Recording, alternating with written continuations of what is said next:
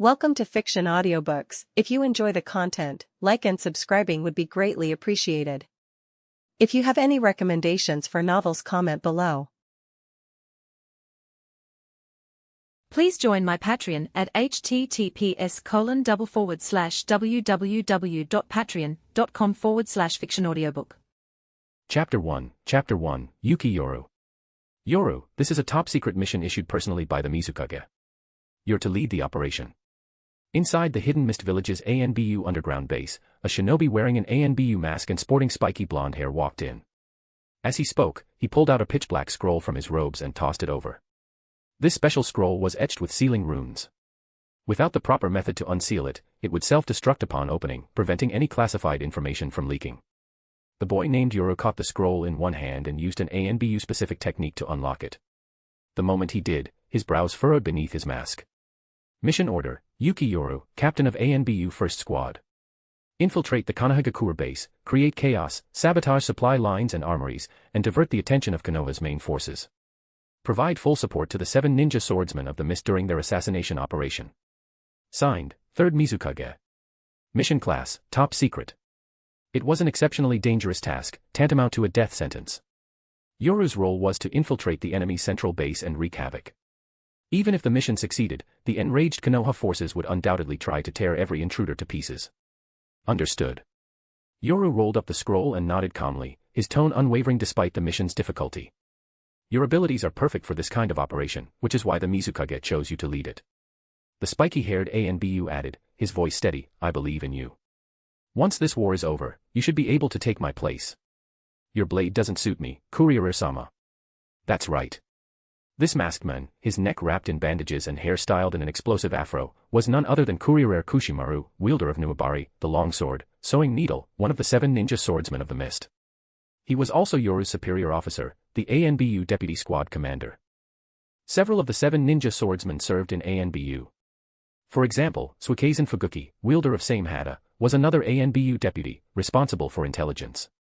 Kurihara, in contrast, led the assassination corps. TCH, brat. I said you'd take my position, not my sword. Kurihara scoffed beneath his mask, his gaze lingering on the blade at Yoru's hip. That sword of yours, is it the so-called spirit-born blade, that's said to belong to you alone? Just a regular weapon, Yoru replied calmly, drawing the Asachi-style long katana from his hip. Unless, you want to test it against yours, Kurihara-sama. You really don't act like one of the Yuki Clan. You're more like one of those Kagaya lunatics. Kurihara clicked his tongue. Whoever tried to spar with this kid was a damn fool. Even though Yoru hadn't awakened the Yuki Clan's bloodline limit, he wielded bizarre and deadly techniques. Almost no one who had fought him ever wanted a second round. Yagura's advance at the front lines isn't going smoothly. So this assassination mission cannot fail. The 7 swordsmen will move in 3 days. You're to begin immediately, reach the front ahead of them and begin your sabotage. With that, Kurihara vanished via Shunshin, leaving the damp and dimly lit room with only Yoru inside. Gazing down at the mission scroll in his hand, a complex expression formed behind Yoru's white mask. It was bound to happen eventually. This year marked Yoru's 14th year since arriving in this world, the 49th year of Konoha's calendar. The Third Great Ninja War was nearing its conclusion, sparked by the disappearance of the 3rd Kazekage.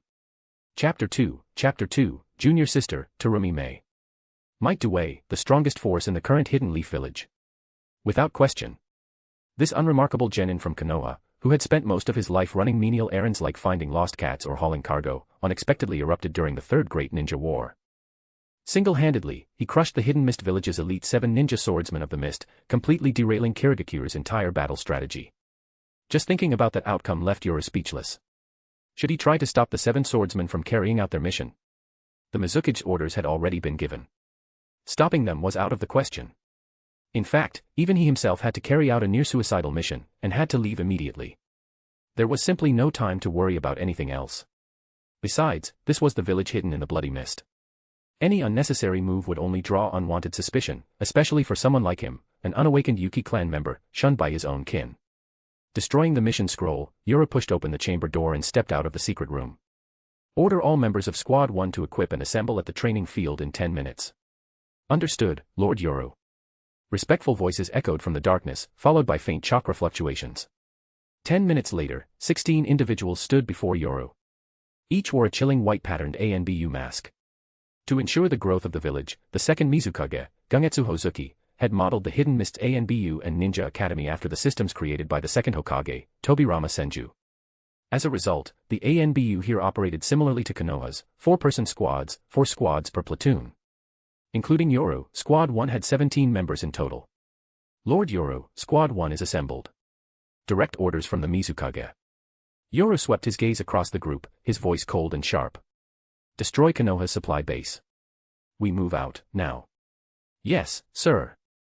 With Yoru's command, every ANBU operative followed their respective squad leaders without question. No one hesitated. This was the kind of ninja molded by the Bloody Mist, willing to carry out suicidal missions without a second thought. The most efficient killing machines in the entire shinobi world. Hey, Yoru. Just as he was about to set off, a crisp and clear female voice stopped him in his tracks. At the entrance to the training ground leaned a figure with long reddish-brown hair, clad in the same Hidden Mist ANBU uniform. She gazed at Yoru as he stepped out. Can I come with you on this mission? This is Squad 1's assignment, and you're the squad leader of Squad 2, Yoru replied indifferently, sparing only a glance at her graceful yet youthful figure. Besides, the army is about to move to the front lines. I'm sure you have your own mission to carry out, Terumi Mei. Why so formal, calling me Terumi Mei, she huffed softly. You act like we're strangers. I just didn't want to be apart from my dear senior for too long. I'll miss you. Do you even believe that yourself? Hearing this, the corners of Yoru's mouth twitched beneath his mask. After graduating from the Ninja Academy, Yoru had been taken in by the Hidden Mist elder known as Master General that same year. Terumi Mei was also recruited, and since Yoru was 2 years older, he naturally became her senpai. Captain Terumi Mei, we are in the ANBU. Please address me as Captain Yoru. Fine, Captain Yoru. But I really don't want to work with that fat pig, Fuguki Suikezen. Just thinking of her assigned mission made Terumi Mei visibly frustrated. She was clearly a combat genius with 2 Kekkei, yet the third Mizukage had placed her in the intelligence-oriented Squad 2, under the command of none other than Jinpachi Munashi, one of the 7 ninja swordsmen. It wasn't that Terumi Mei had a problem with fat people. It was just that Jinpachi was filthy in other ways.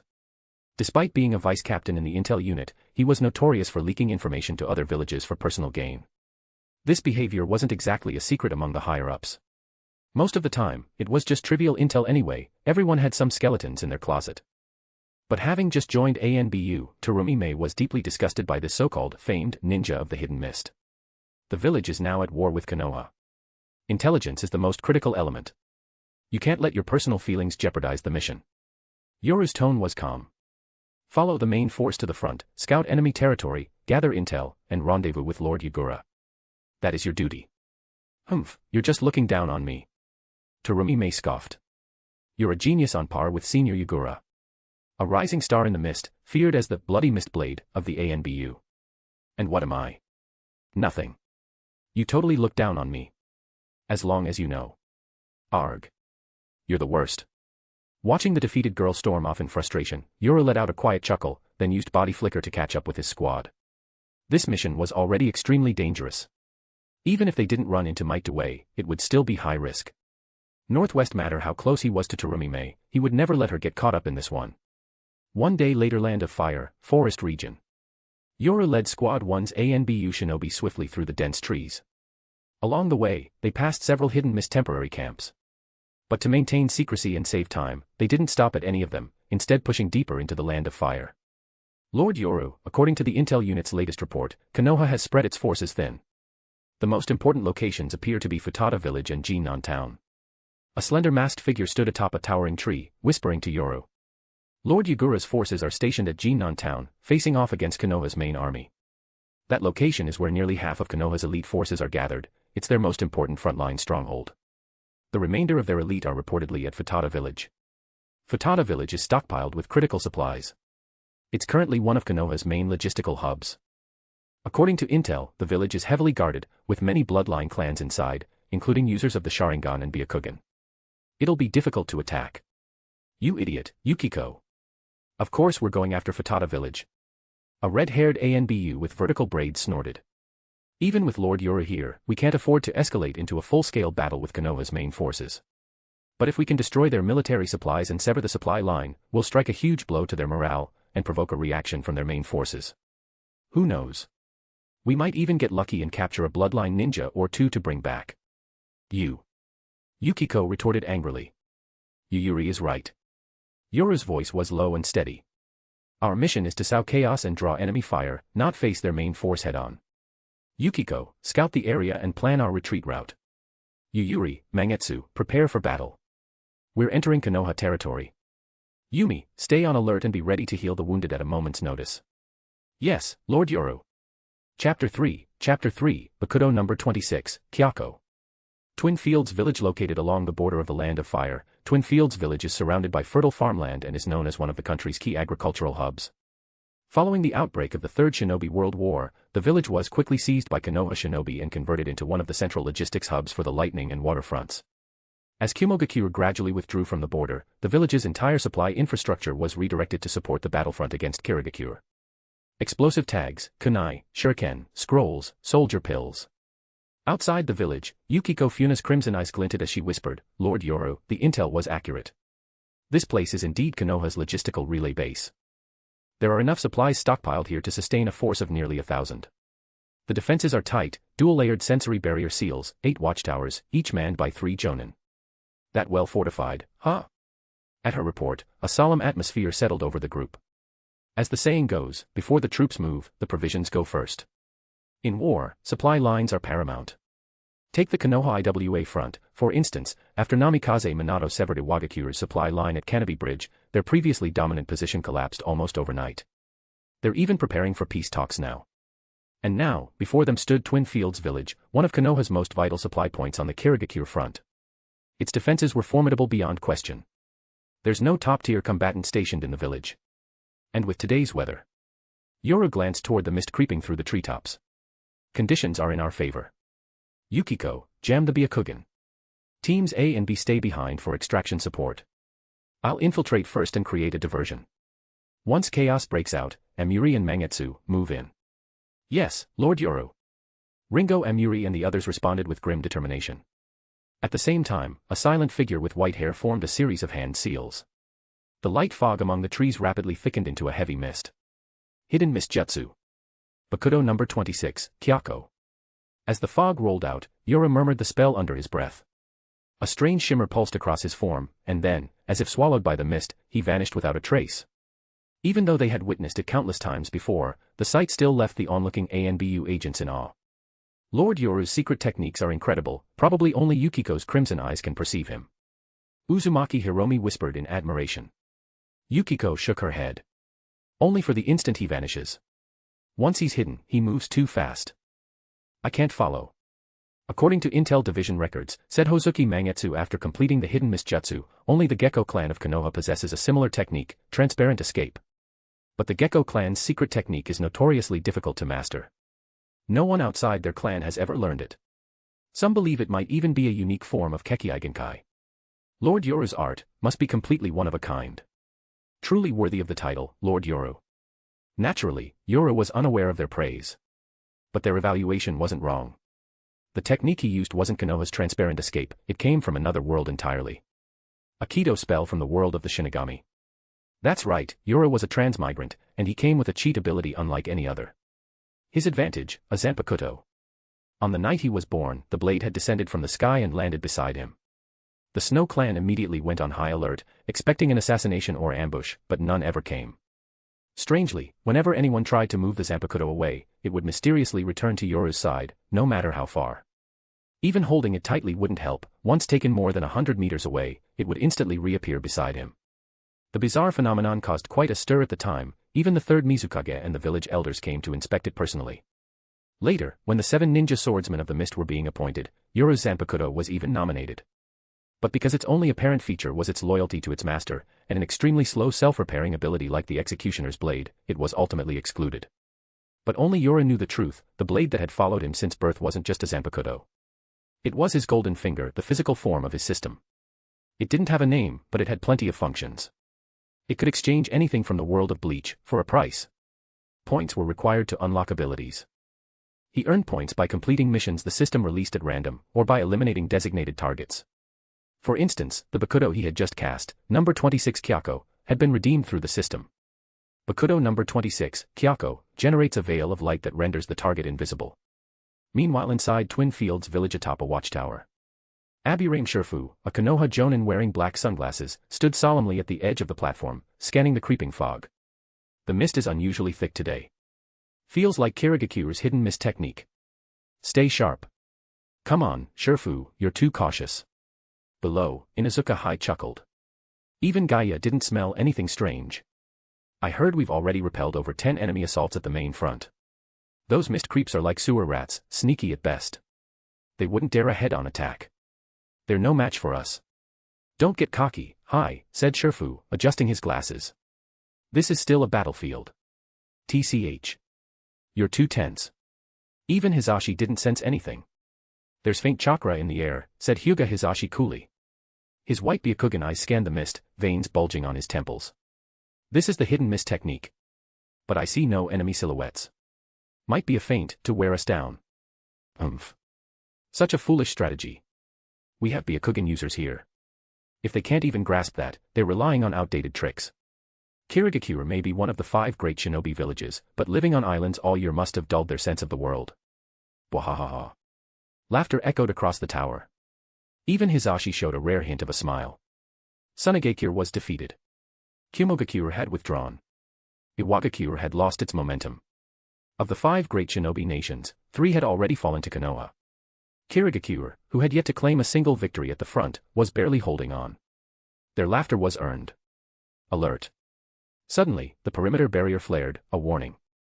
A gray blur sprang from Inuzukage's side and launched itself into a nearby thicket. The laughter died immediately. The shinobi turned serious in an instant. Moments later, a large gray dog returned from the brush, a rabbit clamped in its jaws. A rabbit. Hai frowned, glancing at Hisashi. The Hyuga shook his head. My Byakugan has remained active. No other presence nearby. That's an ordinary rabbit. No chakra flow. Everyone relaxed. Looks like we were just too wound up. This war's dragged on too long. I'm starting to miss the village. Don't worry. The Hokage has sent Lord Jiraiya to reinforce our front. Seriously. If Lord Jiraiya's coming, we'll crush Kirigakure in no time. No doubt about it. He's one of the legendary Sannin, after all. Chapter 4, Deep breath, dizziness is normal. The Konoha shinobi were chatting idly, reminiscing with mixed emotions. No one noticed that, amid the alarm triggered by the barrier system reacting to a rabbit's intrusion, a figure had already slipped past the perimeter of Futata village, breaching its defenses in complete silence. Too bad. Flash step may be decent, but since it's not a spacetime ninjutsu, passing through barriers like these is still a bit of a hassle. Glancing at the white rabbit slain by Yuki Yoru, cloaked by light bending, curled his lips. The Shuinpa of the Soul Reapers was indeed fast, but unlike spacetime movement techniques, it was not true teleportation. Rather, it was a technique to accelerate one's physical movement to extreme speeds by releasing spiritual pressure, akin to chakra bursts in this world. Its principle was strikingly similar to the body flicker technique used by shinobi or the sora used by marines in that other world. Among the 3, flash step was the fastest and most practical. It almost looked like teleportation to the untrained eye. But such techniques, while overwhelming to the naked eye, were ineffective against barriers or detection seals. If only I had Sonido. Flash step still lacks something. Unfortunately, Sonido came at a hefty price, 50,000 system points. For Yoru, it was a luxury far out of reach at the moment. Futata village was drenched in moisture. Humidity clung to the air, rain occasionally fell, and the muddy ground squelched underfoot. Many of the village's buildings were damaged, walls marred by blade cuts and soot stains from explosions. Konoha shinobi darted through the streets, and the tension was thick in the air. Yoru moved silently through the streets, quickly locking his eyes on a large warehouse. 1 jonin, 4 chunin. Looks like Konoha's running low on manpower. He smirked slightly at the sight of the posted guards. Under normal conditions, a supply depot like this would be protected by at least 2 or 3 full squads, meaning 2 or more jonin and a dozen or so chunin. But now, just 1 team. Clearly, after battling wind, earth, and lightning, and now mist as well, even a powerhouse like Konoha was stretched thin. With flash step and light bending, Yoru appeared behind the jonin in an instant. His Asachi pierced through the man's heart with surgical precision. The sudden pain caused the jonin's eyes to bulge, but before he could cry out, Yoru's hand was already clamped over his mouth and nose. Enum. Take a deep breath. Dizziness is normal. With a twist of his wrist, the blade shredded the jonin's heart entirely. The man twitched briefly, then fell still. Ding. Successfully killed 1 jonin. Reward, 1,000 points.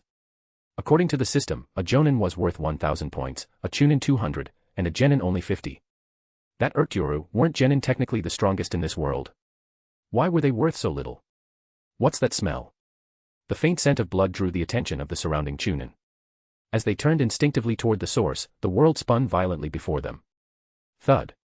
4 lifeless bodies collapsed to the ground. Yoru casually flicked the blood from his blade and collected another 800 points before slipping into the warehouse without a second glance. It was a large facility filled with military equipment, piled supplies protected by simple seals and detection barriers. Kunai, shuriken, soldier pills, explosive tags, weapons. Although sealing scrolls had already been in use by this stage of the Third Shinobi World War, they were costly to produce. With the war dragging on and resources depleting rapidly, even Konoha couldn't afford many. Yoru, however, had plenty. He retrieved 2 sealing scrolls from a hidden pouch at his waist and began loading up the soldier pills, explosive tags, and anything else of high value. What, you think he'd bother with kunai and shuriken? Please. He wasn't here for chump change. He was here to loot the good stuff. After all, the goal was destruction, not confiscation. Whatever he could carry was his to keep. But then he realized a problem. The most valuable items were the explosive tags. But if he took all of them, there would be no chain explosions to level the warehouse district. Forget it. Chakra replenishes with rest. Missing out on these would be a real waste. Kirigakure was an island nation far removed from the mainland. Resources were scarce, and the economy was threadbare. Even as a squad captain in the ANBU, Yoru's salary was pitiful. Don't blame him for being petty, poverty leaves deep scars. He tucked the now full scrolls back into his belt and turned to look once more at the warehouse. With a slight sigh, he raised his right hand toward the armory and began to chant in a low voice. O Lord who reigns. Mask of flesh and blood, all creation, fluttering wings, named in humanity's stead. Truth and restraint, clawed talons upon the wall of dreams that do not sleep. Heido number 33. Sokatsui. Blue flames erupted from his palm, slamming into the warehouse with a deafening explosion. To compensate for the lack of a chain reaction from explosive tags, Yoru had used a fully incanted Sokatsui, the explosive force of which instantly engulfed the warehouse in fire. Boom. Boom. Boom. Explosions tore through the air as smoke and flame billowed skyward. Konoha shinobi stared in stunned silence, then rushed toward the blast site. What happened? Did the warehouse catch fire? No, every supply crate has alert seals. This is an enemy attack. Damn it. How could an enemy have infiltrated? What were the barrier division doing? Go. Inform Lord Fugaku and Lord Shinosuke. Chaos erupted, but Yoru's destruction wasn't over. The warehouses were spaced close together. With flash step, it only took a blink to reach the next. Boom. Boom. Boom. The second blast had barely been registered when another warehouse exploded, this time with explosive tags still inside. Crackle. Kaboom. Heido number 33 ignited the explosive tags, and a monstrous explosion rocked the village. A roaring shockwave flattened everything nearby. Flames shot dozens of meters into the sky. The entire Futata village trembled. As shinobi scrambled toward the scene, Yoru, hidden once more by light bending, silently slipped into the Konoha command center.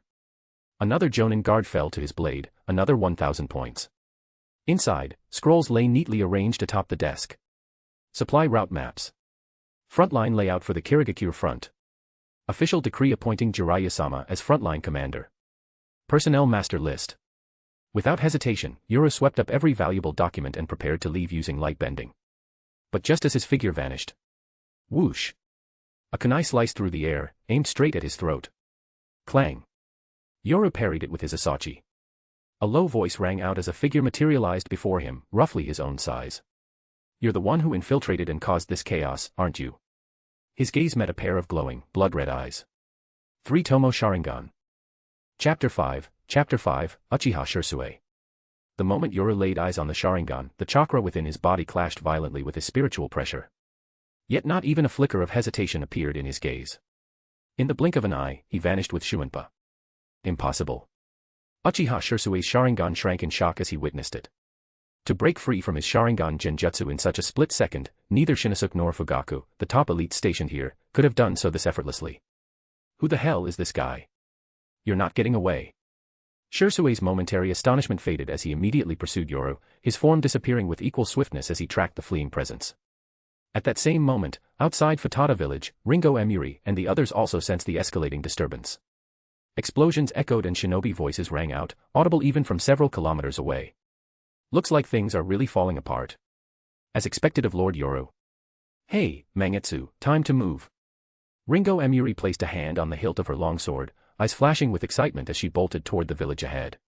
Beside her, Hozuki Mangetsu formed hand seals, and the surrounding mist grew even denser, his body quickly vanished into the heavy fog. With both squad captains making their move, the remaining Kirigakure ANBU hesitated not a second longer. In perfect unison, they activated Body Flicker and followed Emuri and Mangetsu into the fray. Meanwhile, the squads led by Fuyuki Tana and Uzumaki Hiromi remained behind to chart the retreat route. Boom. You're not escaping. There was no denying Yoru's speed. Within mere moments, he had reached the outskirts of Futata village. But the instant he landed, a shadow, almost indistinguishable from the wind itself, suddenly materialized. A blade, striking from an impossibly tricky angle, swung toward his neck. Yoru raised his hand. His asachi clashed against the incoming weapon with deadly precision, blocking the strike and landing smoothly. Target detected, A rank, Uchiha Shisui. Side mission triggered. Mission 1, subdue Uchiha Shisui, reward, 10,000 points. Mission 2, defeat Uchiha Shisui, reward, 5,000 points. Mission 3, kill Uchiha Shisui, reward, 50,000 points. So it's the Uchiha prodigy, Uchiha Shisui. No wonder he already wields a fully matured 3-tomo Sharingan at such a young age, not to mention that incredible body flicker technique. Yoru briefly paused as the system's voice echoed in his mind. He met Shisui's blood-red gaze and the firm, youthful face, so close in age to his own. The young voice from behind Yoru's Kirigakure ANBU mask made Shisui frown deeply. The war between Konoha and Kirigakure hadn't officially erupted yet, but the constant skirmishes along the front lines left little doubt about what was coming. They had gathered plenty of intelligence on Kirigakure's elites. But this guy? Not in any dossier. He had bypassed the Hyuga's Byakugan detection and slipped past the village's sentries without a trace. Not only that, he'd incited mass destruction, instantly neutralized Shisui's genjutsu, and now matched him in speed. Does Kirigakure really have such a hidden powerhouse? Shisui tightened his grip on the handle of his ANBU standard ninjato. He had to stop this intruder, he couldn't let such a dangerous enemy get away. Whoosh. Clang. Shisui's form flickered out of sight again. His blade, now glinting with killing intent, arced straight toward Yoru's face. Yoru parried the strike, but Shisui, unfazed, formed a one-handed seal even as their weapons clashed. Holding the tiger hand seal before his lips. Fire style, fireball jutsu. Using the recoil from their clash, Shisui flipped back midair, and a searing fireball erupted nearly point-blank toward Yoru, threatening to consume him entirely. Yoru didn't panic. A shimmering, circular barrier suddenly materialized over the back of his right hand, the fireball roared against it, but failed to break through. He slashed downward with his asachi, cleaving the fireball in two. His free hand grasped the air, spiritual pressure flaring from his core. Bakudo number 39, and Kozen. Bakudo number 30, Shidatsu Sansen. 3 glowing, fang-tipped spears shot forth from the void and, in an instant, pinned Shisui's arms and midsection against a nearby wall. What? Shisui gasped, struggling against the Kido restraints as his gaze instinctively locked onto Yoru again. But Yoru had already vanished. So fast, even with his 3-tomo Sharingan, he couldn't follow the movement. It was beyond his visual perception. By the time Shisui caught sight of Yoru again, his enemy was right in front of him, asachi glinting in the sun, aiming straight for the kill. Schlick. The blade pierced Shisui's throat, severing his head cleanly from his body. But there was no blood. The restrained, headless body suddenly dissolved into mist, just an illusion. Shing. Whoosh. From behind, 3 blades tore through the air, targeting Yoru's neck, back, and waist. Yet another Enkosen shield bloomed behind him, blocking all 3 strikes with a clang of metal. Shadow clones. Yoru turned to see 3 Shisui standing before him, frowning. No, not shadow clones. It's that technique, body flicker clone jutsu, huh? A unique ocular technique possessed only by Uchiha Shisui. By synchronizing specific hand seals with the power of the Sharingan, Shisui could split into multiple afterimage clones. These phantoms attacked simultaneously with the real body and wouldn't vanish even when struck, making them a highly advanced form of genjutsu-based doppelgangers. Interesting. No wonder he's hailed as the Uchiha clan's most gifted prodigy of this generation. But, had he awakened those eyes yet? Beneath his pale mask, Yoru narrowed his eyes. If Shisui had already awakened the Mangekyo Sharingan, then things could get complicated. Against standard genjutsu, Yoru could forcibly dispel them by creating internal clashes between chakra and spiritual energy. But Koto Amatsukami, the most powerful genjutsu of all, was another matter entirely. Right now, Yoru had no surefire way to counter that. However, if he hasn't awakened it yet. As Yoru watched him, Shisui also studied Yoru with grave focus. What kind of jutsu was that? Seals? Barriers? A new bloodline technique? Some unknown secret technique? He muttered. Looks like Kirigakure came prepared for this war. Their eyes locked, red against shadowed. Even without words, they shared the same intent. Take him down, no matter what. Both vanished at once. Their speed was beyond what ordinary humans could perceive, streaks of motion and afterimages lingered in the air. Clang. Clang. Clang. Ninjato and Asachi clashed again and again, each strike showering sparks around them. But soon, Shisui began to feel a numbness in his arms. His hands ached. He was being overwhelmed. This guy's swordsmanship and close-quarters combat skill, it's terrifying. After being forced back by a heavy strike, Shisui created distance. Switching to one hand on his blade, he rapidly wove hand seals, his cheeks puffed with air. From his mouth, a massive fire dragon surged forth. Fire style, great dragon fire technique. Yoru responded without hesitation. Heido number 54, Heian. A swirling wave of destructive purple fire burst forth, crashing into the incoming dragon head-on. Chapter 6, Ice Snatch.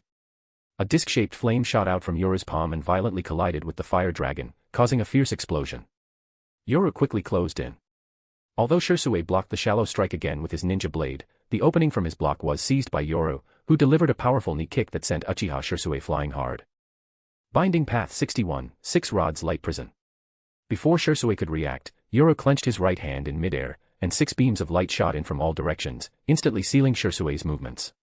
What kind of jutsu is this? Shisui was shocked and instinctively tried to perform a body flicker technique to escape, but the surrounding light pillars locked him tightly like shackles. Yoru gave him no chance to struggle. With a burst of speed, Yoru appeared above Shisui and reached toward his eyes. Your Sharingan, I want it. Puffed. Blood sprayed from Shisui's eye socket. A sharp pain surged through him as he groaned in despair. He shouldn't have provoked this guy, this was no opponent he could handle. Yoru already had one Sharingan, and as he prepared to snatch the second, a fierce shout rang out. Stop. You missed ninja. Earth release, earth spear. Earth release, stone pillar prison. The ground beneath Yoru roared and rolled as countless stone pillars formed a cage trapping Shisui, while several sharp rocky spears shot toward Yoru's body. Shisui used the stone pillar prison not just to bind but as protection, and followed it with earth spear to attack Yoru. In moments, he had unleashed 2 A-rank ninjutsu consecutively. His mastery of earth release and timing was clearly top level. Yoru naturally didn't want to be an easy target but also wouldn't foolishly give up his prize. Heido number 32, Okasen. With a burst of speed, Yoru dodged the earth spear. At the same time, a yellow flash of flame appeared from his shallow strike and rapidly surged toward Shisui. Okasen is one of the few speed-type Kido, demonic path spells, relying on sudden bursts. Plus, Shisui was locked tight in the stone pillar cage. Boom. In an instant, the flames engulfed Shisui with scorching heat. Shisui. Wind release, airflow dance. A gale swept over, forcibly dispersing the flames from Shisui's body, but the Uchiha prodigy was already badly burned and gasping for breath. System notification. Successfully completed A-rank target, Uchiha Shisui, mission, to defeat Uchiha Shisui, reward 5,000 points. Detected A-rank target, Sarutobi Shinosuke, side mission triggered. Capture Sarutobi Shinosuke, reward 10,000 points. Defeat Sarutobi Shinosuke, reward 5,000 points. Kill Sarutobi Shinosuke, reward 50,000 points. Shisui. Lord Shinosuke, we can't let this guy get away. Don't worry, stay still. Sarutobi Shinosuke shoved a medicinal pellet into Shisui's mouth, then turned with a grave gaze toward Yoru. He knew just how strong Uchiha Shisui was, but under Yoru's assault, Shisui barely lasted a few moves. And that technique just now. A special secret jutsu of Kirigakure. Sarutobi Shinosuke's expression was serious. Since their battle with Kirigakure began, their front line had repeatedly crushed the Kirigakure troops led by Kirigakure. With the wind, lightning, and earth front stabilizing, Konoha ninjas even felt they had already won the war. Now it seemed they had underestimated this last Kirigakure faction. After all, Kirigakure is a village that stands alongside Konoha. In such a terrifying, suffocating blood mist environment, producing monsters like these isn't surprising. Shinosuke's gaze fixed on Yoru, his hands not stopping. In an instant, Yoru felt the earth beneath soften, and he was about to use body flicker to escape. But then the sky trembled and a large amount of sticky earth fell from above, predicting where Yoru would dodge.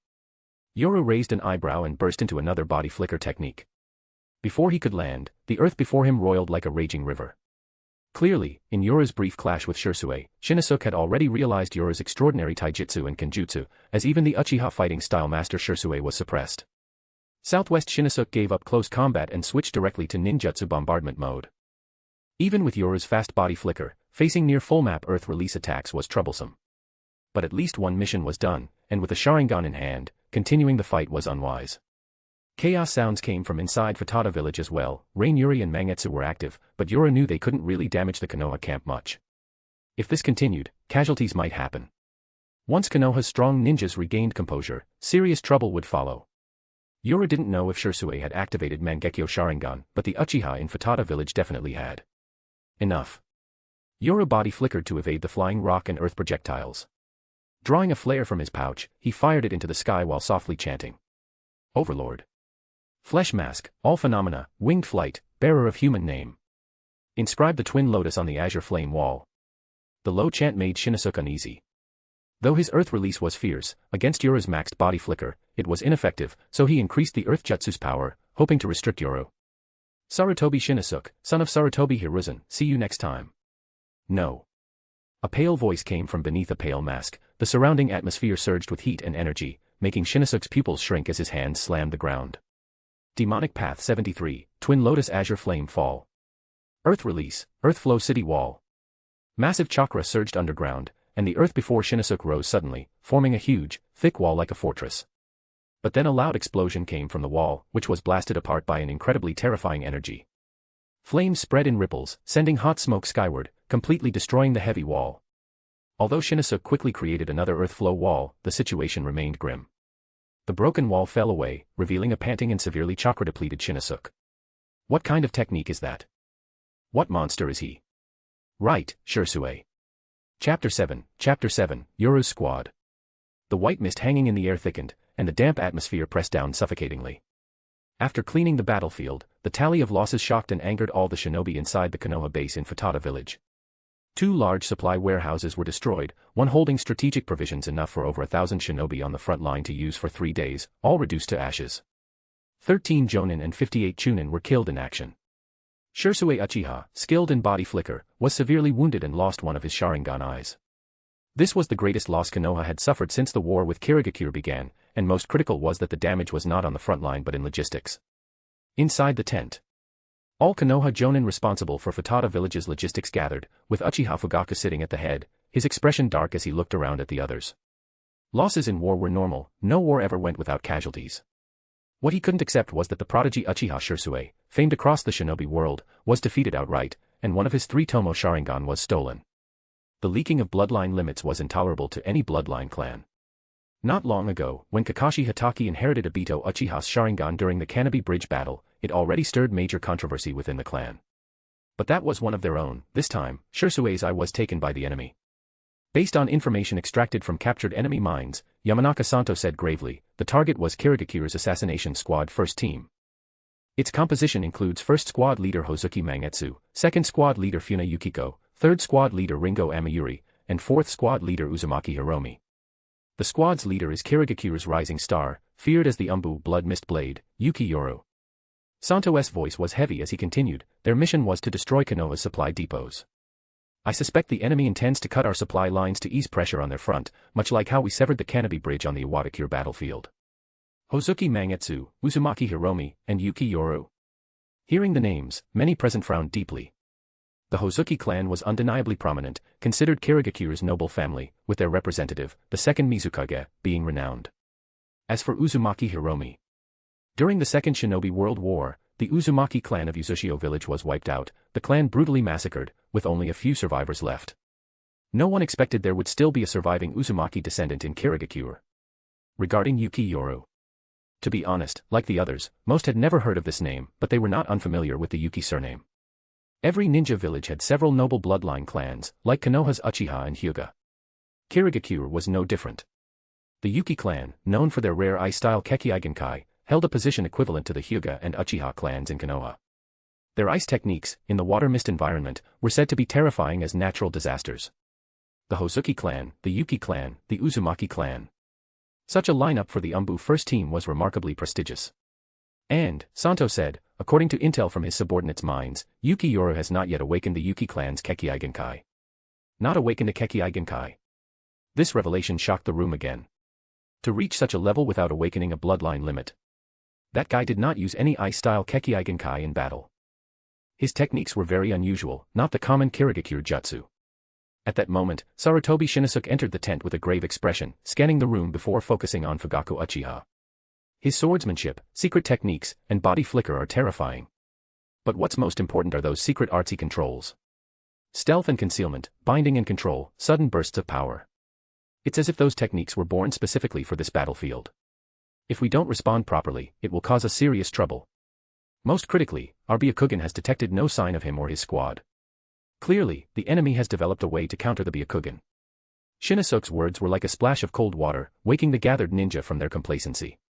Especially the last point. The Hyuga Byakugan had always been Konoha's greatest asset on the battlefield, a white eye that could perceive everything, making it invaluable for stealth, intelligence gathering, or guarding. Thanks to the Byakugan, Konoha repeatedly gained the upper hand against attacks from other villages, playing a huge strategic role in their victories. But now the enemy had a countermeasure against the Byakugan. How could Konoha's ninjas not be alarmed? Fugaku's expression showed doubt and concern. Kirigakure had silently bred such a monster. Was this the true power hidden within the blood mist? Like breeding the strongest venomous insect, they had kept quiet at the start of the war to appear weak, only to strike and claim victory near the end.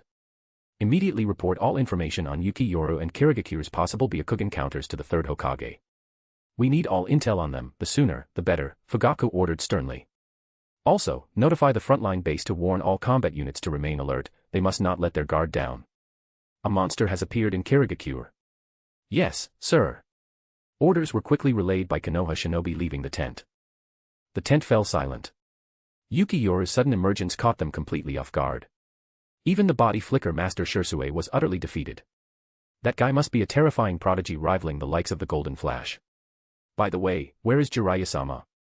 By my count, he should have arrived by now, but I don't know why. Shino Nara's voice held slight confusion. Emergency. Suddenly, the tent's curtain was pulled back. A jonin rushed in, breathless. Lord Hisashi sensed a strong chakra signature just a few kilometers away. Judging by the readings, it's very likely Jiraiya-sama. What? Chapter 8, the lives of those in power are always worth more. As the signal flare shot into the sky, Yuyuri and the Hozuki unit, who had been wreaking havoc in Futata village, began to withdraw quickly. A few minutes later, Yoru regrouped with the others.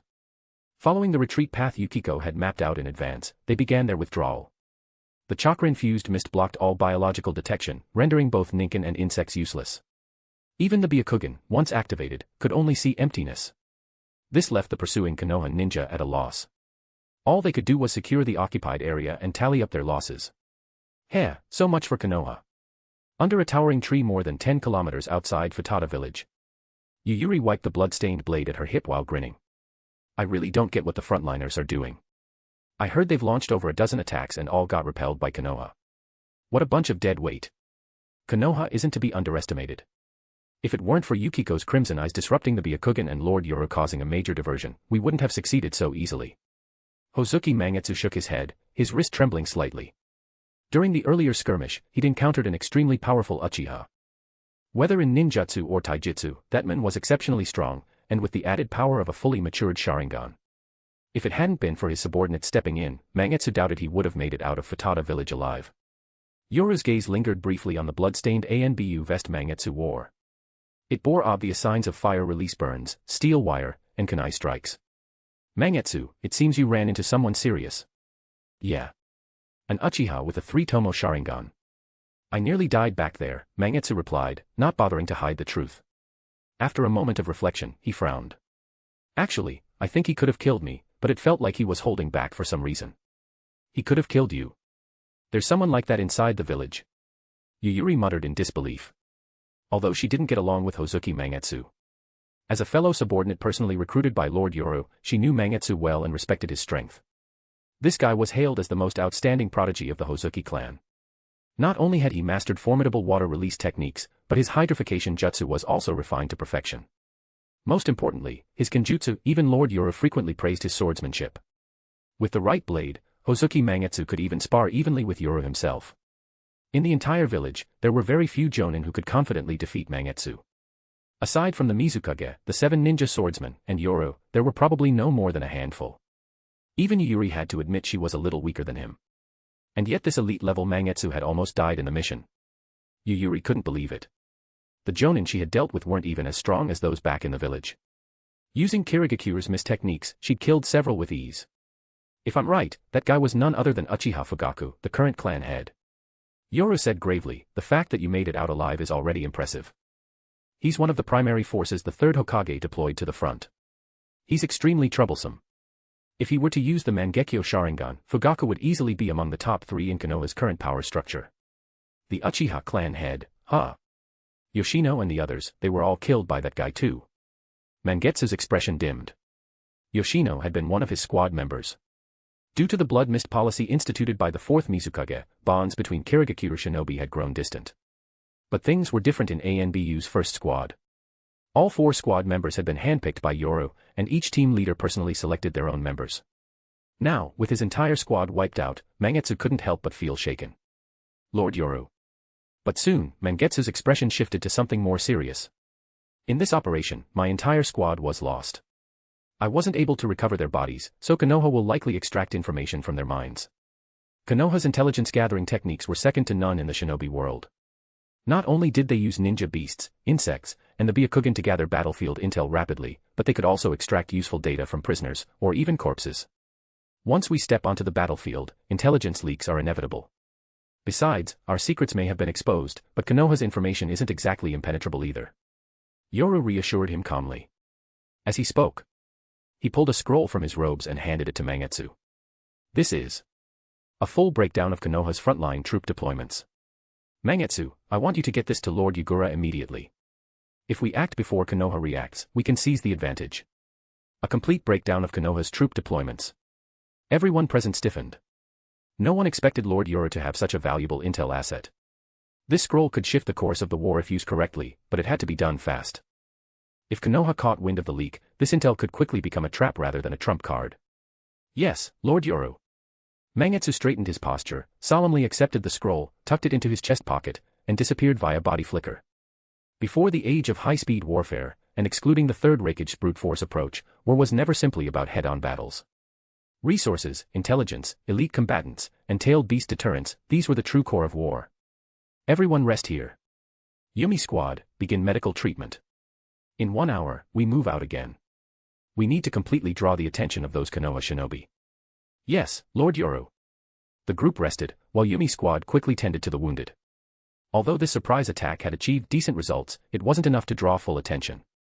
To give the 7 ninja swordsmen enough breathing room, Yoru had to stir up an even greater commotion. Ideally, the Konoha shinobi stationed at Futata village would feel so threatened that they'd call for reinforcements from the front lines. After all, this wasn't just the logistics center of the Kirigakure front lines, it also housed the Uchiha clan head and the 3rd Hokage's son. And those kinds of lives are always worth a little more. Chapter 9, Eye Replacement. Treating wounds, organizing gear, recovering stamina, and chakra, everyone quickly readjusted their condition. Even Yoru sat cross-legged on the ground for a short rest. Although he didn't kill many people during this operation, the 5,000 points he earned from defeating Uchiha Shisui made the trip quite worthwhile. Open exchange panel. At his mental command, a special interface appeared before Yoru. Hogyoku. Item rank, SSS. Item description, a crystal embodying one's deepest desires and manifesting them into reality. Though small in appearance, it holds the potential for limitless evolution. Cost, 5 million points. Asachi. Item rank, S. Item description, a blank Zanpakuto. Razor sharp and capable of partial self-repair. Can achieve Shirkai and Bankai through the infusion of soul essence. Cost, 100,000 points. Zanpakuto, Ikemonji. Item rank, SSS. Item description. Yoru's gaze swept rapidly across the list. He currently had 8,300 points, an absolute pittance compared to the hundreds of thousands or even millions required for most items. If it were just a matter of racking up kills to earn enough for the Hogyoku, he'd need to take out 5,000 jonin, and seriously, are there even 5,000 jonin in the entire shinobi world? Quickly shifting focus, Yoru landed on a more attainable item. Mystery box. Item rank. Item description, opens to reveal a random special item. Cost, 1000 points. System, give me 8 of those mystery boxes. Confirm purchase of mystery box times 8 for 8000 points. Confirm. Without hesitation, Yoru made the purchase. Everything else was too damn expensive. For someone as broke as him, mystery boxes were the only viable option to stay afloat. What, you think the boxes are worthless? Don't be ridiculous. Where do you think Yoru got all those high-level Heido and Bakudo spells from? As the saying goes, bet big, win big. I, Yuki Yoru, am blessed with the legendary gambler's constitution. Open all 8 mystery boxes. Single pulls are bait. Only multi-pulls guarantee results. 8 in one go, let's roll. At his command, the boxes burst into radiant light. In the next instant, 8 beams of light shot out. Congratulations. You have received, Shuinpa Training Card times 3, Bakudo number 21, Sekienten Spiritual Energy Training Card times 1, Swordsmanship Training Card times 3. 8 items quietly floated before him. Yoru, who had moments ago been all fired up, instantly slumped. Damn it, gacha always screws you over. 8 items. 7 were training cards. 1 was a low-level Bakudo. Worst of all, he already knew that Bakudo spell. This was a net loss of epic proportions. After using up all 7 training cards, the now penniless Yoru closed the system interface and stared blankly at his subordinates. All those nearly 7,000 points, gone. And who knows when another cash cow like Uchiha Shisui will show up again. Wait, Shisui. Hiromi, come here. He called softly, and the red-haired beauty who had been tending to Rain Yoruchi's injuries instantly appeared before him, eyes slightly nervous. What's wrong, Lord Yoru? Are you hurt somewhere? Let me kiss it, bet. Quit it. I'm not hurt. With an exasperated expression, Yoru stopped the woman, who had already started baring her shoulder and pulling at his clothes, trying to guide his head to her neck. He took out a sealing scroll from his robes and muttered an incantation. Bakudo number 73, Tazansho. In an instant, a downward-facing tetrahedral crystal barrier materialized out of thin air, completely encasing Yoru and Hiromi.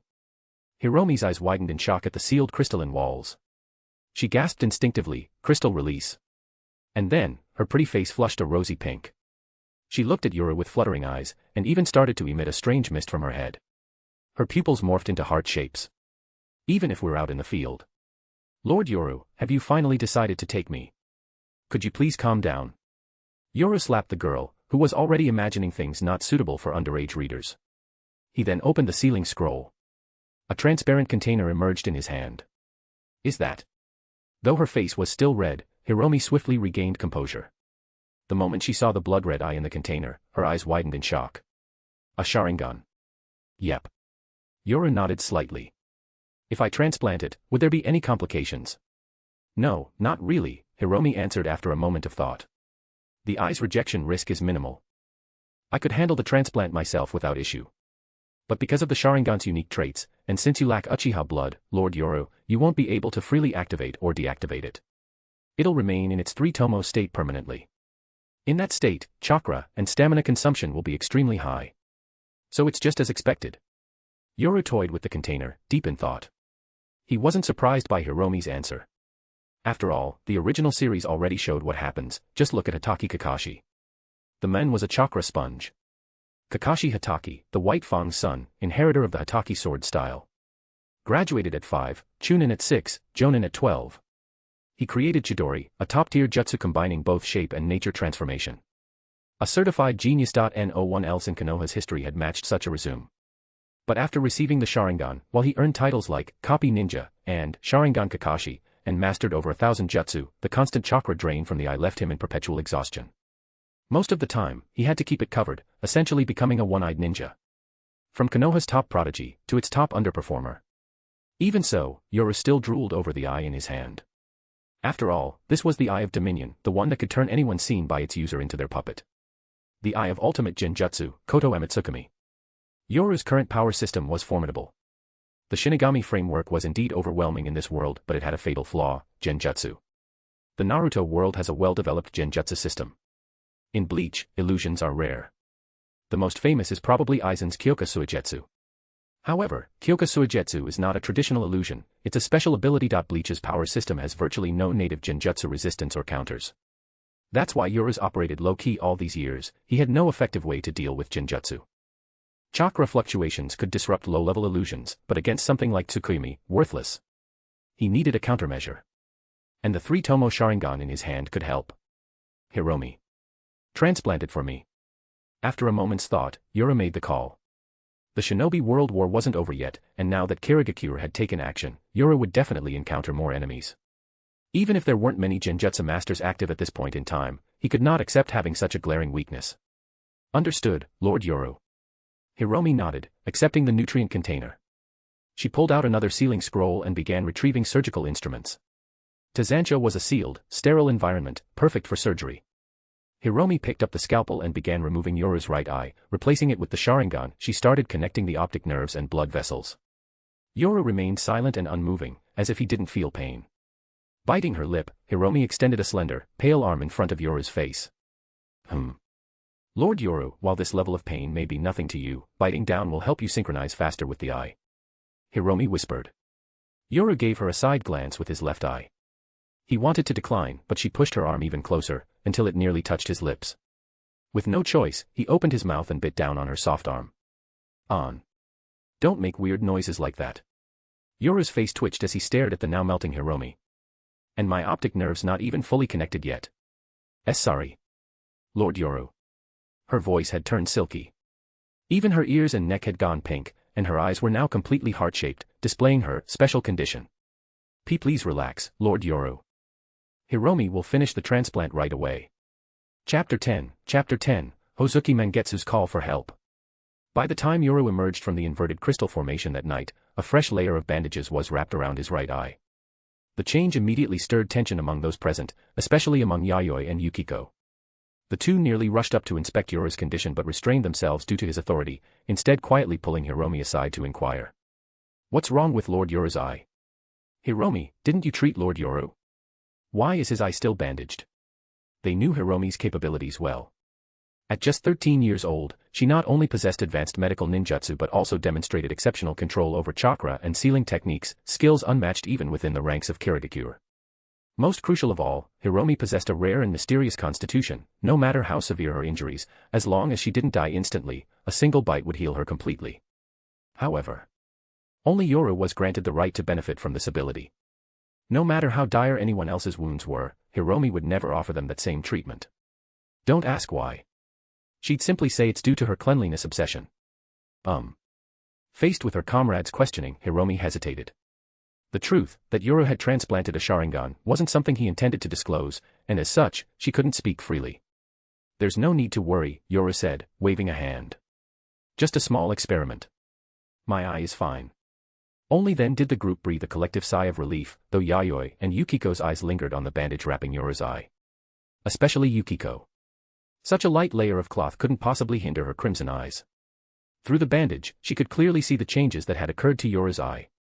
Though surprised that Yoru had replaced one of his own with a Sharingan, she didn't press the matter. Since he clearly had no desire to elaborate, she too remained silent. The rest of the group also wisely refrained from asking further questions. Boom. Before they could even begin reorganizing, a burst of fireworks exploded in the sky not far away, a signal flare, distinct and urgent. A distress signal. Yayoi blinked in surprise. Is that Mangetsu? It's our squad's unique distress signal. No mistake. Yoru furrowed his brows and turned to Yukiko. She understood immediately. Her crimson eyes activated in an instant as she peered toward the direction of the flare's detonation. The distance wasn't far, still within her dojutsu's perceptive range. Yet with just one glance, Yukiko's expression turned to shock. What? What terrifying chakra? It's monstrous. The density and volume of that chakra, it's not even something the 7 ninja swordsmen could match. It's comparable to the Mizukage. What? Cold sweat gathered on her forehead. The opponent Mangetsu was facing had far exceeded their expectations. There was no way Mangetsu could handle something like that on his own. It seems he's run into a serious problem, Yoru muttered, then spoke with authority. Yayoi, Yukiko, Hiromi, new orders.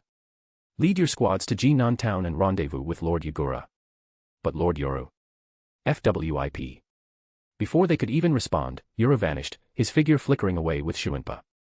The others stared at one another, wide-eyed. Damn it. He's definitely gone to save that idiot Mangetsu. Yayoi growled, clearly annoyed. Can't even deliver intel properly. What a waste. But deep down, Yayoi knew this wasn't Mangetsu's fault. Encountering a monster whose chakra rivaled the Mizukage's, there was no escape. The only fate was death in battle. Kirigakure shinobi did not fear death.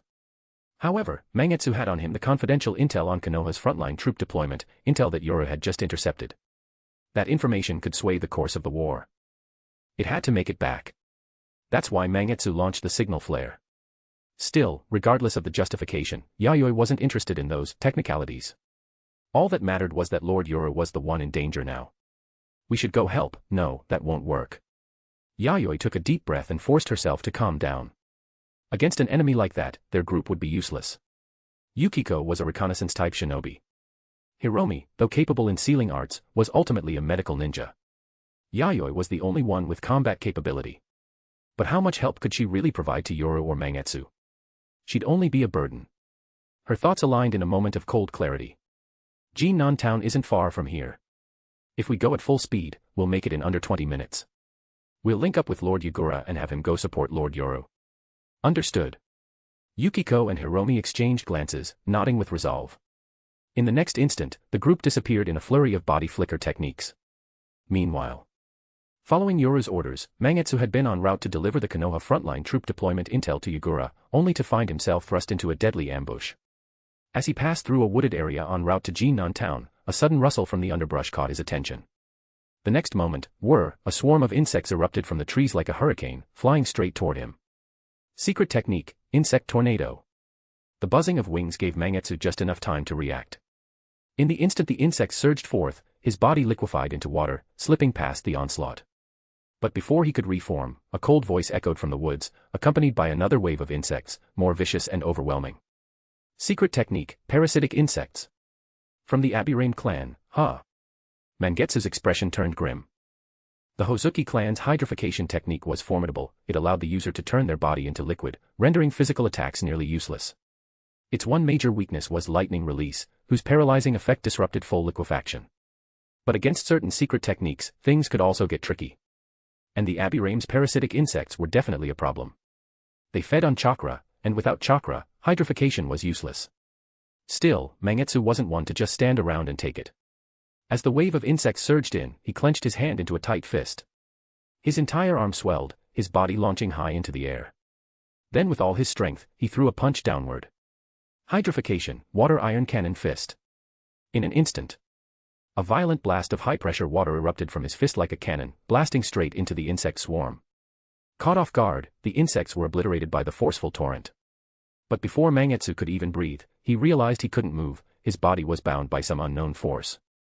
Looking down, he saw a black shadow stretching from beneath his feet all the way back toward the treeline. Moments later, several figures emerged from the forest's edge. Alongside them, a deep voice rang out. Shadow imitation technique. Got him. Chapter 11, Who allowed you to die without my orders? This is the shadow imitation technique of the Nara clan from Konoha. As the black shadows connected to each other, Hozuki Mangetsu's body began to lose control. From the nearby thicket, several figures emerged one after another. Looking at the figures, almost identical to those on Kirigakure's assassination squad's hit list, Mangetsu's heart sank deeper. Aburame clan, Aburame Shirwei, Nara clan's Nara Shikaku, Yamanaka clan's Yamanaka Inoichi, and this muscular figure. Akimichi clan's Akimichi Chosa. The legendary Inoshikacho trio of Konoha are all here, and the others are all top-level jonin. Mangetsu's gaze swept over their faces, finally resting on the last wild white-haired figure. What little hope he had left was now completely extinguished. The legendary Sannin, the mad demon Jiraiya. Mangetsu never expected that simply delivering intelligence would lead him to run into the Konoha Jonin squad pulled back from the Iwadakure front lines to reinforce Kirigakure's battlefield. Whether this was extreme luck or terrible misfortune, he could not say. This attire is that of Kirigakure's assassination unit. If they dared cross the front line into enemy territory, Kirigakure must be making a significant move. Jiraiya's gaze lingered briefly on Mangetsu before turning to Yamanaka Ichi beside him. Ichi, it's your turn.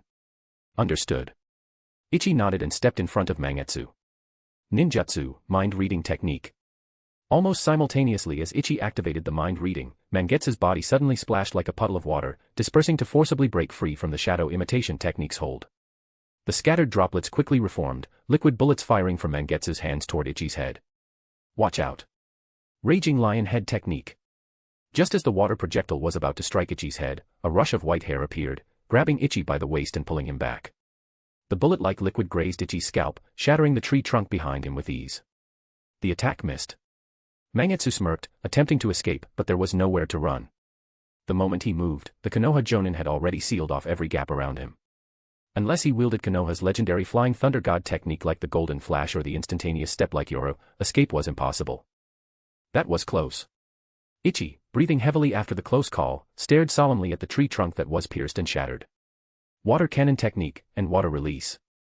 Jiraiya-sama, this guy is from the Hozuki clan. Ah, looks like we've caught a big fish.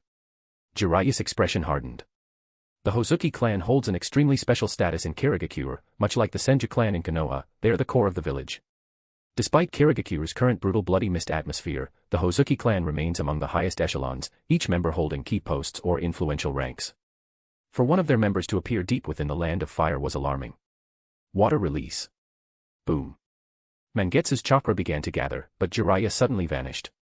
With a thunderous blast, Mangetsu's upper body was blasted apart, scattering water droplets everywhere. Jiraiya spun around and slammed an elbow hard onto Mangetsu's shoulder. Crack. Bone shattered. How is this possible? From a single strike, Mangetsu felt complete numbness on the right side of his body, sent flying like a cannonball, crashing into a tree stump, coughing blood. Pain radiated from his back and right side, but what terrified Mangetsu most was that his water release had failed. Is it the bugs? He lifted his head slightly, noticing a layer of fine parasitic insects clinging to Jiraiya's arm. By feeding on the chakra around Mangetsu's body, these parasites forcibly nullified his water release. Just one encounter, and his water release was countered. This was the power difference between the Konoha Jonin squad plus the legendary Sannin. This must be a death sentence. No. The intel in my mind, the scroll knight gave me. I can't die here. Even if I can't bring the scroll back, I must not die before the Yamanaka clan. And these guys' presence here means Kirigakure's battlefield intel must be sent out. Mangetsu took a deep breath, forcing himself to stand. His cheeks puffed out as he grabbed a thin cord on his vest and launched a signal flare into the sky. Still want to struggle? Jiraiya appeared before Mangetsu in an instant. At that moment, a ripple of water suddenly surged, encasing Mangetsu's entire body. Water release, water prison technique. The water prison trapped Mangetsu completely. Even Jiraiya couldn't break through the prison and could only watch it form. Inside the prison, Mangetsu removed his pale ANBU mask and forced a bitter smile. Sorry, Lord Yoru. Shikaku, stop him. Jiraiya shouted.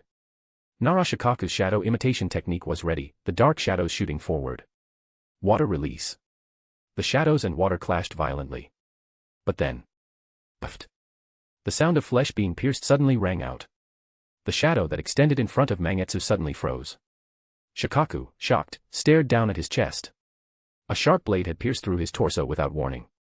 A-rank target, Nara Shikaku, detected. Side quests triggered. Quest 1, successfully capture Nara Shikaku, reward, 10,000 points. Quest 2, successfully defeat Nara Shikaku, reward, 5,000 points. Quest 3, successfully kill Nara Shikaku, reward, 30,000 points. Blood sprayed from Shikaku's mouth. In the next moment, his body collapsed lifelessly. Ding. Completed A-rank target, Nara Shikaku, Quest 2 and 3, reward, 35,000 points. Ding. Defeated Elite Jonin, reward, 2,000 points. Shikaku. The Konoha Jonin's pupils shrank. Ichi and Choza looked stunned, unable to believe what they had just witnessed. Shikaku was dead. Mangetsu, who was about to use a suicide technique, was also momentarily stunned. Lord Yoru. How did he get here? Did he come because of my flare? Mangetsu hesitated but quickly regained focus, shouting fiercely. Lord Yoru, run. This is the Konoha Jonin squad and the legendary Sannin Jiraiya, take this intel out at once. With Lord Yoru's ninjutsu and instantaneous step, escape from the Sannin and the Jonin squad was possible. And if the intel about Jiraiya and the Konoha Jonin was passed on, Kirigakure's main forces could prepare and not be caught off guard. A timely arrival of Konoha reinforcements, a big achievement, yet you just hand the credit to me. Aren't you afraid of the wrath of the elders in the Hozuki clan? With a burst of instantaneous step, Yoru's figure appeared before Mangetsu, holding his blade and glaring at Jiraiya with a dark expression. Besides, without completing the mission I assigned to you, I won't allow you to die just like that. Hozuki Mangetsu. End of chapter. Chapter 12, I will hold them back. Shikaku. Yamanaka Inoichi and Akimichi Chosa trembled uncontrollably. Both were half-kneeling beside Nara Shikaku, unable to believe what they were witnessing. His heart, completely shredded. Jiraiya's face was deeply grim. That bastard showed no mercy. The moment Shikaku's heart was pierced, the rotating blade shredded it entirely. Even Tsunade wouldn't be able to save him now. Just a moment ago, they were joking about having caught a worthy prey. But in the blink of an eye, Shikaku was gone, separated from them by the gates of life and death. Jiraiya's expression was uglier than anyone's. His eyes burned with killing intent and rage, even stronger than those of Inoichi and Chosa. Shikaku was no ordinary jonin. His importance to Konoha was immense. As the current head of the Nara clan, Shikaku represented the pinnacle of their secret techniques. His combat strength far surpassed a typical elite jonin. Moreover, Shikaku was the brains behind the Ino Shikacho trio, the captain of Konoha's jonin squad, and the chief strategist on the front lines. His exceptional intelligence and vast knowledge had led Konoha to victory in numerous battles. The swift resolution of the Sand and IWA fronts was largely thanks to him. But now. That bastard. Cold eyes fixed on Yoru, who stood in front of Hozuki Mangetsu. Shikaku's death was a heavier blow to Konoha than even the loss of White Fang years ago. Lord Yoru, your eye. Mangetsu's gaze lingered briefly on the bandaged right eye before he forced a bitter smile. Lord Yoru, you should have retreated immediately to inform the Konoha Jonin squad and Jiraiya of our arrival. I'm badly injured. Your Shunshin no Jutsu is fast, but it's impossible to evade so many powerful enemies and escape with me. Please, retreat now, Lord Yoru. When did the genius boy of the Hozuki clan get so sentimental? Yoru cracked a grin and pulled Mangetsu to his feet. I'll hold them back. You retreat first. This. Mangetsu hesitated. Hold them back. Though Shikaku, the point controller, was dead, 3 top-tier Konoha Jonin and the legendary Sannin Jiraiya still stood before them. Yoru was powerful, but to stand as a wall against them. Yet Yoru had spoken. Mangetsu said nothing further. Clenching his teeth, forcing down the agonizing pain from his shattered right arm, Mangetsu lifted his left hand and placed it over the broken limb. In the blink of an eye, his left hand turned into a pool of water, merging with his right arm. After only a few breaths, the nearly pulverized right arm trembled and slowly began to regenerate. This was the hydration healing technique, a secret art of the Hozuki clan. None of you are leaving today. Before Mangetsu could continue healing, a voice full of murderous intent rang out. Whoosh! With the sound of slicing wind, Yoru felt the air explode before him as chakra surged. Jiraiya's fist slammed fiercely into Yoru's face. Yoru immediately raised his kunai to block, but instead of defending, he jabbed viciously at Jiraiya's neck, a desperate, all-in attack. But Jiraiya was no ordinary opponent. He easily dodged the kunai strike, countering with a chakra-imbued palm strike to Yoru's abdomen. At the last moment, Yoru vanished with a body flicker technique. Jiraiya's strike landed on empty air, his palm smashing into the ground with a thunderous impact. Boom. The chakra explosion gouged a massive crater. Yoru frowned. Such a hit would have been fatal for someone with his physique. His eyes flicked sideways. Mangetsu was using the hydration healing technique to patch himself up and prepare to withdraw. But the Konoha Jonin weren't fools. The moment Mangetsu tried to escape, they ready to pursue. Haiden no Jutsu, Danran. A violent gust swept away the swarming insects. Yoru flashed forward, vanishing from Jiraiya's side and appearing in front of the massive Akimichi Chosa. His kunai slashed with deadly precision. Shing! Blood sprayed from Chosa's side, forcing the Akimichi clan head to halt. A-rank target detected, Akimichi Chosa, side quest triggered. A-rank target detected, Abirame Shibi, side quest triggered. S-rank target detected, Jiraiya, side quest triggered. Quest, 1 successfully subdue Jiraiya, reward 80,000 points. Quest, 2 successfully defeat Jiraiya, reward 50,000 points. Quest, 3 successfully kill Jiraiya, reward 200,000 points. I told you. Ignoring the persistent system prompts, Yoru flicked the blood off his kunai. I will hold you back. The battlefield suddenly fell silent. Even Jiraiya and the Konoha forces' gazes all locked onto Yoru. That speed just now. Jiraiya's eyes were more serious than ever. He stared intently at Yoru and, in that instant, sensed a faint shadow of his disciple's signature technique. Flying Thunder God. No, not quite Flying Thunder God. It was a strengthened version of a specialized Shunshin no Jutsu, similar to that of the Uchiha clan's prodigy. Jiraiya quickly made his assessment.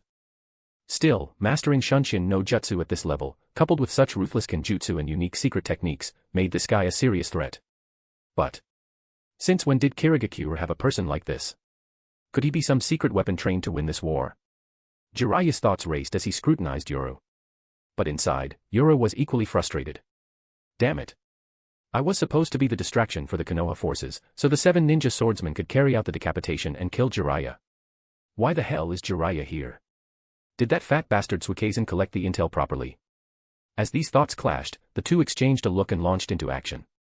Thud. Thud. Thud. The deep impact of their strikes echoed non-stop. Jiraiya's attacks were heavy and powerful, each blow layered with chakra, sometimes unleashing Raiznan. Yoru fought back with his taijutsu. But after a few exchanges, his arms tingled with numbness. Not because his technique was lacking, Yoru's taijutsu was top tier, even in a blood-soaked fog. But the difference in physical conditioning was overwhelming. Yoru was only 14 and not fully developed, while Jiraiya was in his prime. Within a few rounds, Yoru was losing ground. Whoosh! Another Raiznan shot towards him. The air shimmered with chakra, creating streaks of light and an ensuing sonic boom. Yoru's pupils narrowed as he prepared to dodge. Don't think about dodging. Jutsu, Mind-Body Switch Technique. Chapter 13, Utsusimi. Ninja Art, Mind-Body Switch Technique. Suppressing the grief of losing his comrade, Yamanaka Inoichi seized the perfect timing. His hands formed a rapid seal as he launched his clan's spiritual technique.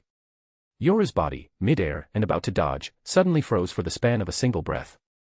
A single breath, ephemeral as it was more than enough for someone of Jiraiya's caliber to end the fight. Even though, one breath later, Inoichi's eyes flew open in disbelief, blood gushing from his mouth as his face turned deathly pale.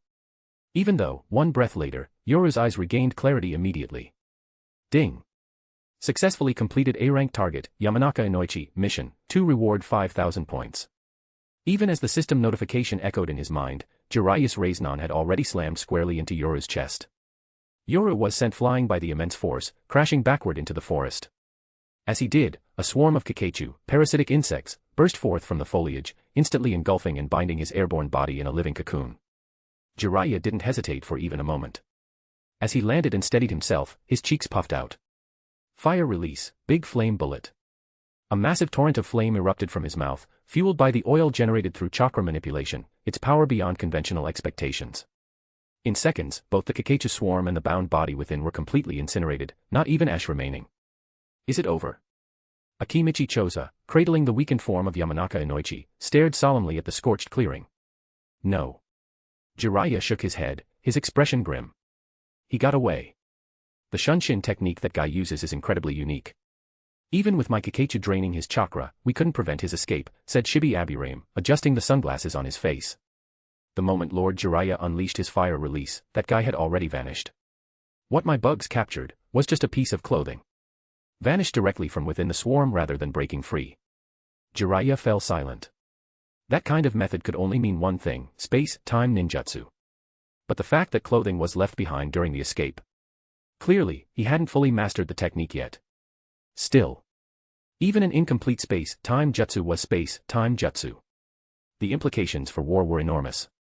Just look at his own student.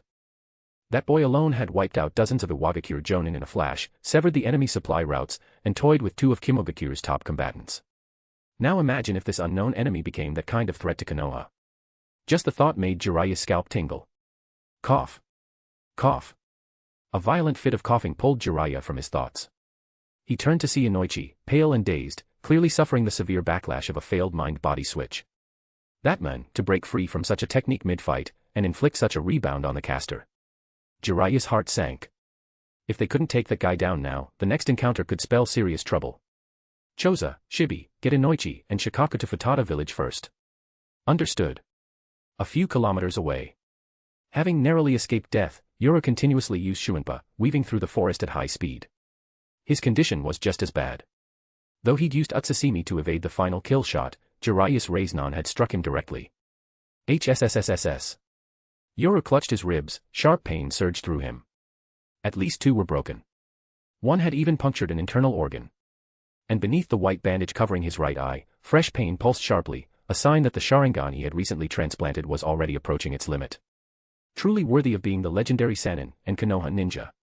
Confirming he wasn't being pursued, and there were no Kakachu or tracking jutsu around, Yoru winced as he stopped beneath a tall tree. He raised his hand to his chest. A soft, glowing light emanated from his palm, warm at first, then gradually giving way to tingling pain. Moments later, he let his hand fall. The worst of the pain had abated. Using Kaido to treat injuries like these is still troublesome. I'll need Hiromi to handle the rest. Yoru had never specialized in Kaido, healing techniques, spending most of his time mastering Heido, Bakudo, Shuinpa, Hakuda, and Zanjutsu, combat-centric arts from Soul Society.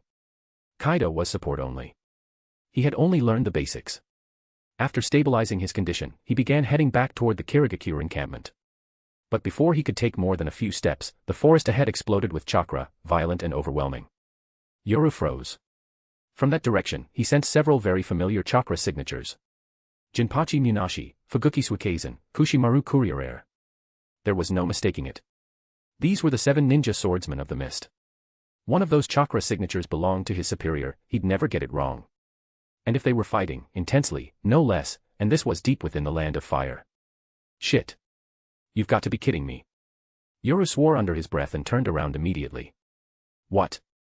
Go help the 7 swordsmen. Are you insane? That's Might Dway over there, the men who turned the 7 ninja swordsmen into a comedy troupe with a single dynamic entry. Yoru had learned his lesson during the clash with Jiraiya. His combat skills weren't inferior to these top-tier shinobi. In fact, with Shuinpa outpacing Shunshin, plus the strange, unpredictable nature of Kido and his intel advantage, he could hold his own in close combat. But winning? That was another story. The problem was his body, just 14 years old. No matter how far he'd pushed it, the bodies of top-tier shinobi had endured countless battles and chakra reinforcement. And Might Dway, the man dedicating his life to taijutsu, was a different beast altogether. You don't fight that. You run. Yoru didn't hesitate. He turned tail to leave. But before he could move, the forest in front of him exploded. A familiar figure with wild hair came hurtling out, crashing into the tree next to him with a thunderous impact. Boom. That figure slammed into a stump right beside Yoru. And his most beloved sword, Nuabari, the sewing needle blade, was driven straight through his own abdomen, pinning him to the tree like a grotesque trophy. To be continued. Chapter 14, Yuki Yoru's 24-hour hell. Cough, cough. His mask shattered, blood gushed from his mouth, and Kuriere Kushimaru's chakra rapidly declined, but his gaze still turned toward Yoru. Yoru. I didn't expect to see you here too. That intense chakra clash from the east earlier, was that you? B-rank allied target Kuriere Kushimaru detected. Side mission triggered. Mission 1: Rescue Kuriere Kushimaru and return him to Kirigakure. Reward, 5,000 points. I was ambushed earlier by your assassination target and nearly killed, Lord Kushimaru. At the system's prompt, a healing glow of Ryuryoku appeared in Yoru's hand and spread over the gaping wound in Kushimaru's abdomen left by Nuabari. Yet his chakra continued to drop rapidly. Within a few breaths, his face had gone deathly pale. Your eyes, are they injured? I'm sorry you encountered such a powerful enemy. There was a major flaw in the intel. I didn't expect Konoha to have a trump card like Might Dway. This level of medical ninjutsu won't help. Don't waste your chakra. Besides, your distraction mission was a complete success. But now, I have a new task for you. Kushimaru grabbed Yoru's hand, halting the healing. Instead, he placed Yoru's palm over the hilt of Nuabari. Take the sword, and return it to Kirigakure. Lord Kushimaru. Yoru frowned. Not just Nuabari. You must also recover Juzo's Kubikurabocho and any of the others' blades. That guy's a monster, but you know I've always believed in you. This mission's difficult, but if it's you, you'll pull it off. No matter what, the 7 ninja swords of the mist must not fall into Konoha's hands. Before he could finish, Kushimaru's chakra completely faded. Yet even in death, his hand still clutched Yoru's, still clutching Nuabari. Staring at Kushimaru's lifeless body, then at the approaching battlefield now swirling with streams of water, Yoru was left speechless. How the hell am I supposed to fight that guy? That's the youth dad himself. The rescue mission failed. Yoru pulled Nuabari from Kushimaru's corpse, retrieved a sealing scroll from his waist, and sealed both the weapon and Kushimaru's body. He was just about to retreat when, boom. The underbrush ahead exploded violently, a massive wave of chakra bursting forth like a hurricane. Though the blast didn't directly hit Yoru, it obliterated every tree in his line of sight, leaving him completely exposed. Right in front of the remaining 7 ninja swordsmen. And Might Dway. You've got to be kidding me. Frozen on the spot, Yoru felt 1,000 metaphorical horses stampeding through his brain. You're seriously throwing me into this? Looking at the battlefield, he touched his barely mended chest, his ribs still cracked. First I ambushed Uchiha Shisui and Sarutobi Shinosuke at Futata town. Then I ran into Jiraiya and a squad of Konoha Jonin. And now. Might Due. What am I, a frontline general? This isn't hell 24 hours, this is hell 48 hours. No wonder I wasn't in the original story. No wonder Kirigakure ended up the weakest of the 5 great villages. Besides Terumi-me, everyone else is useless. Who could survive this intensity? A few minutes earlier. On the nearby battlefield, the 7 ninja swordsmen were already locked in a fierce and explosive fight with Might Due. What used to be dense forest had been reduced to a massive lake. Slicing chakra and continuous explosions made the water surge violently. But even more terrifying was the figure who emerged from the heart of a water dragon. Gate of Wonder, open. With a deafening roar from beneath the water, a man clad in a dark green jumpsuit burst forth. His thick eyebrows and intense presence made his identity unmistakable. Chakra roared from his body, so dense the very air hissed. In a flash, he vanished in front of the 7 ninja swordsmen, kicking Kirigakure Kushimaru away with a single blow, and then swung a punch at Jinpachi Munashi, wielder of the Shibuki blast sword. The man didn't even get to shout a last word. He died instantly on the spot. You bastard. Kurosaki Raiga grabbed her Kiba, thunder swords, and slashed at Might Due, but he sidestepped with ease. Kurikara Kushimaru and Jinin Akabino also joined the fray, but Might Due's speed defied comprehension. One moment he was beneath Jinin Akabino's blunt blade, the next, he appeared right before Juzo Biwa. Juzo immediately swung the Kubikarabocho, executioner's blade, aiming to cleave Due in two, but his attack struck nothing. Afterimage. Before he could process the shock, Might Due appeared at his flank, delivering a brutal roundhouse kick. Juzo barely managed to raise the executioner's blade to block, but both he and the blade were sent flying. Ugh! A mouthful of blood, mixed with viscera, spilled from Juzo's lips, and the executioner's blade shattered into pieces. Lightning release, Thunder Dragon Tornado. Taking advantage of Due's attack on Juzo, Raiga Kurosuke reacted at last. Crossing his thunder swords, he unleashed a vortex of pure lightning that engulfed Due. Boom. Blinding light and crashing thunder filled the air as the Thunder Dragon devoured Due whole. But just as Raiga sighed in relief, Fuguki Suikezen, the hulking shinobi wielding same hata, shouted in panic. Raiga, dodge. Even as he yelled, Fuguki's hands blurred through hand signs, so fast they left afterimages. Water release, great exploding water colliding wave. His cheeks bulged with chakra, then released a massive wave like a collapsing dam, crashing directly toward the thunderstorm around Due. Rumble. Lightning flashed above, torrential waves below. The entire world shook with fury. As the wielder of same hata, Fuguki had immense chakra reserves. This technique alone was enough to flood a small region. Teamed with Raiga's lightning dragon, the two unleashed a perfect combined assault. But something was wrong. Might Due, standing at the center of it all, emerged completely unharmed. As if the massive combination jutsu hadn't touched him at all. And in truth, that was exactly the case. The moment the attack struck, blue steam rose from Due's body. His terrifying chakra had neutralized the entire thunder-water combo. Then, he charged forward through the surge. And punched. His punch, rubbing violently against the air, generated flames, combining with his raw aura to form a peacock-like blaze spreading across the water's surface. Morning Peacock. Chapter 15, Heido number 90, Kuro Hitsuji. Unfathomable speed. Unstoppable fists. Youth, blazing and fervent like fire. The scorching heat unleashed by Morning Peacock was so intense that it completely evaporated the lake formed from the water shaped and condensed by Fuguki Suikezen's water-style technique. The scene before them left the 7 ninja swordsmen of the mist utterly stunned. Fuguki Suikezen and Raiga Kurosuke, who had yet to be injured, immediately dodged out of the way. But Jinin Akabino and Jinpachi Munashi weren't so lucky. The two couldn't evade in time and were directly hit by Morning Peacock. Under the terrifying heat and onslaught, their bodies erupted violently, as if subjected to some unspeakable destructive force. Countless trees behind them were also annihilated in the aftermath. What terrifying power! Is that guy even human? Jinin Akabino and Jinpachi Munashi are dead too. At this rate, wait, is that Yuki Yoru? Fuguki and Raiga exchanged tense glances, seemingly realizing something. Fuguki's expression turned extremely odd as he looked directly at the figure now exposed to the group. That's definitely the kid under Kirigakure Kushimaru's command. What's he doing here? Raiga also seemed confused, but then something dawned on him. His eyes widened. Wait a second. Could the battle from the Eastern Front earlier have been this brat? Now that you mention it, that chakra really is his. It felt like conceding defeat, but even as elite members of the 7 ninja swordsmen of the mist, they had to acknowledge the strength and exceptional nature of the blood mist blade in front of them. Without a doubt, this youth was on par with them. In fact, because of that unique technique of his, even the 7 of them wouldn't want to face him head-on. Reinforcements. Besides Fuguki and Raiga, the one who had just used Morning Peacock, Might Dway, also noticed Yoru. Truthfully, Dway was already in rough shape. Maintaining the gate of view, Keeman, on top of launching Morning Peacock, had put immense strain on his body.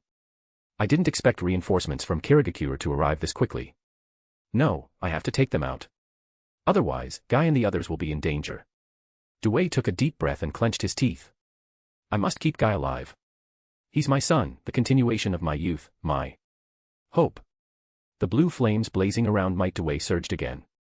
In an instant, his figure charged straight toward Fuguki and Raiga.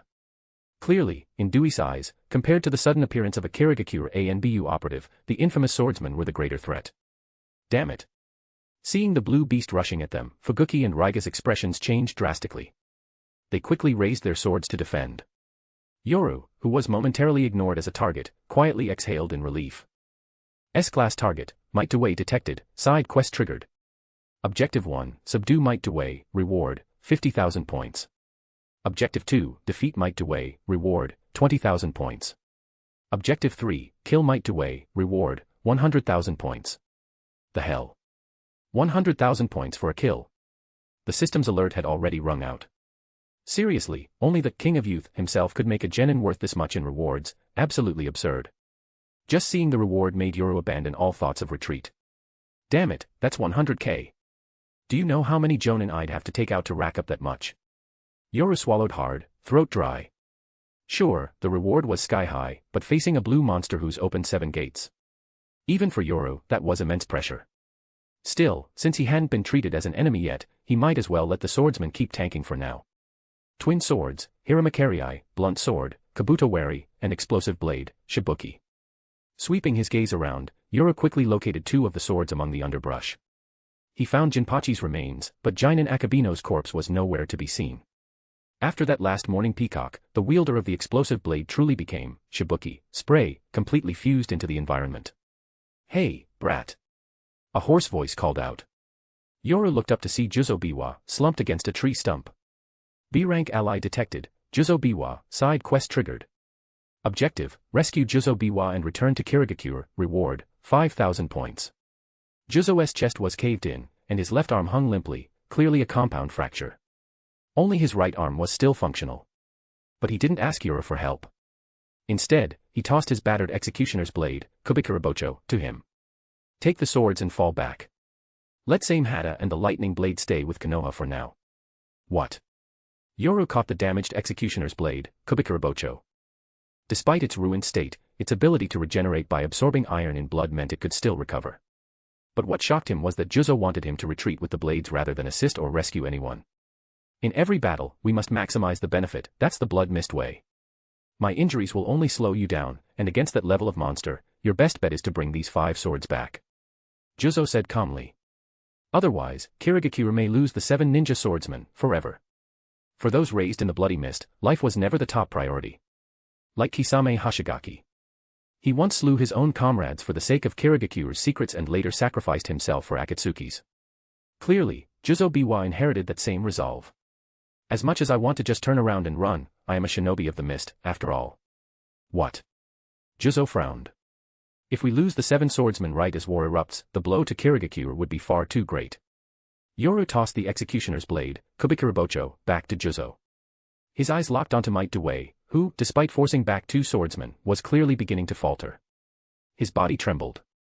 Given enough time to power up. Maybe, just maybe, I can take him on. Yoru muttered softly. Then, a strange chant escaped his lips. Darken the night with an arrogant mark, unleash wild and defiant power. Lightning release, lightning armor. Lightning blade, falling thunder. Water release, great shark bullet. Morning Peacock. Nearby, yet another set of ultimate techniques clashed. Fuguki and Raiga were hurled through the air, their fate unknown. Same Hada and Kiba fell from their hands to the ground. But Might Dway wasn't unscathed. After 2 consecutive Morning Peacock releases, his muscles had begun tearing under the surge of chakra. That same chakra, however, was forcibly binding his body back together. The pain was unimaginable, as if his entire being was being torn apart and crushed together again and again. He gasped, exhausted. Even the blue flames surrounding him flickered unsteadily.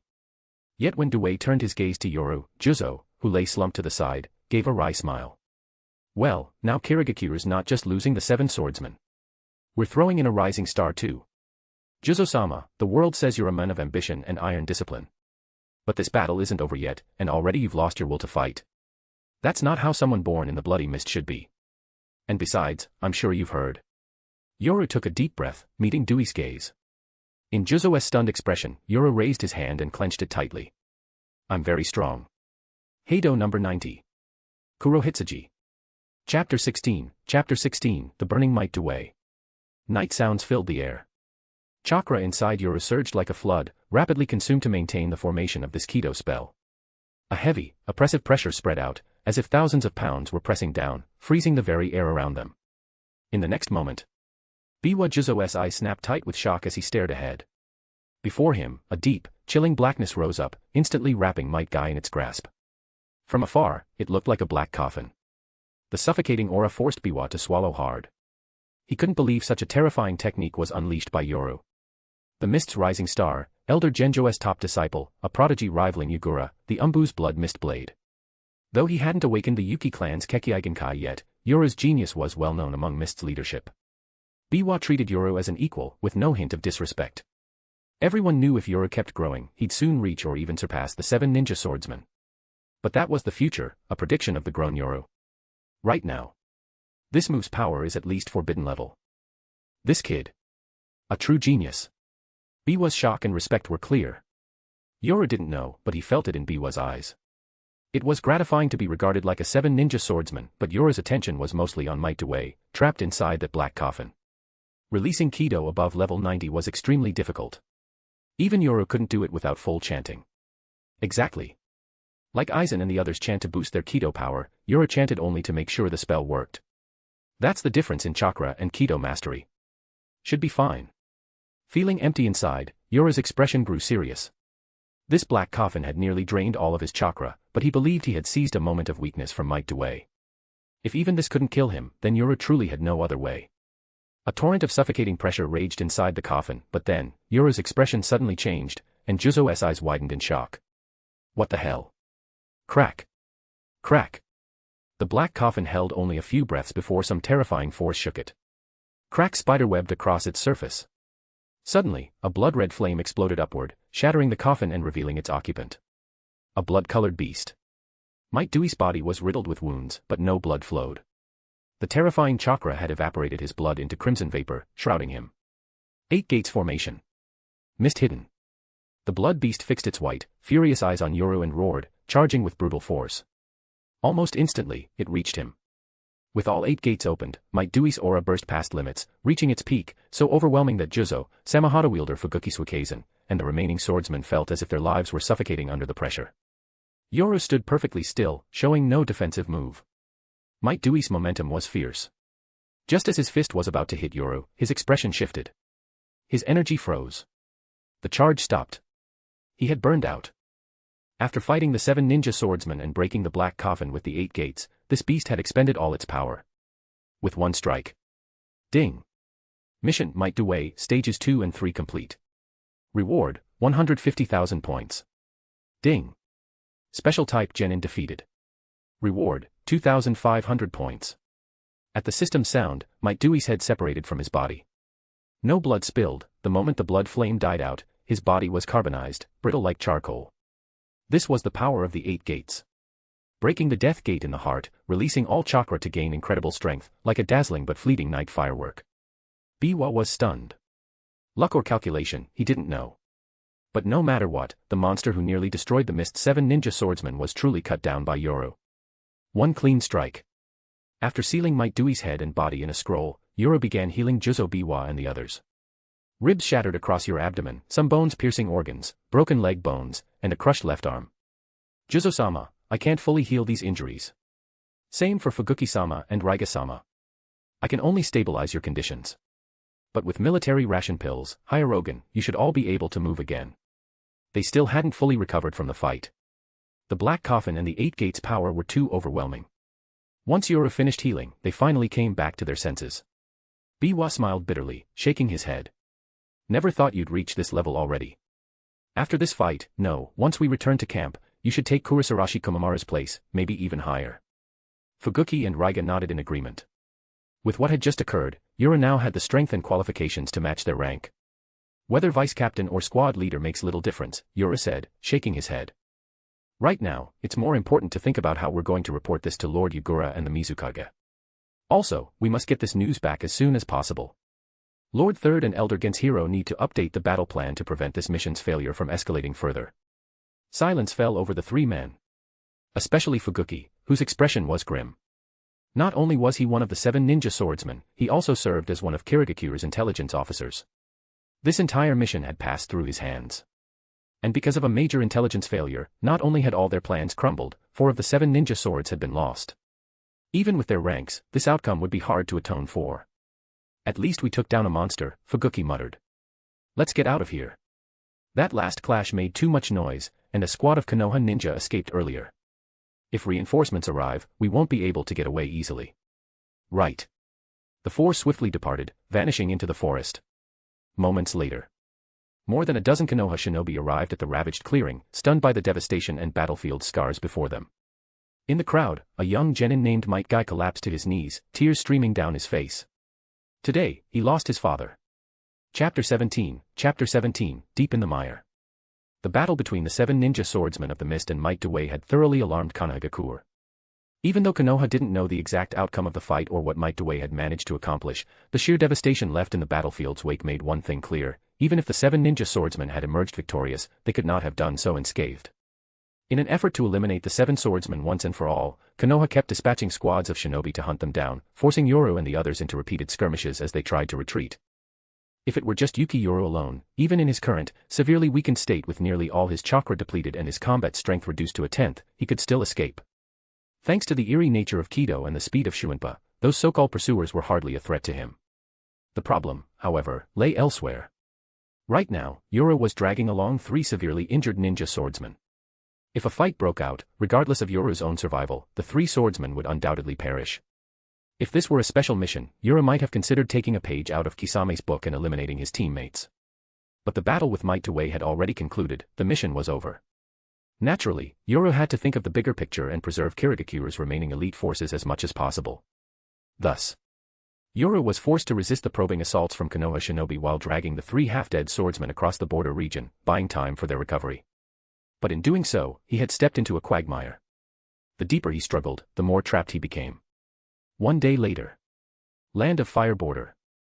Mist Camp, Command Tent. Several figures stood before a massive battlefield map, their expressions grim. Hozuki Mangetsu had returned to camp with detailed intelligence on Konoha's troop distribution at the front lines, along with shocking news: one of the legendary Sannin, Jiraiya, had crossed the border and arrived at the battlefield. At first, no one believed it. According to intel from the Information Division, Jiraiya had only just left the Iwagakure front lines and couldn't possibly have reached the Mist Front so soon. But just yesterday, Jiraiya had led a squad of Konoha Jonin straight to the front lines and directly engaged Yagura in combat. With a top-tier powerhouse like Jiraiya in the fray, Konoha's morale surged and their combat effectiveness spiked. As a result, not only was the Mist unable to take Tsunan town, they nearly failed to retreat in time, suffering devastating losses. Jiraiya's already at the front lines, so where the hell are our 7 ninja swordsmen? They entered the Land of Fire just a few days ago. How the hell is Jiraiya already at the front? I don't know what the hell the Intelligence Division is doing anymore. A large, burly shinobi with 2 crimson dots on his brow slammed his fist onto the sand table and roared in frustration. He was a jonin of the Kagaya clan. The sudden arrival of Jiraiya had cost them several top commanders, a grievous blow for a bloodline clan like theirs. I passed that intel on Jiraiya to you long ago, but you ignored it completely. You even accused us of using it as an excuse for our task force's failure. Though his white mask obscured his expression, Mangetsu's mocking tone was unmistakable. Besides, we didn't fail. We destroyed several large supply depots in Twin Fields Village, severely disrupting Konoha's logistics. Lord Yoru even killed Nara Shikaku, a top Konoha strategist, who came to provide reinforcements. But all that crucial intel we risked our lives to obtain, on Konoha's troop deployments, was thrown aside by you brain-dead fools. You only cared about exploiting your numbers advantage to forcefully capture Tsunan town before Konoha's reinforcements arrived. Of course you failed. What did you say? The Kagaya Jonin glared at Mangetsu with murderous intent. I said you're a bunch of brainless meatheads. Mangetsu refused to back down. His words only thickened the already suffocating tension in the tent. To those battle-hardened but simple-minded clans like the Kagaya, such insults were nothing short of pouring oil on the fire. "You little brat from the Yuki Clan, you've got a death wish." "Enough." The voice came from the command seat, a sharp, cold tone that instantly silenced the room. Despite his short stature, Yagura sat in the seat of command. With his youthful, almost baby-faced appearance, he seemed more like a child than a war leader. But his authority was unquestionable. "This was indeed our mistake," Yagura said flatly. "A failure in both our assessment of the situation and our intelligence work. Because of that, the achievements of our ANBU first squad were wasted. We lost the initiative, and suffered heavy casualties. But this is no time to assign blame. If all we care about is who's right and who's wrong, then we might as well withdraw to the land of water right now." The tent fell into stunned silence. Everyone knew how harsh life was in the land of water. Kirigakure sat on an island surrounded by sea, its resources scarce, comparable even to the barren deserts of the land of wind. Fishing was their only real industry. But under the brutal blood mist regime, even the fishing sector could barely survive. Only through war, through conquest, by seizing this rare window of opportunity when Konoha was stretched thin fighting the other three great nations. Only then could the mist truly come ashore. Jiraya's presence has greatly boosted Konoha's morale. But that doesn't mean we've lost. Konohagakure has already surrendered, but the IWA front is still active. The Konohagakure army remains stationed on the border. Both will continue to divide Konoha's forces. Yagura swept his gaze across the room and declared. "Though our intel failed us, and we suffered a temporary setback, once the 7 ninja swordsmen regroup, and our main army arrives by tomorrow, we will still hold the upper hand in this war." Konoha's forces were now split into 3 theaters. Each required a top-tier commander. One of the Sannin, Orochimaru, held the IWA front. Shimura Danzo, Konoha's shadowy spymaster, guarded the Kumo border. Their most brilliant rising star, the Yellow Flash, was still dashing between the fronts and couldn't spare time for the mist. No matter how many geniuses Konoha had, they were stretched thin. As long as the 7 ninja swordsmen regrouped and Kirigakure's reinforcements arrived, they would have overwhelming superiority, both in elite combat power and raw numbers. Even with Jiraiya stationed at Sunan town, Konoha wouldn't stand a chance. At Yagura's words, the tension finally eased. A glimmer of confidence returned to the commander's eyes. Only Mangetsu's expression remained cold and grim. From the moment he returned with the intel, he had requested reinforcements, only to be accused of falsifying reports. Jiraiya leading a Jonin strike team. Ridiculous.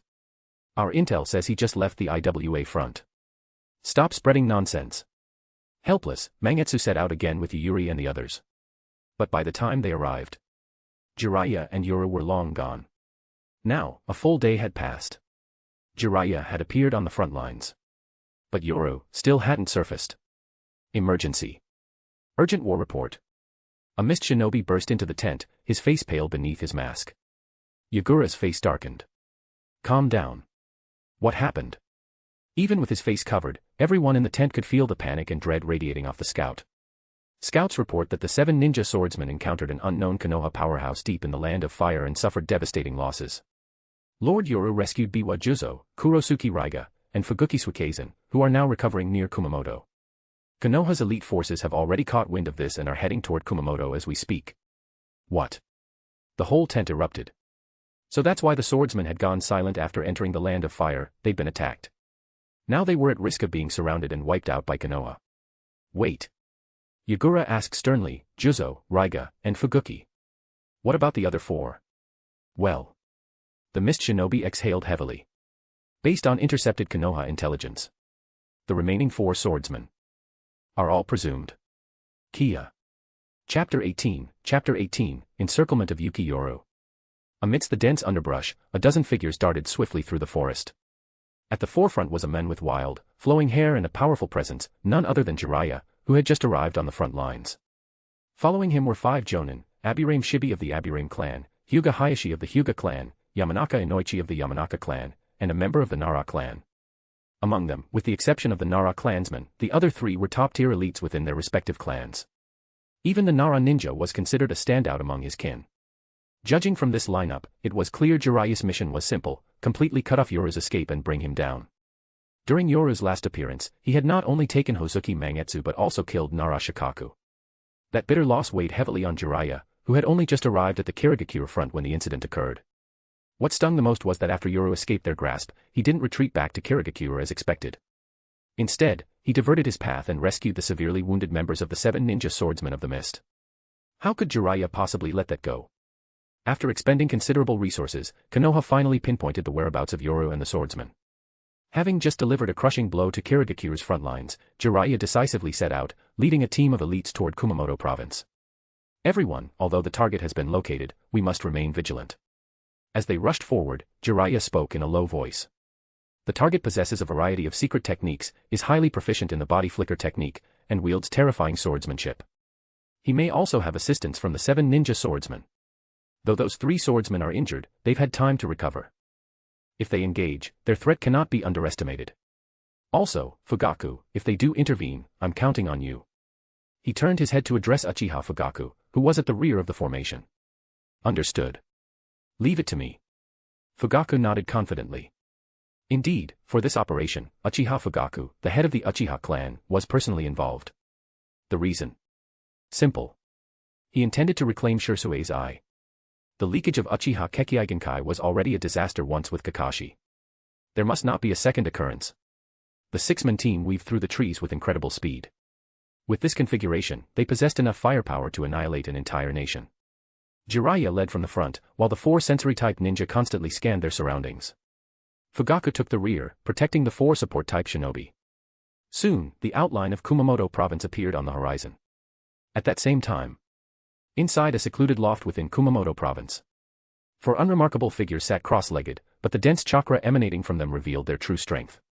These 4 were Yuki Yoru and the 3 surviving swordsmen he had rescued.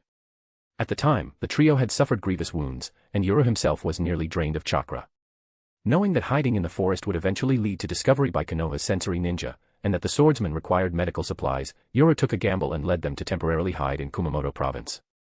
Kumamoto was a well-known city within the Land of Fire, famous for its cherry blossoms, which attracted travelers from all across the ninja world during peacetime. Even amid ongoing war, the province had no strategic value beyond tourism and had largely avoided the ravages of battle.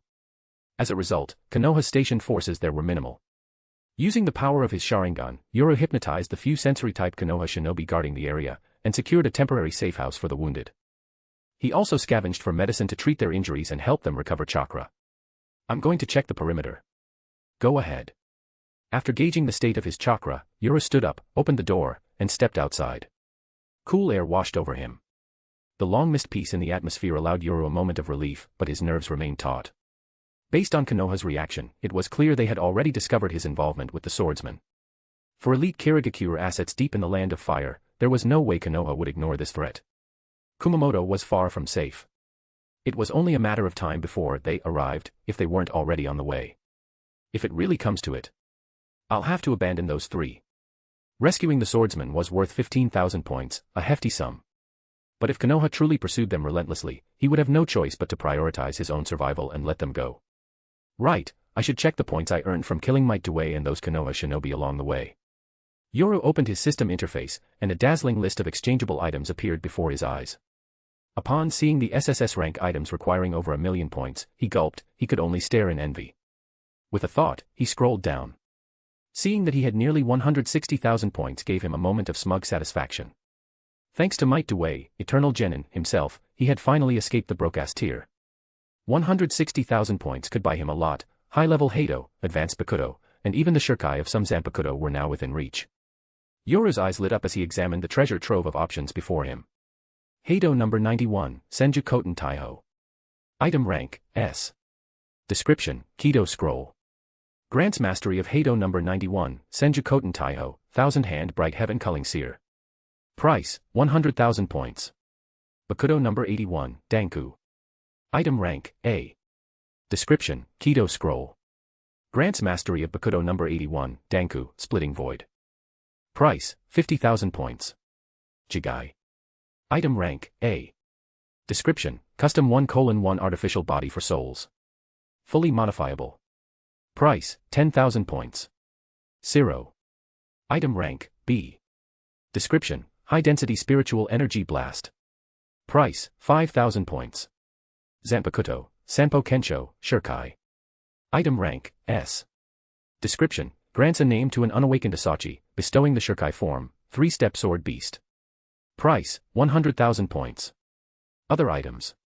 Sonido, Hi-Ero, Furin Kyaku, Black Zero, high-speed regeneration, random puppet outfit. Each treasure that passed by made Yoru's mouth water.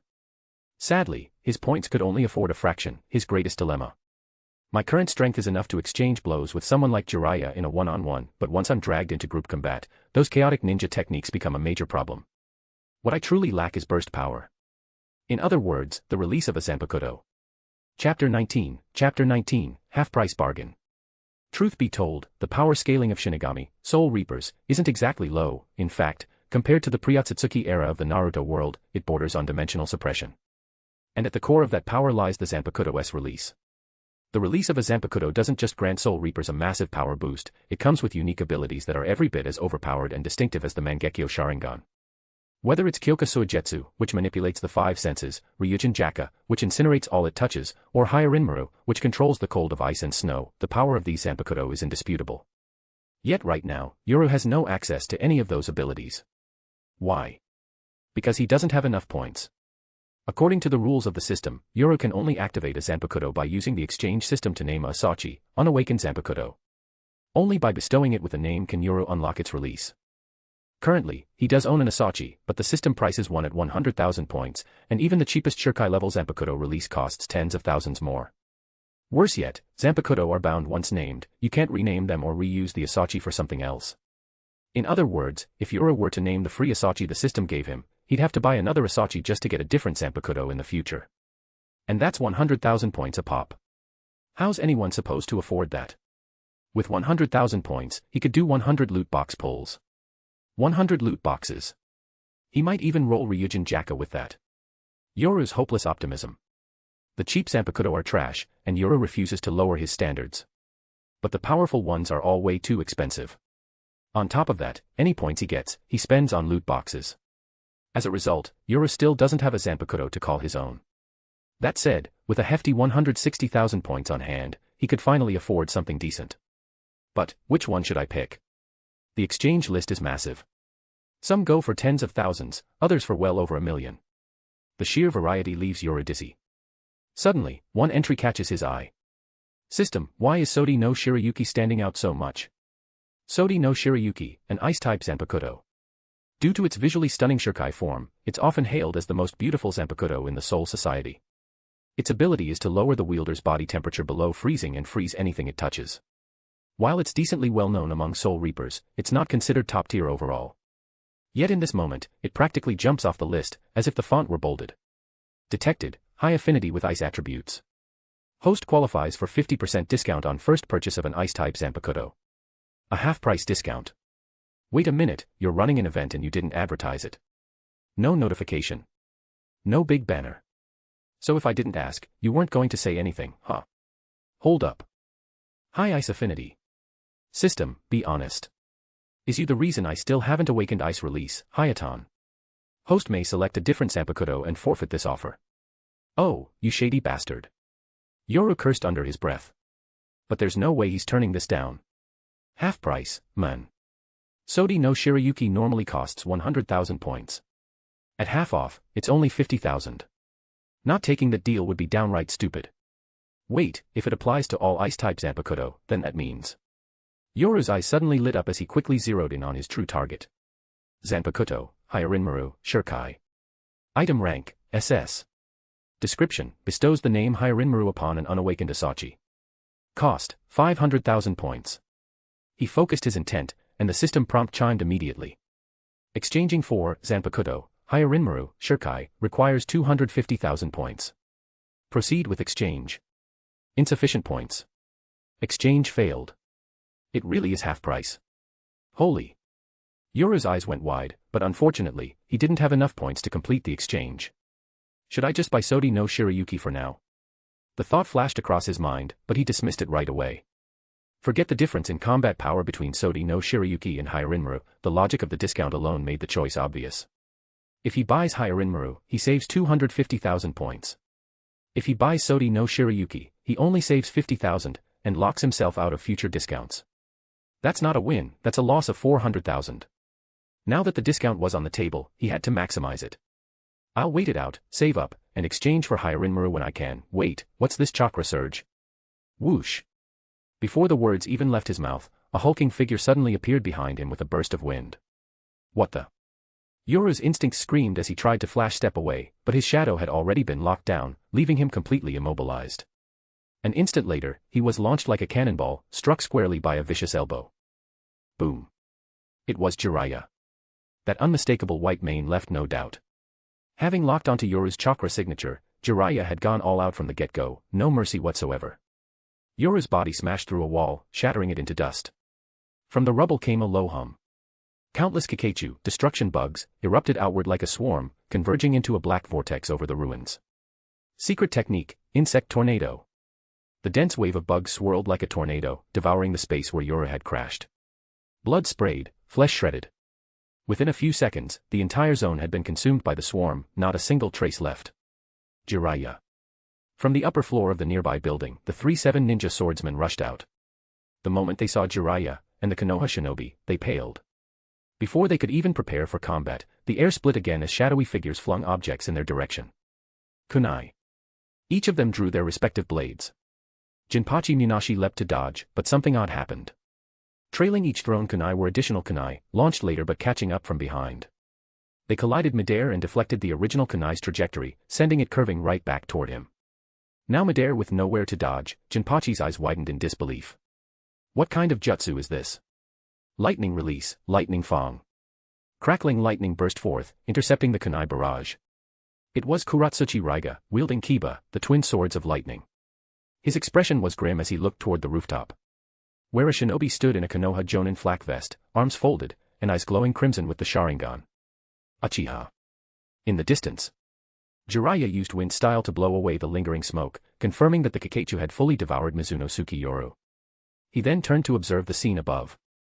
Behind him stood Shibi Aburame, Inoichi Yamanaka, Hayashi Hyuga, and Nara Suzaku, each one fully alert and ready for battle. Seeing this lineup, the 3 ninja blades' hearts instantly sank to rock bottom. Chapter 20, The Tragic Caged Bird, The Assassination of Hyuga Hisashi. The expressions of the 3 ninja blades grew extremely grim. They never expected the Konoha shinobi to arrive so swiftly. And with such overwhelming force. Not only was the legendary Sannin Jiraiya personally leading the team, but everyone accompanying him was an absolute elite. Uchiha clan head, the wicked-eye Uchiha Fugaku, and the younger brother of the Hyuga clan head, Hyuga Hisashi. Suikezen Fuguoki tightly gripped his same hata. As the head of Kirigakure's intelligence division, he was very familiar with these Konoha elites. Because of this, cold sweat had begun to bead on his forehead. Also, the head of the Aburame clan, Aburame Shibi, the head of the Yamanaka clan, Yamanaka Inoichi, and the elite of the Nara clan. Are you crazy? You've deployed all the main forces here. Aren't you worried Kirigakure's front line will be broken through by us? Water style. Kirigakure's technique. Biwa Juzo immediately formed hand seals. A thick mist billowed from his mouth, instantly enveloping everything around them, completely obscuring their vision. Trying to use Kirigakure's technique to limit the Sharingan's reconnaissance. As the mist spread, the 3 ninja blades melded directly into the fog. But the Konoha side remained completely calm. Biwa Juzo's Kirigakure mist technique was extremely powerful, even the 3-tomo Sharingan couldn't penetrate it, no matter how fearsome its wielder. But this time, Konoha didn't just bring Sharingan. The wielder of the Executioner's Blade, Biwa Juzo, is 5 meters to the left of Lord Jiraiya, Kuratsuchi Raiga is 18 meters in front of Inoichi, Suikezen Fuguoki. Fugaku-sama, watch your left. Veins bulged on Hisashi's temples as his Byakugan, the all-seeing white eye, activated, effortlessly reporting everyone's positions. The hidden 3 ninja blades gritted their teeth. With the Byakugan active, they couldn't even retreat. At the same time, the sound of rushing wind was heard. A heavy fist slammed fiercely toward Suikezen Fuguoki. With a dull crash, Suikezen Fuguoki managed to block in time using same hata. The blade spikes tore through his bandages, devouring Jiraiya's chakra, so he didn't suffer serious injury. Fire style, Great Fireball Jutsu. Water style, Water Dragon Bullet. The fireball and water dragon collided, filling the dispersed mist with a thick vapor again. Biwa Juzo, holding the Executioner's Blade, plunged into the fog, seizing the opportunity to strike at Fugaku's neck. Fugaku's 3-tomo Sharingan rotated in his eye socket, seeing through all of Biwa Juzo's attacks. Bang. Kunai blocked the Executioner's Blade, and the two immediately engaged in combat within the dense fog. This won't do. If we don't take down this Byakugan, we can't even run. Kuratsuchi Raiga's expression turned serious. His lightning blade was enveloped in chakra, crackling with electricity as the thunder roared toward Hisashi. Secret technique, parasitic insects. A swarm of insects flew, perfectly blocking the incoming lightning attack, wielded by Aburame Shibi. All 3 ninja blades were engaged. Seeing all the ninja blades intercepted, the previously tense Hisashi relaxed, continuing to activate his Byakugan to lock onto the ninja blades' locations. If all 7 ninja blades were present, this battle would be unpredictable. After all, Suikezen Fuguki with same hata could somewhat restrain Lord Jiraiya, and the other blades each have their own abilities. But now, there are only 3 blades, and no one can hold us back. Suzaku, Inoichi, and I can operate freely. Hisashi was brimming with confidence. Having killed that mysterious blood mist blade at the start, the outcome of the battle was already determined. Hisashi knew exactly how much a secret technique master family could impact the battlefield. This fight was theirs to win. Inoichi, Suzaku. Inoichi. Puffed. Yamanaka Inoichi had already fainted on the ground, and the chest of Nara Suzaku now had an additional blade lodged in it. He had been pierced through the heart. How is this possible? Hisashi stared in shock at the familiar young face. What's impossible? Are you saying I'm still alive, or that I could dodge your Byakugan? Dropping Nara Suzaku's body, Yoru sneered as the system alert sounded in his ear. Konoha's sudden attack was indeed terrifying. Yoru didn't even get a chance to use the empty cicada technique before being locked on. Luckily, at the last moment, he decisively exchanged points in the system shop for a prosthetic body, narrowly escaping disaster. Yes. The one swallowed by the swarm of insects was not Yoru's real body, it was his prosthetic. That had cost a full 10,000 points. And the reason I could dodge your assassination and even your Byakugan. Bursting into a flash step, Yoru appeared before Hisashi in an instant, swinging a shallow strike upward. Hisashi instinctively leaned back to evade, but the forehead protector bound to his temple was sliced off by Yoru's blade. The ugly caged bird curse mark was revealed. It's not because my concealment skills are that great, it's because of you, Hisashi of the Hyuga branch family. What? Yoru sneered coldly. The Byakugan of the Hyuga branch family was restricted by the caged bird curse. Its visual field had a blind spot spreading 1 degree behind the first thoracic vertebra. Using this blind spot, Yoru was able to evade the Byakugan's surveillance. Looking at Hisashi, disheveled and marked with the ugly curse, Yoru's eyes flashed with pity. The only value of someone trapped in a birdcage was to become Yoru's point balance. Puffed.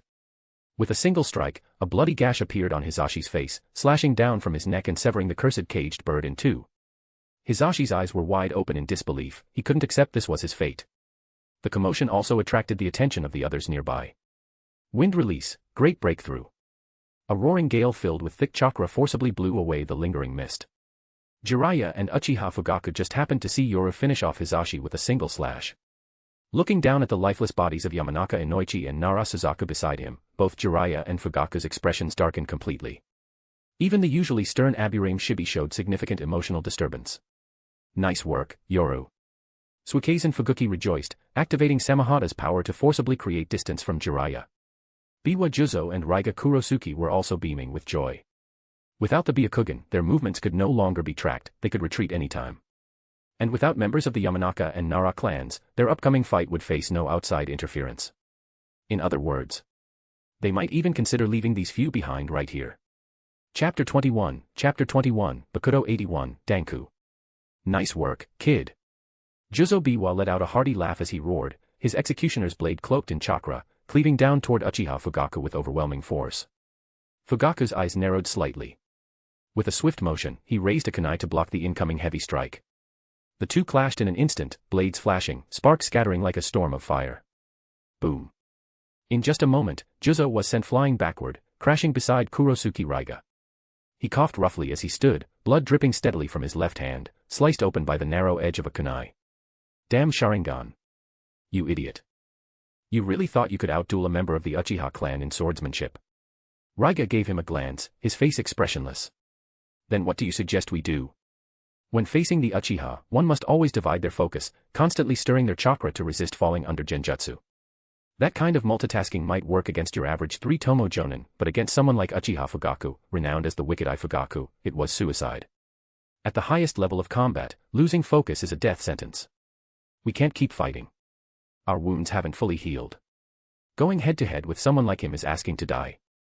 The two exchanged a look, and simultaneously moved into action. Raiga charged straight toward Jiraiya, twin lightning blades crackling with blinding white-blue arcs of lightning that lit up the ground around him. Meanwhile, Juzo dashed toward Yoru, making subtle hand signs, signaling for a retreat. Yoru and Suikazen Fuguki understood immediately and turned to flee at a staggering speed. Don't think you're getting away.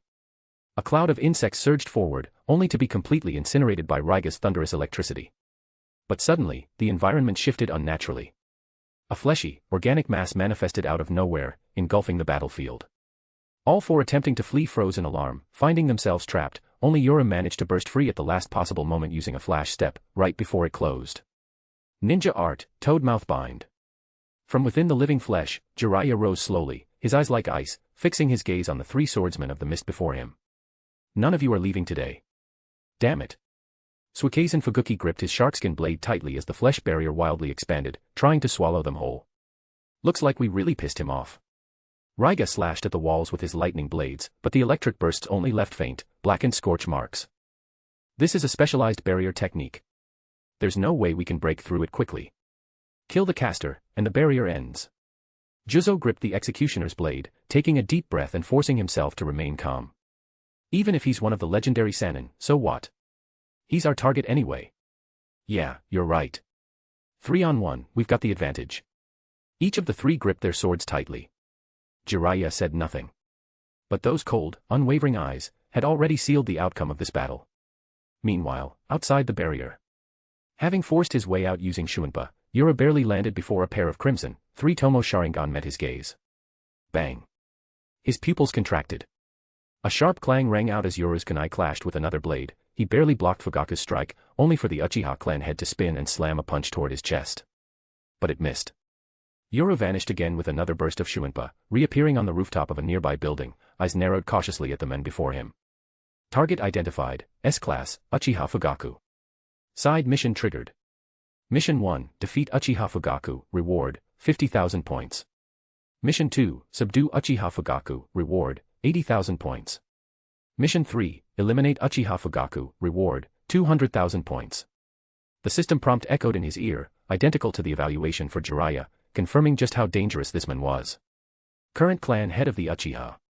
Wielder of the Mangekyo Sharingan. Known throughout Konoha as one of its top-tier shinobi. Uchiha Fugaku. Jiraiya. Might Due. Uchiha Fugaku. Yoru was starting to wonder if he was incredibly lucky, or just hopelessly cursed to encounter every one of Konoha's monsters. That deadly glint in Jiraiya's eyes was no bluff. The three swordsmen were practically doomed. And now, this Mangekyo wielder. This was a fight he had no chance of winning. Good luck, swordsman. I'm giving up on that 15,000-point mission. Yoru gave Fugaku one last glance, then looked toward the now fully engulfed barrier holding the three ninja blades. Without hesitation, he burst into motion, fleeing at full speed.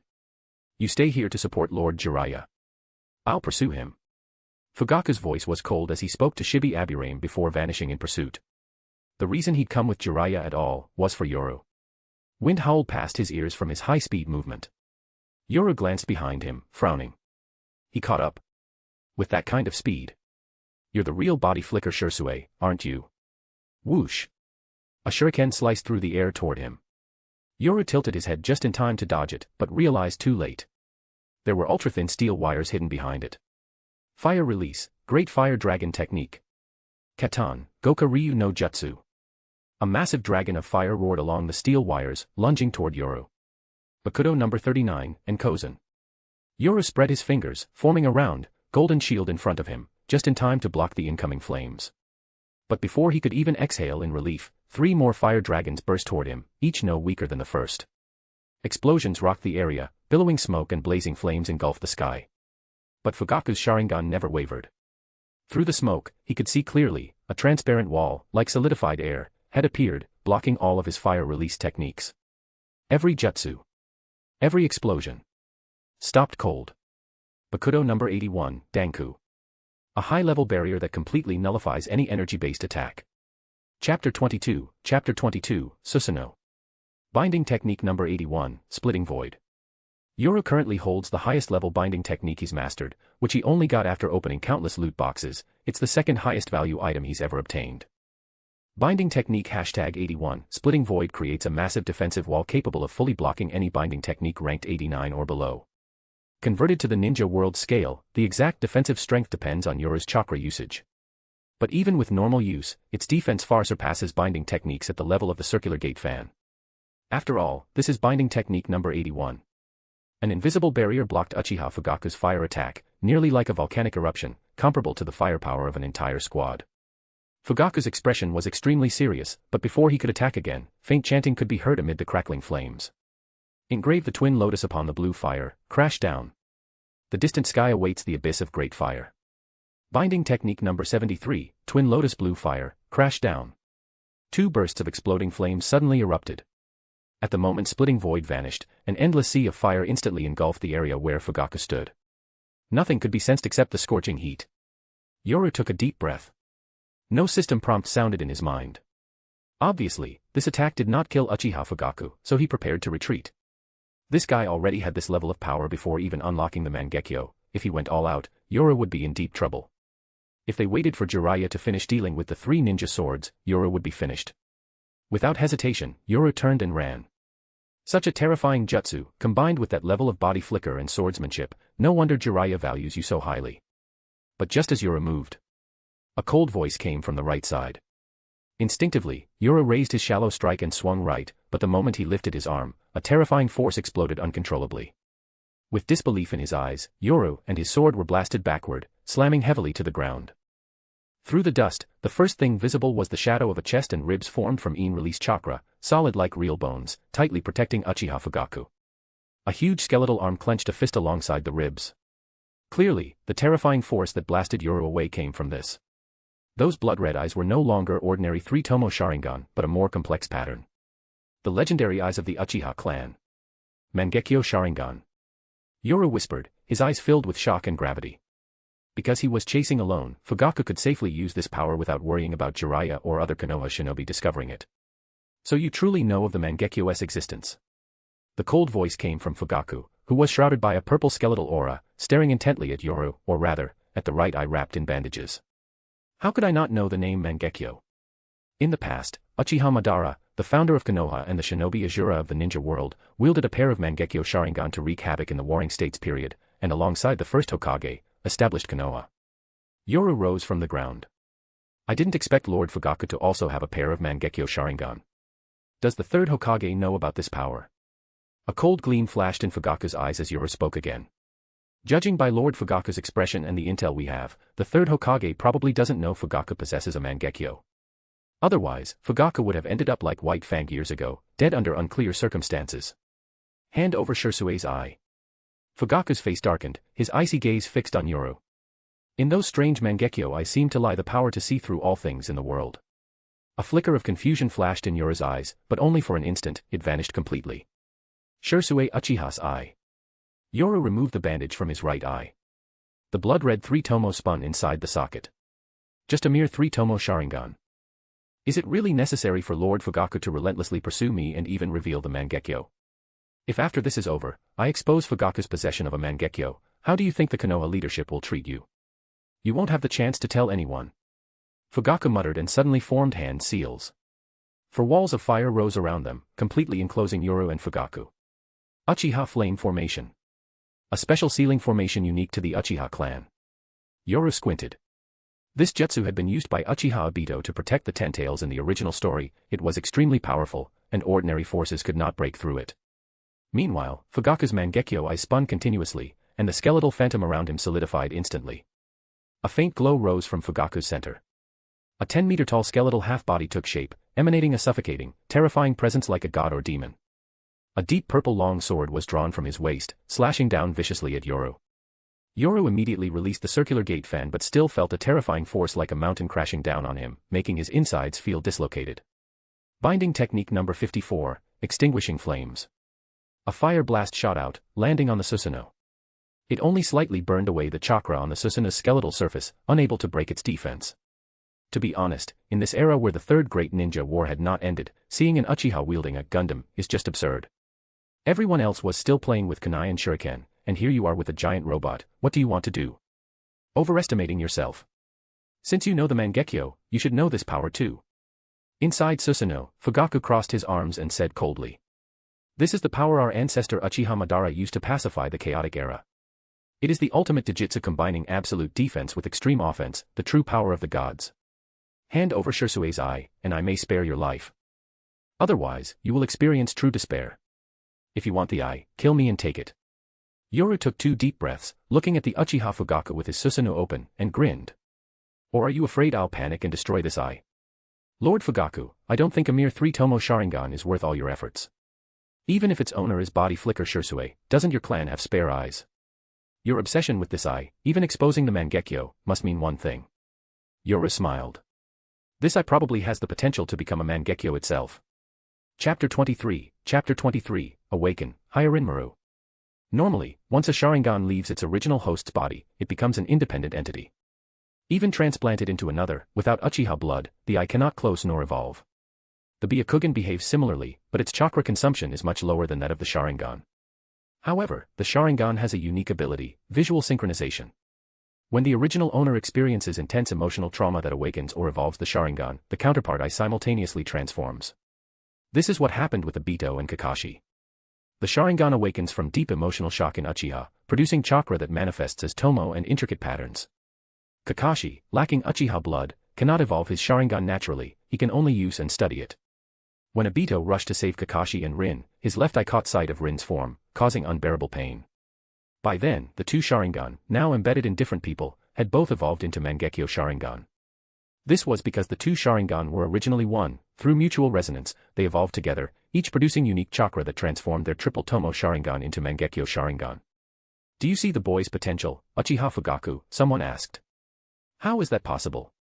Fugaku's eyes darkened as he stared at Yoru. You're not Uchiha, yet you wield Uchiha secrets. This cannot be. He had sensed Shisue's potential when he took Shisue's eye. He clearly felt that even with only 3 tomo, Shisue's eye power rivaled his own Mangekyo Sharingan. And this boy is only 14. Without doubt, if Shisui had grown properly, he would awaken the Mangekyo Sharingan. With this boy's eye, the Uchiha would have 2 pairs of Mangekyo Sharingan. At that moment, the legacy passed down by the clan's ancestors and the first Hokage for 3 generations would finally belong to them. Before that happens, he must preserve Shisue's talent, the future Mangekyo. He must reclaim Shisue's eye. Therefore, he followed Jiraiya to hunt Yoru. Facing a youth like Shisui, Fugaku's heart was filled with dread. If this boy matured, no one could predict the disaster he would bring to the Uchiha and Konoha. To prevent that disaster, he must destroy Yoru while he is still young. I don't care where you got your information. If you're so stubborn, then die. Fugaku lost patience and resolved to kill Yoru, even if he couldn't retrieve Shisue's eye. His eyes narrowed, and Susanoo's massive fist crashed down with earth-shaking force. Yoru dodged left and right, relying on Shuinpa to evade the strikes. But the Uchiha flame formation cramped the battlefield, limiting his movement and nearly landing multiple hits. Die. Fugaku's Mangekyo spun again. On Susanoo's skeletal frame, veins like muscle appeared, and 2 giant chakra swords materialized on its empty fists. Yoru took a deep breath and dodged, landing steadily. His right hand gripped the hilt of his shallow-cut blade tightly. I was saving points to buy a sacrificial body, but now. Yoru's gaze hardened, watching his score climb past 250,000 after defeating Hyuga Hisashi, 37,000, Yamanaka Inoichi, 37,000, and Nara Suzaku, 12,000. System, Redeem Hyarinmaru. Redeeming, Zanpakuto Hyarinmaru, Shirkai, requires 250,000 points. Redeem. Redemption successful. Detected, Zanpakuto Hyarinmaru, Shirkai, and unnamed, shallow cut. Assign a name. Name it. Without hesitation, Yoru's nearly depleted points surged with an icy chill flooding his body. Suddenly, his vision darkened, then turned pale. A howling cold wind blew, and the pale world before him shimmered with frost. Ice flowers blossomed, revealing an endless frozen landscape. The biting wind swept through this world, and beneath the eternal icy sky, a terrifying presence silently gazed at Yoru. Red eyes radiated solemn authority, a sinuous body forged of ice, spreading vast wings that stirred a blizzard. Hyarinmaru, the icy dragon's voice echoed softly in Yoru's ear. Suddenly, the snowy realm vanished, replaced by Fugaku's Susanoo, now evolved to the 2nd stage. Have you given up resisting? Fugaku's eyes gleamed cold indifference. Yet, the feeling was understandable. Against the divine power of the Uchiha, no matter how gifted you are, what can you do? Only despair. Only powerlessness. Regret crossing paths with the Uchiha, boy. This will be your eternal nightmare in the afterlife. It's over. The cold voice was like the herald of death. Susanoo raised its giant sword and brought it down fiercely on Yoru. At that moment, Yoru's eyes snapped open, icy frost surging upwards. The clear sky darkened abruptly, heavy black clouds rolled in, and a torrential downpour began. Hyarinmaru, awaken. Chapter 24, Celestial Phenomena Descend. It's over. The toad mouth bind technique slowly faded, and Jiraiya stepped out from within. Behind him, the three swordsmen collapsed on the ground. Raiga Kurosuke and Juzo Biwa were already dead. Fuguki Suikezen, however, still clung to life.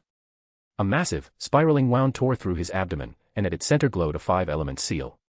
Lord Jiraiya. Shibi Aburame hurried over. Bring the bodies and the swords back, Jiraiya ordered gravely. Fuguki Suikezen was the mist's head of intelligence. I've sealed his chakra, take him back for interrogation. Yes, Lord Jiraiya. What about Fugaku? Lord Fugaku went after Yuki Yoru, Shibi reported. He headed southeast. My Kakaiju were tracking them, but they were destroyed midway. The two of them have likely already engaged. He went alone. Jiraiya frowned. He didn't doubt Uchiha Fugaku. As clan head, Fugaku was formidable, and old bloodlines like the Uchiha always held hidden jutsu and secret techniques. That's why Jiraiya had sent him to deal with the swordsman in the first place. Still, solo pursuit was dangerous, especially against someone as unpredictable as that boy. Both men suddenly looked up. Where just moments ago the sky had been clear and bright, now dark clouds surged overhead, thunder rumbled, and a suffocating pressure filled the air. A strong gust of wind blew through, and then, without warning, a torrential downpour began. Both Jiraiya and Shibi were stunned. This didn't make sense. This wasn't the land of rain. They were deep within the land of fire, in a region known for its scenic beauty, warm climate, and consistently sunny weather. This part of the country was a favorite among travelers, not a place where violent storms ever formed naturally. How could the skies turn from cloudless sun to black storm clouds in a matter of seconds? Something's wrong. Wait. Lord Jiraiya, that's the direction where Fugaku went. Shibi suddenly exclaimed. Jiraiya's expression darkened. He stared at the sky filled with lightning and thunder, his face grim. A phenomenon of this scale wasn't something ordinary shinobi could cause. Not even most forbidden jutsu could manipulate the weather like this. Unless. Senjutsu. Shadow clone jutsu. With a hand seal, Jiraiya formed a clone. Shibi, go with my clone. Return with the swords and Fuguki. I'm going after Fugaku. Understood, Lord Jiraiya. Shibi nodded, sealing away the three blades and the bodies of Raiga and Juzo. Then, using his insect swarm, he lifted the unconscious Fuguki. The two Jiraiyas exchanged glances. The clone and Shibi turned toward the leaf encampment, while the real Jiraiya raced off toward the battlefield. At the same time, as Susanoo's second form solidified, the sky grew black. Rain fell in sheets. The rain resembled curtains of beads, hanging from heaven to earth. Icy winds howled. Within the glowing blue armor of Susanoo, Uchiha Fugaku felt a bitter chill crawl up his spine. His Sharingan narrowed. Across from him, Yuki Yoru, who had appeared to be on the verge of collapse, now radiated an immense surge of power. His chakra had multiplied several times over. Most striking of all was the sword. Yes. Hyarinmaru had changed. Fugaku's three-tomo Sharingan caught the details clearly. What had been a plain katana now bore a crescent-shaped chain at the end of the hilt. And along the blade's edge, ice crystals glistened. Ice. Thousand Birds Ice Pillar. Yoru slashed Hyarinmaru, unleashing a rapid barrage of shimmering ice bullets at Susanoo. Susanoo swung its great blade, smashing the icy projectiles. But Fugaku's pupils narrowed sharply. Ice release. Our intelligence never indicated you possessed a Kekkei Genkai. Did you awaken it under pressure, or were you hiding it? Fugaku's voice was steady. No matter.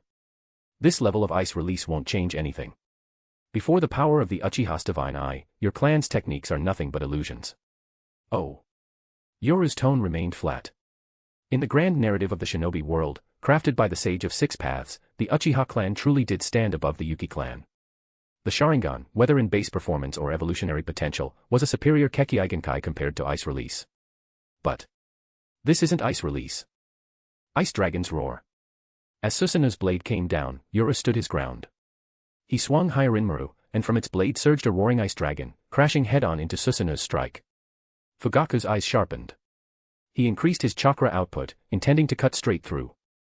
But a moment later, his eyes widened in disbelief. Boom. As he had predicted, Susanoo's strike shattered the dragon. Shards of icy debris exploded outward. But then, those scattered shards suddenly expanded. Frost spread in all directions. Ice crystals linked together rapidly, forming a solid layer of ice across Susanoo's surface. Susanoo's movement slowed. Wait, is that mist? Fugaku scowled. Something wasn't right. He glanced upward, then back at Yoru. The boy now held his sword high to the storming sky. Frigid energy surged upward. Then, the weather shifted again. The rain falling onto Susanoo began freezing on contact, layer after layer. Within seconds, thick ice encased its limbs, joints, and armor. The temperature plummeted. In the blink of an eye, what had started as a thin frost grew into solid, interconnected ice formations, encasing the entire Susanoo. Completely frozen. He's manipulating the atmosphere itself. This was no ordinary chakra control. This was power on a celestial scale. How could a shinobi, especially one so young, hold the ability to command the sky itself? Chapter 25, Cross-Shaped Ice Blossom. Haya Rinmaru, one of the most powerful Zanpakuto in the Soul Society, hailed as the strongest ice-type Zanpakuto. Compared to Ryujin Jaka, which controls fire, or Kyoka Suigetsu, which manipulates perception. Haya Rinmaru possesses the most domineering and overwhelming base ability. Heavenly Ice Rain. Everything in the sky falls under its command. Thus, even though Yuki Yoru had only activated the Shirkai of this ultimate ice-type Zanpakuto, it still gave him the ability to dominate the battlefield. Layer upon layer of glacial ice completely froze the massive form of Susanoo. Stepping on a pillar of ice, Yoru instantly appeared in front of Uchiha Fugaku. Vacuum Ice Blade. The shimmering tip of the blade pierced toward Fugaku, who was inside Susanoo. The vacuum-forged ice blade slammed into the ribcage structure, its enormous impact carving deep cracks across the surface. Crack, crack. Fractures spread. Fugaku's pupils contracted, and his Mangekyo Sharingan spun wildly in both eyes. Susanoo is the power of a god, and you think this level of ice shards can bring it down? Don't be ridiculous. A massive surge of ocular power erupted. Blood tears trickled from Fugaku's eyes as the icebound Susanoo began to struggle. The frost coating its surface shattered with explosive force. Yet Yoru's expression remained absolutely unchanged. In his hands, Haya Rinmaru continued to slash, every swing conjuring freezing winds, turning entire swaths of the battlefield into ice-covered terrain. Boom. Susanoo broke free of the frost, but a heartbeat later, new waves of ice surged forth, overlapping and reinforcing. Only now did Fugaku realize that at some unknown point, 6 unique ice nodes had appeared around him. These 6 frost nodes resonated with each other, releasing an intense cold that froze Susanoo once again. 6-fold ice purification array. Yoru reappeared before Fugaku, his Haya Rinmaru slashing down. Suddenly, countless ice spikes burst from beneath Fugaku's feet. A massive ice dragon roared out of thin air. Fugaku, eyes wide with horror, was forced to abandon Susanoo's protection and retreat from its range. Impossible. Haven't you noticed? Your Susanoo may be able to defend an attack, but the space beneath your feet, that isn't covered by it. Yoru gripped Haya Rinmaru and leapt into the sky, his long blade cleaving down through the air. Ice Dragon's Tail Whirl. A pale, frost-forged dragon burst from the blade's edge, spiraling in midair before diving downward. Its overwhelming cold instantly sent the temperature plummeting. In the original canon, even Susanoo was vulnerable to Gaara's sand techniques. Now, Yoru borrowed from that strategy. Katan, Goka Ryu no Jutsu. Fire Release, Great Fire Dragon Technique. Fugaku formed hand seals and expelled a massive fire dragon. It collided with the descending ice dragon. But to Fugaku's disbelief, the frost began spreading over the fire. It was attempting to freeze the flames themselves. The roaring fire dragon was quickly overwhelmed and extinguished. Above, storm clouds thickened, and the rain turned to hail, hammering down with deadly force. Heavenly Ice Rain. Damn it, this can't be happening. The pressure that Yoru exerted was suffocating. Fugaku had battled users of the Yuki Clan's ice release before, but none of them came even close to this level. This man's ice release not only froze Susanoo, but it also changed the weather itself. Such power, only one person came to Fugaku's mind. Senju Hashirama. In the Uchiha clan's sealed records, the first Hokage's would release was said to summon forests in an instant and alter entire terrains at will. His overwhelming power was something even the Susanoo of their ancestors could not overcome. And the scene now before him was eerily similar. Fugaku stared at the massive frozen remains. With no chakra to maintain it, Susanoo had dissipated, yet the ice structure remained, solidifying further into a colossal cross-shaped ice blossom. The frost spread in all directions, nearly filling the entire Uchiha flame formation. With no options left, Fugaku personally deactivated the very barrier meant to imprison Yuki Yoru. Boom. Another howling ice dragon erupted, its chilling frost pouring forward like a tidal wave. Fugaku was forced to teleport away, his Mangekyo spinning as he cast a fireball jutsu to intercept the dragon, but even within the flames, an ominous power began to surge. At the same time, Shisui's three-tomo Sharingan spun within Yoru's eyes, tracking Fugaku's every move.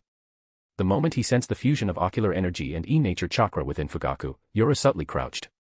But he seemed to detect something else. His brows furrowed tightly. Without any hesitation, he raised Hyarinmaru and slashed downward at Fugaku with full force. Crystal Wall Ice Array. The blade's arc shimmered, everything it touched was instantly frozen. In a mere blink, a tsunami of frost exploded forward, erecting layer upon layer of ice walls between Yoru and Fugaku. Goodbye, Fugaku. I'll keep the secret of your eyes safe. Yoru's figure vanished into the glacier-like frost, leaving only a whisper that echoed in Fugaku's ears. As payment for our transaction, this Sharingan of Uchiha Shisui now belongs to me. You bastard. Fugaku slammed his fist into the ice wall, sending shards flying. But at that very moment, he too sensed something. His Mangekyo deactivated, reverting back to a regular three-tomo Sharingan. He casually wiped away the blood at the corner of his eye. The sound of rushing wind followed, and Jiraiya appeared at his side. Fugaku. Lord Jiraiya. Fugaku spoke with a steady voice, his usual stoic face back in place, but his trembling hand betrayed the turmoil in his heart. Forgive me, Lord Jiraiya. I failed to capture him. And Shisui's eye was taken. Jiraiya examined the still-surging chakra around Fugaku, then looked at the battlefield, a world nearly entirely frozen.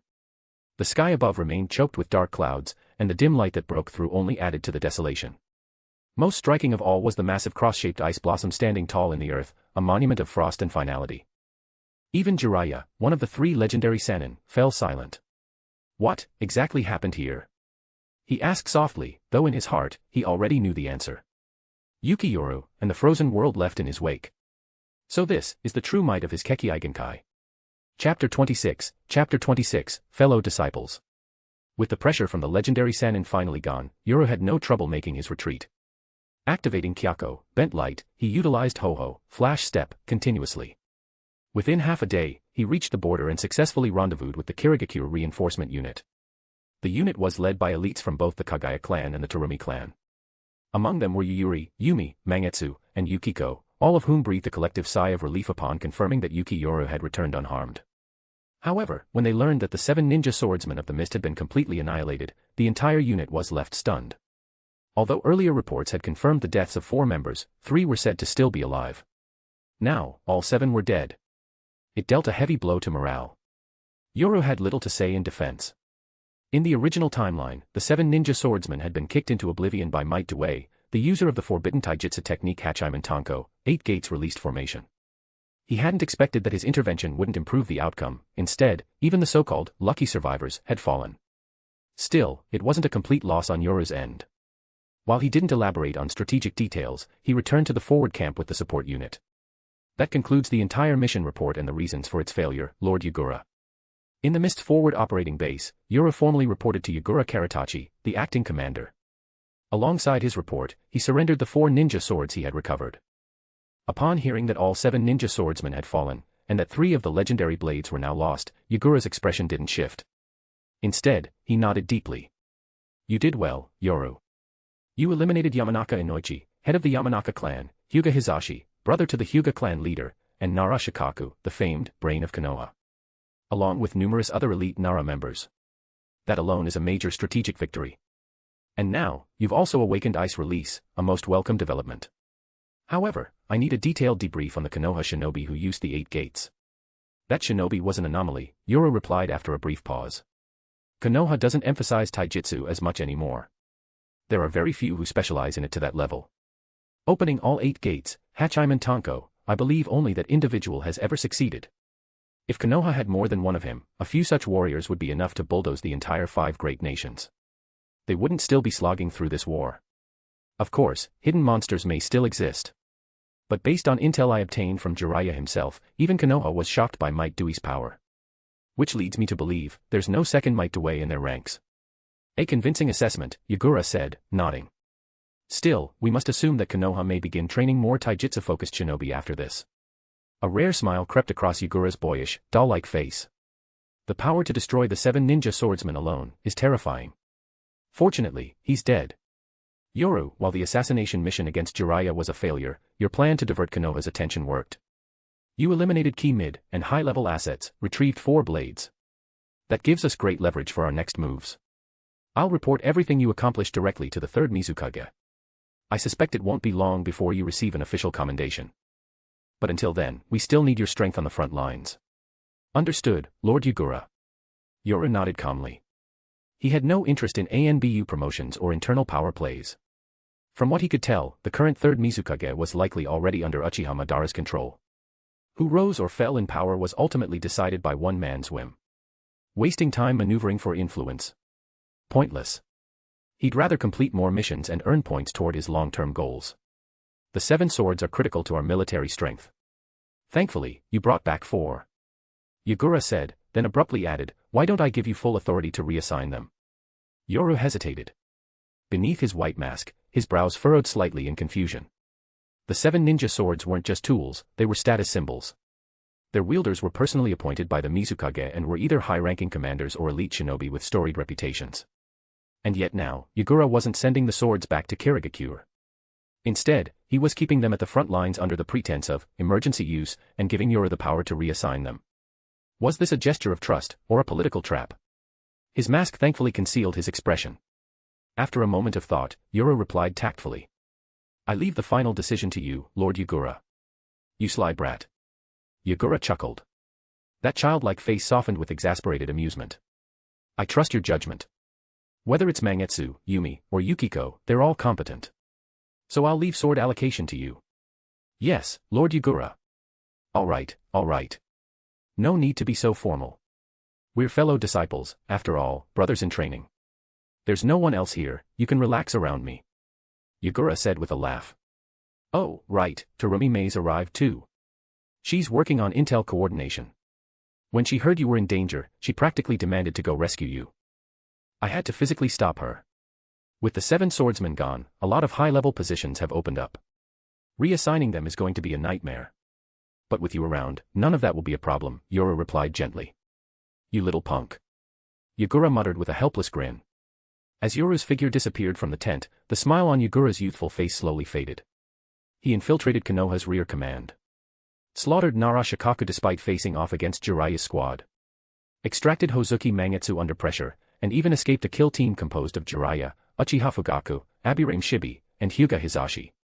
Yagura turned toward a nearby scroll, a complete dossier listing the elite members of Jiraiya's task force. All top-tier targets of Kirigakure's surveillance network. And yet, Yoru had survived it. Not only survived, but killed high-value targets and returned with 4 of the 7 swords. This level of power was beyond even most elite jonin. Now that he's awakened Ice Release, the Yuki Clan won't stay uninvolved. They'll come for him soon enough. Yuki Yoru and Terumi Mei. Sensei, your eyes are still as sharp as ever. Chapter 27, Assigning the Ninja Blades.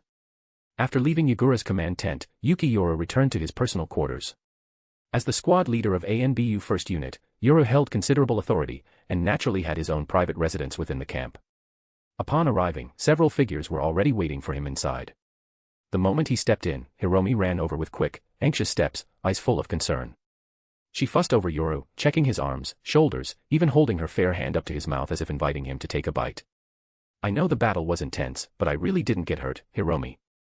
Yoru gently pushed aside the red-haired girl who was practically shoving her arm into his mouth, and took a seat at the head of the room. My deepest apologies, Lord Yoru. Mangetsu knelt before him on one knee, head lowered. Had I not failed so miserably, none of this would have happened. You wouldn't have been forced into such a dangerous situation. Mangetsu's voice was full of remorse. Had he not been intercepted by Jiraiya and the Konoha Jonin unit while transporting intel, Yoru wouldn't have had to risk his life covering his retreat.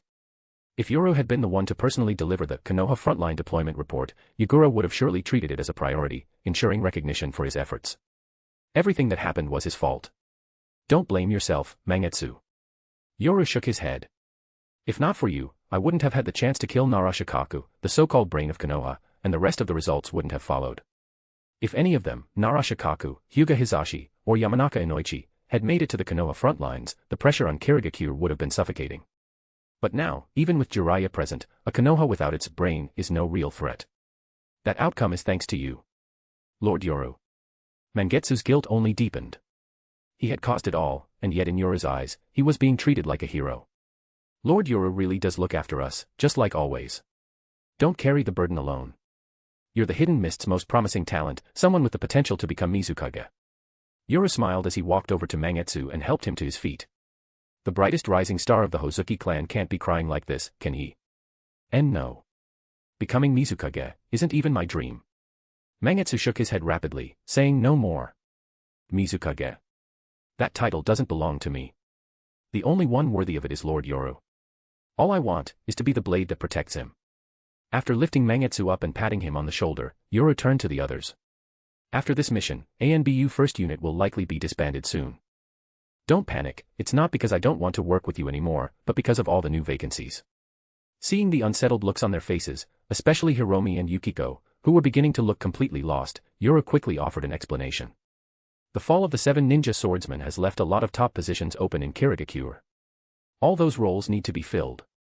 On top of that, we're still in wartime. You'll all earn plenty of merit and be promoted soon, it's inevitable. After all, each of you is exceptional. But don't worry, Yuyuri, Yoru said, cutting her off before she could protest. This is all just my guess. Ultimately, it's up to the higher-ups. More importantly, there's something else I want to give you all. As he spoke, Yoru pulled out the scroll Yagura had returned to him, the one containing 4 of the 7 ninja blades. He infused chakra into the scroll, and the next moment, 4 legendary blades appeared in the center of the room. Kabuto Wari, blunt sword, helmet splitter. Shibuki, blast sword, splash. Kiba, twin swords, fong. Nuabari, long sword, sewing needle. As the 4 stood frozen in disbelief, Yoru smiled. As part of our spoils from this mission, Lord Yagura gave me full authority to distribute these swords.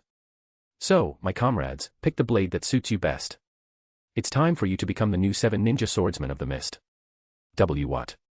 The 4 were visibly stunned, staring in disbelief at the weapons before them. They were being offered the chance to choose and become the new generation of the 7 ninja swordsmen. In Kirigakure, that title wasn't just about raw power, it was a symbol of identity and status. Suddenly, it all made sense. Yoru's earlier remark, that they'd likely be reassigned soon, wasn't just speculation. With one of the 7 swords in hand, none of them would stay in a mere ANBU unit. The Hidden Mist needed them elsewhere, as leaders. Can we really choose freely? Mangetsu swallowed hard, unable to conceal the burning desire in his eyes. He never imagined that he, someone who had endangered Lord Yoru, would now be entrusted with one of the 7 swords. He took a deep breath, suppressing the turmoil in his heart, and bowed low. Lord Yoru, we haven't earned the right to receive these blades. Giving them to us will surely cause controversy. No. Yoru shook his head. Mangetsu, these blades may be priceless, but there's one thing you must understand. If not for me, these blades would already be in Konoha's hands. They wouldn't be Kirigakure's anymore. It was Lord Yagura himself who told me to handle them however I saw fit, as wartime spoils. So if I choose to give them to you, then they're yours. No further discussion needed. He smiled as he pushed the 4 blades toward his companions. If Yagura had entrusted him with them, there was no reason to hand them off to anyone else. What? You think he should care about politics and favors? He was just a lonely ANBU squad captain, born without ice release, cast out by the Yuki Clan, and raised in isolation. What use did he have for diplomacy? Mangetsu opened his mouth, wanting to argue further, but before he could speak, Yuyuri stepped forward and picked up Nuabari, the blade once wielded by their former superior, Kurisame Kushimaru. Long sword, Nuabari, huh. Too bad the lightning blades isn't here. Still, this one's not bad. Her muttered comment drew a twitch from Mangetsu's cheek, but his eyes remained locked on the remaining 3 weapons. After a moment's thought, he finally reached out and took hold of the Kiba, twin swords, fong. But when it came to Yukiko and Hiromi, the 2 girls exchanged a glance and both shook their heads. I'm a support-type shinobi. Keeping one of these swords would be a waste. I'll pass. Yukiko said calmly. Same here, Hiromi chimed in with a grin. As much as I'd love to accept a gift full of Lord Yoru's love and affection, I'm a medical nin. I wouldn't know how to use it. It'd just be a waste. Besides, with Lord Yoru around, I know I'll be protected. Chapter 28, Reflection. Looking at the soft-spoken and delicate-looking Hiromi, everyone in the room had strange expressions. Even Yoru couldn't help the slight twitch at the corner of his mouth. Alright, fine, you're a medical nin. I'll accept that. But saying you need protection. Let's not kid ourselves, of the 4 in the room, aside from Yoru himself, the strongest wasn't even Hozuki Mangetsu, but that medical nin, Uzumaki Hiromi. That's right. This orphan of the Uzumaki clan might bear the title of medical nin, but her combat strength was anything but weak. In both ninjutsu and taijutsu, she was at an elite jonin level. Most importantly, she wielded a top-tier fuinjutsu, sealing technique, arsenal. A ninja blade was great, yes, but someone like Uzumaki Hiromi didn't actually need it. Seeing the two girls decline, Yura didn't force it. He simply sealed the remaining two swords back into the scroll. After some light conversation with the four, Yoru excused himself to rest. The last 48 hours of hell had been incredibly draining, 2 major battles back-to-back, both of which had completely depleted his chakra twice. He wasn't injured, but both his body and mind were on the edge of collapse. Over the next 2 days, Yoru focused on recovery. Hiromi and Funa Yukiko took care of him attentively, hovering constantly even though Yoru had repeatedly told them to focus on the frontline situation. Still, the two girls refused to leave his side, caring for him diligently. Many others came to visit as well, most of whom Yoru had never even interacted with before. Several high-ranking jonin from Kirigakure, and even some bloodline limit clan elites, all dropped by to chat. But no matter how the conversation started, it always circled back to the ninja blades, to the point where Yoru was starting to feel extremely annoyed. Yagura came by once during that time too. When he heard that Yoru had given Nuabari to Yuyuri and Kiba to Mangetsu, he wasn't surprised. He didn't even linger on the topic of the swords, as if he genuinely didn't care who they went to. Instead, their conversation focused entirely on the situation at the front. Yoru had been hoping for an early offensive. After all, Konoha's frontline currently only had Jiraiya and Uchiha Fugaku. The sooner the war resumed, the lighter Kirigakure's pressure would be. If they delayed further and Konoha brought in more reinforcements, the resistance they would face would only increase. Yagura agreed with Yoru's analysis, but the last battle had cost Kirigakure heavily. With the fall of all 7 ninja swordsmen, the blow to morale had been devastating. The mist was in no condition to press the attack. Everything now had to wait for the Mizukage's strategic orders. Yoru didn't argue. He simply returned to quiet recovery, replenishing his chakra and stamina. Once Yagura left, Yoru finally had a moment of true peace, and began to reflect on everything he currently possessed. My current power still isn't strong enough. He gently stroked the hilt of Hyarinmaru, thinking to himself. Even though Hyarinmaru is powerful, and with Tenkyo Tenrin, Heavenly Ice Rain, I've technically stepped into Kage-level territory, I'm still not enough to take on the true monsters out there. Even that day, Fugaku wasn't going all out. If he had activated the 3rd stage of Susanoo, Hyarinmaru and Shirkai likely wouldn't have been able to restrain him. Not to mention, he never even used his Mangekyo's unique dojutsu. Yoru's thoughts raced. With his current setup, he could contend with normal Kage-level opponents. After all, Kido techniques, Hoho, Hakuda, and Zanjutsu, when combined with Hyarinmaru, gave him extremely high combat versatility. But if he went up against old monsters, he still wouldn't stand a chance. Let's not even bring up others, just the 2 elite Konoha shinobi currently on the front lines. Jiraiya in Sage mode, and Fugaku in high-tier Susanoo mode. Against opponents like that, Hyarinmaru in Shirkai was not lethal enough. What I need is more advanced Kido. Higher-level combat techniques. Or even Hyarinmaru's Bankai. He stared at the blade, deep in thought. The Kido he currently had were few and far between, mostly acquired from opening loot boxes. His high-level Heido included Heido number 90, Kurohitsuji, Black Coffin. Heido number 73, Soren Sokatsui, Twin Lotus Blue Fire Crash Down. High-level Bakudo included Bakudo number 81, Danku, Severing Void. Bakudo number 73, Tazancho, Inverse Mountain Crystal. Bakudo number 61, Rikujikoro, 6 Rods Light Restraint. His Bakudo lineup was manageable, but his Heido set was lacking. Kurohitsuji consumed an enormous amount of chakra and required a full incantation to activate. In a high-speed battle, who the hell was going to wait around for you to chant that whole death poem? Impossible. As for Soren Sokatsui, while it was decent in power and could be used without incantation, its burst potential was limited. If I could get access to Heido number 78, Zong-Aren or Heido number 88, Hiryu-Gekizoku Shinten Reiho, I could make up for that shortfall. Even something like Shunko would be ideal. He pulled up the exchange interface. Heido number 78, Zong-Aren, A-rank Kido, cost 30,000 points. Heido number 88, Hiryu-Gekizoku Shinten Reiho, S-rank Kido, cost 80,000 points. As for Shunko, even its basic entry-level form cost 10,000 points, and the advanced variants. Mugen Shunko. Shunko, Reijin Senki. Shunko, Bakuin Muso. Each cost 50,000 plus points. Just looking at those numbers was enough to kill his motivation. He glanced at his balance, just a pitiful amount of points. Yoru let out a helpless sigh. The road to power really is a long one. Maybe I should just open more loot boxes. Who knows, I might get lucky. Why the long face? You're the hottest name in the village right now. The tent flap opened, and a beautiful girl with long reddish-brown hair stepped inside. It was Terumi May. She smiled sweetly and walked over to Yoru. I see elites and higher-ups visiting you day after day. Don't tell me you don't like being the center of attention. They're just power-hungry parasites. I'd never hand the ninja blades over to them. Yoru snapped out of his thoughts and looked at her. What about you? Done with your work? Not even close. The moment work was mentioned, May's face twisted into a grimace. You have no idea what kind of disaster Suikezen Fuguki left behind before he died. It's a mess, an unfixable mess. I knew the intelligence division was a wreck, but I didn't know it was this bad. A third of the staff are dead weight, people shoved in by connections. Another third were in bed with Suikezen and have records of selling intel. The final third, barely usable. Chapter 29, Cut to Heal, Rebuild from Ruin.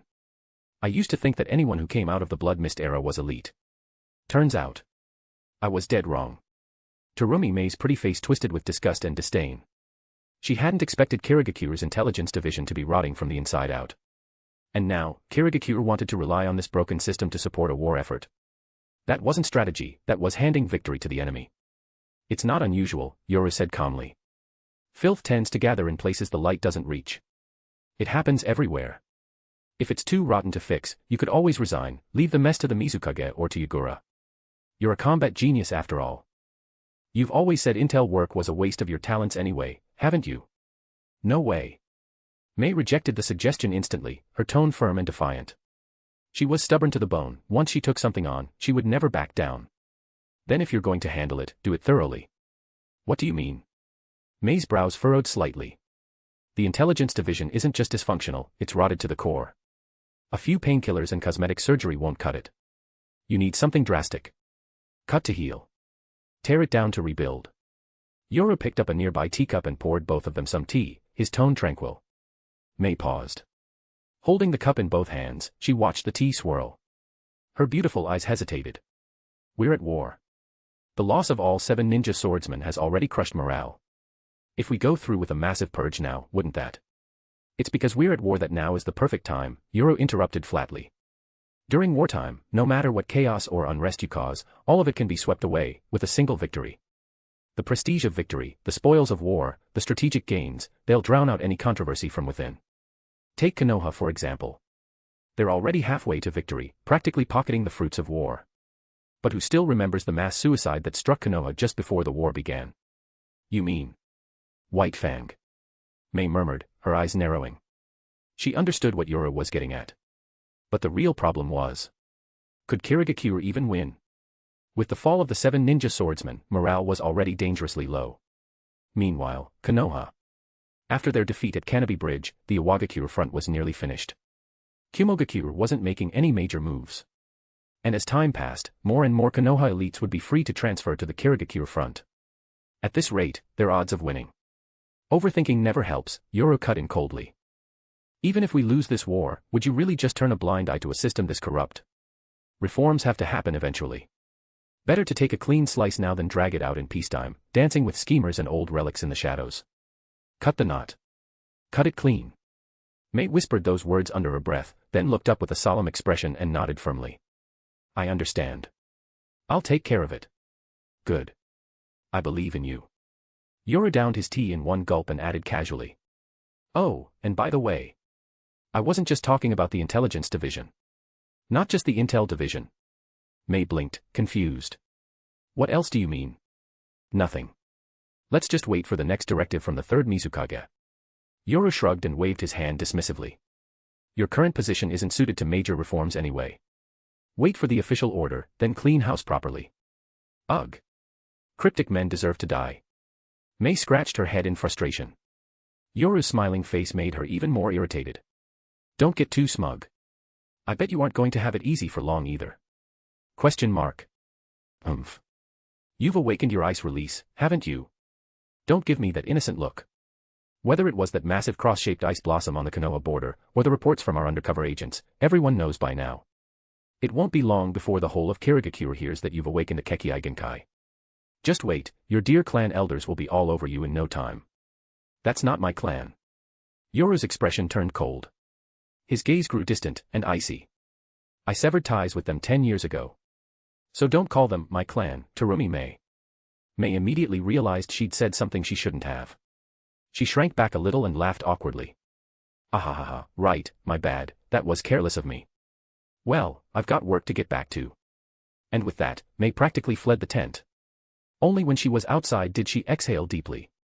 Stupid Mei. You almost mentioned that. The Yuki clan really is something. Back when Yoru hadn't awakened his Kekkei, they pretended he didn't exist. Now that his ice release is awakened. Let's see what those old relics do now. She muttered quietly to herself, then glanced back at Yoru's tent, sighed again, and finally walked off. Meanwhile, Konoha frontline base. With Yuki Yoru's emergence, Konoha's frontlines had drastically increased their security. Patrols were doubled. Checkpoints were reinforced. Observation posts had new rotations, all to prevent another surprise attack by Kirigakure. Inside the Konoha command compound, Jiraiya walked into the interrogation room with a grave expression, his wooden clogs clacking softly against the stone. Before him lay Suikezen Fuguki, barely breathing, his life force nearly extinguished. Jiraiya turned to the man standing beside him, Yamanaka Santo. How did the interrogation go? It's essentially complete, Santo replied respectfully. We've extracted intel on Kirigakure's strategic plans, inner power structure, techniques related to Samehada, and other classified matters. Everything is documented in this scroll. He handed Jiraiya the scroll, then added with a frown. As for frontline intel. He glanced briefly at Fuguki and lowered his voice. Forgive me if this sounds like I'm underestimating the enemy, but the intel we extracted from Suikezen Fuguki's mind wasn't particularly useful. Despite his role as head of Kirigakure's intelligence division, it turns out he'd been selling intel to foreign nations, for his own gain. And most ridiculous of all, most of the intel he sold was fake. The corner of Jiraiya's mouth twitched. What could he even say? Was this guy loyal? He sold classified information. Was he a traitor? He sold fake classified information. Truly a member of the 7 ninja swordsmen, no ordinary man, that's for sure. Jiraiya exhaled deeply and asked. Did you find anything related to Yuki Yoru? Yes. At that, Jiraiya's eyes sharpened. Chapter 30, Yuki Yoru. According to the intel extracted from Suikezen Fuguki's mind, Yuki Yoru is currently 14 years old. He serves as the captain of Kirigakure's first ANBU squad. A prodigy without parallel, he's known within the village as the rising star of the hidden mist, feared and revered as the blade of the blood mist. Yamanaka Santo closed his eyes, organizing the memory fragments in his mind. Then, glancing down at the written report in hand, he continued calmly. Yuki Yoru was born into the Yuki clan.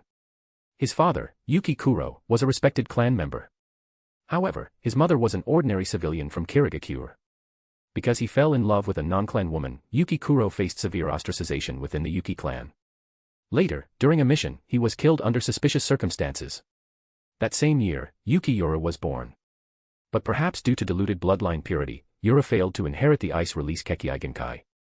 In fact, he only possessed a single chakra nature, water. Not even wind was present. As a result, both mother and child were cast out of the Yuki clan. Santo paused. Across from him, Jiraiya's brows furrowed deeply. He had assumed Yoru was a genius directly descended from the Yuki clan. But now, it seemed Yoru wasn't even officially recognized as a clan member. Then again, such treatment wasn't uncommon among bloodline clans. Maintaining purity was paramount.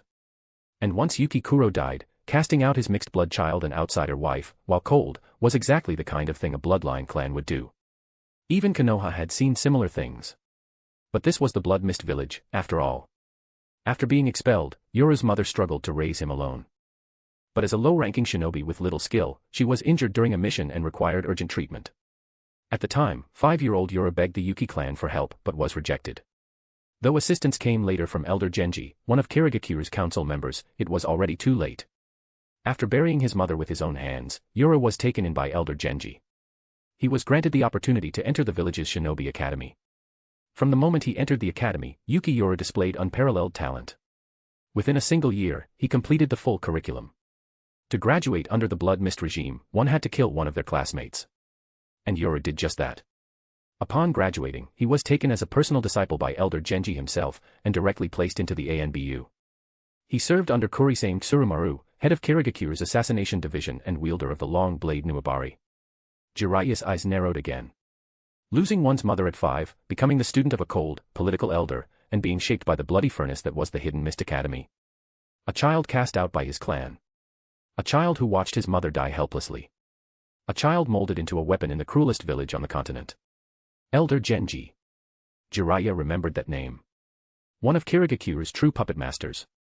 Even Yagura, Kirigakure's most gifted rising star, was once his disciple. After joining ANBU, Yuki Yoru's talents became even more pronounced. In just 3 years, he became the youngest ANBU squad captain, serving as Kurisame Tsurumaru's right-hand man.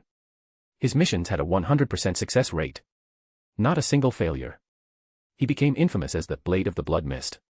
He commands a range of esoteric techniques that deviate entirely from standard shinobi practices. His Shunshin no Jutsu, Kenjutsu, and infiltration skills are exceptional, few in Kirigakure can match him. He's known internally as the all-around prodigy, and Kirigakure's star of tomorrow, on par with even Yagura. The more Jiraiya heard, the quieter he grew. This was no ordinary genius. This was a monster forged by blood, isolation, and hatred. But one question continued to gnaw at him. You're sure Yuki Yoru only had a single chakra nature, water? That's correct, Santo confirmed. According to Fuguki's memories, he never awakened ice release. No signs of the Kekkei Genkai ever appeared. The Yuki clan never approached him. He never used it, either. Ice release, as a bloodline limit, required at least water and wind natures. Without both, it simply couldn't manifest. Yuki Yoru had only water, so he was never considered a true inheritor of the bloodline, and was thus expelled. But then, if Yoru never had ice release, what the hell did Jiraiya and Fugaku witness during that fight? False diagnostics? Or a late awakening? Jiraiya frowned. Chakra natures could be trained over time. Most jonin had at least 2 affinities. But could that alone unlock a bloodline limit? That much, even Jiraiya couldn't say for certain. Still, this report gave him a clear picture. And the clearer the picture became, the more his heart sank. This is bad. That kid will definitely enter the main battlefield soon. His power alone could replace the 7 ninja swordsmen. Add Yagura and Kirigakure's full force on top of that. We have to request backup. Immediately. And not just anyone. Someone. Jiraiya turned. A masked Konoha ANBU appeared instantly at his side. Jiraiya-sama. Take this intel on Yuki Yoru, along with our frontline combat reports, and deliver it to the Hokage at once. We'll need reinforcements, as strong as possible. In fact, Jiraiya said grimly, images flashing through his mind. That terrifying Shunshin, rivaling the Flying Thunder God technique. If possible, tell the Hokage to send Minato. And go quickly. Jiraiya repeated the last word, voice sharp. The ANBU nodded. Face unreadable behind the mask, he took the scrolls and vanished without hesitation. Jiraiya stood in silence. What a troublesome little bastard. To think someone so young, so composed, so powerful, could escape him not once, but multiple times. If Yuki Yoru's actions ever led to Konoha's defeat, Jiraiya would never forgive himself. Chapter 31, the Jinchuriki must never leave Konoha. Because the battlefield lay within the land of fire, Jiraiya's intel, an urgent request made it back to the Hidden Leaf village in under half a day. Inside the Hokage's office, Hiruzen Sarutobi, still in his prime, sat behind his desk. A lit pipe rested between his fingers as he silently read the scroll before him, his expression somber. Something's happened, hasn't it, Hiruzen? A voice echoed as a man walked in, leaning on a cane, his head wrapped in bandages and his face cast in shadow. It was none other than Shimura Danzo. He quickly noticed that 2 other elders were also present, a stern-faced middle-aged woman with her hair tightly coiled and eyes half-closed, and a spiky-haired man wearing glasses and a high white scarf. These 2 were none other than Koharu Udatane and Hamura Mitokado, senior advisors to the Hokage and longtime comrades of both Hiruzen and Danzo. A side note, Mitokado is Hamura's family name. Seeing the full council present, Danzo immediately felt a sinking sense of unease. Take a look for yourselves, Sarutobi said, puffing his pipe and handing over the report. The moment their eyes scanned the document, the expressions of the 3 elders turned grave. Jiraiya has encountered a serious threat on the front lines, a Kirigakure shinobi named Yuki Yoru, an ice release user. Acting alone, he eliminated elite forces including Nara Shikaku, Yamanaka Inoichi, and Hyuga Hizashi, causing catastrophic losses to the front. His techniques are bizarre and unorthodox. His Shunshin no Jutsu surpasses even that of Uchiha Shisui. His Kenjutsu is sharp and refined. Even Jiraiya has been unable to subdue him so far. And the most critical point. He's still just a teenager. Sarutobi exhaled deeply as his brows furrowed. Both Koharu and Hamura looked equally disturbed. The deaths of Shikaku and Inoichi were not just tactical losses. They were the clan heads of the Nara and Yamanaka clans, staunch political allies of the Hokage's faction. Their deaths were tantamount to severing an arm from the Sarutobi administration. Danzo's expression darkened even further. His perpetually shadowed face now looked outright stormy. As the head of Root, Konoha's covert Black Ops division, Danzo was privy to detailed intelligence on Kirigakure's bloodline clans, shinobi rosters, and tactical hierarchy. And yet, he had never heard of a Kirigakure ANBU operative, hidden within the ranks, who possessed secret arts, mastery of Shunshin, and Kenjutsu strong enough to match Jiraiya, and wield ice release on top of that. This is my oversight, Danzo admitted grimly. I'll compile everything we have on Yuki Yoru, personally.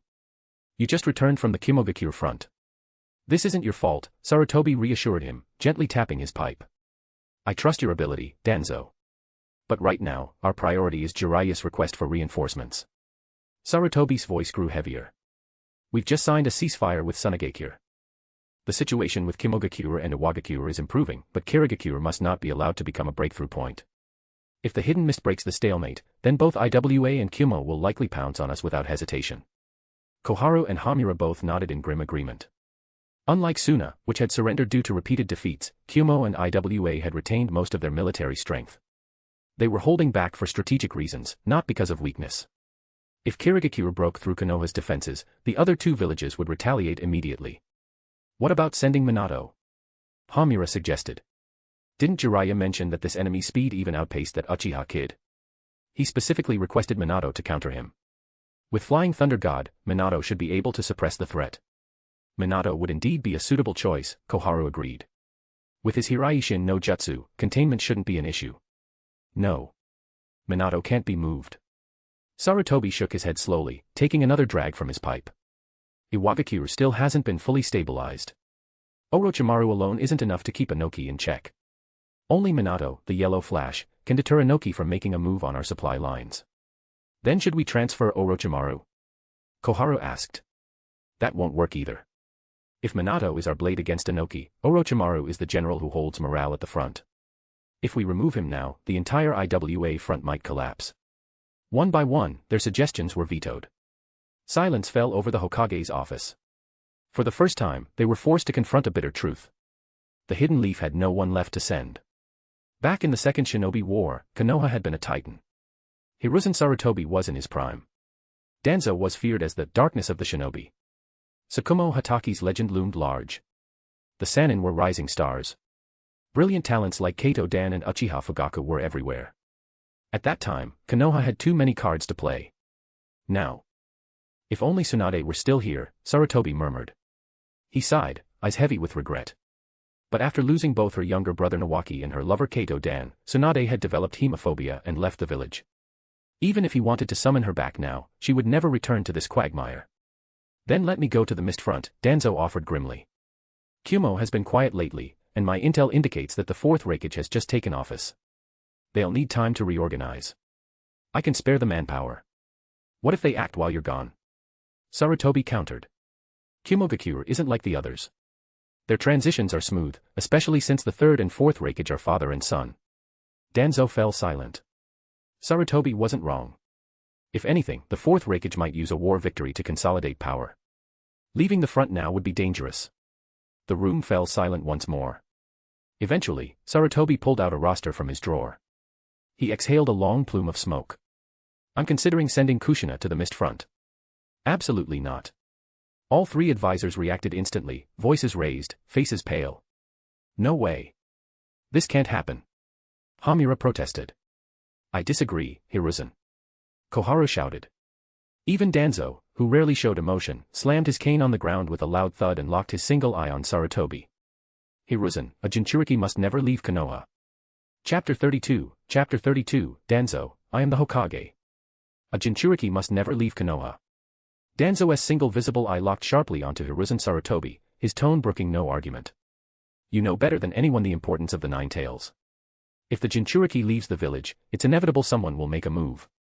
And if anything happens, the consequences would be catastrophic. He's right, Hiruzen. Kushina is far too important to Konoha to risk losing her. Don't forget who she is, Sarutobi. Besides being the Nine-Tails Jinchuriki, she's also the heir of the Uzumaki clan, a descendant of Lady Mito. And who else do you think we can send to reinforce the mist front? Hiruzen snapped, irritation finally seeping into his voice. I know how important Kushina is, but what choice do we have? We have no one left to send. Do you understand that? If we don't send reinforcements to the mist front, he continued, once Kirigakure launches their assault, Jiraiya and the others will never hold out. If the front collapses, Iwagakure and Kimogakure will strike immediately. Everything we've fought and bled for over the past few years, all of it will be lost in an instant. I understand, Danzo replied coldly, but I still oppose sending the Jinchuriki to the front. I'll speak with the clan heads again and have them provide additional shinobi. They've already sent their clan leaders to the battlefield. What more do you think they can give? But enough. Hiruzen slapped his desk with a resounding bang, cutting Danzo off. We're sending Kushina. She carries the blood of the Uzumaki clan, her vitality is exceptional. With her Fuinjutsu and her budding control over the Nine-Tails, she'll be fine. You'll regret this, Hiruzen. Seeing Hiruzen make such a unilateral decision, Danzo's face grew darker still. If anything were to happen to Kushina on the battlefield, it would spell disaster for Konoha. I am the Hokage, Danzo. Hiruzen's voice was steel. Danzo's expression froze. His body stiffened. Not even on the front lines of Kimogakure had he ever felt so aggrieved. But in the end, he could only let out a cold snort and turn to leave. Bang. The sound of the slammed door echoed through the Hokage's office. Hamura Mitokado and Koharu Yuditane exchanged uneasy glances. They wanted to object further, but in the end, they said nothing. Because Hiruzen was right, Konoha had no reinforcements left. Unless Hiruzen himself took to the battlefield. But that was unthinkable. A general must remain in the capital, his presence alone deters enemies from all sides. This doctrine had become the strategic cornerstone of all of Konoha's defense planning. So long as the Hokage remained at the village's heart, the other hidden villages could never be certain of Konoha's true strength. If even the shadow left the village, then no matter how many victories Konoha won, its enemies would smell blood in the water. 2 days later, Kirigakure front. The wait didn't last long. In just 2 days, the third Mizukage direct orders and new strategic assignments arrived at Yagura's war desk. Yagura immediately summoned all senior officers stationed on the front. When Yoru arrived, the meeting tent was already packed. In addition to Yagura and Terumime, more than a dozen elite jonin and key personnel had gathered, the backbone of Kirigakure's war force. Naturally, Mangetsu, Ringo Yugure, and the others were present as well. The moment Yoru entered, both Yume and Yukiko started blinking at him rapidly, sending subtle signals. But with his white ANBU mask still on, Yoru didn't catch any of it. The white bandage over his eye was gone now, replaced by a small silver eye patch beneath his standard ANBU mask. With the double concealment, no one noticed anything unusual. Lord Yagura, I'm here. In public, senior brother wasn't an appropriate title. Yoru addressed Yagura with formal deference, as befitting the occasion. Yagura nodded. After waiting a few more minutes to ensure everyone was present, his youthful face turned grim as he scanned the room. Upon learning the situation on the front lines, the third Mizukage was furious. Not only have we failed to capture Jinnan town despite prolonged efforts, but due to a critical intelligence failure, the 7 ninja swordsmen were completely wiped out, and we lost 3 swords in the process. This is a disgrace to Kirigakure. Bam. Yagura slammed his small fist on the table, the impact rattling the entire room. His cherubic face may have lacked the sternness of age, but not a single shinobi dared meet his gaze. The Mizukage has issued new directives. All ranks and appointments associated with the 7 ninja swordsmen are hereby revoked. Effective immediately, all relevant personnel are dismissed. I will now announce the new appointments. A stir ran through the assembled shinobi. Dozens of pairs of eyes focused on Yagura. If old positions were being purged, that meant new ones were opening up, and not just any positions. These were the elite posts once held by the 7 ninja swordsmen and the upper echelons of the intelligence division. Captain of ANBU Squad 1, Yuki Yoru, has demonstrated extraordinary merit. Effective immediately, he is promoted to deputy commander of the ANBU, and concurrently appointed captain of the reformed 7 ninja swordsmen. The first name announced was Yoru. And it wasn't just a single promotion. It was a double leap. Previously, Yoru had been the captain of Squad 1 under the ANBU umbrella, meaning he led 4 teams, totaling 16 people. Above him were division commanders and a vice commander, like his late superior, Kurisame Kushimaru, who had held one of those roles. Each ANBU commander oversaw 4 squads, and in Kirigakure, there were 4 such divisions. Assassination. Intelligence. Oversight. Logistics. Each branch shared overlapping authority, but the mission assignments dictated operational control. Above all of them were the ANBU commander and vice commander, the top brass of the system. Note from the author, deviating slightly from canon. In the original lore, the ANBU structure is 1 commander, 1 vice commander, and 4 squads of 17 members. That's only 70 people total, which seems too few, so we've doubled it for this setting. Yoru had just gone from a squad-level captain to the vice commander of the ANBU, a direct seat in the War Council, a holder of real power.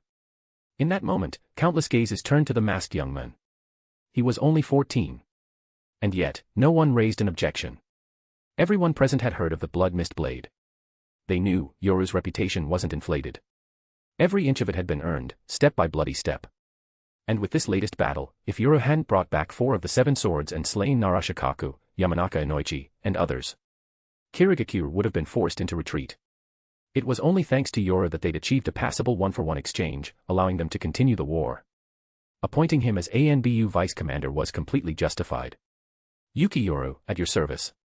Yoru stepped forward, calmly accepting the promotion. With that, he formally entered the ruling tier of Kirigakure. Chapter 33, a direct assault it is. Jinnan Town, Konoha frontline encampment. Within the Konoha command tent, Jiraiya turned toward the group of jonin gathered before him. At the center stood Nara Shiosui. Shiosui, what do you think Kirigakure's next move will be?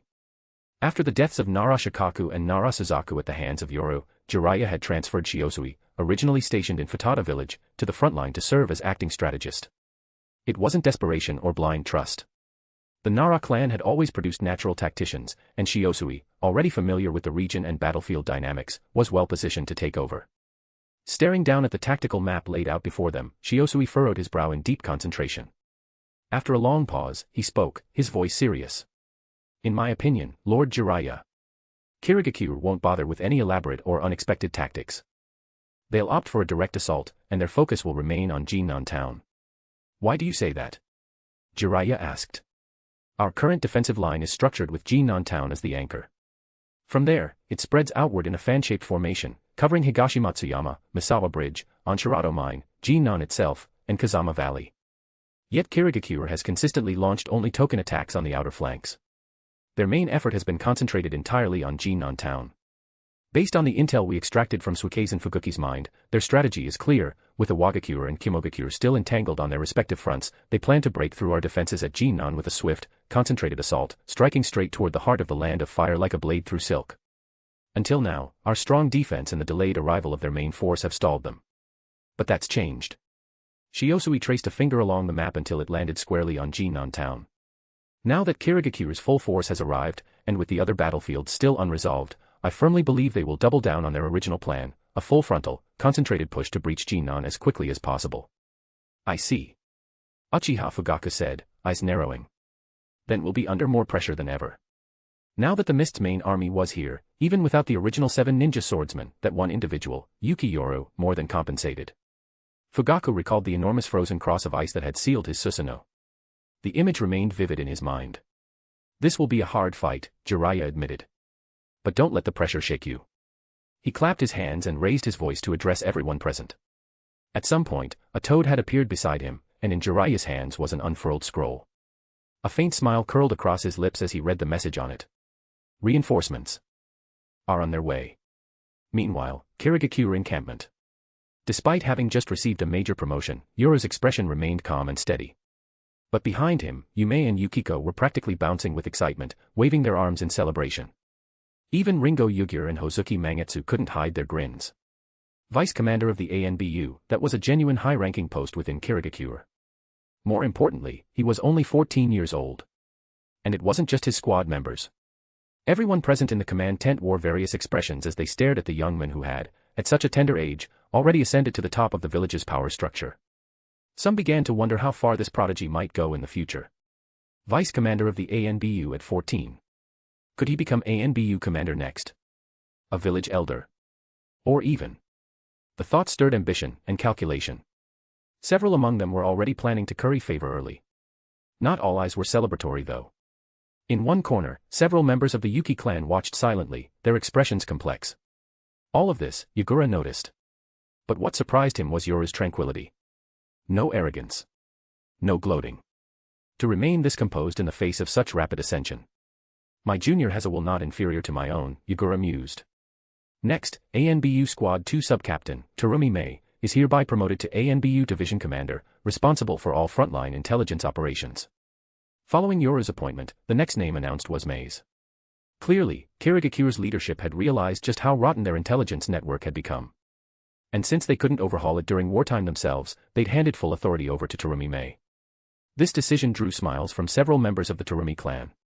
The position of ANBU Division Commander was no small matter. 2 members of the original 7 ninja swordsmen had held that exact title, or vice commander status. But what stood out even more was the addendum. Responsible for all frontline intelligence operations. That line alone significantly expanded Mei's authority. In modest terms, she was head of the ANBU's intel group. In broader terms, she now had authority over all intelligence activities across Kirigakure's military. Terumi Mei, I accept the appointment. She stepped forward and bowed formally, accepting the new rank. Hozuki Mangetsu is hereby appointed Vice Commander of the 1st Division, specializing in weapons and projectile users. Kagaya Tetsuya is appointed Commander of the 2nd Division, Vanguard Unit specializing in high body count combat. Yuki Hisashi is appointed Vice Commander of the 2nd Division. Chunin and Jonin nominations to follow. One by one, Yagura read off the assignments. While the atmosphere was formally solemn, subtle undercurrents played out in every gaze. Some people grinned from ear to ear. Others scowled with resentment. Still others were promoted in title but stripped of real power, a clear political move. Night could read them all like a book. These people, corrupted by power. Even in a village as ruthless and sharp-edged as Kirigakure, these shinobi had grown grotesquely twisted under constant bloodshed and internal pressure.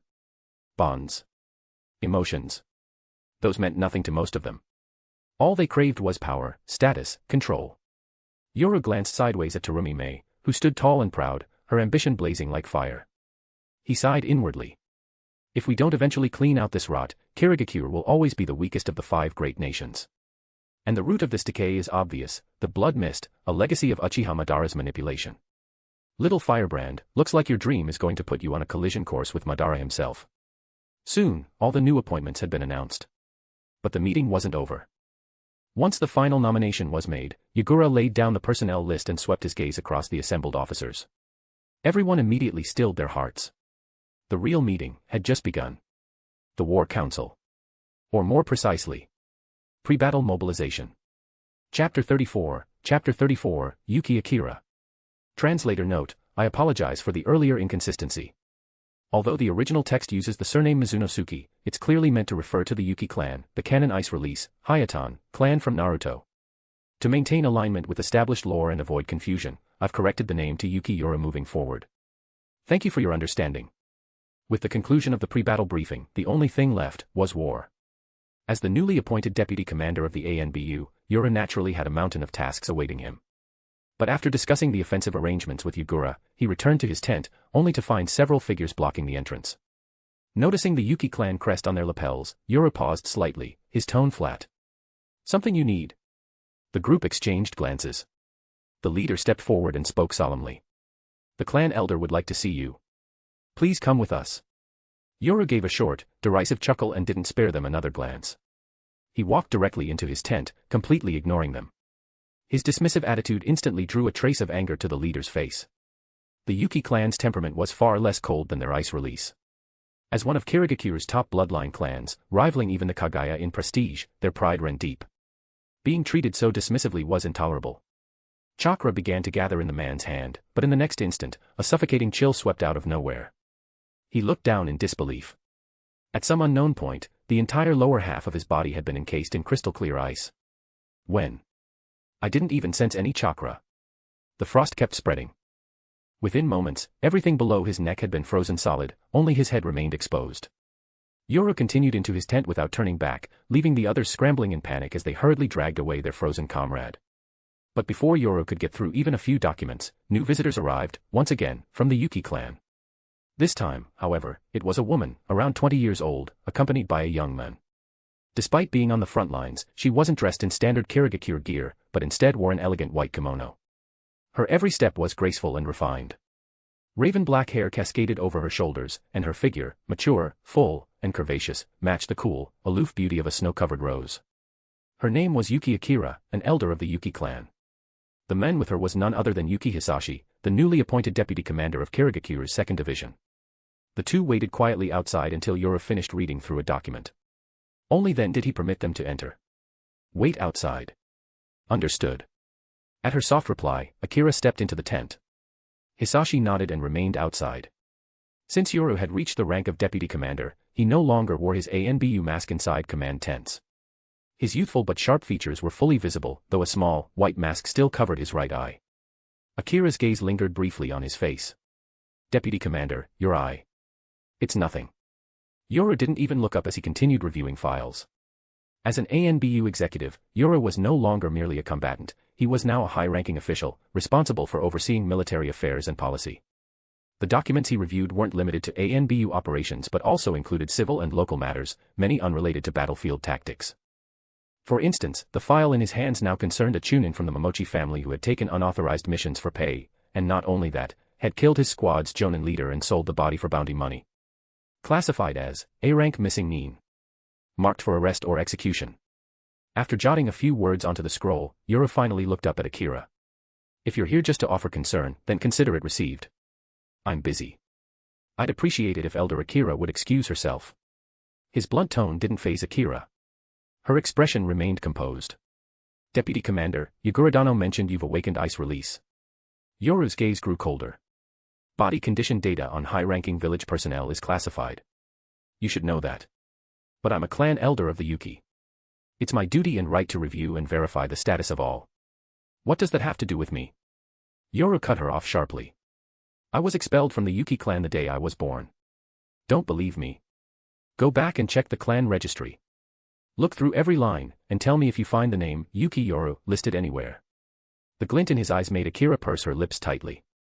I only came out of concern for your health. Awakening ice release requires both water and wind chakra natures. But you were born with only water. If your body is forced to. Let me remind you one more time, Yuki Akira. Yoru's cold tone froze the air. His visible left eye radiated a chilling, lethal aura. Don't overstep your bounds. Investigating classified information about village leadership violates Kirigakure law. Especially now, during wartime, if you continue, I'll have no choice but to initiate an internal ANBU investigation. Akira stiffened but quickly stood up and bowed deeply. Forgive me for disturbing your work, Deputy Commander. I'll take my leave. Yoru didn't reply, already bent over the next report. The conversation inside had not been quiet. Outside the tent, Yuki Hisashi stood rigid, his fists clenched. When Akira exited, her expression unreadable, Hisashi's face darkened. That little brat has no manners at all. You're not only an elder, you're a potential clan head. How can he treat his senior like this? But Akira simply stood there, thoughtful. Hisashi continued to seethe, ranting about disrespect and arrogance, that just because Yoru had awakened ice release, he thought himself untouchable.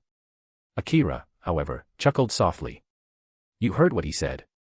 His name's not even in our clan's registry. By our own records, we're not his elders at all. Hisashi's words caught in his throat. He had nothing to say to that. Akira gave a quiet shake of her head. Go see to the preparations. I'm going to report this to the clan head. Yes, Elder Akira. Chapter 35, Blood Mist Descends. Translator note, I apologize for the earlier inconsistency. Although the original text uses the surname Mizunosuke, it's clearly meant to refer to the Yuki clan, the canon ice release, Hayatan, clan from Naruto. To maintain alignment with established lore and avoid confusion, I've corrected the name to Yuki Yoru moving forward. Thank you for your understanding. As the dense fog thickened, a suffocating killing intent once again swept across the battlefield. Just as Narashi Yamazu had predicted. Kirigakure didn't divert their attacks elsewhere. They still chose the most direct, and also the most brutal, tactic. A frontal assault. Rows of water release users activated their jutsu in unison. In an instant, massive tidal waves surged forward, flooding the plains around Jinnan town and turning them into a lake. Creating a battlefield favorable to themselves with large-scale water release techniques had always been Kirigakure's signature tactic. But it only took a few breaths. Solid rock formations rose abruptly outside Jinnan town, blocking the floodwaters with sheer force. Konoha's diverse chakra affinities ensured that they had ample earth release users in their ranks. Against a deluge like this, the best countermeasure was earth walls. And with Sarutobi Shinnosuke, an earth release master, on their side, the battlefield advantage Kirigakure relied on was thoroughly neutralized. Jinnan town, Konoha encampment. Watching the massive earthen walls hold back the water release onslaught, Jiraiya and the others weren't surprised in the slightest. They had already encountered this scenario many times in earlier skirmishes. In this kind of large-scale formation warfare, Kirigakure's famed silent killing techniques lost their effectiveness. Konoha's numerous sensory-type shinobi had already pinpointed the positions of the mist shinobi. And it wasn't just the Byakugan, there were also hounds, insects, toads, and other ninja summons contributing to layered sensory detection. Once the enemy's position was known, countermeasures became much easier to execute. Without their stealth advantage, the mist ninja couldn't match Konoha in a straight-up fight. That was one of the reasons they had failed to take Jinnan town despite repeated assaults. But now, Kirigakure's main forces had arrived, their sheer numbers alone could make up for individual shortcomings. I'll take on Yuki Yoru. Gazing at the lake-like battlefield ahead, Jiraiya spoke solemnly. I've fought him several times already. His jutsu, combined with ice release, makes him far too dangerous if left unchecked. He'll slip through the battlefield like a dragon in the sea. I'll keep him contained. Then I'll handle Yagura. Uchiha Fugaku added, glancing at Jiraiya. He didn't want to face Yuki Yoru again. That guy's techniques were simply too overwhelming. Without activating his Mangekyo Sharingan, Fugaku had no confidence in winning. But once he used it, he'd have no cards left to play. Yoru had kept his word and hadn't exposed Fugaku's Mangekyo Sharingan. Naturally, Fugaku wanted to keep that secret for as long as possible. Everyone, due to the disparity in numbers, prepare for one versus many scenarios. Sarutobi Shinnosuke's voice was steady. And especially against top-tier enemies like these, stay sharp. Yes, sir. Konoha had made thorough preparations, waiting for Kirigakure's inevitable assault. But unexpectedly, that attack didn't come. Yes. After their water release jutsu was blocked by Konoha's earth release defenses, the mist forces didn't immediately press the attack as they usually did.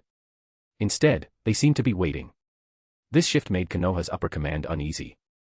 The water vapor in the air thickened into true mist, denser and denser, like a monstrous presence creeping forward, inching toward engulfing all of Jinnan town. There's thick chakra in the air, this is mist-style hidden mist jutsu. Kirigakure is about to launch their assault. Everyone, stay alert. Konoha's forces tensed, crouched behind the towering earth walls.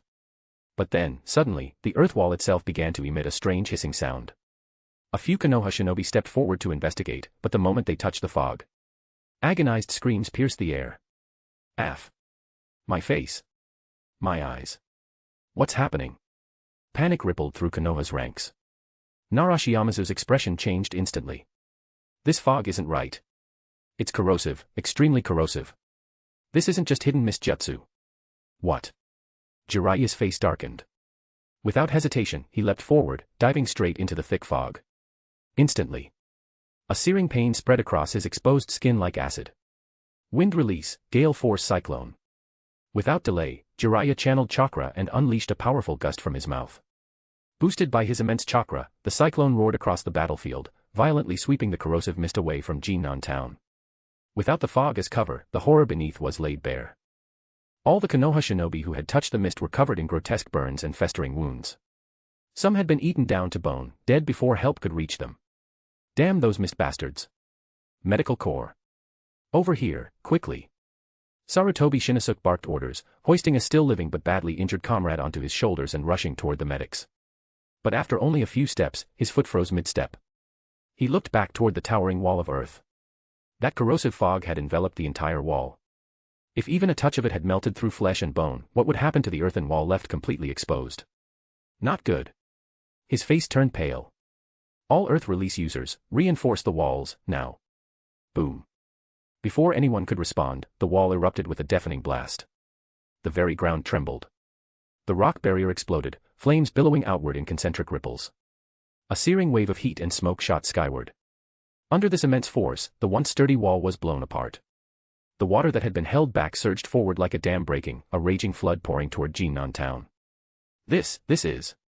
The sheer pressure of the crashing flood wiped out what little remained of the wall. The tide swept toward Konoha's camp like a world-ending wave. The wounded didn't even have time to react, they were swallowed up by the flood, their fate unknown. The surviving shinobi instinctively used chakra to stick to the surface beneath their feet, but the force of the surge still knocked many off balance. In moments, Konoha's formation fell apart. And then, the mist returned. Thick fog rolled in again. Konoha's shinobi paled, bracing for more corrosive fog. But this time, there was no burning sensation. Just regular hidden mist jutsu, not that acid stuff. Everyone stay calm. A voice called out, trying to reassure the troops. But before he could finish, a silent figure appeared behind him and slit his throat without a sound. No, it wasn't corrosive mist anymore. It was blood mist. A mist soaked in killing intent. Figures moved silently within the fog, like phantoms, slipping between the living and the dead, announcing the arrival of war and death. Chapter 36, I am the Ino, Shika, Cho Slayer. Hundreds of Kirigakure shinobi surged through the mist, descending into chaos and carnage. With the earth walls destroyed and the formation broken, there was no longer any structure to the battlefield. No more set-piece jutsu clashes. Just raw, untamed slaughter. Their feet splashed over flooded terrain that now resembled a lake, shrouded in a mist so thick it was impossible to see your own hand. For the mist shinobi, it was like birds soaring through open skies, fish darting freely in deep waters. The battlefield was theirs. Mist and water release techniques collided, echoing with cries of battle and the sharp ring of steel. Jutsu tore through the air, screams followed in their wake. In moments, Tsunan town had become a hellscape, a battlefield drenched in blood and death. Suddenly, a figure flipped through the air, radiating an ominous chakra presence. Water style, great waterfall technique. A massive torrent of water crashed down like a waterfall from the heavens. Uchiha Shisui, fighting on with only one Sharingan, narrowed his eye. With a powerful slash from his blade, he repelled the enemy attacking him and quickly weaved signs. Fire style, dragon flame bomb. A blazing inferno erupted from his mouth to clash against the descending torrent. Steam hissed as fire met water, rising in dense clouds and thickening the already suffocating mist. Suddenly, twin blades flashed, gleaming with murderous light, striking toward Shisui. His lone Sharingan spun. With a precise parry, he blocked the strike. The clang of steel rang out as a tremendous force pushed Shisui back a step. These swords. His eye narrowed, locking onto the uniquely shaped blades. Twin swords, Hiramakari. A new generation of the 7 ninja swordsmen. Hozuki Mangetsu stood before him, wielding the twin swords with precision. He pressed them together, forming a massive cleaver. Uchiha Shisui, the prodigy of the Uchiha clan. You'll be the first to fall before my Hiramakari. Your prey. Shisui scoffed, gripping his blade tighter. His Sharingan spun faster, and in an instant, multiple identical images of himself appeared and charged Mangetsu simultaneously. Let's see who's really the hunter. Phantom Body Flicker. Hiramakari, unleash. The clash between two of the most brilliant young talents of their villages erupted like thunder. Dance of the Camellia. Bone-white spikes, gleaming and harder than steel, pierced from beneath the skin of a Kagaya clan jonin. The attack lashed out in all directions, impaling a Konoha shinobi on the spot. Don't get cocky, mist bastard. Mind-body switch technique. A member of the Yamanaka clan forced the Kagaya shinobi to lose control of his own body. Partial multi-size technique, Titan Fist. A massive punch crashed down, hammering the Kagaya jonin into the earth. Blood burst from his mouth. His organs were likely displaced from the impact. The Ino, Shika, Cho combo attack. Brutal. Efficient. Deadly. But before the Yamanaka and Akimichi shinobi could shift their focus, light refracted through the fog. Shards of glistening ice began forming mirrors around them. Ice release. Watch out, Sentensu. Multi-size technique. The Akimichi clan member's body swelled instantly, shielding Yamanaka Sentensu behind him. A moment later. Shatter, boom. The mirrors exploded, unleashing a storm of razor-sharp ice spikes that rained down in a chilling barrage. The battlefield had devolved into a storm of violence. Limbs flew. Blood sprayed. Ice turned red from killing. Rank didn't matter, jonin or genin, no one could guarantee survival. In this fog, only one rule mattered: swing your blade at anything you could see. Using boil release to corrode the earth walls, then breaking through with an explosive jutsu to reshape the terrain. Narashi Yamazu's eyes stayed fixed on the roaring battlefield. In mere moments, dozens of Konoha shinobi had already fallen. In contrast, Kirigakure's casualties were minimal. In the previous battles, Konoha had used Sarutobi Shinnosuke and their earth release ninja to erect defenses that blocked both enemy attacks and the possibility of large-scale water release. The terrain of the Land of Fire, being relatively flat, usually allowed floodwaters to disperse quickly. Add in earth release jutsu to raise elevation, and water-based attacks became ineffective. But that experience had made them overconfident. They'd known the mist's main forces had arrived. They had intel straight from the captured Hoshigaki Fukuki. They had the means to prepare, yet they didn't. In the end, I'm still not as capable as the clan head, or even Suzaku-senpai. Snap out of it, Shiyamazu. What do we do now? Jiraiya crushed a mist ninja mid-sneak attack and turned to him urgently. Jiraiya-sama. Shiyamazu came to his senses and replied immediately. We need to clear the mist, restore visibility. Then, we need to know how long it'll take for reinforcements to arrive. Reinforcements. Jiraiya's face hardened. He did a quick mental calculation. They should be here soon. If they can arrive within the hour, we can hold out. Shiyamazu reviewed what Jiraiya had said about the reinforcements earlier, steeled himself, and gave his orders. Have Shinnosukdano and the Earth Release users reshape the terrain. We need to reverse the environmental advantage. Once we return to open ground combat, we can hold even if they outnumber us. To be honest, once a battle had devolved to close quarters, there were no real tactics left. At that point, it was all about attrition and power. And right now, Kirigakure had every advantage: weather, terrain, momentum. Konoha had nothing. But Shiyamazu believed, if they could just last until help arrived, they could still win. Oh. A light voice rang out nearby. Sounds like I just overheard something very important. Crack. A streak of white lightning flashed, followed by the sickening sound of flesh being pierced. Shiyamazu's eyes widened in disbelief as he fell to the ground. A thin, charred wound split his forehead, faint tendrils of smoke rising, carrying the stench of scorched flesh. Shiyamazu. Jiraiya's eyes burned with fury. His killing intent exploded like a wildfire as a figure emerged from the mist. Yuki Yoru. You've gone too far, Yoru. Jiraiya shouted. I won't let this stand. Chapter 37, A horse will not be fat without night grass, and a man will not be rich without windfall. Yuki Yoru. Ninja art, wild lion's mane technique. Watching Nara Shiyamazu collapse, the fury in Jiraiya's heart surged out of control. Chakra erupted violently around him. His white hair extended rapidly, whipped into flowing bundles like a lion's mane, lunging toward Yoru in thick strands. At the same time, his hands clapped together, cheeks puffing out. Ninja art, toad oil bullet. As the hair bound Yoru's movements, Jiraiya spewed sticky oil from his mouth in an arc, aiming to cover Yoru completely. And at that instant, his hands formed seals again. Fire style, flame bullet. Flames ignited upon contact with the oil, erupting into a blazing inferno that surged forward to engulf Yoru. Heh. I'm starting to feel like a serial killer of the Nara clan. Faced with Jiraiya's full-force assault, Yoru grinned, showing no intent to dodge. I'd love to fight you one-on-one, Jiraiya of the Sannin, but I'm not your opponent. Water style, water mirror technique. The searing flames surged toward Yoru, but in the blink of an eye, Yagura appeared beside him. At that moment, a stream of water condensed into a transparent mirror. A second later, an exact replica of Jiraiya emerged from the mirror, spitting oil and fire right back. The clashing infernos collided, consuming several unfortunate shinobi in the blast. The two opposing forces cancelled each other out evenly in a roaring explosion. Yagura. Staring at the baby-faced boy before him, Jiraiya's eyes were filled with killing intent. You really think you can take me on? Guess we won't know until we try. Yagura smiled faintly, holding his signature hook-bladed staff. Besides, I don't need to beat you. As long as I can stall Konoha's war general here, that's already a win for us. Behind him, Yoru vanished instantly, reappearing behind a Konoha shinobi. One slash. The Konoha ninja hadn't even reacted before his head and torso separated. With a flick of his palm, a blast of Sokatsui erupted, vaporizing another nearby shinobi. A casual sweep of his blade sent a wave of killing intent that cleaved through several more enemies, splashing blood into the lake beneath his feet. Bastard. Jiraiya's eyes blazed with rage.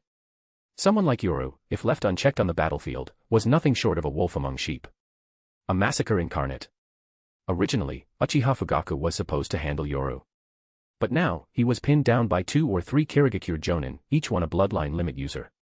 Shikatsumiyaku. Ice release. Hydrification technique. Kirigakure had truly gone all out to deal with the Uchiha clan head. Don't get cocky, brat of the Yuki clan. Earth style, Earth Dragon Bullet. Fire style, Fire Dragon Bullet. Just as Yoru prepared to continue the slaughter, a figure stood in his path. His hand seals were blindingly fast. Within seconds, twin dragons of earth and flame burst forth. Combination jutsu, Earth Dragon Flame Stream. Sarutobi Shinnosuk roared, twin dragons bellowing as they charged at Yoru. Now that's some spirit, Sarutobi Shinnosuk. Yoru slashed his blade, unleashing an icy dragon from its tip that collided head-on with the flaming earth dragons. All 3 dragons clashed midair and vanished in a chaotic explosion. Killing the 3rd Hokage's son would be quite the statement, but I have other priorities. Can't waste too much time here. Shuinpa exploded. Yoru vanished from Shinnosuk's sight and reappeared behind another Konoha ninja. Another slash. Another corpse. Ding. Jonin defeated, reward, 1,000 points. The crisp chime of the system echoed in his mind. Watching his points counter rise rapidly, Yoru couldn't help but grin. Kill and burn, and you'll wear a golden belt, build bridges and roads, and you'll die forgotten. Only war could make him rich overnight. To Yoru, these Konoha ninja weren't enemies, they were walking point banks. Even better, many of them triggered system missions. The system's trigger conditions were simple: if the character had ever appeared in the original series, they could trigger a mission. He'd already killed Yamanaka Inoichi, Narashikaku, Hyuga Hisashi, no need to explain the payout. Even minor characters like Nara Suzaku or Nara Shiamazu, who only appeared in the Fourth Great Ninja War, triggered missions. Their ranks were low, just C-rank missions, but still rewarded 5,000 points each. A C-rank mission plus a Jonin kill meant 7,000 points. A few more like that, and he'd be rolling in tens of thousands. As the saying goes, a horse will not be fat without night grass, and a man will not be rich without windfall. And this battlefield. This was Yoru's personal path to the top. Super Giant Raiznon. Just as Yoru prepared to move again, Jiraiya reappeared on his flank, pressing a massive spinning orb of chakra, several cubic meters in size, into his side. The force of impact was immense. Yoru barely had time to activate Bakudo number 39, and Kozen. But that barrier was nowhere near enough to stop such power. Boom. The round shield shattered. Yoru was blasted away violently. That damn Yagura. He set me up. Turning midair, Yoru saw Yagura engaged with Sarutobi Shinnosuke, water mirror active, clearly buying time so Jiraiya could sneak in his attack. Ninja art, Needle Jizo. As Yoru flew back, strands of Jiraiya's hair twisted and lashed forward, infused with chakra, trying to bind and crush him completely. At the last second, Yoru's figure vanished, leaving behind a white ANBU mask that was shredded into powder. Utsasimi. Cicada shell. You're not getting away. Jiraiya's reinforced hair swept the area like iron wires, drenched in oil and set ablaze. Even water-style jutsu couldn't put it out. Yoru kept teleporting, but many unlucky Kirigakure shinobi weren't so fortunate. Any caught in the blast radius were severely wounded or outright killed. This won't do. Yoru's eyes narrowed. He raised his hand and clenched toward Jiraiya while shouting at nearby mist shinobi. Everyone, fall back. They didn't need to be told. The scale of this battle was far beyond what they could survive. One stray blast from either side meant certain death. Bakudo number 4, Hainawa. Crawling rope. Golden tendrils of light appeared out of thin air and wrapped tightly around Jiraiya, binding him midair. Jiraiya struggled, muscles flexing, but then 3 massive, beak-like beams of light shot forth, pinning his arms and waist to a wall formed by earth style. Bakudo number 30, Shidatsu Sansen. Beak-piercing triple beam. Carriage of thunder, gap of spinning wheel. With light, divide this into 6. The incantation burst from Yoru's lips. As he stared at the bound Jiraiya, he clenched his right hand tightly. Bakudo number 61, Rikuchikoro. 6 rods of light prison. 6 bars of radiant light shot out from every direction and slammed into Jiraiya's body, sealing him firmly in place. Then Yoru gripped his higher Rinmaru tightly. His aura surged, exploding in spiritual pressure, as he lunged at Jiraiya's neck. Sit upon the frosted heavens, higher Rinmaru. Vacuum Ice Fong Slash. Chapter 38, Yuki Yoru, Unleashed. The vacuum-forged ice blade screamed through the air, unstoppable and razor-sharp, as it descended from higher Rinmaru, slamming down on Jiraiya. But Jiraiya's reaction was instant. The white hair on his head surged to life, lengthening and hardening at once, wrapping his entire body in a protective shell. Yoru's blade struck the snowy white shield of hair with a sharp, metallic clang. Ninja art, Needle Jizo. Ninja art, Wild Hair Senbon. Jiraiya's iron-hard hair not only blocked the blade, it fired back like 1,000 steel arrows. Yoru's eyes narrowed. He vanished just in time, reappearing meters away. His Mist Village forehead protector had been pierced clean through. Even while immobilized, he can defend and strike back. No wonder they call him Jiraiya the Gallant. Yoru reappeared 10 meters away, staring at Jiraiya, who had broken free from Rikuchikoro. His expression was grim. Just as he'd expected, his current abilities, while strong in control, lacked the explosive output needed to handle high-tier taijutsunin like Jiraiya. Author's note: this isn't fanboying. Jiraiya's official stats are broken: Ninjutsu 10, Taijutsu 9, Genjutsu 6, Intelligence 9, Strength 9, Speed 9, Stamina 10, Hand Seals 9. Total, 71. Weak in Genjutsu but superb at breaking illusions. He's a 6-pointed war god with no real weaknesses. Such an unusual technique. Jiraiya eyed the blade in Yoru's hand, but his gaze shifted to the wider battlefield. With Konoha's elite forces tied down, the rest of their shinobi inside Jinnan town were being overrun by the mist. Every passing moment brought more casualties. The thick scent of blood stained the very mist above them red. At this rate, they wouldn't last until reinforcements arrived. All Konoha units, Formation 333, retreat immediately. Jiraiya's order rang out, but Kirigakure wasn't letting them go that easily. Don't let any of them escape. Kill every last one. Water style, exploding water colliding wave. Yagura's voice was cold as ice. His hands flew into seals, unleashing a monstrous flood that surged toward the Konoha forces like a tsunami. Earth style, earth flow rampart. Sarutobi Shinnosuke stepped forward, slamming his hands down. The ground roared and rose, forming a towering wall that held back the crashing flood. But before the leaf could breathe a sigh of relief, Yoru leapt into action. He appeared at the very top of the wave. Hyarinmaru in hand, he plunged it into the heart of the torrent. Cold doesn't bring pain, it only ends it. Hyarinmaru. Frost burst from the blade. The towering wave froze in an instant, transformed into an unstoppable glacial wall that tore toward the Konoha shinobi. If the wave had been meant to block their escape, then this ice was to wipe them out. That level of ice release. How is this even possible? Even mist shinobi were frozen in place, staring in awe. Especially those from the Yuki clan, many were left utterly speechless. This. Yuki Hisashi stared, dazed. Now he understood why Yuki Akira treated Yoru the way she did. It wasn't because of his title in the ANBU. It was this, the power of ice release on the level of a natural disaster. Boom. The frozen surge shattered Shinnosuke's stone wall in seconds. Yoru slashed downward. Ice spires erupted from the ground, rising like mountains, sealing off Jinnan town completely. In a battlefield already transformed into a lake by mist techniques, Hyarinmaru's ice grew exponentially. This was the power of the strongest ice-type Zanpakuto. Vacuum multi-layered ice wall. Ice dragon spiral tail, absolute void. Multiple dragons of ice burst forth from Hyarinmaru. They tore across the battlefield, freezing everything in their path, including dozens of Konoha shinobi. Ding. Jonin defeated, reward, 1,000 points. Ding. Jonin defeated, reward, 1,000 points. Ding. Chunin defeated, reward, 200 points. The system's notification chimes rang in his mind one after another. Suddenly, snow began to fall. The once clear skies darkened to ash gray. Crystals of frost and flurries of snow drifted from above. Yoru raised Hyarinmaru high. A blizzard of icy chakra poured from the blade. Each snowflake carried freezing power. The moment they touched down, the world turned to ice. Celestial phenomenon, triggered. Countless figures froze solid. Not just shinobi. The terrain, residual chakra from jutsu. Even the birds flying overhead. All frozen. Towering ice walls enclosed all of Jinnan town. What was once a base camp for Konoha was now a tomb of frost. This is Lord Yoru's power. Incredible, his strength is terrifying. Yoru. You've already reached this level. Mist shinobi looked up at the figure atop the ice dragon, blade in hand, their eyes filled with awe, fear, and disbelief.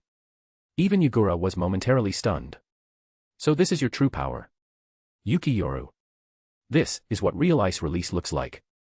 At the rear of the battlefield, dressed in a snow-white kimono, Yuki Akari stood trembling. Yuki Yoru. Yuki Yoru. Her cheeks flushed rose. Her eyes shone with something between madness and reverence. She began muttering, entranced. Boom. But just as Kirigakure thought victory was sealed, a massive figure descended from the sky, smashing through the ice wall with a deafening roar. A crimson giant toad gripped a massive katana, slicing down the glacial barrier with brute force. Standing atop the toad, his voice grim, was Jiraiya. Gamabunta, crush the wall. Fugaku, Shinnosuke, get everyone still breathing and pull back. Snap. Jiraiya bit his finger, drawing blood. He smeared it across his eye. His hands came together in a seal, natural energy swirling like a storm. I'll hold the line. Chapter 39, Sage Mode Jiraiya. Under the overwhelming power of Yoru's celestial weather phenomenon, all of Jinnan town had been transformed into a frozen wasteland. Death and frost saturated the air. In that moment, even the atmosphere itself seemed to freeze. Crack, crack. Thick sheets of ice shattered as Fugaku punched through them, pulling a slender figure from beneath the frozen ground. The three tomo in his Sharingan spun wildly as he scanned his surroundings. Fugaku's heart was filled with indescribable shock. What he saw defied belief. Even having witnessed Yoru's terrifying ice release once before, the sheer scale of this made his chest tighten. Can ice release really do something like this? According to legend, the first Hokage Senju Hashirama could reshape the landscape in an instant, summoning entire forests from nothing. Even the ultimate powers of Uchiha Madara paled in comparison. Fugaku didn't know what that world looked like firsthand, but he knew one thing for certain. Even with Susanoo at its third stage, he might not be able to defeat this version of Yoru. The Uchiha's power is actually inferior to your ice release. Fugaku clenched his fists, eyes full of bitterness. The once proud Uchiha reduced to helplessness. Let's go, Shisui. We need to fall back. Gripping Shisui by the shoulder, Fugaku turned. Only to notice Shisui still frozen in place, eyes wide and vacant as he stared at the frozen wasteland. They're all dead. They're really all dead. Just like that. Yuki Yoru. The Uchiha prodigy stood paralyzed, unable to comprehend the scale of devastation. His remaining eye locked onto Yoru, who stood atop the icy cliffs, overlooking the world beneath him. Yoru's right eye was covered by a white mask, while Shisui's was wrapped in bandages. Their gazes clashed midair. Shisui could clearly see the sneer tugging at Yoru's lips. Mocking his weakness. Mocking Konoha's helplessness. You bastard. Shisui's hands clenched, his nails carving deep grooves into the ice. Then suddenly, an overwhelming pressure surged from above. Fugaku sensed it instantly. His expression darkened as he grabbed Shisui by the shoulder and pulled him back. And they weren't alone. Everyone on the battlefield felt it. Their gazes turned, all drawn to the white-haired figure above. Ha! With a mighty shout, Jiraiya brought his hands together in a familiar seal. Yoru felt it clearly. A strange agitation in the natural energy of the world. A terrifying force, difficult to describe, gathered around Jiraiya. That posture, that presence. Yagura's eyes narrowed. He immediately shouted a warning. Yoru, be careful. This is the legendary Sannin Jiraiya's power, the reason he's called the Toad Sage. He's entering Sage Mode. Jiraiya's mastery of Sage Mode, a power said to rival even the first Hokage, wasn't exactly a secret among high-ranking shinobi. He had used it many times during his travels across the ninja world. Even recently, in this very war, he had activated it during the Konohagakure campaign to fight off two-tailed beasts at once. This kind of overwhelming combat power had long drawn attention from elite shinobi across the world, sparking efforts to study sage techniques. But none had succeeded. Only Jiraiya, and now his student, had managed to touch that realm. The power of Sage Mode was truly on another level. You think I'll just sit back and let you complete your technique? In a flash, Yoru appeared in front of Jiraiya. A massive ice dragon roared forth. But before it could strike, a small toad wielding a trident and shield jumped in, blocking the path. I may be clumsy, but I can still be useful. Annoying little toad. Yoru's eyes narrowed. Hyarinmaru clashed against the trident, the ring of steel on steel ringing out across the battlefield. Freezing energy surged along the metal, threatening to freeze the toad solid. But the squat creature was shockingly agile. Before the ice could reach him, he threw away his trident and dodged the attack cleanly. Thanks, Gamaken. Gamaken looked at his frozen weapon in dismay. Ugh. I really am too clumsy. I'll forge you a new one when this is over. For now, leave it to me. Jiraiya grinned. As more natural energy gathered, his body began to change. Red-eye markings, signs of Sage Mode, began to form beneath his eyes. His pupils transformed into horizontal slits, and raised warts appeared on either side of his nose. Then, with a puff of white smoke, two small figures appeared beside him. I was in the middle of cooking, Jiraiya boy. Why is it so cold here? Did you take us to the land of snow again? Eh? Even Gamabunta's here. Be nice, dear. Looks like Jiraiya's up against a tough one this time. The smoke cleared to reveal two talking toads. Fukasaku and Shima, the sage elders of Mount Myaboku. Sorry for dragging you two into this. Jiraiya took a deep breath, eyes locking onto Yoru and the wave of mist shinobi behind him. But I'm afraid this time, I really have no choice. So it's war, huh? Fukasaku muttered. No wonder you're resorting to Sage Mode, you hate using this form. His gaze swept the battlefield. Mist shinobi. That explains the ice release. Must be a member of the Yuki Clan. To manipulate the battlefield like this, the Yuki Clan's ice release is really that powerful. By the way, Jiraiya, maybe it's time you learned to enter Sage Mode on your own. Young Minato can do it already. Shima piped up with a disapproving frown. At that, Jiraiya burst into laughter. Ha ha ha. Minato can do it now. That brat. Just what I'd expect from my student. Yup, his sage mode is flawless. No toad features at all, Fukasaku confirmed with a proud nod. Don't praise him too much. He'll get cocky. Jiraiya smiled, pride in his voice. Guess I'll have to test how far he's come when I get back, if I get back. Alright, let's do this. The two sage toads flanked Jiraiya on either side, channeling their chakra. At the same time, natural energy inside Jiraiya reached its peak. Sage Jiraiya, Toad Hermit of Mount Myaboku, was ready to unleash his full power. Chapter 40, Flash Burst. Crack, crack. The surrounding ice walls shattered under the force of Gamabunta's rampage. Uchiha Fugaku and Sarutobi Shinnosuke led the surviving Konoha forces in a steady retreat. Yagura's face turned cold. With a firm wave of his hand, he gave the order without hesitation. Don't let any of them escape. Yes, Lord Yagura. The mist shinobi surged forward in pursuit, only for a sudden column of water to slash through the air. That narrow stream of water didn't look threatening at all, until it sliced clean through the thick wall of ice as if it were paper. The fractured ice crashed down, erecting a barricade before the mist nean. Standing atop the shattered ice was none other than Jiraiya. Don't think you can break past the Toad Sage of Mount Myaboku. Big sis, boss, let's use that technique. The two elder Toad Sages instantly understood. Their hands came together in a seamless hand seal as Jiraiya leaned back, drawing in a powerful breath. Wind, toad oil, and flames, three distinct forces, now infused with Senjutsu chakra, combined into a cataclysmic eruption that roared like a volcanic blast. Sage Art, Gomen. Such scale. Without hesitation, Yagura's form flashed ahead of the mist shinobi and activated his jutsu. Water mirror technique. But then something shocking happened. The mirrored Gomen reflected by the jutsu, although mimicking Jiraiya and the two elder toads, was clearly inferior in both power and scope.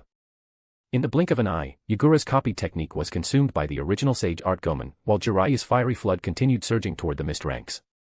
Not good. Yagura's eyes contracted.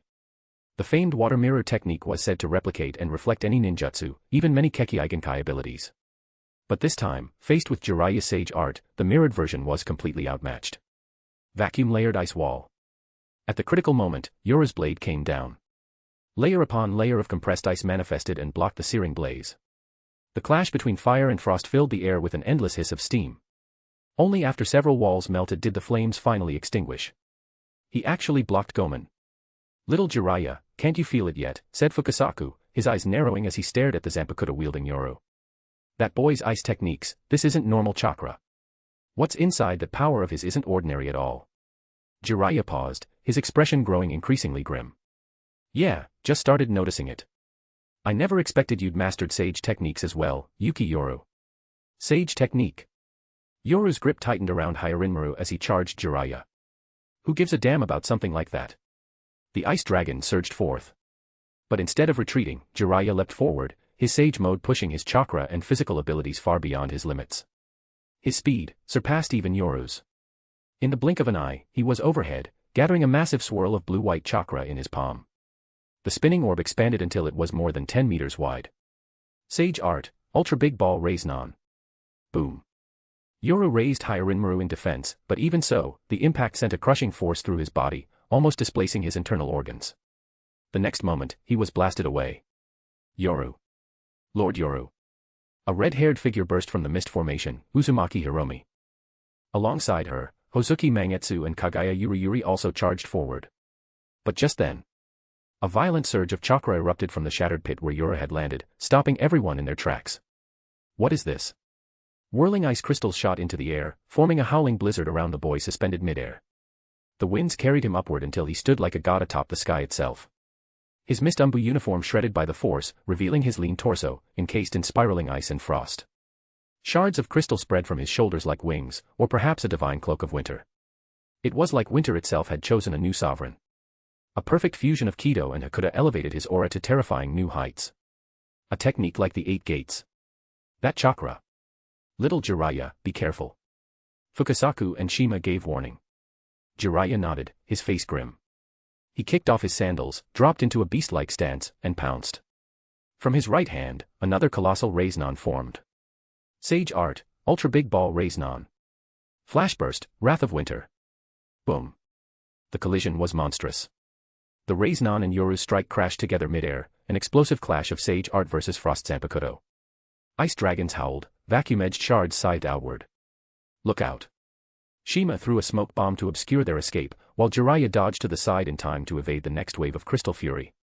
Upon landing, he thrust out his white mane. Sage Art, Hair Needle Senbon.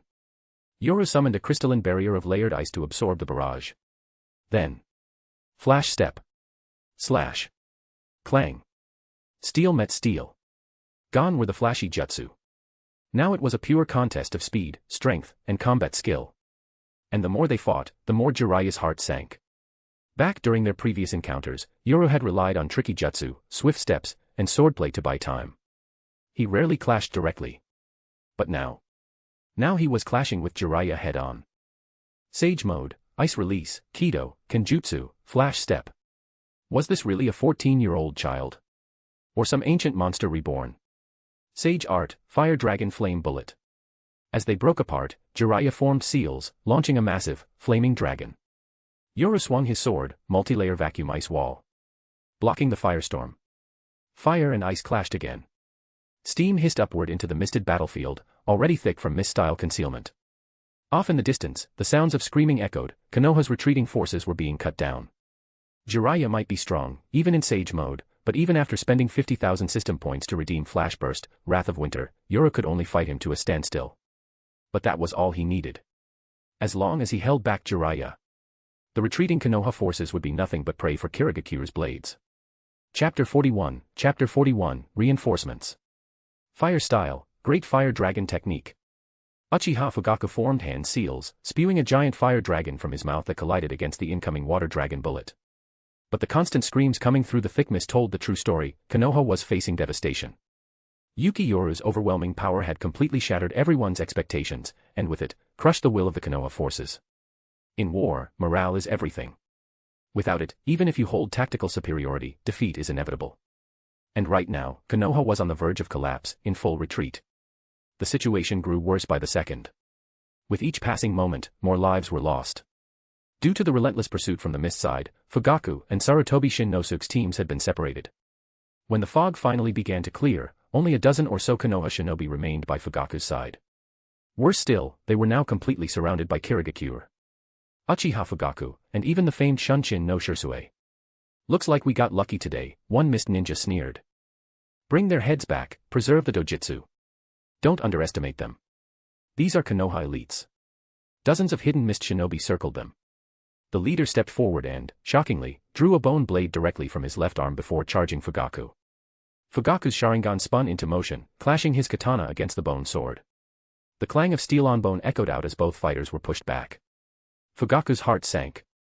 There was no doubt, the attacker was a Kagaya clan elite, and the rest of the mist shinobi weren't ordinary either. Even Shisui was being tied down by just two of them. This wasn't a typical unit. Rumble. A distant thunder rolled across the battlefield. Earthen walls rose high into the sky, but soon, they were covered in jutting white bones and jagged ice. Fugaku's expression turned grim. That bone technique, spanning the entire wall, was none other than the Kagaya clan's ultimate Kekkei Genkai, Dance of the Clematis. No doubt, Shinnosuke's side had also encountered elite enemies. At this rate, they wouldn't escape, much less break through the encirclement. Looks like I can't afford to keep hiding. Fugaku's face turned solemn. The Kagaya shinobi mistook it for a look of despair. Relax, Uchiha Fugaku. My bone blade is sharper than any kunai or shuriken. One stroke, you won't even feel pain. With a twisted grin, the Kagaya Jonin lunged. White bones erupted from his flesh. Dance of the Camellia. He spun like a deadly dancer, bone spikes slashing out in all directions. It was a deadly ballet, lethal, elegant, and unstoppable. In an instant, several Konoha ninja were shredded into pieces. Blood rained down like a storm. Even Fugaku couldn't withstand it. In one exchange, he clutched his chest, blood seeping through his clothes, his Sharingan wide in disbelief. Ahahaha. Uchiha trash. These eyes are mine now. The Kagaya Jonin reached for Fugaku's face to gouge out his Sharingan. But just before he touched them, he froze. He felt a sharp pain in his chest. A blade had pierced straight through his heart. When did you? The moment you looked into my eyes. A cold voice came from beside him. The Fugaku he'd thought dead was standing, unharmed, holding the blade that had pierced the Kagaya Jonin's chest. The dead Fugaku slowly shifted form, revealing a fallen mist ninja from the same squad. Impossible. I've been deliberately scrambling my chakra flow. Your Sharingan shouldn't, wait. That eye, what is that eye? The Kaguya Jonin's eyes widened in horror. Fugaku's Sharingan had changed. The three Tomo had fused, forming a new, ominous pinwheel pattern. Mangekyo Sharingan. Silently, Fugaku withdrew the bone blade as the enemy Jonin collapsed, his life extinguished. Once, he might have taunted his foe. Before this eye, your Shikatsumiyaku is nothing more than a puppet show. But the emergence of Yuki Yoru had shattered the Uchiha clan's pride. Their ancestor had lost to the first Hokages with style, and now, even his Mangekyo was no match for Yoru's ice release. Boom. An explosion from afar snapped Fugaku back to reality. Though his genjutsu had helped eliminate a squad of mist pursuers, many more were already approaching. Not far off, Shisui and the others were still locked in fierce combat. Forget it. If it's exposed, so be it. He drew a deep breath, making a decision. His Mangekyo spun wildly, a cold chakra surging outward. But in that instant, glowing chakra chains surged into the battlefield, binding 10 mist shinobi in a sweeping arc, adamantine sealing chains. A commanding voice rang out. Konoha shinobi, including Shisui, took advantage of the moment to finish off their stunned enemies. Fugaku's Mangekyo faded, and as his eyes landed on the red-haired figure who had just arrived, he exhaled in relief. I didn't expect Hiruzen to send you to the front. Kushina. Has the war really gotten this bad? Uzumaki Kushina stared at the battlefield littered with corpses, her eyes burning with fury. What's the situation? Mist deployed someone terrifying. With their main force arriving, we lost Jinnan town. When the others saw Kushina arrive, hope returned to their eyes. They quickly regrouped. Fugaku gave her a rapid sitrep. Jiraiya-sama activated Sage mode and is holding the rear alone. We got separated by the thick mist. Shin Nosuke's group is northwest, their situation's probably just as bad. Jiraiya-sensei is covering the retreat alone. Boom. A massive explosion shook the forest. All eyes turned toward the distant tree line, where the enormous form of Gamabunta was being blown away. With a puff of white smoke, the giant toad vanished. Kushina's face darkened. Fugaku, go assist Shin Nosuke. I came with several elite Jonin squads, they should be arriving soon. Link up with them and fall back to Misawa Bridge. What about you? Fugaku could tell what she was planning. You're going to help Jiraiya-sama. That's too dangerous. Dangerous, she snapped. What, are we supposed to leave Jiraiya-sensei alone against that monster? Taking a deep breath, she clenched her fists. Jiraiya-sensei must survive. If anything happens to him, I'll never forgive myself. And neither will Minato. Without another word, she vanished into the forest, racing toward the battlefield. Chapter 42, Sage Art, Amphibian Harmony, Immovable Myo-O. In Sage mode, Jiraiya's strength was nothing short of terrifying. With the amplification of Senjutsu, his chakra reserves, physical abilities, and combat prowess all received a massive boost. Combined with Jiraiya's exceptional battle experience, he truly wielded the power to stand against an entire army by himself. Against someone of this caliber. Even with the unlimited water element, terrain buff in his favor, and after burning 50,000 system points to unlock Shunho, Wrath of Winter, Yoru still couldn't overpower Jiraiya. All he could do was contain him. But that was enough. There was no need for him to forcefully try to take Jiraiya's head himself, it wasn't something he could pull off right now anyway. After all, there were still dozens of elite Kirigakure shinobi present on the battlefield, including Yagura himself. With their support, Yoru's pressure would be significantly reduced. Water style, wild water wave. Water style, water pressure bullet. 10-finger bullet barrage. Ice style secret technique, 1,000 flying water blades. A barrage of jutsu rained toward Jiraiya as if chakra cost nothing. Jiraiya was forced to go on the defensive. Sage art, Gomen.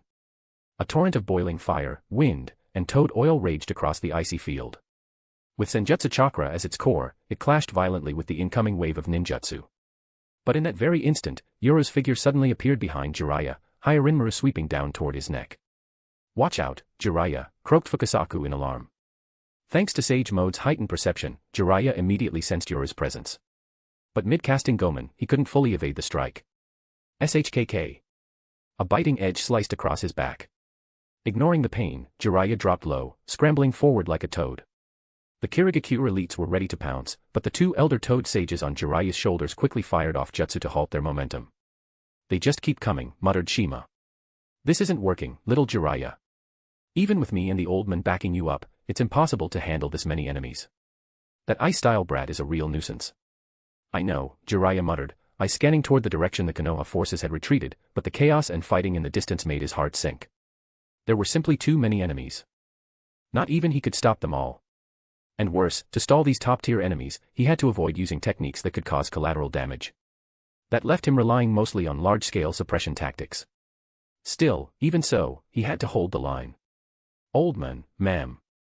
If it comes to it, retreat using reverse summoning. Don't stick around.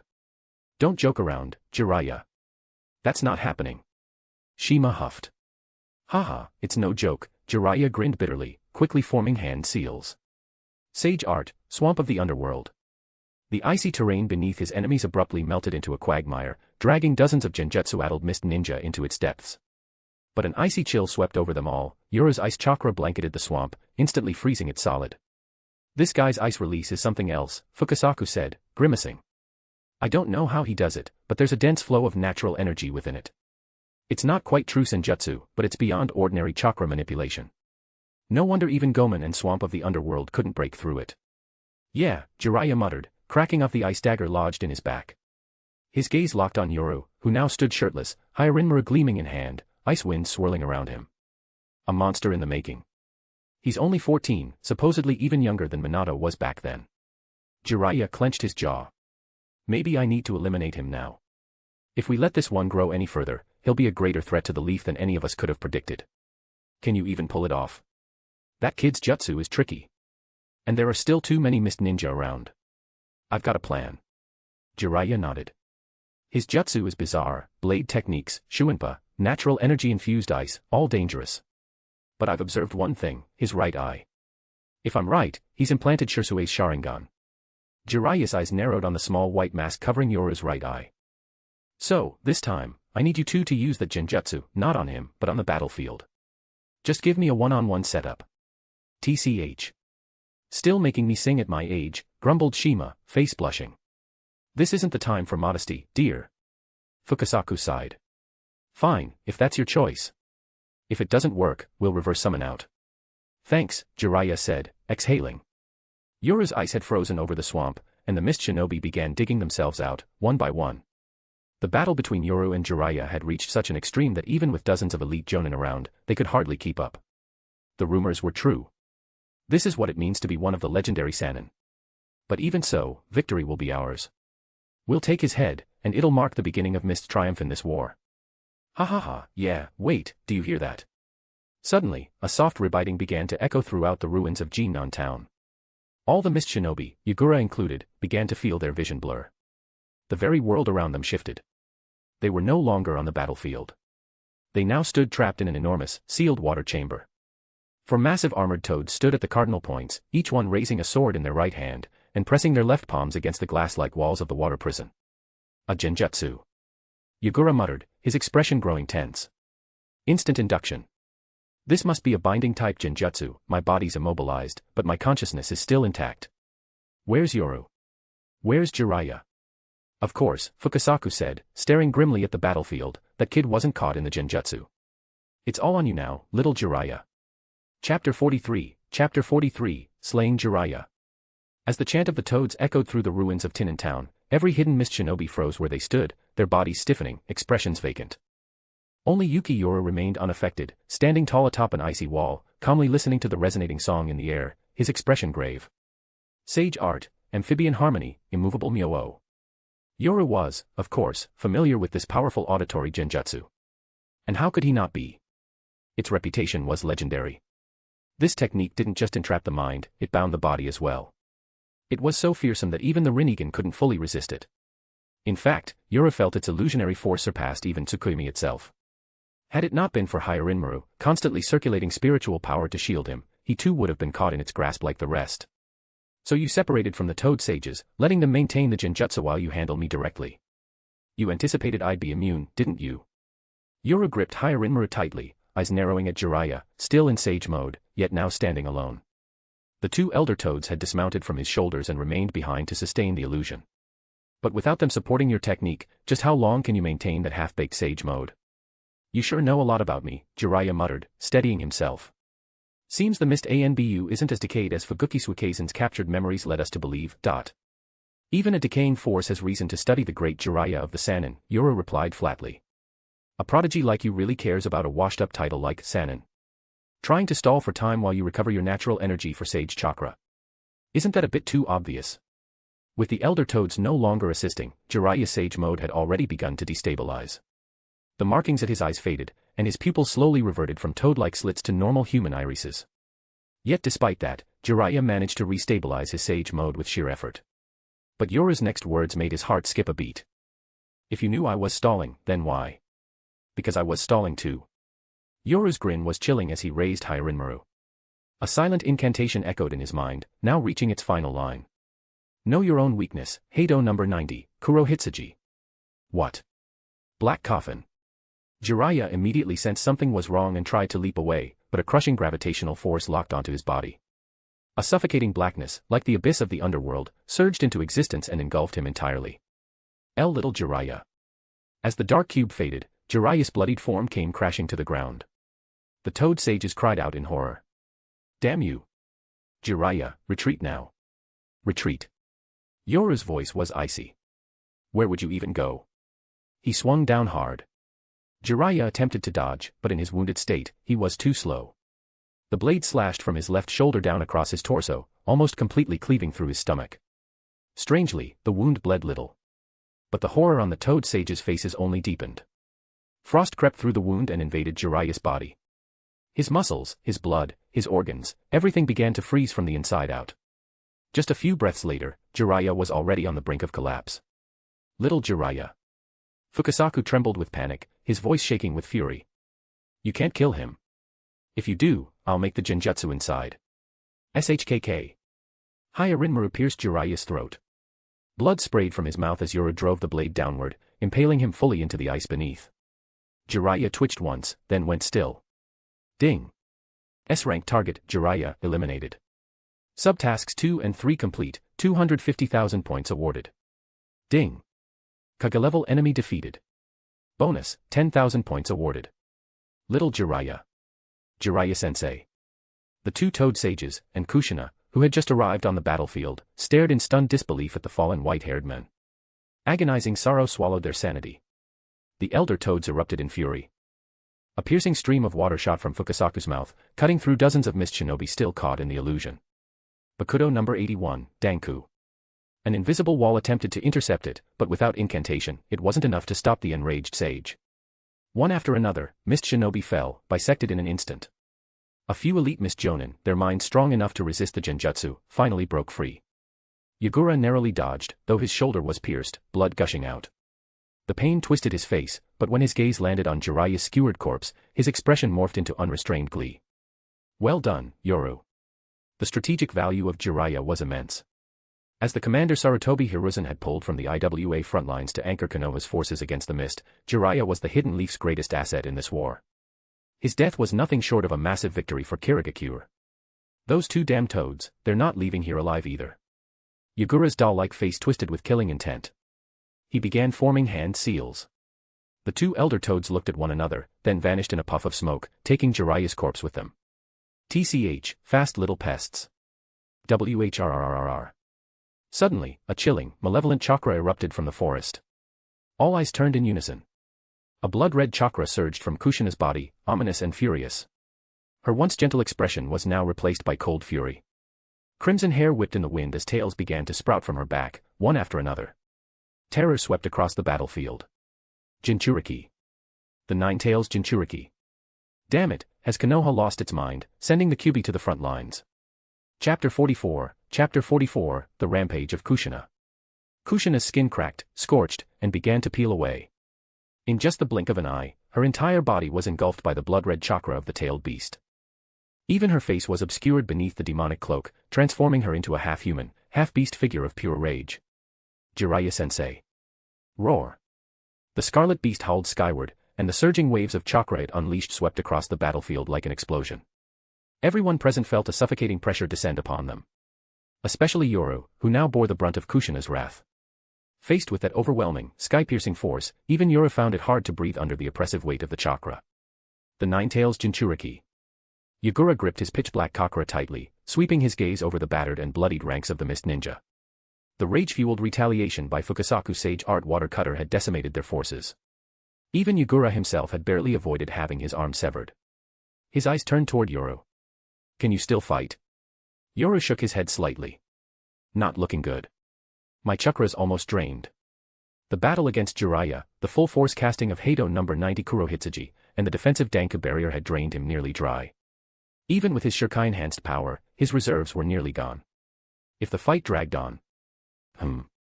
Yoru's eyes lowered to Hyarinmaru in his hand. "You're saying, use spiritual energy instead?" Boom. A gust of violent chakra pressure surged forth. Yoru's expression shifted as he vanished in a flash. The next moment, the very ground he'd just been standing on exploded under the impact of terrifying energy, trees uprooted and earth shattered as corpses, ice shards, and boulders were blasted skyward in a horrific mix. Kushina's figure flashed, closing the distance to Yoru in a heartbeat. Her first strike missed, and her burning gaze turned toward Yagura. The one who killed Jiraiya-sensei. The one who led to so much death. The ones from Kirigakure. They all deserve to die. Kushina opened her mouth wide, drawing in a massive quantity of chakra particles. No. Yagura's face paled. He immediately performed a water release technique, summoning a water clone within his mirror jutsu that perfectly mimicked Kushina's tailed beast transformation. Two tailed beast bombs began to form, simultaneously. And then, both were fired. "I'm out of chakra." Yagura staggered. His face turned deathly pale. Casting the water mirror jutsu to mimic Kushina's version 2 tailed beast form and replicate a Baijidama had completely drained his reserves. The technique could mimic any jutsu, any opponent, but the chakra consumption was immense. Boom. Twin orbs of jet-black chakra collided midair. The sheer destructive force erupted into a cataclysmic explosion that swallowed the surrounding kilometer of land. Everything, earth, stone, and life, was devoured by the release of energy. At the last possible moment, Yura Flash stepped behind Yagura, grabbed him, and escaped the blast zone just in time. Trees, soil, and dismembered bodies. Everything was obliterated.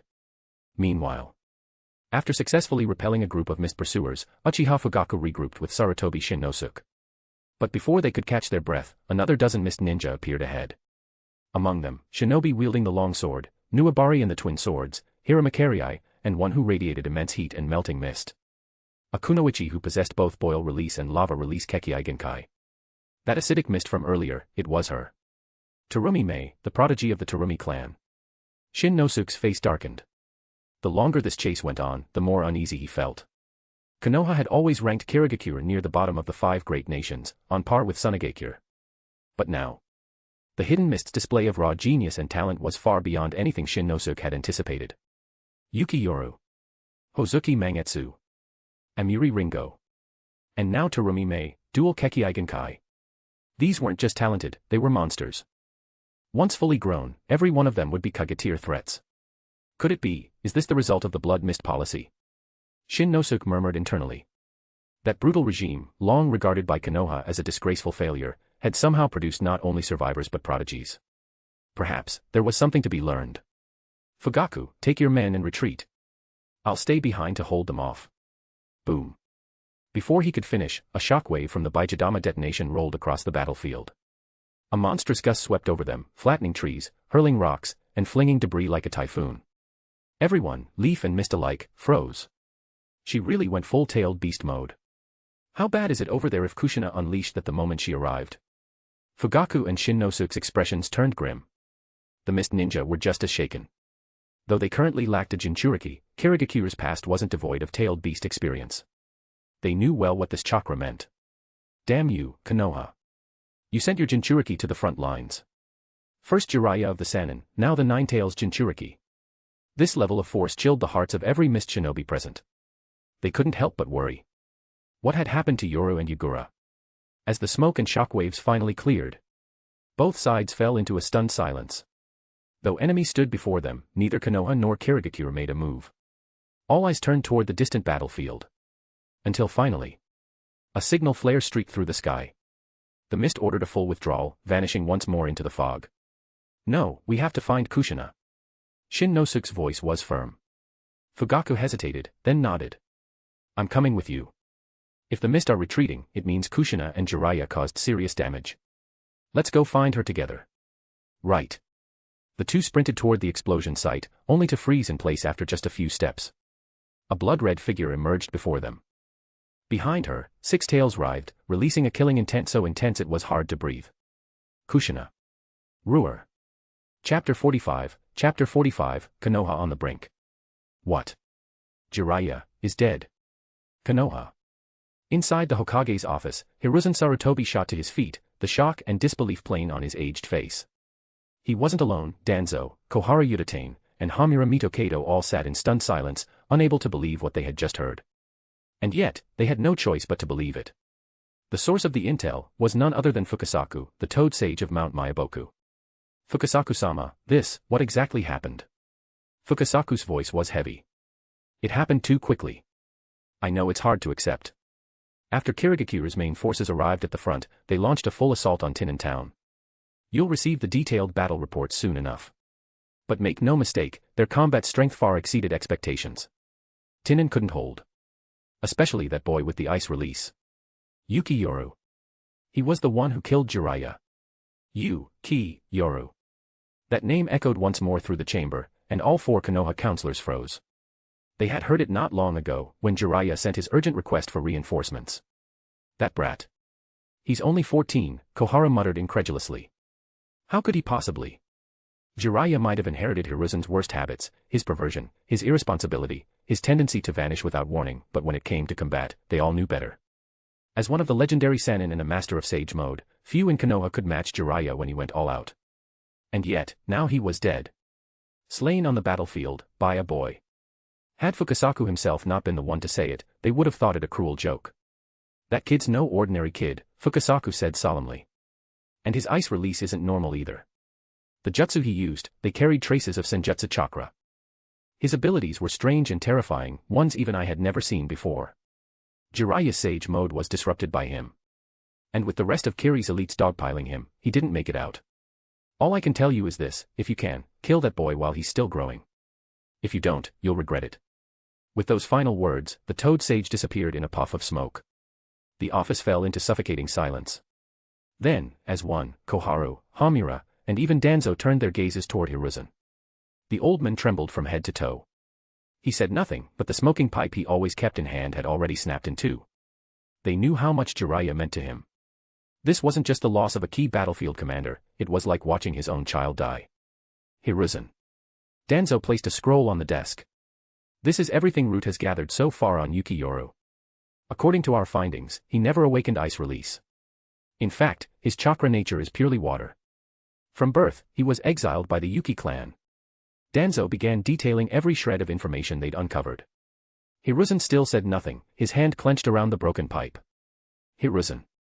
Hiruzen. Hamura's voice snapped, and the pressure in the room erupted.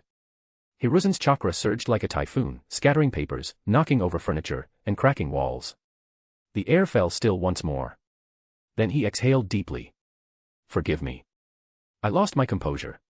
Our war with Kirigakure has only just begun. Jiraiya's death will shake morale on the front. Kushina alone cannot make up the difference. That's why I propose. Hiruzen. Danzo's voice cut him off sharply, as if reading his mind. Minato already knows Kushina was deployed to the Kiri front. He's been begging Orochimaru for permission to head out himself. If we're sending reinforcements, either Minato or Orochimaru will do. Hell, I can go too. The situation in Kumo is stable, I've passed command to a Nara boy. My wind release is perfect for countering Kiri's hit-and-miss tactics. So stop entertaining such reckless thoughts. Hiruzen flinched. He clenched his fists, then let them go. Very well. Send Minato. He and Kushina work well together, and with Flying Thunder God on his side, I'll be more at ease. As for Fukasaku's warning, I'm sure you all heard it. Yuki Yoru, whatever it takes, we need to acquire first-hand intel on him, and find the right moment. Consider it done, Danzo said with gleaming eyes. Leave that part to me. Meanwhile, back on the Kiri front lines. Because Tinin Town had been obliterated by Kushina's rampage, the mist forces had withdrawn to regroup. By all accounts, this battle had been a major win. They'd crushed the Tinin line. They'd killed Jiraiya, one of Konoha's Sannin. And they'd slaughtered scores of Konoha's frontline fighters. But for Kirigakure, it was a Pyrrhic victory. Jiraiya's resistance, and Kushina's transformation, had turned a complete victory into a blood-soaked mess. Especially the final rampage. Kushina's tailed beast bomb alone had killed hundreds of Kiri shinobi in one blow, pure, senseless carnage. Such was the terror of high-level combat. Yoru's Hyarinmaru had frozen swathes of enemy troops in seconds. Kushina's Ninetales chakra cloak did the same, on a much larger scale. I never imagined Konoha would send the Ninetales Jinchuriki to the front. Yagura's left arm was bandaged tight as he stared at the battlefield map. The once crucial stronghold of Tinin Town was now a crater. Nothing but a gaping hole remained on the war map. It's troubling, but also revealing. Yoru shook his head. A Jinchuriki's true power lies not in their combat value, but in the threat they represent. The fact that they've resorted to deploying Kushina tells us everything we need to know. Konoha is running out of options. Chapter 46, all crows under heaven are equally black. As the #1 shinobi village in the ninja world, Konoha's strength was undeniable. From the Warring States period to the First Great Ninja War, Konoha relied on the overwhelming might left behind by its first generation, be it the towering Susanoo or the veritable 1,000 armed Kannon, to dominate the entire shinobi world. Even during the Second Great Ninja War, Konoha's strength remained unmatched, with legends like the Ninja King Hiruzen Sarutobi, the shadowy genius Danzo Shimura, the Sannin, and the famed White Fang Hataki Tsukumo, all forming a core that placed Konoha a tier above any other village. Even in the current Third Shinobi World War, Konoha continued to fight on 4 fronts simultaneously, while still keeping its most powerful symbol of military might, its Kage, safely seated in the village to command the war effort. Konoha's power had long become an enigma. No matter how many trump cards were revealed, there always seemed to be another in reserve. This endless supply of next moves left the other shinobi villages in utter despair. But now, with even their ultimate deterrent, the Jinchuriki, thrown onto the battlefield, Kirigakure began to realize something. That mighty Konoha may no longer have many cards left to play. Victory in this war will be ours. Yoru's words rang with certainty, filling the war council with renewed vigor. What of a Jinchuriki? Even one of the legendary Sannin, Jiraiya, had fallen at their hands. A mere Jinchuriki could not stop Kirigakure's advance. Now that Jinnan Town had fallen, the entire defensive line of the Land of Fire was like a newlywed bride on her wedding night, completely vulnerable, free for the taking. They could march freely into the Land of Fire's heartland, threatening Konoha's core while pillaging its prosperous cities for vast wealth and resources. Though both sides had suffered heavily, the final victor was unmistakably Kirigakure. Yoru is right. In the end, we've won this war. Yagura laughed heartily. Everyone, rest well. I've already reported all of your accomplishments to the Mizukage. Once you recover, the riches and resources of the Land of Fire await. Long live Lord Yagura. Long live Lord Yoru. The Kirigakure shinobi burst into cheers, already imagining the gold, riches, and plunder from the Land of Fire's abundant cities falling into their hands. Yoru simply smiled faintly. He wasn't surprised, after all, he was born in Kirigakure, not in Konoha. In the shinobi world, the Land of Fire, centrally located, was the most prosperous of all nations. It sat at the crossroads of the continent, connecting north and south, amassing talent and resources.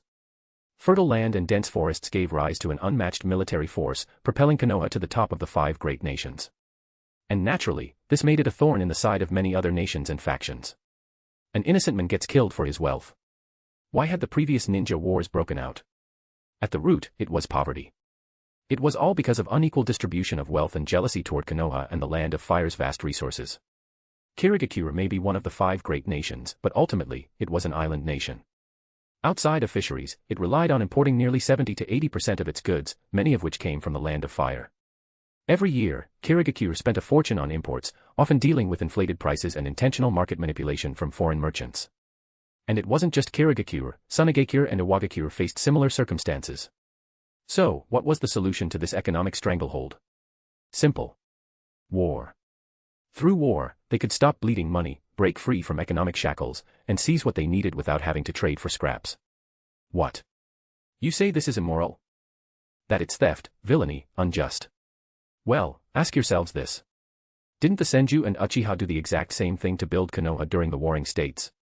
All crows under heaven are the same black. No one is innocent. As the meeting concluded and the shinobi began to disperse, Yoru had just returned to his tent when he found Terumi Mei standing at the entrance, scroll in hand. What is it? He asked. I pulled intel on the Ninetales Jinchuriki, Mei replied, leaning against the post and waving the scroll. Get that red-haired girl from your squad over here. I think she might be key to countering the Ninetales. Hiromi. Yoru raised a brow. True, as a member of the Uzumaki clan, she does have a strong connection to the Ninetales. Maybe she really will be useful. Uzumaki, huh? That explains it. Hey. What's with that look? As the current head of Kirigakure intelligence, Yoru said casually, I assumed you'd recognize a red-haired Uzumaki the moment you saw one. Mei's expression darkened. She nearly lunged at him, but Yoru simply pressed a hand to her forehead and motioned to a nearby ANBU to go fetch Hiromi. Taking the scroll from Mei, he unfurled it. The scroll didn't contain much, it focused mostly on the first Nine-Tails Jinchuriki, Uzumaki Mito. There was barely a sentence or two about Kushina Uzumaki. Yoru wasn't surprised. Konoha had kept Kushina extremely well hidden in her early years. Outside of the village's upper echelons, almost no one knew her identity. It wasn't until a violent surge of chakra accidentally revealed her secret that Kushina was publicly acknowledged as the Nine-Tails Jinchuriki. Given how outdated and decayed Kirigakure's intelligence division was, the fact they even knew Kushina's name impressed Yoru. According to this report, the current Nine-Tails Jinchuriki is a member of the same clan as Uzumaki Mito. So besides her tailed beast transformation, we can basically treat her as a typical Uzumaki. Back during the Second Shinobi War, when Yagura was destroyed, we Kirigakure obtained a fair amount of data on the Uzumaki. That clan was known for their sealing techniques and barrier ninjutsu. Their physical resilience was absurd, with excellent constitution and outstanding taijutsu prowess. On the battlefield, they could fight, tank, and even support, true all-rounders. Add in the Nine-Tails, and it's safe to say Kushina Uzumaki is at least on par with Jiraiya. If she enters tailed beast mode, she becomes an even greater threat than one of the Sannin. Chapter 47, Uzumaki Hiromi and Terumi Mei. The two of them walked toward the command tent together. Yoru continued reading through the scroll while listening to Mei's strategic breakdown and analysis. He nodded from time to time in agreement. But when she mentioned the destruction of Uzushio village, he couldn't help but nearly lose his composure. The Uzumaki clan had once been overwhelmingly powerful. They had ruled an entire nation with the strength of a single clan. Their clan princess, Uzumaki Mito, had even married the god of shinobi himself, Senju Hashirama.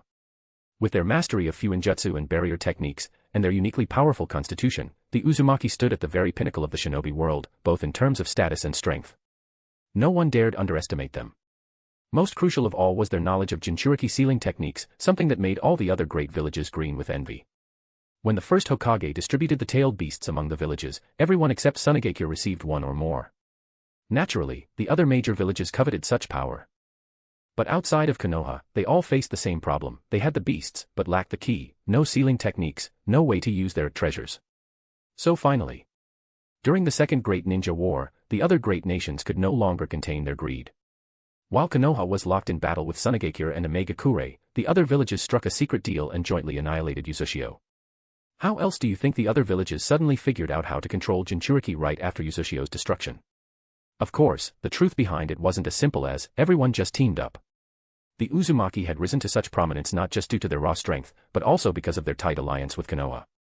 And yet, when the Uzumaki were under siege, Konoha chose to sit back and watch.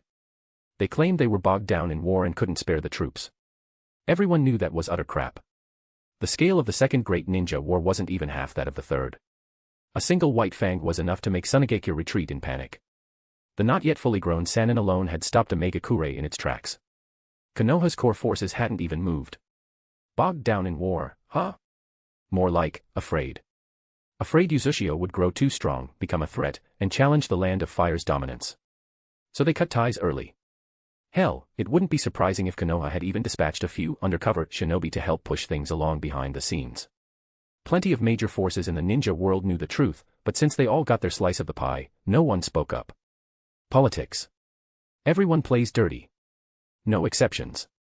Lord Yoru. As Mei continued explaining the intel in the scroll, Hiromi entered the tent. The moment she saw Terumi Mei leaning casually on the table, Hiromi's brows furrowed slightly. She kept her expression calm as she greeted her. Captain Terumi. Women were strange creatures. They had a terrifying sixth sense, especially for things men often missed. In that instant, Terumi Mei picked up on the hostility coming from Uzumaki Hiromi. Her brows arched subtly, and a teasing smile played at the corner of her lips. She shifted slightly, resting her slender waist and hips directly against Yoru's shoulder. The soft pressure made Yoru's body freeze for a moment. You bastard. Hiromi's brows twitched, her chakra surging. Even her red hair began to sway from the rising heat, like a cat bristling in fury. Sensing Hiromi's chakra flaring, Yoru finally looked up, grabbed Mei by the waist, and, amid her surprised yelp, smacked her firmly on the rear before standing up and handing the scroll to Hiromi. Take a good look at this intel. Yes, Lord Yoru. Hiromi pressed her lips together at his bold move but said nothing, focusing her attention on the scroll. After just a glance, her expression changed. She instinctively looked up at Yoru. She should be a little older than you, Yoru said quietly. Do you know her? Uzumaki Kushina. Hiromi softly spoke the name. She was considered a genius in Uzushio. Her talent for sealing jutsu was so remarkable that even the clan head praised her highly. But because of that, she was sent to Konoha at a very young age. I never met her personally. After Uzushio fell, I never heard from our clan again. I didn't expect her to become a Konoha Jonin, and a Jinchuriki of the Nine Tails, no less. Then again, with the Uzumaki's unique body constitution, she really is the ideal vessel for a tailed beast. No one is a vessel. Yoru gently pinched Hiromi's cheek. Not while I'm around. You'll never be treated as one. Hiromi, who had just been overwhelmed with painful memories of Uzushio's fall and her tragic childhood, instantly flushed red. She stammered, her cheeks steaming like a kettle. Terumi crossed her arms, letting out a cold scoff. She still felt the sting on her backside, and this jerk was already sweet-talking another girl in front of her.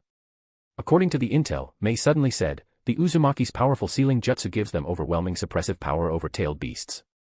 If the Nine Tails goes berserk, can you restrain her? Huh? Yoru turned to Mei with a baffled expression. What are you on about? She's Uzumaki Hiromi, not Otsutsuki Hiromi. How is she supposed to restrain the Nine Tails? Hiromi also picked up on the odd implication in Mei's question. But instead of backing down, she turned to Yoru, her eyes resolute. I don't know how strong the Nine Tails is. But if you need me, Lord Yoru, I'll give it my all. Don't listen to her nonsense, Yoru said, ruffling Hiromi's hair. But I really do need your sealing skills. The Nine Tails' power is too destructive. If it's allowed to rampage freely on the battlefield, no matter how big our advantage, it could all be reversed.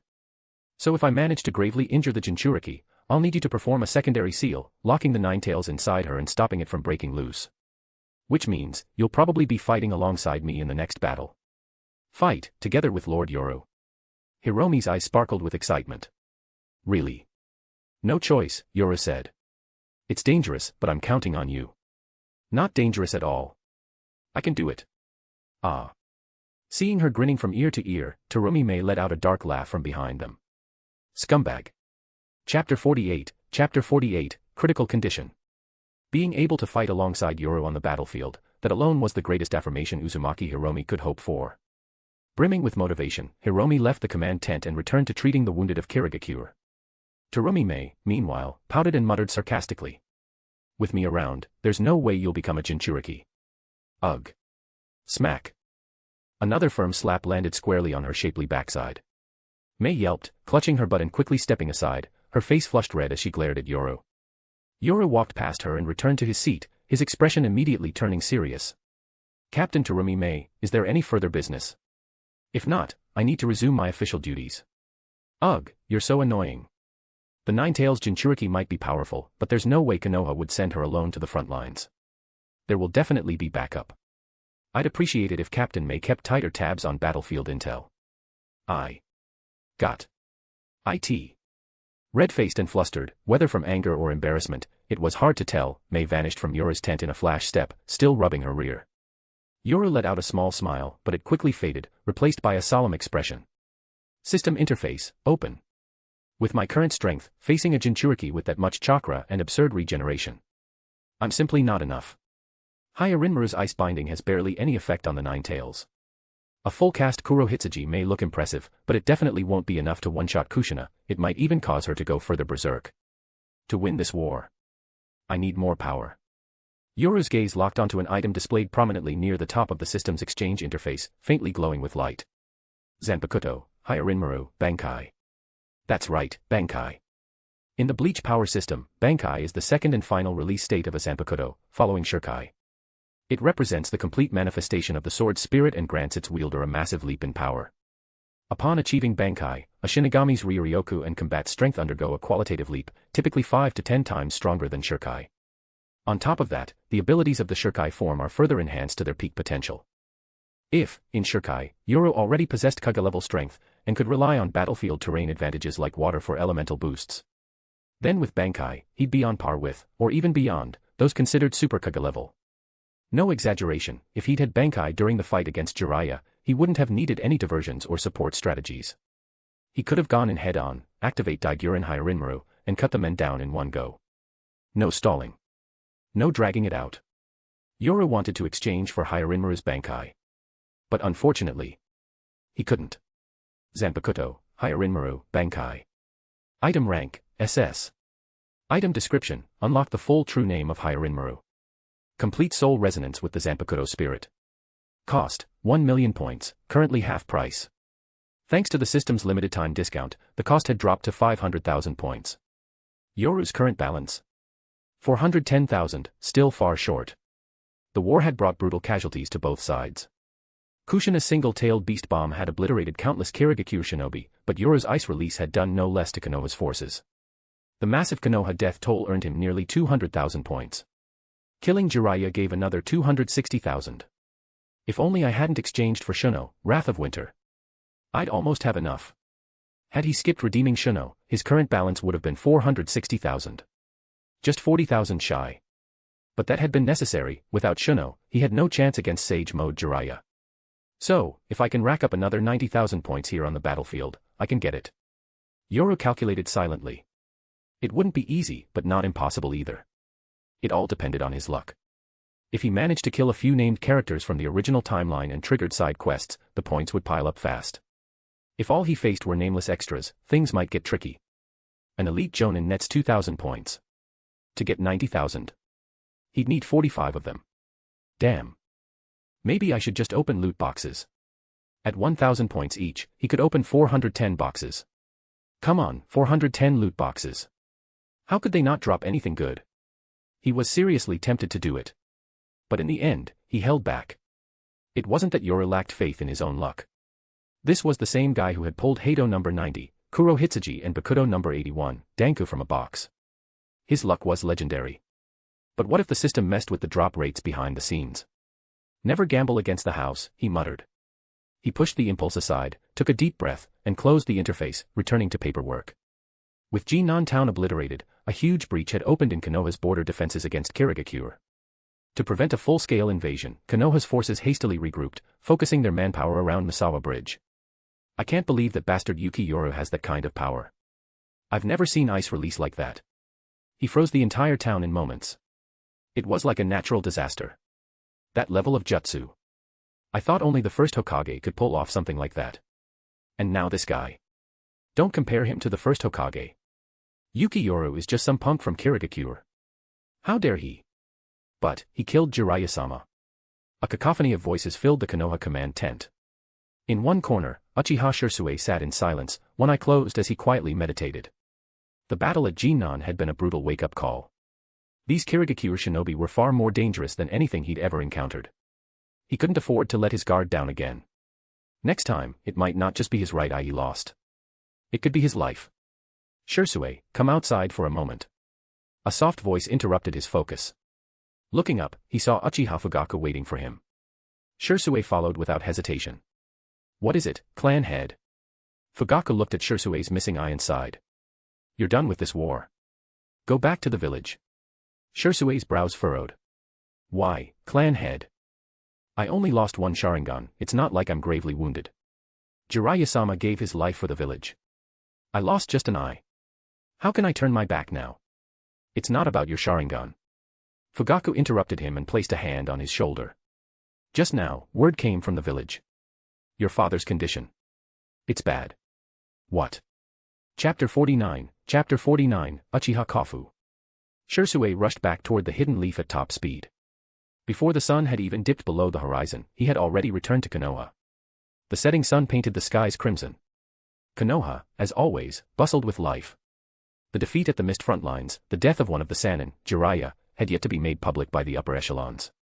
The village still basked in the euphoria of Sunagakure signing a formal surrender and the sweeping victory at Canopy Bridge. Civilians crowded the streets, laughter spilling from taverns and restaurants as friends clinked sake cups and shared stories. No one noticed the lone figure in full battle gear, a war-worn Uchiha Shisui, moving swiftly through the lanes, heading straight toward the Uchiha district. Several members of the ANBU noticed him. By standard procedure, any ninja returning from an active battlefield during wartime was supposed to report for debriefing at once and meet with the third Hokage. Charging back to one's clan grounds without notice, as Shisui was doing, technically violated protocol. But those ANBU all seemed to understand something had happened, and not one of them stopped him. When Shisui arrived at the Uchiha compound, a heavy atmosphere had already descended. The air was thick, and unease gripped the district. A terrible feeling gnawed at Shisui's chest, making his steps even quicker. Just outside the Shisui residence, a graceful figure stood quietly waiting. Upon seeing him, her tense features finally softened. "Shisui," she called out. "Mikoto-san." Shisui quickened his pace. Uchiha Mikoto's eyes immediately fell on the bandages wrapped around his right eye. Her expression shifted. "Your eye. It's fine." Just a minor wound, Shisui smiled reassuringly, though his gaze had already passed beyond her toward the house. The once warm and peaceful courtyard was now deathly silent, a stark contrast to the joy radiating from the rest of the village. Several Uchiha were stationed outside the door, among them elders responsible for corpse affairs, funeral and remains handling. "Shisui, your father." Mikoto's voice softened as she followed his gaze. "He's been in and out of consciousness for days. Even when he could speak, he'd keep calling your name. That's why Fugaku decided to summon you back." "I understand. Thank you, Mikoto-san." Shisui nodded and quickly made his way into the residence. The Uchiha members at the entrance all respectfully stepped aside, watching as Shisui pushed open the sliding door and stepped in. The interior of the room was sparse, barely furnished, with just a single bed. On it lay a man. He didn't appear particularly old, likely middle-aged, perhaps a little older than Fugaku. Rather than lying flat, he sat propped up against the headboard. His dark eyes stared blankly out the window at the dimming sky. He didn't even notice Shisui enter, not until the boy approached and softly called out to him. "Father." "Shisui." Uchiha Kofue's face slowly twisted into a faint smile, only for it to freeze the moment he saw the bandages wrapped around Shisui's right eye. The warmth in his expression vanished. His Sharingan flared to life, revealing 3 tomo in each eye as his voice trembled in agitation. "Your eye, your right eye. What happened to it?" Note, in the anime, Shisui once referred to Kagami as his father, but the timeline doesn't quite match up. Kagami was a contemporary of Hiruzen and Danzo, meaning his son would be Fugaku's generation, not Itachi's. However, the manga confirms in chapter 627 that Shisui is Kagami's descendant, not necessarily son. So in this story, Shisui is set as Kagami's grandson, not his son. Izanagi. No. That's not it. It wasn't blindness, was it extracted? That bastard Fugaku, cough. Cough. What did he promise me, cough, cough. Shisui quickly stepped forward and patted his father's back to ease the cough. That's not it, father. It's not the clan leader's fault. We encountered an overwhelmingly powerful enemy on the front lines. I was lucky to escape with my life. Losing one eye, that's a small price to pay. An overwhelmingly powerful enemy. Kofue's expression turned strangely contemplative, but he still snorted coldly. No matter how strong the opponent, your Sharingan must be protected at all costs. It's the foundation of our Uchiha identity. You could lose an arm or a leg, but an eye, never. His tone softened somewhat as he added, "Tell me everything. What happened at the front lines?" "Yes, father. At first, the battle went well. The mist launched several assaults, but we held them off each time, until a shinobi named Yuki Yoru appeared. He led a surprise raid on our supply base in Futata village." Shisui recounted everything that had transpired. As he spoke, a deep frown settled over Uchiha Kofue's face. He gradually sat upright, listening intently, occasionally interjecting with questions about specific details. The two conversed like this for some time, until Shisui reached the part where Jiraiya entered sage mode, only to fall in battle to Yoru.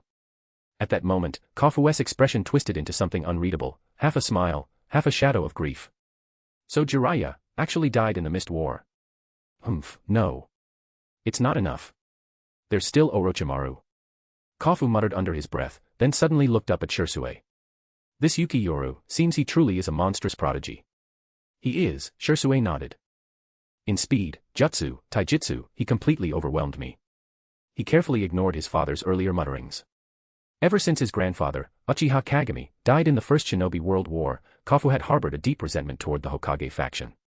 Everything he did revolved around the Uchiha clan. Growing up, Shisui was constantly told to restore the Uchiha's former glory. Every conversation revolved around the clan. His father never let it go, 3 sentences in, it was always about the Uchiha. It troubled Shisui deeply. The Shinobi Academy taught them that all their actions were for the sake of Konoha. The will of fire guided the village's heart. So why was his father always so obstinate, forever preaching the clan, the clan, the clan? Clan or village, which should take priority? Why couldn't father see the bigger picture? Shisui couldn't help but think his father was too narrow-minded, and over the years, the two of them had clashed more than once. Their relationship had never truly been close. Chapter 50, Father and Son. The bond between father and son is never simple. No matter how many arguments they've had in the past, no matter how deeply their views have diverged, at this very moment, Shisui cast all of it aside. He possesses the terrifying power to reshape the terrain in an instant, even alter the weather. That level of strength, it's like the ancient legends from our clan archives, of the first Hokage himself. Shisui spoke in a low voice. Standing before him, I felt like an insect, utterly insignificant. Slap. Uchiha Kofu's palm struck Shisui clean across the face, sending him tumbling to the ground. Shisui looked up, dazed, only to see his father's expression contorted with unconcealed fury, his face flushed red, his entire body trembling with emotion. Father. The power of the Uchiha clan is unmatched. It is beyond question. Kofu's voice shook with anger and bitter disappointment. Don't look at me with those eyes. Uchiha Shisui, you are the clan's genius. The pride of our people. The future of the Uchiha, and above all, you are my son. How can such thoughts even exist in your mind? Father, I know what you're thinking, Shisui. Your 3-tomo Sharingan, even Fugaku's 3-tomo. Cough, they were utterly powerless in the face of that boy's ice release. Cough, after all, that's a power strong enough to defeat even Jiraiya's Sage Mode. But, cough. But who told you that the 3-tomo Sharingan is the Uchiha clan's limit? Kofu's fit of coughing intensified. Shisui reached forward in concern, but his father pushed him back. Listen to me, Uchiha Shisui. A man can lose many things, but never his conviction. The 3-tomo are not the end of our bloodline's power. Beyond it, lies an even greater force. What? Shisui blinked in shock. This village, Konoha, was once founded by our ancestor and the first Hokage together. At that time, our forefathers' power was equal to the first's. That is the true might of the Uchiha clan. The strength that once quelled an age of chaos. The Mangekyo Sharingan. Kofu grabbed Shisui by the shoulders, his own eyes locked fiercely onto his son's face, his 3-tomo Sharingan spinning. If you awaken the Mangekyo, you will unlock the ultimate power of the Uchiha. Compared to that, this Yuki Yoru is nothing more than a paper tiger. Once you have that strength, the glory of the Uchiha will shine once again. And you, Shisui, you are the most gifted of them all. Your potential rivals even that of the great ancestors recorded in our clan's history. If anyone can awaken the Mangekyo Sharingan, if anyone can reclaim the power that once rivaled the gods, it's you, Uchiha Shisui. Shisui opened his mouth to speak, staring at the face of his father, red with emotion, veins bulging, utterly consumed by conviction. His father had placed all his hopes on him, but could he truly fulfill them? After all, he had already lost one eye. I know what you're thinking. Kofu's voice broke through his thoughts. With a swift motion, he pulled away the bandages covering Shisui's eye socket, revealing the empty void beneath. Squelch. Father. To Shisui's shock, Uchiha Kofu gouged out his own eye, his remaining Sharingan, and without hesitation, pressed it into Shisui's vacant socket.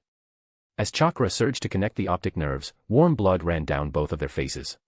A pained smile formed on Kofu's lips. His bloody palm remained firmly pressed over Shisui's right eye as chakra steadily flowed in. We're father and son, there won't be any rejection between our eyes. This eye, it will help you see farther. Father, no, I can't. Shisui. He tried to protest, his instincts urging him to return the eye, but Kofu held his head firmly in place. I was already dying. You know that. I've been dying for a long time. I'm a useless man. I never gave you the love you deserved as a father. I never restored the Uchiha's former glory. But Shisui, did you know that your father was once something great too?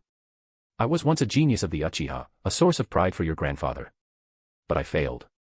My will wasn't strong enough. After your grandfather died in that so-called heroic death, the Uchiha were pushed from the village's inner circle. Kofu leaned his head against Shisui's, speaking words his son had never heard before. I see. Shisui embraced his father. In his memories, his father was always distant, arrogant, cold, obsessed with pride and prestige. He always preached about the Uchiha's superiority, how their clan must always stand above the rest of Konoha. That stubbornness, that twisted pride, it had once made Shisui believe his father was nothing more than a zealot. But now he understood. It all began with the death of his grandfather, Uchiha Kagami. After Kagami died in the First Great Ninja War, the Hokage faction had seized total control. The Uchiha were slowly pushed out of Konoha's power center, treated more and more like just another clan, no longer one of the founding pillars. To resist that fate, his father had fought, protested, tried everything, but in the end, he failed. And yet, Shisui still couldn't quite understand. Wasn't it okay to be just another part of Konoha? Weren't they all Konoha shinobi? Was it so bad to be equal? But he didn't voice those thoughts, not now. He knew his father's state. If he said the wrong thing, something irreversible could happen. Foolish. Foolish. Foolish. Suddenly, Kofu snapped. He seized Shisui's shoulders violently. His bloodshot Sharingan and gouged-out socket glared at his son. How dare you think like that? You think I don't know what's in your heart? The Sharingan synchronizes thoughts. With my eye in your body, do you really think I can't feel your doubt? Father, it's not what you think, I. Uchiha Shisui. Understand this clearly. We, Uchiha and Senju, founded Konoha together. Not the Sarutobi clan. Not the Shimura clan. So why did the first and second Hokage come from the Senju? Why wasn't the third from us? Why not the fourth? We are Uchiha, Shisui. Never forget that. Burn that pride into your soul. You must fight for the position of fourth Hokage. You must. His voice suddenly cut off. The hands gripping Shisui's shoulders slackened. Uchiha Kofu collapsed limply against his son. Shisui froze. He looked down at his father's face, twisted in grief and fury, but now, lifeless. His entire body trembled. Father, no, Dad, no, please don't die, Dad. Chapter 51, The advantage is ours. Now that Jinnan Town has fallen, we have the opportunity to push deeper into the land of fire. However, there's one issue that must be addressed. Yoru, during the last battle, you were forced to retreat due to chakra exhaustion. If you were at full strength, how long could you hold out alone against the Ninetales Jinchuriki? Inside the Mist's frontline command tent, the elite of Kirigakure were gathered. Yagura's expression was solemn as he looked at Yoru. When facing a Jinchuriki of the Ninetales level, ordinary Jonin might as well be cannon fodder. Only Kage-level combatants stand a chance, and even then, only those who can unleash large-scale jutsu. Anything less, and one-tailed beast ball could end it all.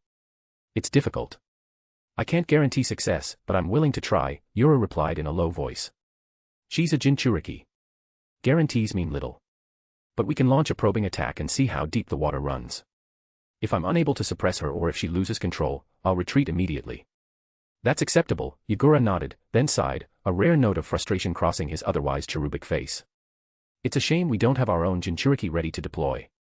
If we did, we could counter her directly instead of staying on the back foot. No helping it. Both the Three Tails and Six Tails are hard to track, and capturing them has proven extremely difficult. In fact, we've already detected the Three Tails' presence, and we've roughly located the Six Tails too. We just haven't had the chance to seal them yet.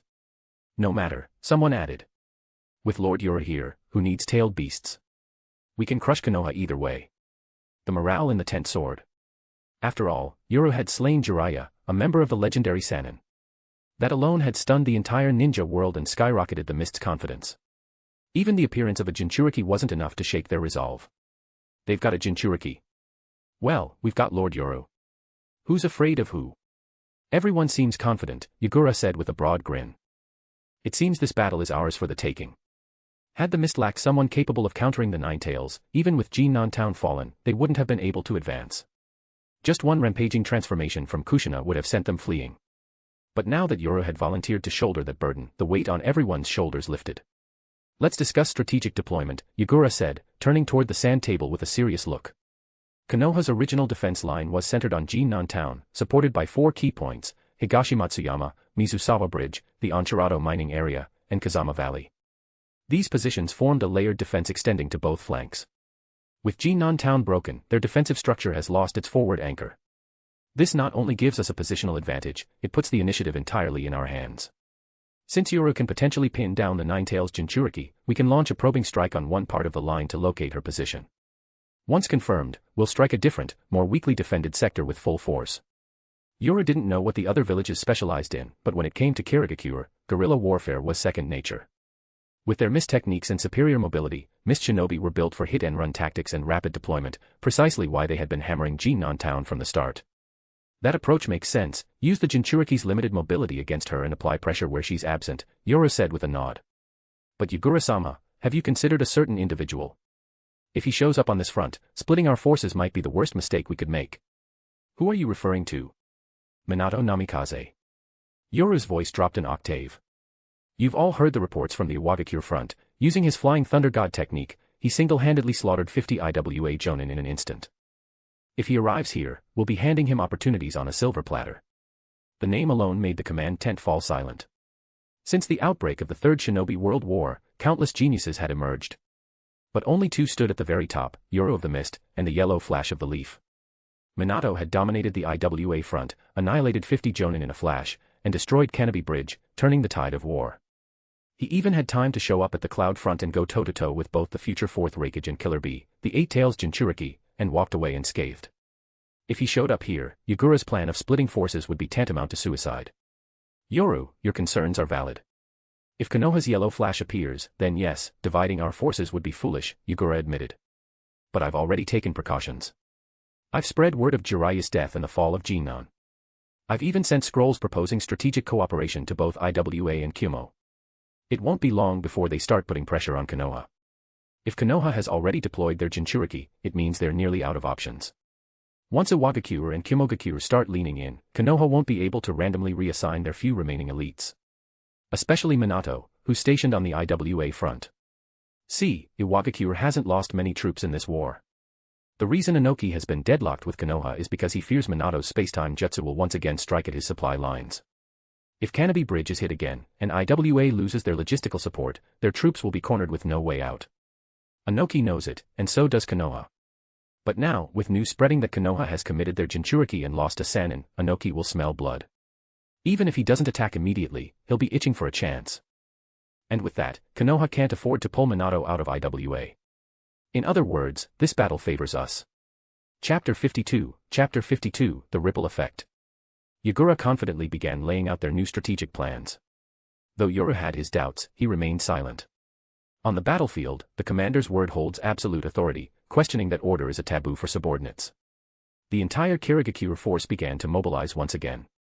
Meanwhile, far away on the Iwagakure front, Yagura's proposed alliance was quickly delivered to the hands of the third Tsuchikage, Inoki of both scales, deep within the hidden stone village.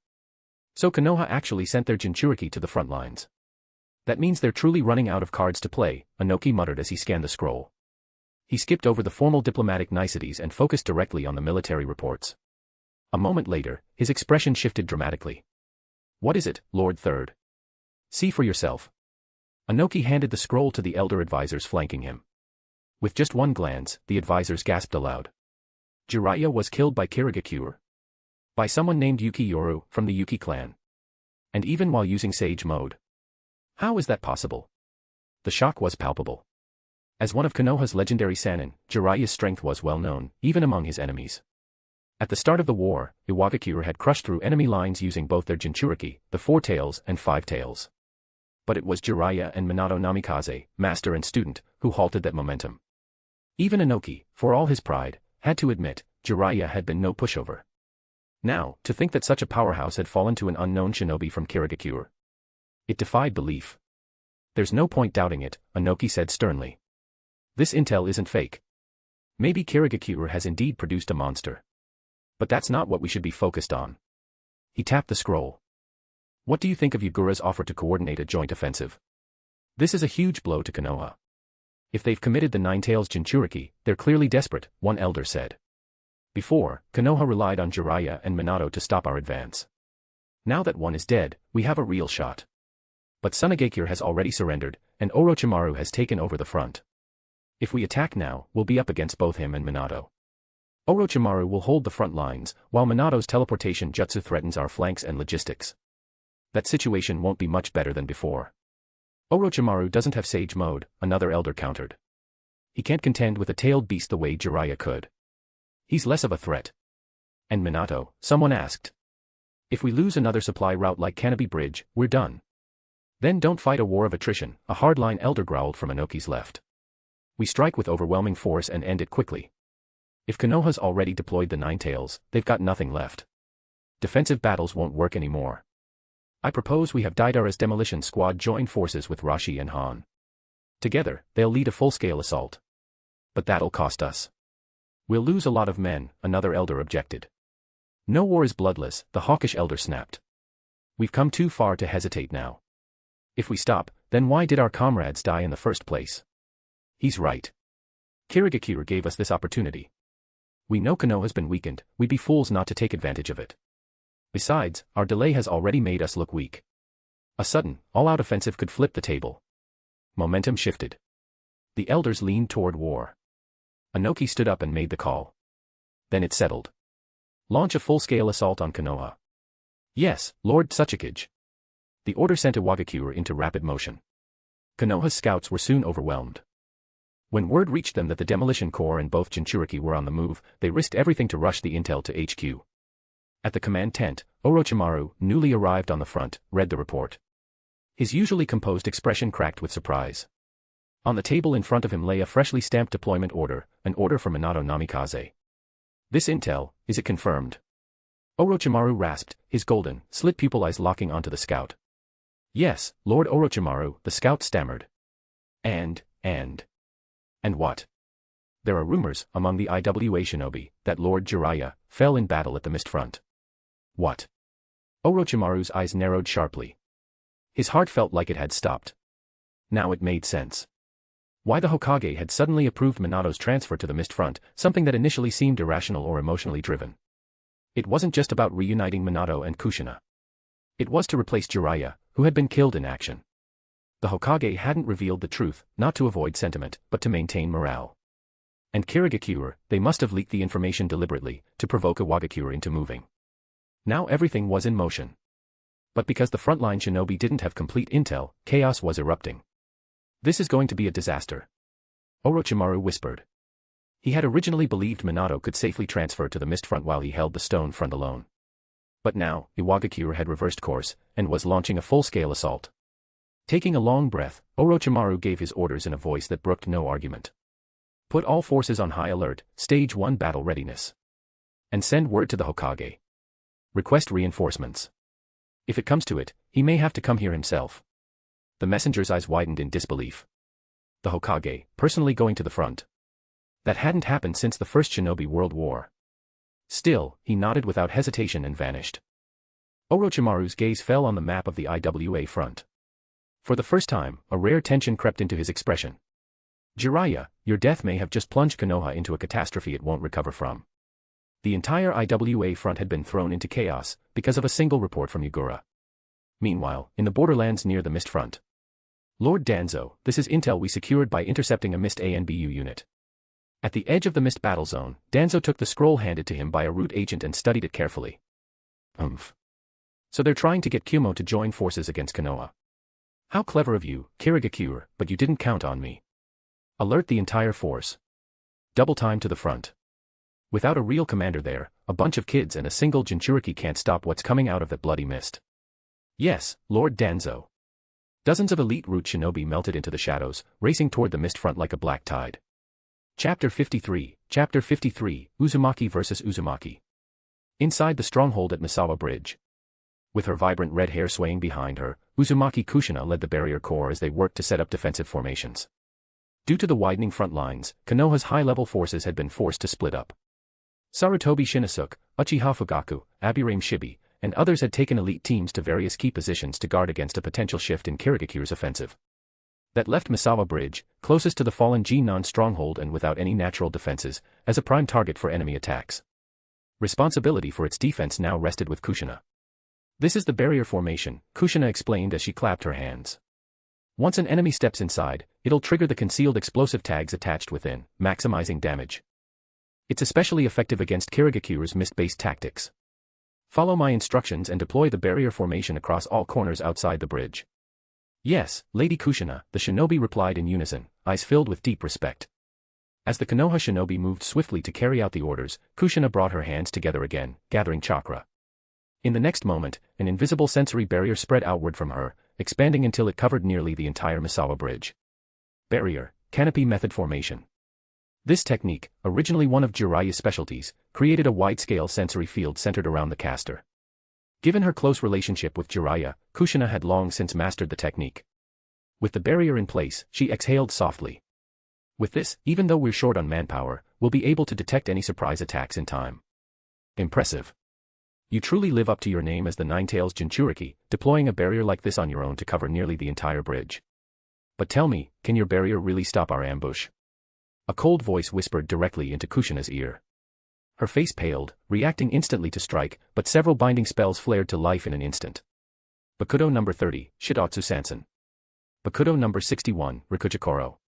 Her movements froze. As she struggled, golden chains erupted from the ground and wrapped tightly around her.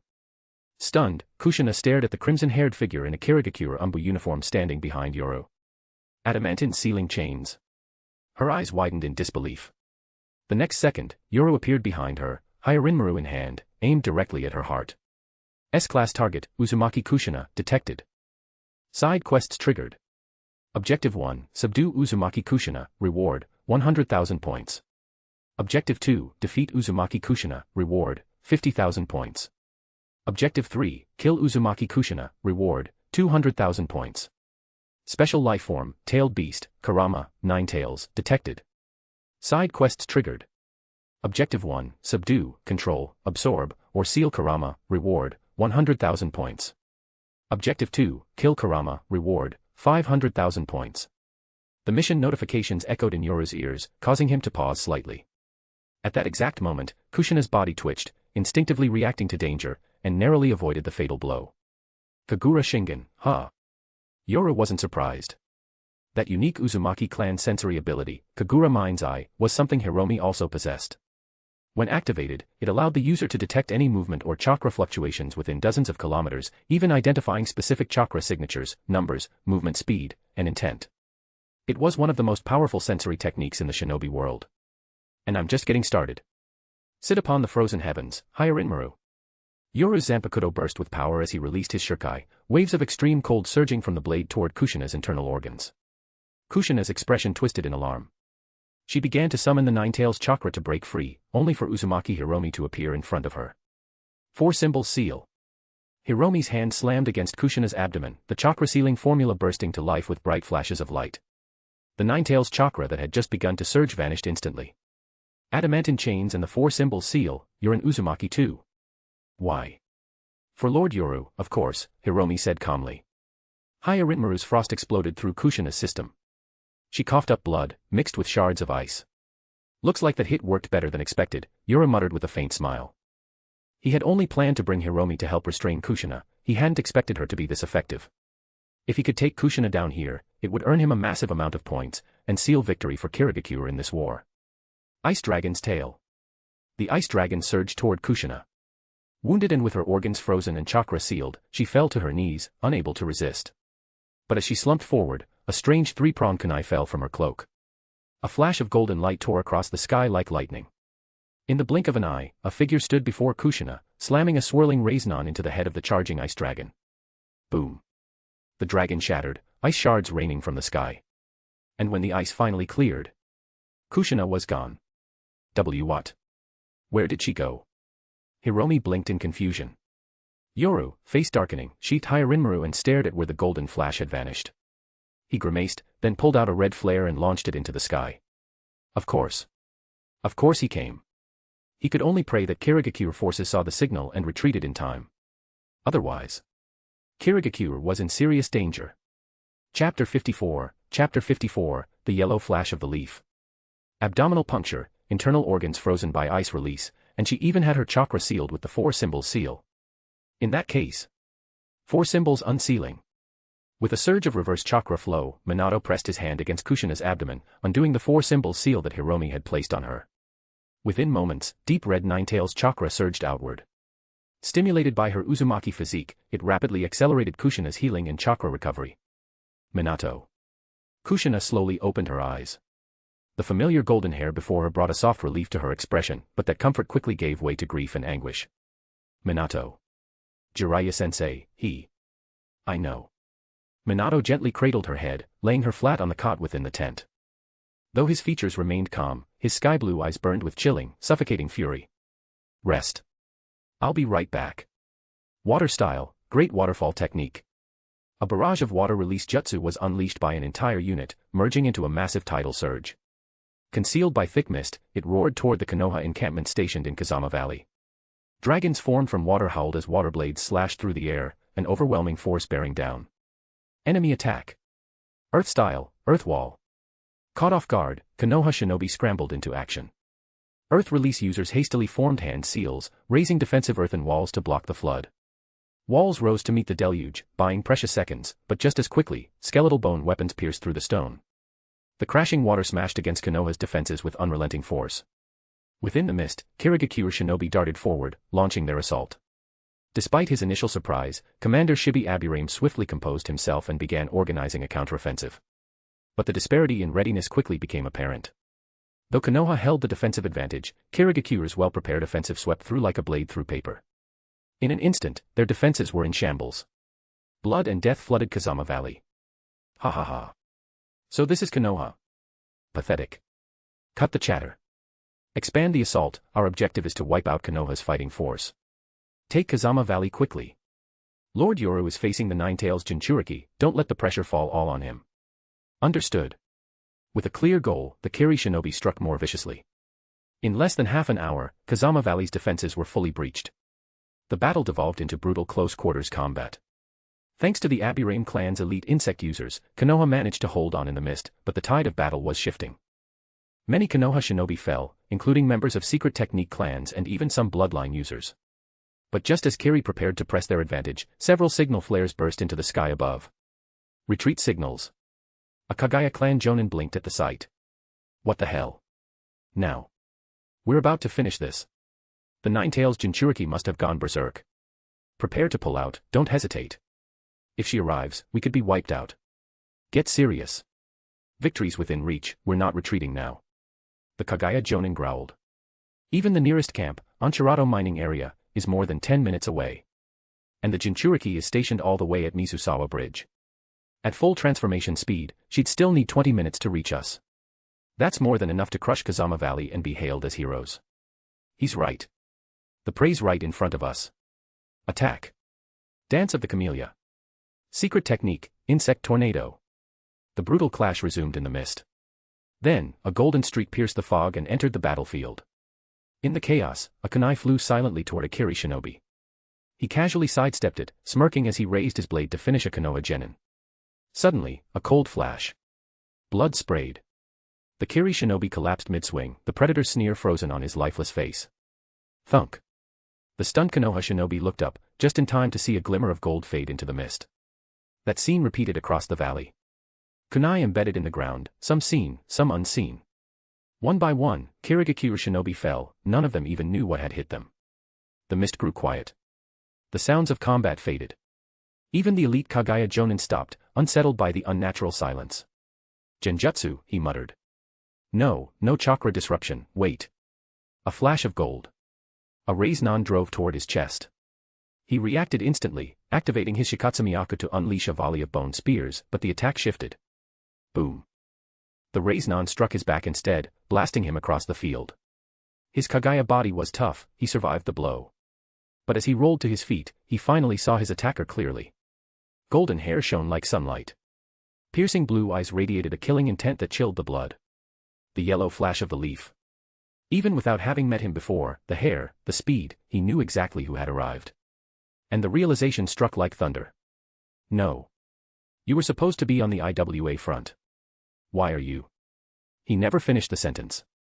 A kunai slit his throat before the words could escape. Chapter 55, Namikaze Minato, the Unstoppable Force. Namikaze Minato's sudden arrival didn't just save Uzumaki Kushina from Yoru, it completely blindsided Kirigakure's forces.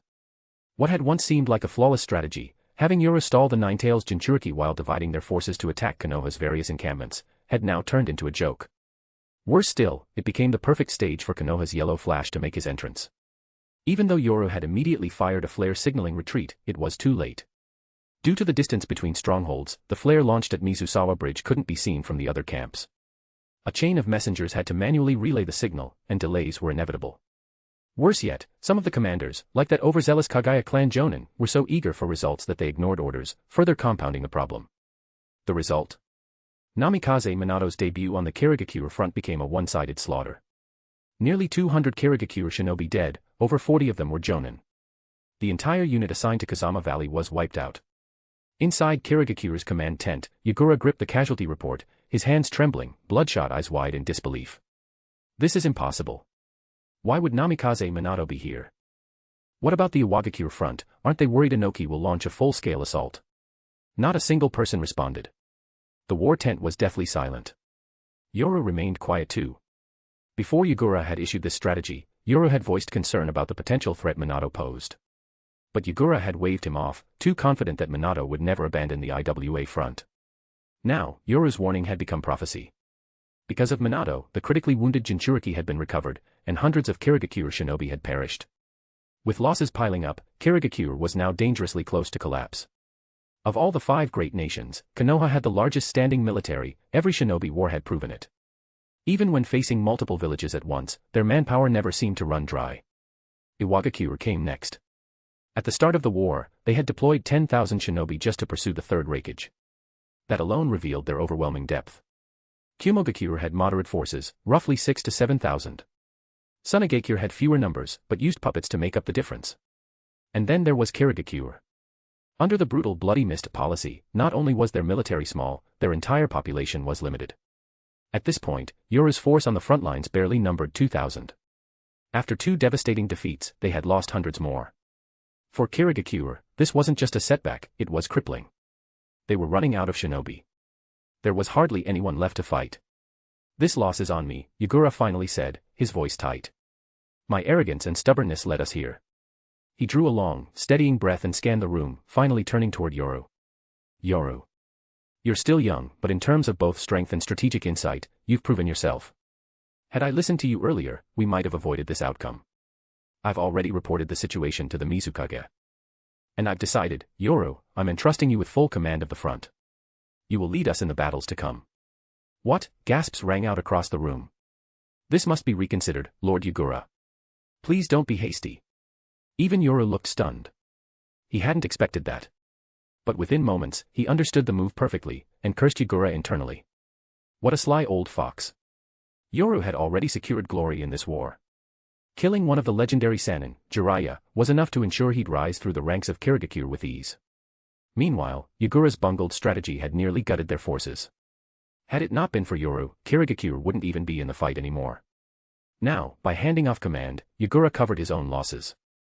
If Yoru turned the tide and won the war, then the success would overshadow Yagura's failures. At worst, he'd take a temporary demotion and be reinstated in a few years. But if Yoru failed, not only would he shoulder the current disaster, he'd also be blamed for everything that had already gone wrong. You really are the future 4th Mizukage, huh? Smooth as ever. Yoru thought, eyes narrowing. He immediately raised his voice, Lord Yagura, I must decline. This is my first war of this scale. I have neither the qualifications nor the experience to lead our forces. Besides, while we suffered losses, the plan itself wasn't flawed. Who could have predicted that Konoha would recklessly pull Minato from the IWA front and send him here? The fault doesn't lie with you, Lord Yagura. His words drew support from the other commanders. Yoru is right. The strategy was sound, Konoha was just too cunning. Yes, Lord Yagura. And while we've suffered, so has Konoha. Yoru gravely wounded their Jinchuriki, and our forces in Kazama Valley inflicted heavy losses. We still have the advantage. Everyone. Yagura whispered, visibly moved. His youthful face made his gratitude even more dramatic. I understand. I will take responsibility for this failure, but for now, we must focus on our next move. Unfortunately, when your enemy had both the Flying Thunder God technique and a living, breathing-tailed beast on their side, no plan looked good on paper. If they spread out, Minato would pick them off. If they grouped up, they risked a single-tailed beast bomb wiping out everything. Even when Yoru joined the front lines, Minato simply avoided him, never engaging directly. Whenever Yoru appeared, Minato vanished, teleporting away to strike elsewhere. Yoru considered counterattacking, abandoning defense and hitting Konoha's core. But Kirigakure's dwindling numbers couldn't support such an aggressive move. As days passed, Kirigakure not only lost momentum, they lost initiative entirely. Now they finally understood Iwagakure's suffering. And just like IWA, they were powerless to stop it. Several days passed this way, until Yagura once again summoned Yoru to the command tent. Yoru, he said, holding out a scroll marked with the Mizukage's personal seal, this is a direct order, and a new mission. If you can complete it, we may finally have a way to break this stalemate. Yoru opened the scroll. At a glance, his eyes narrowed. The Three Tales. Chapter 56, Rin Nohara's Unusual Constitution.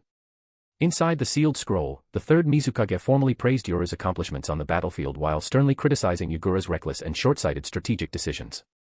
After the usual bureaucratic platitudes, the scroll delivered its true message. With both the Nine-Tails Jinchuriki and the Yellow Flash present on the front lines, the third Mizukage proposed a drastic countermeasure: use a tailed beast to combat a tailed beast. Specifically, to unleash the Three Tails against Konoha. A crazy plan, but if it works, it might just shatter this stalemate.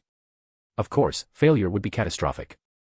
Not only could they lose a tailed beast, but such a move could also provoke a full-scale retaliation from Konoha. Still, things had escalated to the point where the Nine-Tails and the Yellow Flash were already deployed. At this stage, retaliation was a relative term. Yoru narrowed his eyes, turning to Yagura with a solemn expression. Lord Yagura, has the containment vessel for the tailed beast arrived yet? It should be here soon, Yagura replied with a nod. As for the host, we've already selected a candidate. He pulled a file from the drawer and laid it on the desk. It featured a girl with short brown hair and large chestnut eyes, her most distinct feature being two purple markings on her cheeks. The moment he saw the image, Yoru silently muttered to himself, of course. The girl was none other than the catalyst for everything that spiraled out of control in the original timeline. Rin Nohara. Rin Nohara. Chunin from Konoha, non-clan civilian background.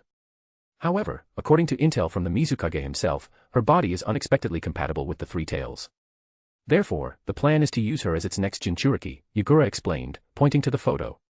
The only issue is, she's under Minato Namikaze's command. If we want to capture her, we'll need to lure him away first. A civilian Chunin compatible with a tailed beast. Yoru raised an eyebrow. Yeah, I know, it's hard to believe, Yagura admitted with a shrug. But that's what the Mizukage insists. Maybe she has some kind of unique chakra constitution. Sure, Yoru thought with a twitch of his mouth. Even you don't believe that one. But he understood the situation. When a direct order came from the Mizukage, there was no room for argument, only obedience. After thinking for a moment, Yoru said, Minato has been avoiding direct combat with me. If I move first, it's unlikely he'll show up immediately. At that moment, if you, Lord Yagura, can cause a disruption to draw his attention, I should be able to complete the objective without too much resistance. Exactly what I was thinking, Yagura replied, nodding with approval. You may not have spacetime ninjutsu like Minato, but your speed is top tier among jonin. Combine that with your strange techniques, and your success rate is the highest of anyone. So whether we break this deadlock or not, it's in your hands, Yoru. Yes, Lord Yagura. After accepting the mission, Yoru returned to his personal tent. On paper, the task seemed simple. But with knowledge of how events were supposed to unfold, Yoru knew better, it was anything but. Dealing with Rin and Kakashi wasn't the issue.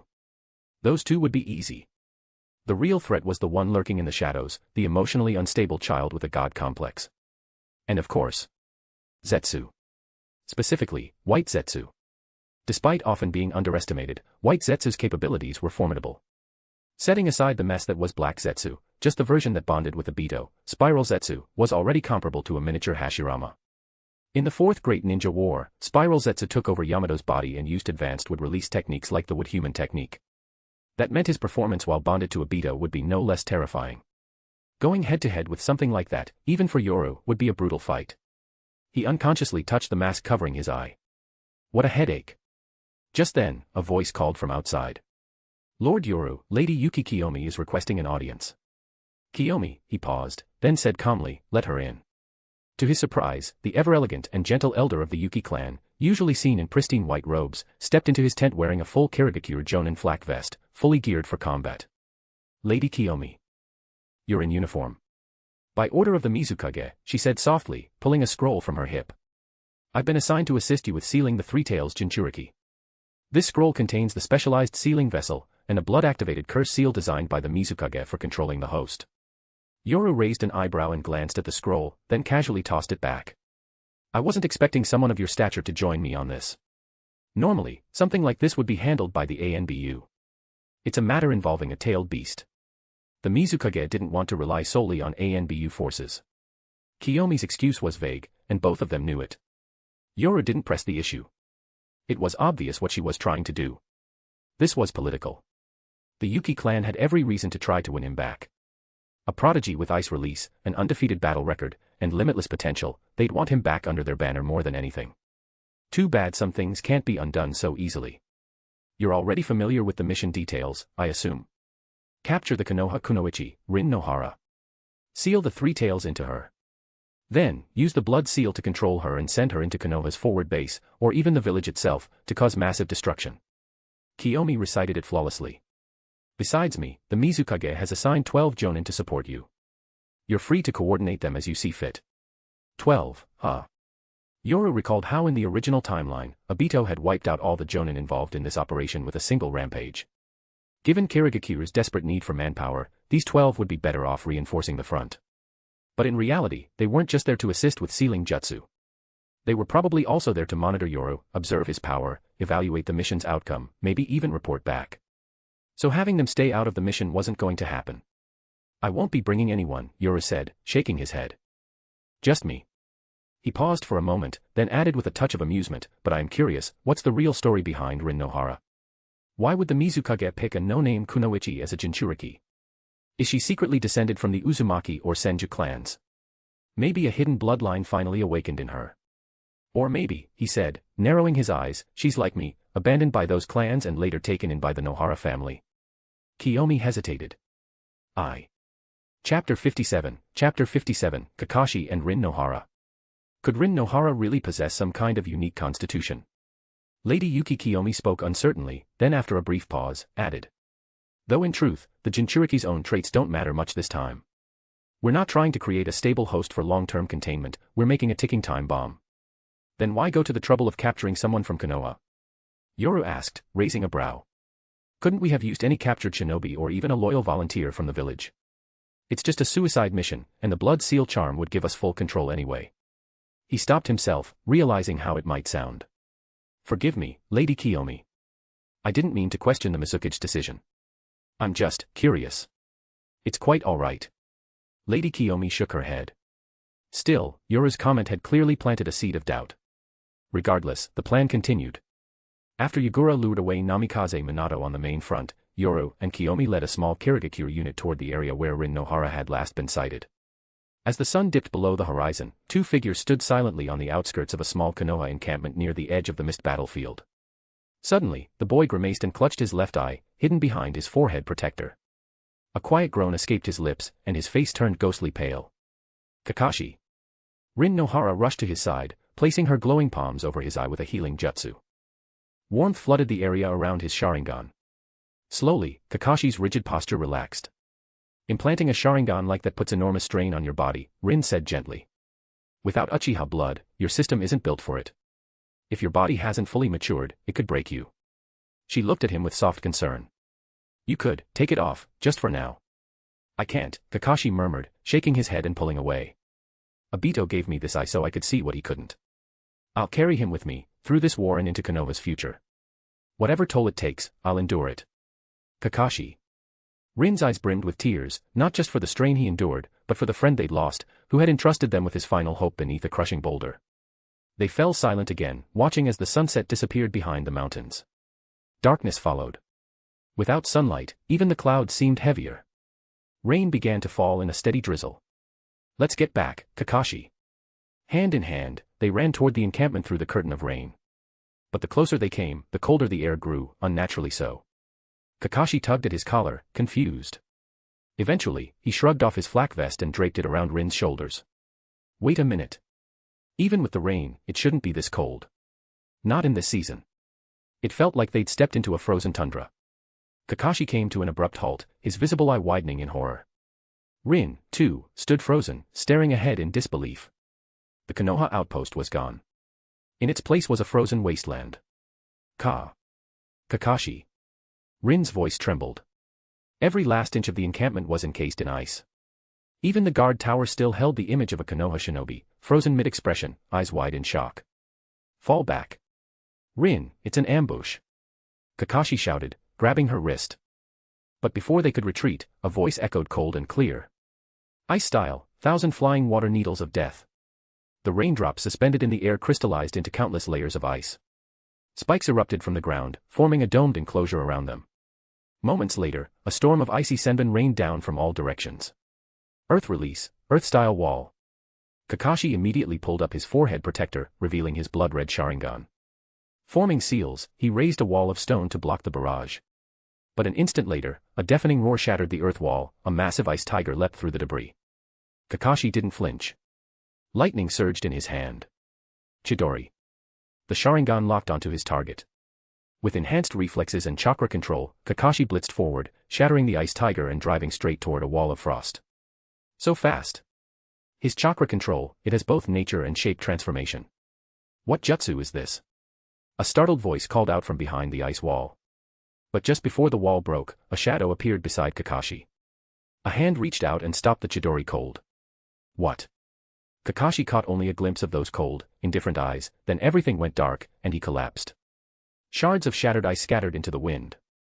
Yoru stood calmly, holding Kakashi's unconscious body like a rag doll. Around him, the Kirigakure ninja tensed. That lightning technique must be a custom jutsu. Really unusual for a kid. He's got a Sharingan too, looks transplanted. That's Hatake Kakashi, son of the White Fang. The most gifted prodigy of his generation in Konoha, Kiyomi muttered, raising several ice senbon toward his neck. But Yoru spun Hyarinmaru effortlessly, intercepting them midair. Lord Yoru. He's still useful. Focus on the mission. He casually tossed Kakashi aside. The others exchanged uncertain glances before nodding at Lady Kiyomi. She silently motioned for them to bring Rin forward and prepare the sealing ritual. From her side, she summoned the special sealing vessel containing the three tails. At the same time, 6 shinobi stepped forward and assumed their designated formation. But before breaking the seal, Kiyomi approached Rin and seemed to examine her closely. Her expression was oddly conflicted. Then, saying nothing, she returned to the circle and began unsealing the container. Alongside the 6 shinobi, she began guiding the chakra of the three tails toward Rin's body. Chapter 58, The Three Tails Jinchuriki, Rin Nohara. The sealing this time was rushed, crude and deliberately forceful. Chakra from the three tails surged violently into Rin Nohara's small frame, with no regard for whether a fragile body could even contain such overwhelming power. Even unconscious, Rin's body responded instinctively to the flood of chakra, trembling, convulsing, her muscles spasming and her eyes rolling back. Once every last drop of the three tails chakra had been forced into her, Mizukage's aide Kiyomi Yuki retrieved a special blood seal from a scroll and implanted it directly into Rin's heart. How unexpectedly smooth. Now we just need to get her into one of Konoha's camps, or better yet, the village itself, and let the chaos do the rest. That chakra, it was immense. Like a boundless ocean. Well, she is carrying a tailed beast now. The ANBU team relaxed as the sealing concluded, though a faint unease flickered in Kiyomi's eyes. Where do we send her now, straight to Konoha or one of the forward camps? Yoru asked. Kiyomi hesitated, then sighed. Drop her at a strategic site like Higashimatsuyama or the Anchorado mining area. We're still quite far from Konoha, and anything could go wrong en route. Besides, even if she reaches the village, the third Hokage is still there. One-tailed beast might not be enough to cause lasting damage. In that case, let's move out. This entire operation was meant to catch Konoha off guard. After a brief recovery, the team departed with Rin. Yoru carried Kakashi Hatake like luggage, gripping him by the collar, and bolted toward the Higashimatsuyama encampment at breakneck speed. They moved swiftly, the distance to the target site wasn't far. Within minutes, they arrived. Security's tight, one Kirigakure shinobi muttered. They've cleared all the forest around the mountain for defensive fortifications. And there's no water source nearby.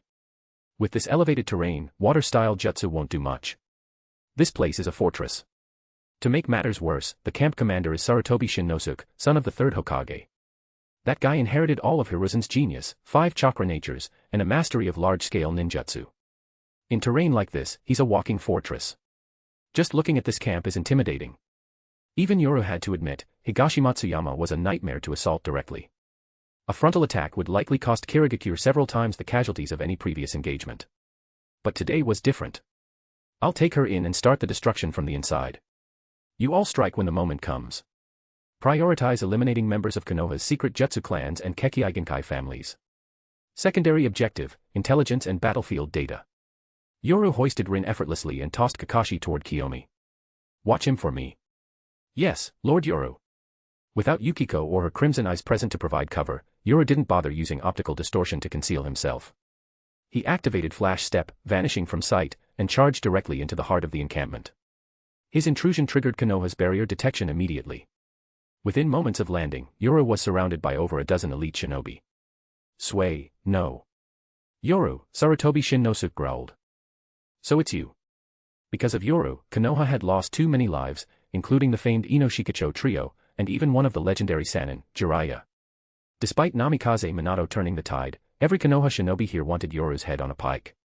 And now, this arrogant bastard had walked into their camp, alone. Shin Nosuke's fists clenched. Rage and grief surged together. Today, I'll show you what it means to fight a true Konoha shinobi. Heh. Yoru's calm chuckle cut deeper than any blade. It set off the Konoha shinobi like a spark to dry powder.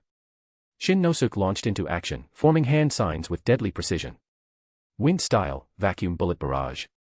Chakra compressed into blasts, fired like high-caliber bullets, howling through the air in rapid succession, each wind shell sharp enough to cleave steel. Yoru evaded them effortlessly, flashing through the blasts, and then tossed Rin directly into the path of the attack. Shin Nosuke's expression changed instantly. He blurred forward, catching her just in time and neutralizing his own jutsu mid-flight. But then, "She's not your opponent today, son of the Hokage," Yoru's voice whispered into his ear. What? Shin Nosuke spun to face Yoru, only to freeze as an immense, malevolent chakra erupted from the girl in his arms. Boom. The ground trembled violently. All eyes turned. A titanic roar split the sky as a monstrous form rose within Higashimatsuyama, wild, scaled, and covered in chakra. That chakra. The Three Tails. Meanwhile, deep underground, in the pitch-black caverns of a forgotten hideout.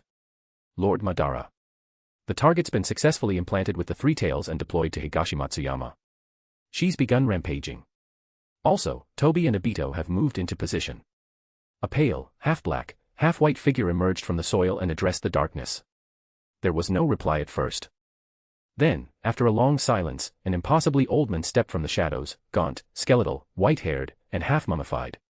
Yet despite his decaying body, the pressure he gave off was suffocating. Beneath the curtain of white hair, a pair of Sharingan slowly opened, seeming to pierce across time and space itself. "Obito," he murmured. "I'll be waiting for you, in the darkest depths of hell." Chapter 59, The Power of a Tailed Beast. A monstrous, mountain-sized turtle towered over the battlefield. Its entire body was encased in a near-impervious shell, like an armor of steel. 3 massive tails lashed through the air, radiating an overwhelming, oppressive chakra. The seemingly impenetrable defenses of the Higashimatsuyama stronghold collapsed in an instant under the creature's arrival, dust and debris billowing skyward. The Three Tails. "Yuki Yoru, are you insane?" Sarutobi Shinosuke was sent flying by the blast, eyes locked on Yoru in disbelief and rage. "Come now, son of the Hokage. You Konoha folks sent the Nine Tails into battle, this is just our way of returning the favor," Yoru said with a faint smile, his hand resting calmly on the hilt of Hyarinmaru. "Now, enjoy the gift we've prepared for you. Three Tails. Tailed Beast Bomb." The blood seal embedded in Rin's heart surged to life. With a command from Yoru, a dense, malevolent chakra began to gather in the Three Tails' mouth. On top of that, several smaller tailed beast bombs formed at the tips of its tails and were flung outward. Boom. Wherever the many-tailed beast bombs landed, massive explosions erupted. In moments, Higashimatsuyama was engulfed in smoke, fire, and devastation. The main tailed beast bomb fired from its maw-struck dead center. The defensive structures were obliterated in a single blast, dozens of Konoha shinobi wiped out instantly, nothing left behind but vapor. "Tailed beasts really are a cheat code," Yoru said coldly, watching as the powerful stronghold crumbled like sand. In a war where giant mechs and mass-scale destruction hadn't yet become standard, the power of a tailed beast was still absolute. It was a shame, though. Targets slain by the Three Tails didn't grant him any system points, but that was fine. "You bastard. Earth release, swamp of the underworld." Furious, Sarutobi Shinosuke slammed his hands to the ground. Instantly, the earth beneath the Three Tails roared and liquefied, dragging the creature into a massive mire. Earth-style, Heaven's Weighing Press. Earth-style, Binding Clay Drop. Thick slabs of hardened mud crashed from above, pinning the beast deeper into the swamp. Sticky clay caked onto its body, weighing it down further. Fire-style, Fire Dragon Flame Bullet. Following up the Earth Jutsu barrage, a torrent of fire roared toward the immobilized beast. Flames licked across its soaked body, the sizzle of evaporating swamp muck echoing loudly. Yoru narrowed his eyes. As expected of the Hokage's son, you've already figured out its weakness. The Three Tails was known for its legendary defense, its shell second only to Shikaku's in durability. Regular attacks were almost meaningless. But using Earth style to trap it and Fire style to superheat the mud, that combo could actually damage the thick shell. Unfortunately. Pain like that just drives this thing into a complete frenzy.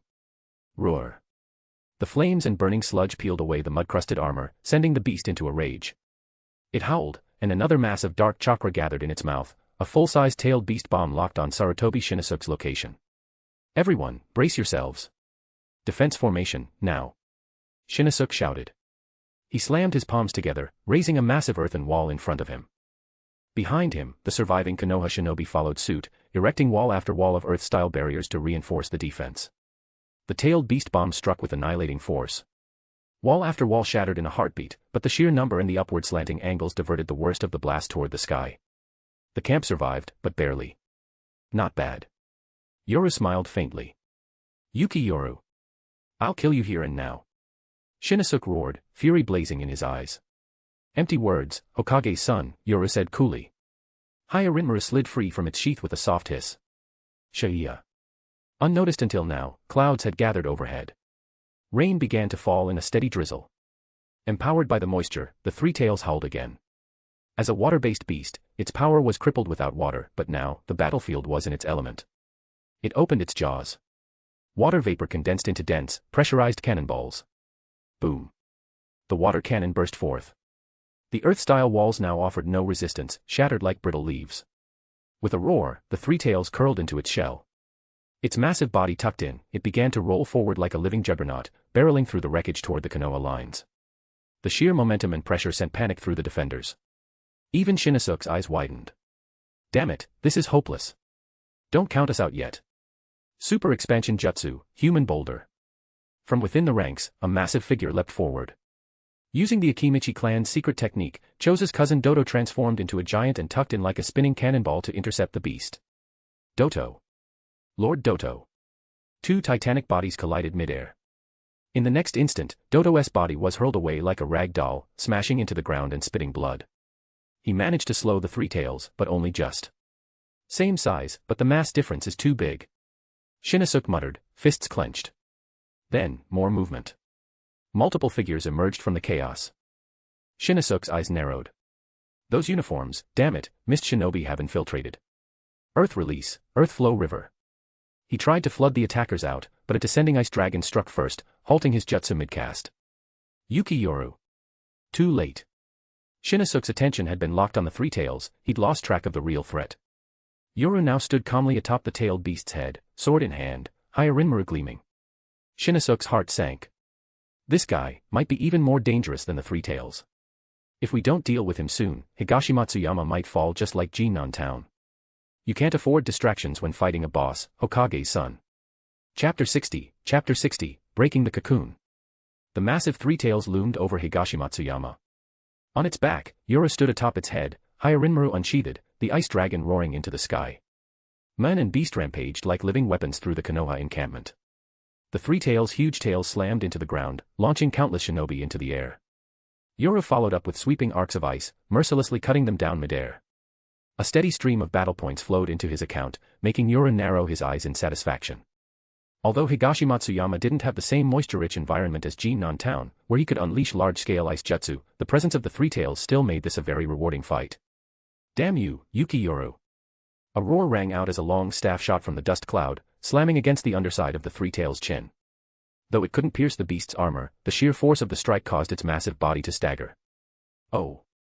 Yoru turned his head and saw Sarutobi Shinnosuke charging toward him, wielding a length-adjustable staff. The adamantine staff, huh?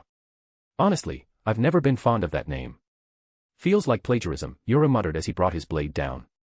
Shinnosuke raised his staff to meet the blow. Hyarinmaru and the adamantine staff clashed violently, sparks flying. But I'll admit, at this moment, you do carry a bit of the third Hokage's presence, son of the Hokage.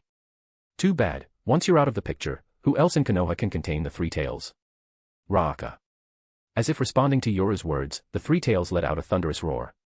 Its chakra surged again, a tailed beast bomb forming in its maw. Dozens of Konoha shinobi tried to stop it with jutsu, but their attacks were barely a nuisance to the monstrous turtle. In contrast, every one of the three tails' casual strikes sent Konoha forces flying. Don't underestimate Konoha. Just then, a deep voice rang out from the rear. Akimichi Doto, who had fallen earlier, was somehow back on his feet. He bit down on a red pill and swallowed it in one motion. Instantly, an enormous surge of chakra burst from his body, so dense it physically emanated from his skin, wrapping around him like a fiery aura. Behind him, a pair of glowing butterfly wings formed. Shinnosuke's eyes widened. The figure before him had slimmed down drastically, his body honed and transformed by the Akimichi clan's final technique. This is the final stage of the Akimichi clan's secret pills. Even Yoru narrowed his eyes in surprise at the chakra radiating from Doto, the Akimichi's red pill, said to amplify one's strength 100-fold, converts body fat directly into chakra. When taken to its limit, it gives rise to wings like a butterfly, the butterfly of the Ino-Shikacho trio. Boom. Fully transformed, Dodo charged the three tails and punched it square in the face. The impact was so great that it interrupted the tailed beast bomb's formation and even knocked the giant turtle back several steps.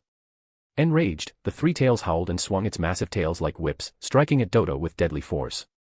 But Dodo met the attacks head-on, fists clenched, trading blows directly with the beast. Meanwhile, Yura's blade clashed again with Shin Nosuke's staff. The power is impressive, Yuru admitted, but the cost of this butterfly transformation is total physical collapse and death. Shin Nosuke's expression darkened. As the Hokage's son, he knew well what happened to those who took the red pill. But still. Who the hell are you to talk down to Konoha shinobi, he shouted. Yura simply sneered and sent two ice dragons sweeping through the battlefield, cutting down several weaker Konoha shinobi nearby. So this is Konoha's hidden strength. From a distance, Yuki Kiyomi, who was waiting with reinforcements and the unconscious Kakashi, watched with a grim expression as Dodo exchanged blows with the three tails. She had expected the three tails to easily destroy the Konoha encampment.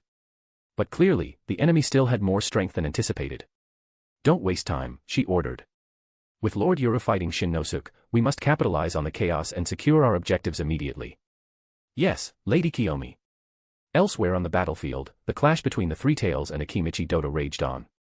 The force of their blows shook the earth.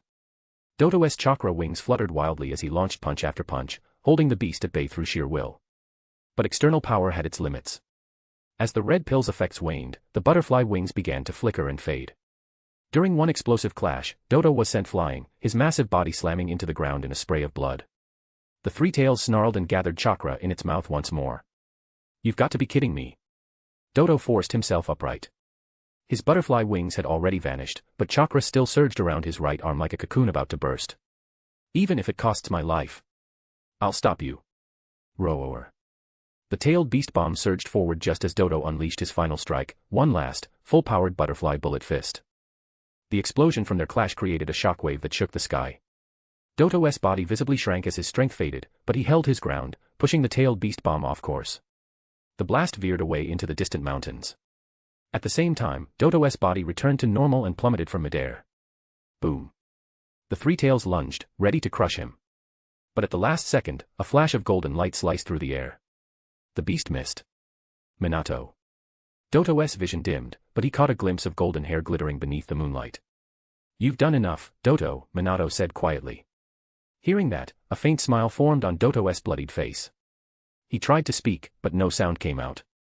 Minato gently laid him on the ground, then turned to face the rampaging three tails. His eyes burned with fury. You've done enough. Chapter 61, a spectacle worth watching. That figure, is that the yellow flash of the leaf, Namikaze Minato?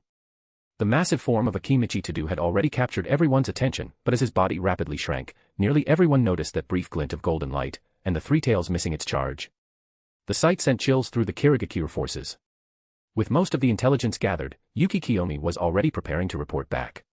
Permission to retreat, Yuru ordered calmly, slicing Sarutobi Shinosuke away with a single blow. Also, hand over that brat. Yes, Lord Yuru. Yuki Kiyomi tossed Hatake Kakashi to Yuru. The moment he caught him, Sarutobi Shinosuke surged forward again. You're not going anywhere, Yuki Yoru. Three identical shadows rushed in from different angles, hands moving in a blur of hand signs midair. The next instant, a glowing emerald-green chakra barrier shimmered into view from the southeast, southwest, and northwest. The three barriers connected, forming a perfect triangle that enclosed Yuru completely. Three-seal barrier. An S-rank barrier technique. Lord Yuru. Kiyomi called out anxiously. But inside the glowing seal, Yuru's expression remained calm. Everyone, fall back beyond the perimeter of Higashimatsuyama. Don't worry about me. This situation is far beyond what we anticipated. Konoha's battlefield strength is far greater than expected. A single-tailed beast isn't enough to turn the tide. Take this intel back. Understood, Lord Yuru. Yuki Kiyomi clenched her teeth but turned and vanished with the rest. Seeing this, Shin Nosuke prepared to order a pursuit, only for the supposedly impenetrable barrier to suddenly tremble. You didn't really think a barrier cast by your shadow clones could hold me, did you? Yuru tilted his head and casually dropped Kakashi to the ground, then sat on him like a chair. This seat has a perfect view, he said. Now kindly stop doing anything stupid. You're going to ruin the upcoming show. Show. Shinnosuke didn't understand. Why would someone of Yoru's level allow themselves to be sealed, unless they were plotting something? His eyes followed Yoru's gaze, and all he saw was Minato battling the Three Tails. Could it be, he was after intel on the yellow flash? You'll pay for your arrogance, Yuki Yoru. Heh. Roar. The Three Tails let out a thunderous bellow. Its lone eye, hidden beneath thick layers of armor-like shell, locked onto Minato instantly. Its massive tail smashed in all directions as it surged forward, but just then, a massive toad dropped from the sky and slammed down on its back, pinning it to the ground. The Three Tails. Again. And from Kirigakure. Gamabunta grumbled, sword in hand. I'm not cut out to fight beasts like this, Minato. You just need to drag it out of the camp's radius, Minato replied coldly. I'll take it from there. But we can't let the battlefield get caught in the crossfire. No problem. Oh, and after this, you really should pay Mount Myaboku a visit. Jiraiya. I know. The moment his teacher's name came up, Minato's eyes darkened. Sensing the mood, Gamabunta fell silent, then swung his massive blade down onto the turtle's shell. The blade clanged, leaving only a faint white scratch. Definitely a tough shell. But before Gamabunta could follow up, the Three Tails suddenly coiled tightly and curled inward. Sensing danger, the toad leapt away, and at that moment, the beast began to spin like a wheel, hurling itself at Gamabunta's position at high speed. That's enough, Bunta. Didn't do much this time. Sorry, Minato. Just before impact, Gamabunta disappeared in a puff of smoke. The missed attack sent the Three Tails into a further frenzy. Failing to detect Minato's presence, it instead aimed at the densest cluster of Konoha ninja and raised its head. A terrifying mass of chakra particles began to converge before its mouth, a full-scale tailed beast bomb. Fear spread across the Konoha forces like wildfire.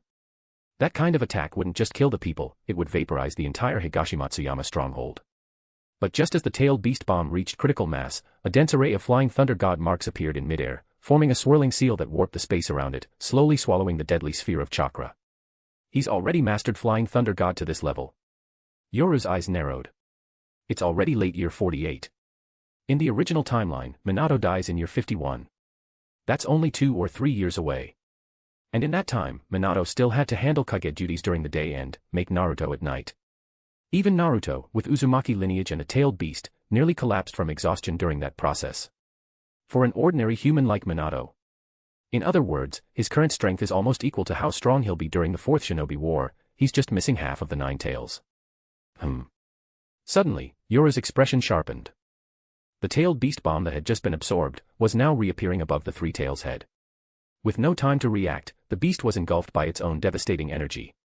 The skies lit up like a second sun. The shockwave from the blast obliterated the surrounding forest and flipped the massive tailed beast onto its back. The battle was over. Its chakra receded. The tailed beast form could no longer be sustained. Minato shielded his eyes from the blast, but his intent to kill did not waver. In that brief instant during the transfer, he had marked the Three Tails with his seal, and now that the chakra had subsided, the seal had shifted to the host. That was all he needed. As the energy cleared, Minato vanished in a golden flash. At that same moment, a figure wrapped in gnarled, bone-white vines finally arrived at the battlefield. And beneath Yoru's seat, Hatake Kakashi slowly opened his eyes.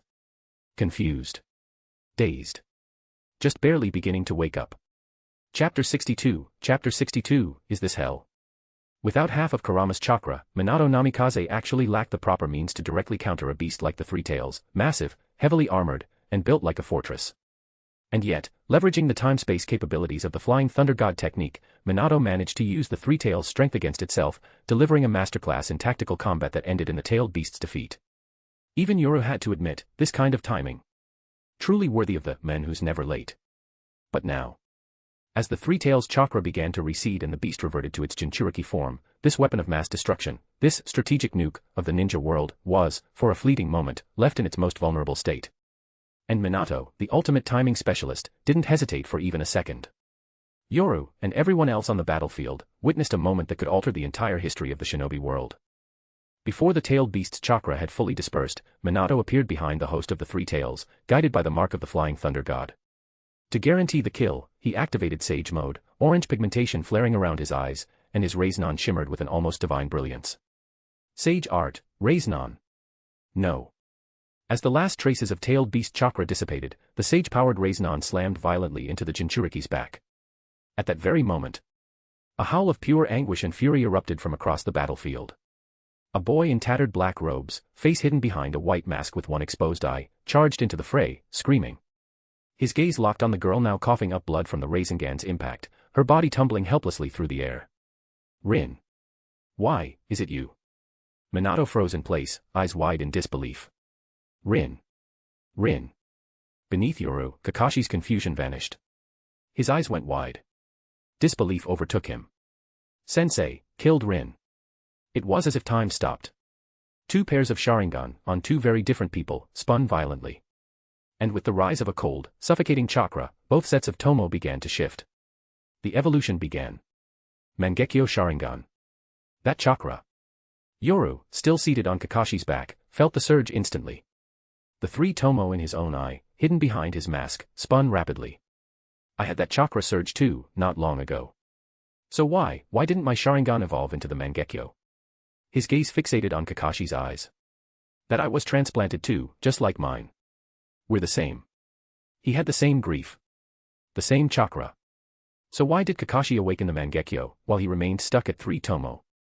As Yoru struggled to understand, a sharp cry tore him back to reality. Rin. Rinin.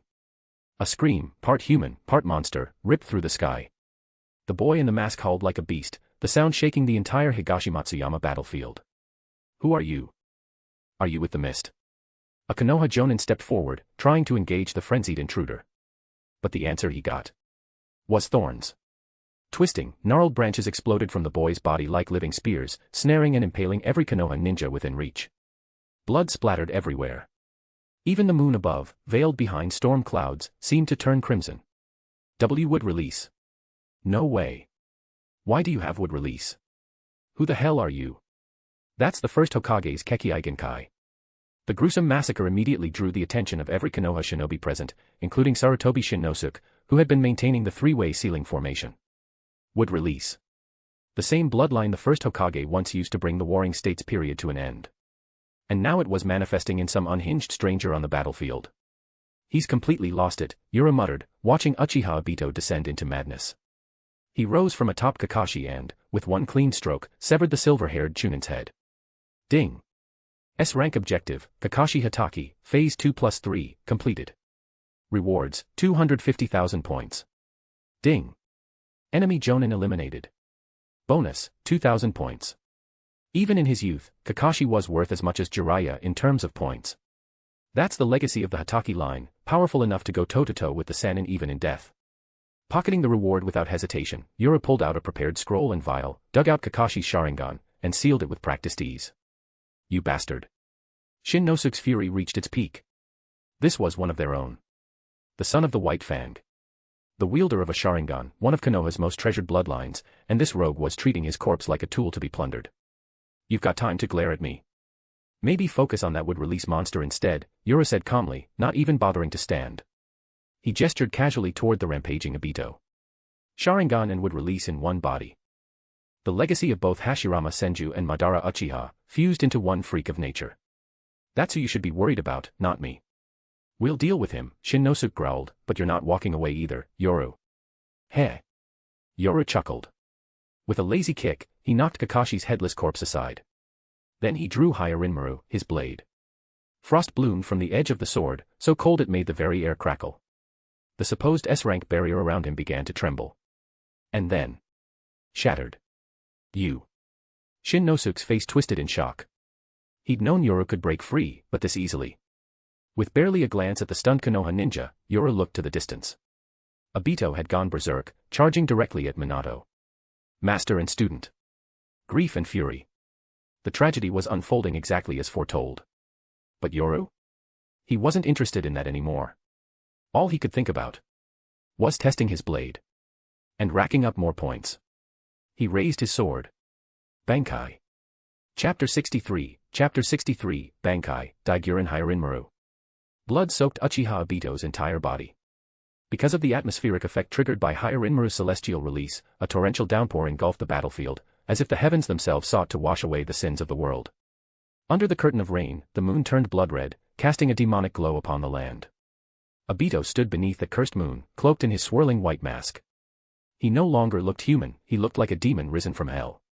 The one he loved, murdered by his own sensei. That unbearable agony had swallowed him whole, body and soul. He no longer remembered his teacher. No longer remembered the leaf. He had let go of everything, everything except that single image seared into his mind. The golden flash, tearing through Rin. A world like this. I won't accept it.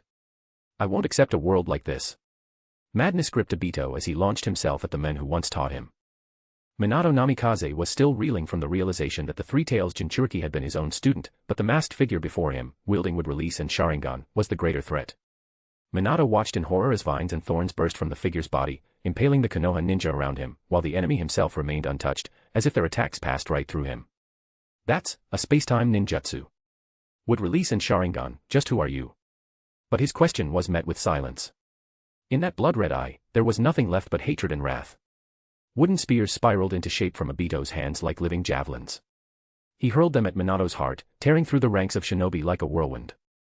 Every attack passed harmlessly through him, as if he wasn't truly there. The distance between them vanished in an instant. Minato's eyes narrowed, flipping his kunai into a reverse grip. Just as he launched it. Whoosh! The kunai tore through the air and struck the masked figure square in the forehead, yet the impact was meaningless. It passed right through. Die! Obito screamed, driving his wooden spear toward Minato's chest. Everything happened in a split second. But in the very moment the words left his mouth, Minato vanished. A blinding pain exploded across Obito's back. Boom. The Raise-Non smashed him into the earth, stone and dust erupting like shrapnel. A glowing spiral of chakra illuminated the smoke. So it's true. That intangible phase of yours disappears the moment you attack. Minato's voice was cold and calm. Even as he landed the blow, he'd already marked Obito with the Flying Thunder God seal. The battle was now under his control. The dust cleared. Obito staggered up from the crater, clearly rattled. Beneath his torn cloak, viscous white fluid dripped from his severed arm, his hand sloughed off like clay. But within moments, the white mass reformed, his hand reconstituting like liquid muscle. A modified body. Minato's expression grew grim. This was no ordinary shinobi. Sharingan. Would release. Space-time manipulation. A freakish blend of powers. Was he some kind of experiment? Miss Nin. No. He didn't act like one. Didn't matter. If I can capture him. Boom. Before their second clash could erupt, a wave of overwhelming spiritual pressure erupted across the battlefield. It was as if the heavens themselves had cracked. A cold, howling wind swept across the war-torn land. And at the center of it all, every eye turned toward Yuki Yoru. Yuki Yoru. Minato's pupils shrank. High Rinmaru pointed skyward. From its blade spilled a torrent of killing frost.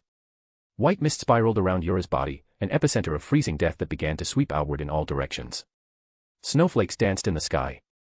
The earth beneath Higashimatsuyama turned white with frost. Despite it being late autumn, the land of fire still basked in warmth. But now. Winter had come. Bankai, Daiguren Hyarinmaru. Yoru's voice was quiet, yet it rang like judgment. His entire body became encased in sacred ice. His right arm transformed into a dragon's head, fangs of frost coiled tightly around the blade of Hyarinmaru. His limbs became dragon claws, a tail lashed behind him, and a majestic pair of ice-forged wings burst from his back. Behind him, 12 purple-hued petals of ice took shape, 3 floating snow blossoms that radiated lethal grace and regal terror. The storm howled. The battlefield froze.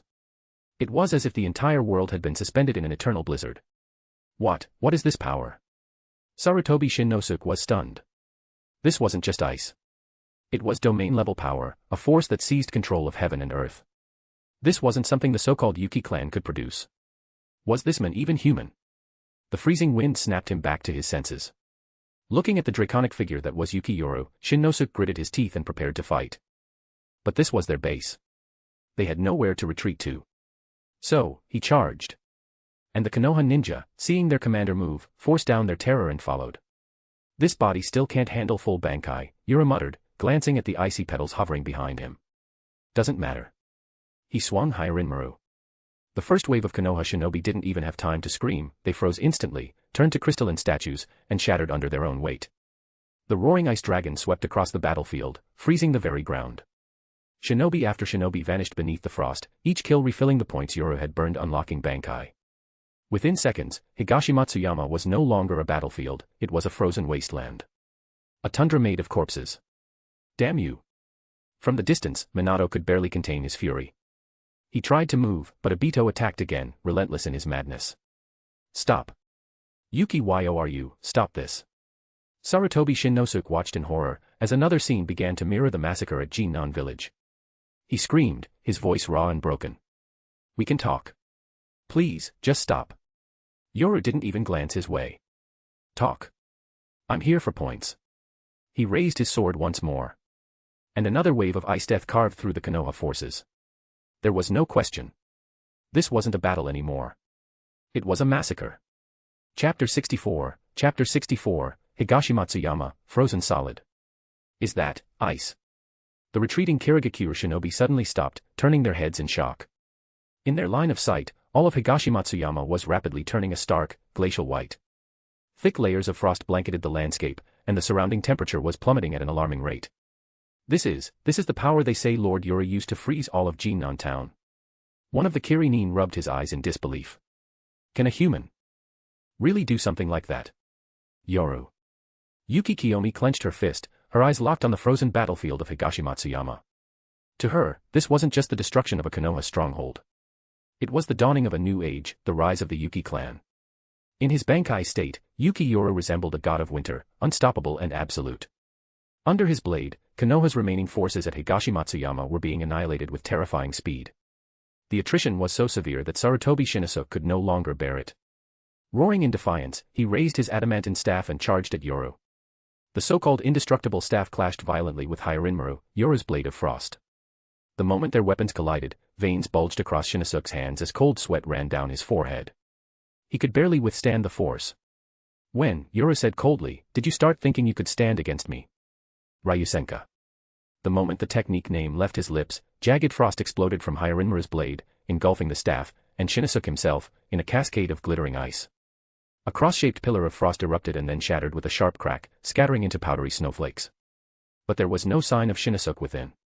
A fast substitution jutsu. Impressive. Yoru turned his gaze calmly to one side, then swung. A massive ice dragon tore through the air, crashing down with terrifying speed. Earth-style, Earthflow Rampart. Shinnosuke emerged, weaving hand signs. A thick stone wall erupted from the ground, intercepting the beast. The dragon smashed through it, but it bought him just enough time to weave another set of seals. More layers of Earth-style defenses rose up to blunt the attack. So this is the strength of the men who killed Jiraiya. Shinnosuke's face was grim, his chest heaving. He'd known Yoru was strong, but he never imagined the gap between them was so insurmountable. He needed a plan. Fast. His gaze flicked toward Minato, still locked in combat with the mysterious masked enemy. With wood release and the Sharingan, plus that intangible phasing technique, the masked man had completely stalled the yellow flash. Shinnosuke's stomach sank. But before he could strategize further. Splurt. The chilling sound of steel piercing flesh. Shinnosuke looked down in disbelief. Hyarinmaru's icy blade had skewered him clean through the back, piercing his heart. When? You really thought you could take me on, and still afford to be distracted? Yoru's voice was calm, even mocking. Frost exploded from the wound, encasing the Sarutobi air in a massive crystalline cross. Ding. Target eliminated, Kaga-level opponent. Reward, 10,000 points. TCH doesn't even count as a quest kill. And you call yourself the son of the Hokage. Yoru sheathed Hyarinmaru without emotion. For all Shinnosuke's skill, the men had never appeared in the original timeline, not even in flashbacks. No quest trigger, no bonus. Shinnosuke. Minato's furious voice rang out, eyes burning red. But as he tried to move, thorn vines lashed toward him, Obito's would release. The yellow flash teleported instantly, abandoning the duel to reach his fallen comrade. He appeared just in time to see Yoru swing his blade down. Spikes of ice surged from the ground, forming a trap meant to seal Minato in solid frost. The Hokage flared his chakra, vanishing again in a burst of flying thunder god. As expected of the yellow flash. But if I simply eliminate your allies one by one, what exactly will you do? Yoru's eyes glinted cruelly as he turned toward the Konoha forces who'd been too slow, too frozen in fear to flee. Crack. A shard of one of the 3 floating ice flowers behind him splintered and broke. Yoru paused, but only for a second. Massive walls of ice erupted, boxing in the Konoha survivors. Then came the ice dragons, roaring with elemental rage, tearing through the trapped shinobi in a blizzard of death. The screams didn't last long. But each cry felt like a knife in Minato's heart. He tried to save them. But he was too slow. The snowflakes falling from the sky weren't normal, they spread frost on impact. Just a few seconds of exposure was enough to start freezing flesh, armor, chakra itself. Not even the yellow flash could dodge snowfall. Before long, even Minato's movements grew sluggish. His breath misted sharply, limbs heavy, joints locking up. The fastest shinobi in the world, brought low by winter's grasp. Far away, Obito stood silently in the storm. The swirl-patterned mask stared at the frozen slaughter, unmoving. What a terrifying power, murmured Zetsu behind him. He's frozen all of Higashimatsuyama. Should we intervene, Obito? Or retreat? Obito said nothing. The red glow of his Mangekyo Sharingan spun beneath the mask. I want to watch. His voice was hoarse, shredded by grief and rage. For the village you cherished, you killed Rin. Now, in this hellish blizzard. I want to see how far you're willing to go for that same village. I want you to feel helpless. Just like I did. I want you to see this world, the real one. The one that's nothing but hell. Zetsu wisely fell silent. Together, the two figures stood in the snow, watching. Above them all, Yuki Yoru stood like a frozen god atop the storm, draped in the full glory of Hyarinmaru's Bankai. Wings of ice spread behind him. Glacial blossoms spun in the air. From the heavens, snow fell endlessly. Below, Higashimatsuyama disappeared beneath a world of white. Konoha's once formidable forward base faded into frost, until nothing remained but ice. Chapter 65, Vanishing Souls. To think he was capable of such a feat. It seems I underestimated him. Freezing an entire mountain in moments, in a place devoid of water. That boy, he's still not quite on par with Hashirama, but he's impressive nonetheless. In the depths of a pitch-black underground cavern, the aged and withered Uchiha Madara leaned on his cane, murmuring to himself. He extracted Kakashi's Mangekyo. Yes, Lord Madara, White Zetsu replied, emerging halfway from the ground, gaze fixed on Madara's ancient form. After Obito awakened his Mangekyo due to emotional trauma, Ataki Kakashi's Sharingan resonated and evolved alongside his. But it was taken by Yuki Yoru. He even previously took Uchiha Shirsui's eye and has already implanted it. A brat coveting Uchiha power.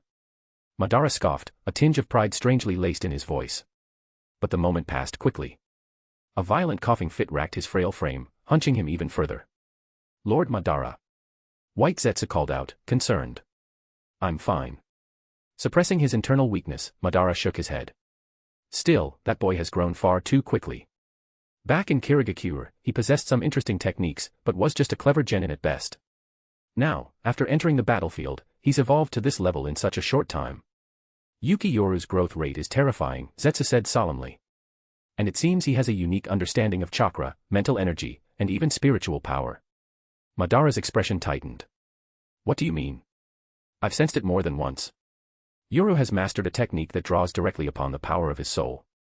He's able to weaponize that spiritual energy, using it to amplify his chakra.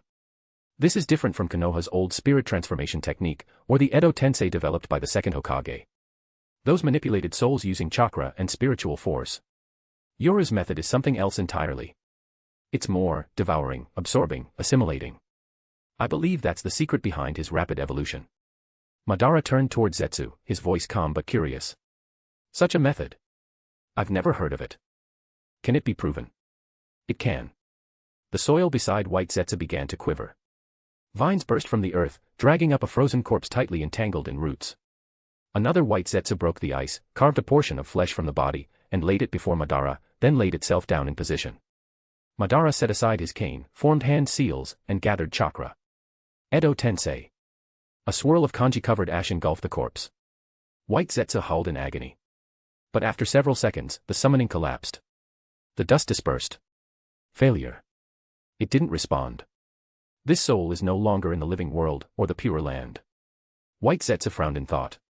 Yoru gains massive power with every kill, but the corpses still retain their chakra. Which means he's not just using spiritual energy, Madara finished. He's devouring souls to grow stronger. For ordinary people, the soul was something mystical and sacred. But for someone like Madara, who stood at the peak of the shinobi world and had touched the edges of life and death, it was just another system. In the shinobi world, the soul wasn't some divine miracle.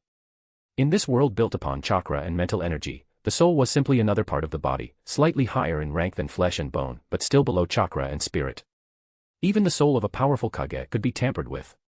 In the end, it was merely a vessel, an imprint of the living, etched in chakra and memory. No more sacred than flesh or bone in the eyes of those who could shape life and death. Life. Death. the soul. The pure land. Madara understood them all. And ever since he'd awakened the Rinnegan, he knew. Once he reached the 6 paths level, he could create souls, and surpass death itself. It's a unique path, and a shortcut to power. His 3 Tomo Sharingan spun slowly. But our plan is already in motion. We can't allow this boy to grow unchecked. A faint cracking noise echoed as White Zetsu cleaned up the ritual site. A hidden stone wall parted. 2 silhouettes stepped into the chamber. The pale, spiral mask split down the middle, revealing Obito Uchiha's twisted face. So, you've returned. Madara slowly sat upon his towering wooden throne, watching the blood-soaked Obito. Looks like you finally understand what I meant. Where there is light, there is shadow. One cannot exist without the other. Cause and effect, bound eternally together. Only a world where victory, peace, and love coexist, only a world forged from dreams, can be truly free from suffering. Obito cut him off. Enough, Madara. I'll recreate a perfect world. I don't need this one, a world without Rin has no meaning. His voice was hoarse, cracked with grief. The patterns of his Mangekyo Sharingan swirled in his eyes. Madara's lips curved upward. Did anyone see Obito fighting? Ah, sorry.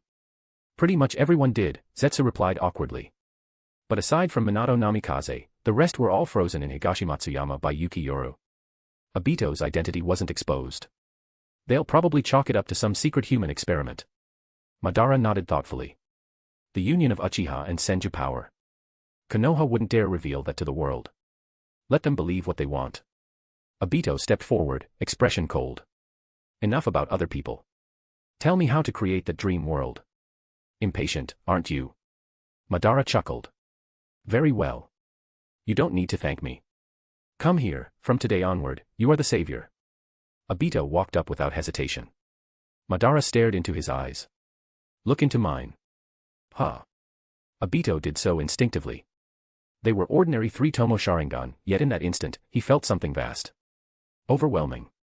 His consciousness was pulled into a boundless, white void. This plan.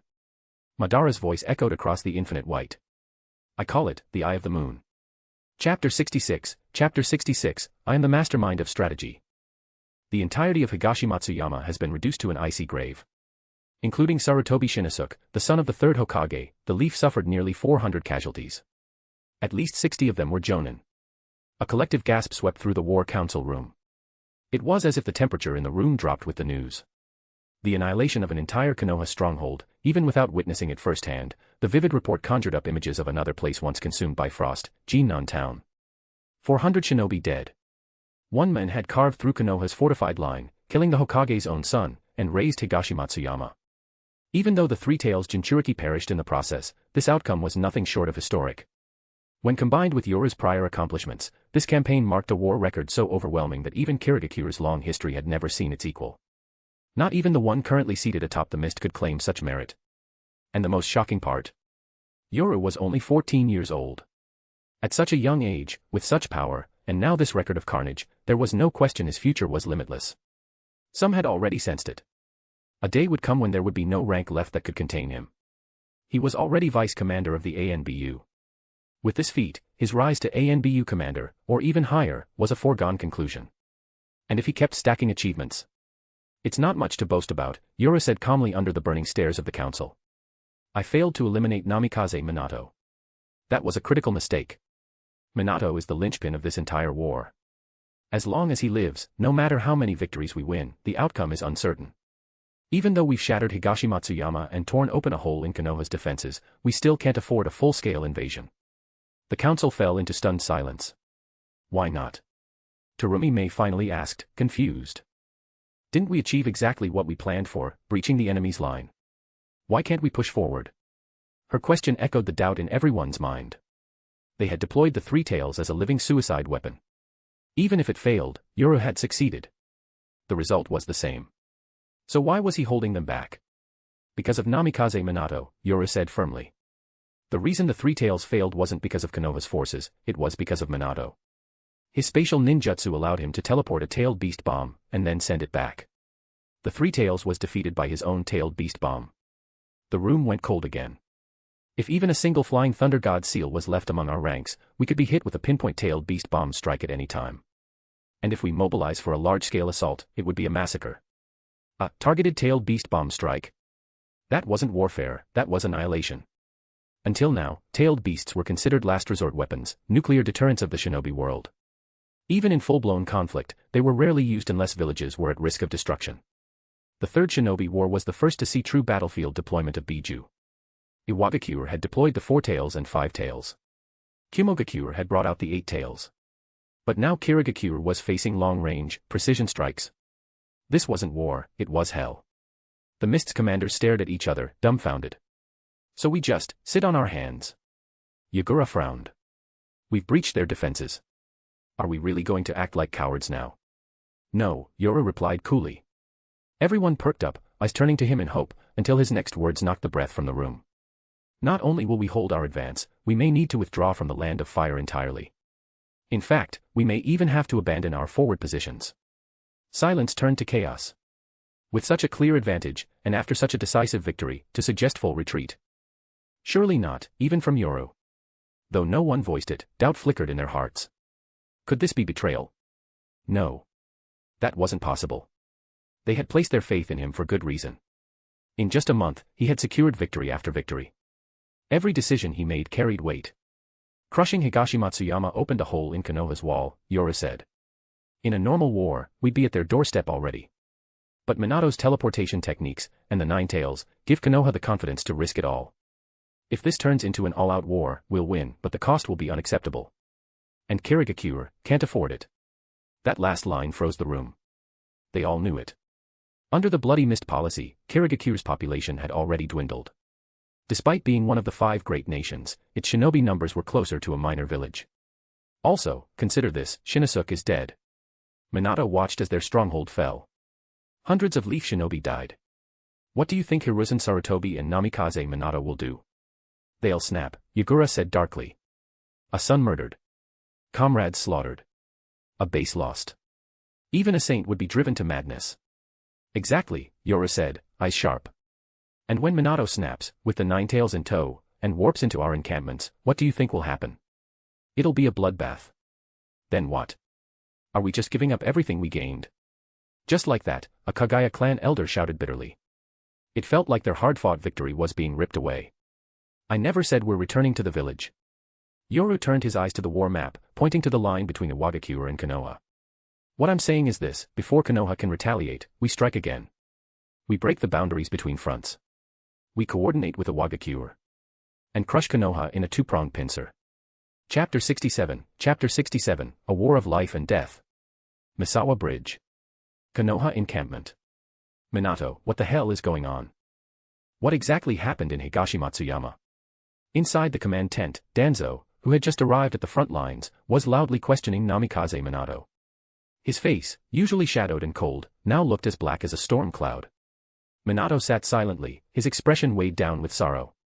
Seeing him like this, Kushina couldn't bear it any longer. She yelled at Danzo, "You old fossil, can't you see Minato is injured? What are you shouting for? You." Danzo was so furious that his nostrils flared. In all of Konoha, few dared speak to him like that. What, you? If it weren't for Minato, the front line would have already fallen to the hidden mist. Who the hell are you yelling at? Enough, Kushina. Minato's hoarse voice broke through the tension. He was in bad shape.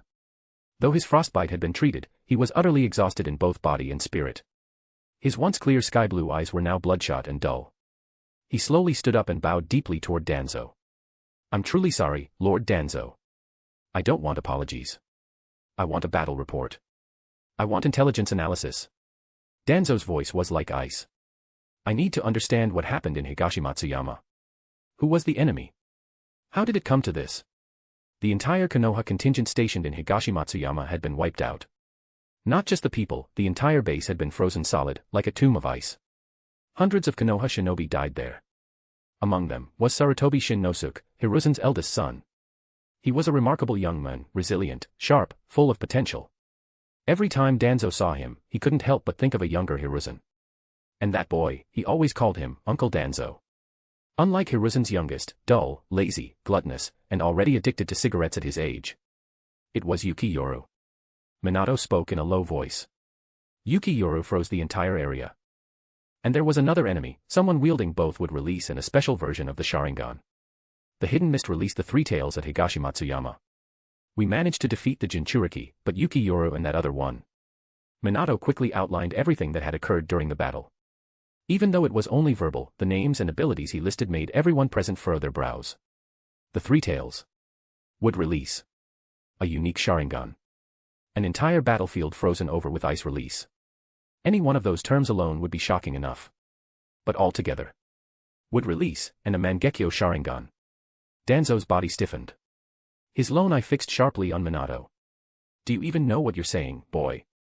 As a direct disciple of the second Hokage, Danzo was one of the few people in the shinobi world who had actually witnessed those powers firsthand. The legendary abilities of the god of shinobi and the Shura of the shinobi world, the very forces that helped establish Konoha. But ever since those two passed, both powers had all but vanished. The Uchiha had not produced a Mangekyo in generations, and no new would-release users had emerged from the Senju. To preserve these powers for Konoha's future, Danzo and his foundation had conducted countless experiments, pouring in resources and sacrificing lives. Only recently had they seen even a glimmer of success. And now Minato was telling him that someone out there already wielded not one, but both of those powers. How could Danzo possibly accept that? There should still be traces of the wood release at the site, frozen in the ice. As for the Sharingan, I don't know if it's the Mangekyo you speak of, but it's definitely beyond a regular three-tomo eye, Minato said grimly. What's more, the enemy also possesses an extremely dangerous space-time jutsu. They can turn intangible, completely avoiding all attacks. It's terrifying. Not just wood release and Mangekyo, but space-time ninjutsu as well. A monster like that exists in the Hidden Mist. Danzo's face grew darker. Yuki Yoru. And now this fusion of wood release and Mangekyo Sharingan. It seemed the isolated, blood-soaked nation of the Hidden Mist harbored secrets no one could have imagined. What are we supposed to do now, Lord Danzo? Minato's voice was filled with helplessness and despair. Once called Konoha's yellow flash, he now looked more like a dying sunset. I don't know what to do anymore. First it was Jiraiya-sensei, then Shinnosuke, and then everyone else. I watched them die, one by one, in the snow. I saw Yuki Yoru slaughter them right in front of me, and I couldn't do a thing. I just watched. Smack. Danzo's cane struck Minato squarely, knocking him to the ground. Danzo. What the hell are you doing? Kushina shouted angrily. Silence. Danzo's single eye glared at Minato. Is this all it takes to break you? You're already falling apart. I thought you were Hokage material. I thought you could carry this village forward. But now I see Jiraiya taught you nothing. If you'd spent even 2 years en route, I'd have broken that soft heart of yours long ago. War has always been cruel, you know that. Death, slaughter, but it's all for the sake of a better, peaceful tomorrow. Just like my route. There are countless things in Konoha that must be handled in the shadows. Dirty work. Assassinations. Secrets. It's the root that shoulders that burden so that the tree of Konoha can grow tall and strong. If you can't even endure this small setback, this minor defeat, then go back to Konoha and hide behind the walls. Minato looked up at Danzo, his fists clenched tightly. After a long breath, he said, then please teach me, Lord Danzo. What should I do? Teach you. Danzo's voice turned colder. Didn't the Hidden Mist already give you the answer? Or do you still need me to spell it out? What? Minato froze, but quickly understood. His face paled. You mean? Think of your fallen comrades. Think of frozen Higashimatsuyama. Think of your teacher. Danzo turned and walked out of the tent, his voice echoing like a chill wind. This is war. A war where either you die, or they do. Chapter 68, A Rejected Strategy. According to scout reports from the Iwagakure front, Inoki had launched a full-scale assault on the Konoha forces. Although the Tsuchikage himself had yet to appear on the battlefield, IWA still posed a major threat by deploying the combined power of the Four Tails and Five Tails, alongside the elite explosion corps led by the mysterious Kari. With Namikaze Minato absent, Konoha was steadily being pushed back. The battlefront had even begun to creep into the heartland of the Land of Fire. It was clear now that Yagura's plan had worked. By leveraging the news of Jiraiya's death, he had successfully provoked the other major villages to join the war effort. While the situation in Konohagakure remained uncertain, Iwagakure had clearly acted exactly as Yagura had intended, launching a full offensive against the Hidden Leaf. This explained why Konoha had offered so little resistance after losing Jinnan town, retreating directly to defensive lines instead of mounting a counterattack. As the Iwagakure front advanced, the distance between them and the Mist front narrowed quickly. If both forces mobilized at once, they could meet within half a day, making Yuro's pincer plan fully viable. After the Mist High Command thoroughly evaluated the feasibility of Yoru's plan, Yagura immediately had the battlefield messenger send a coded summons back to the village via summoning technique, formally applying for approval to execute the operation. But the reply he received was like a bucket of cold water thrown on Yoru's face. The Mizukage has rejected your proposal. Yagura let out a long sigh as he tossed a scroll to Yoru. The Mizukage believes that even if we successfully launch a surprise attack on Orochimaru's forces before Minato can react, we'll only end up exposing ourselves to retaliation from Iwagakure. Inoki isn't the kind to share his victories. Once we exhaust ourselves attacking Konoha, Iwagakure will likely turn on us, and if that happens, we'll be caught between the combined might of the 4 tails, the 5 tails, and a fully regrouped Minato with the 9 tails Jinchuriki. He believes that instead of risking that, our best move is to seize the gap left at Higashimatsuyama and launch a full assault on Konoha from there, pressing our current advantage into a decisive victory. Staring down at the scroll in his hands, Yoru furrowed his brow deeply. The scroll heavily praised his performance at Higashimatsuyama and promised future rewards and commendations, but still dismissed his pincer assault plan.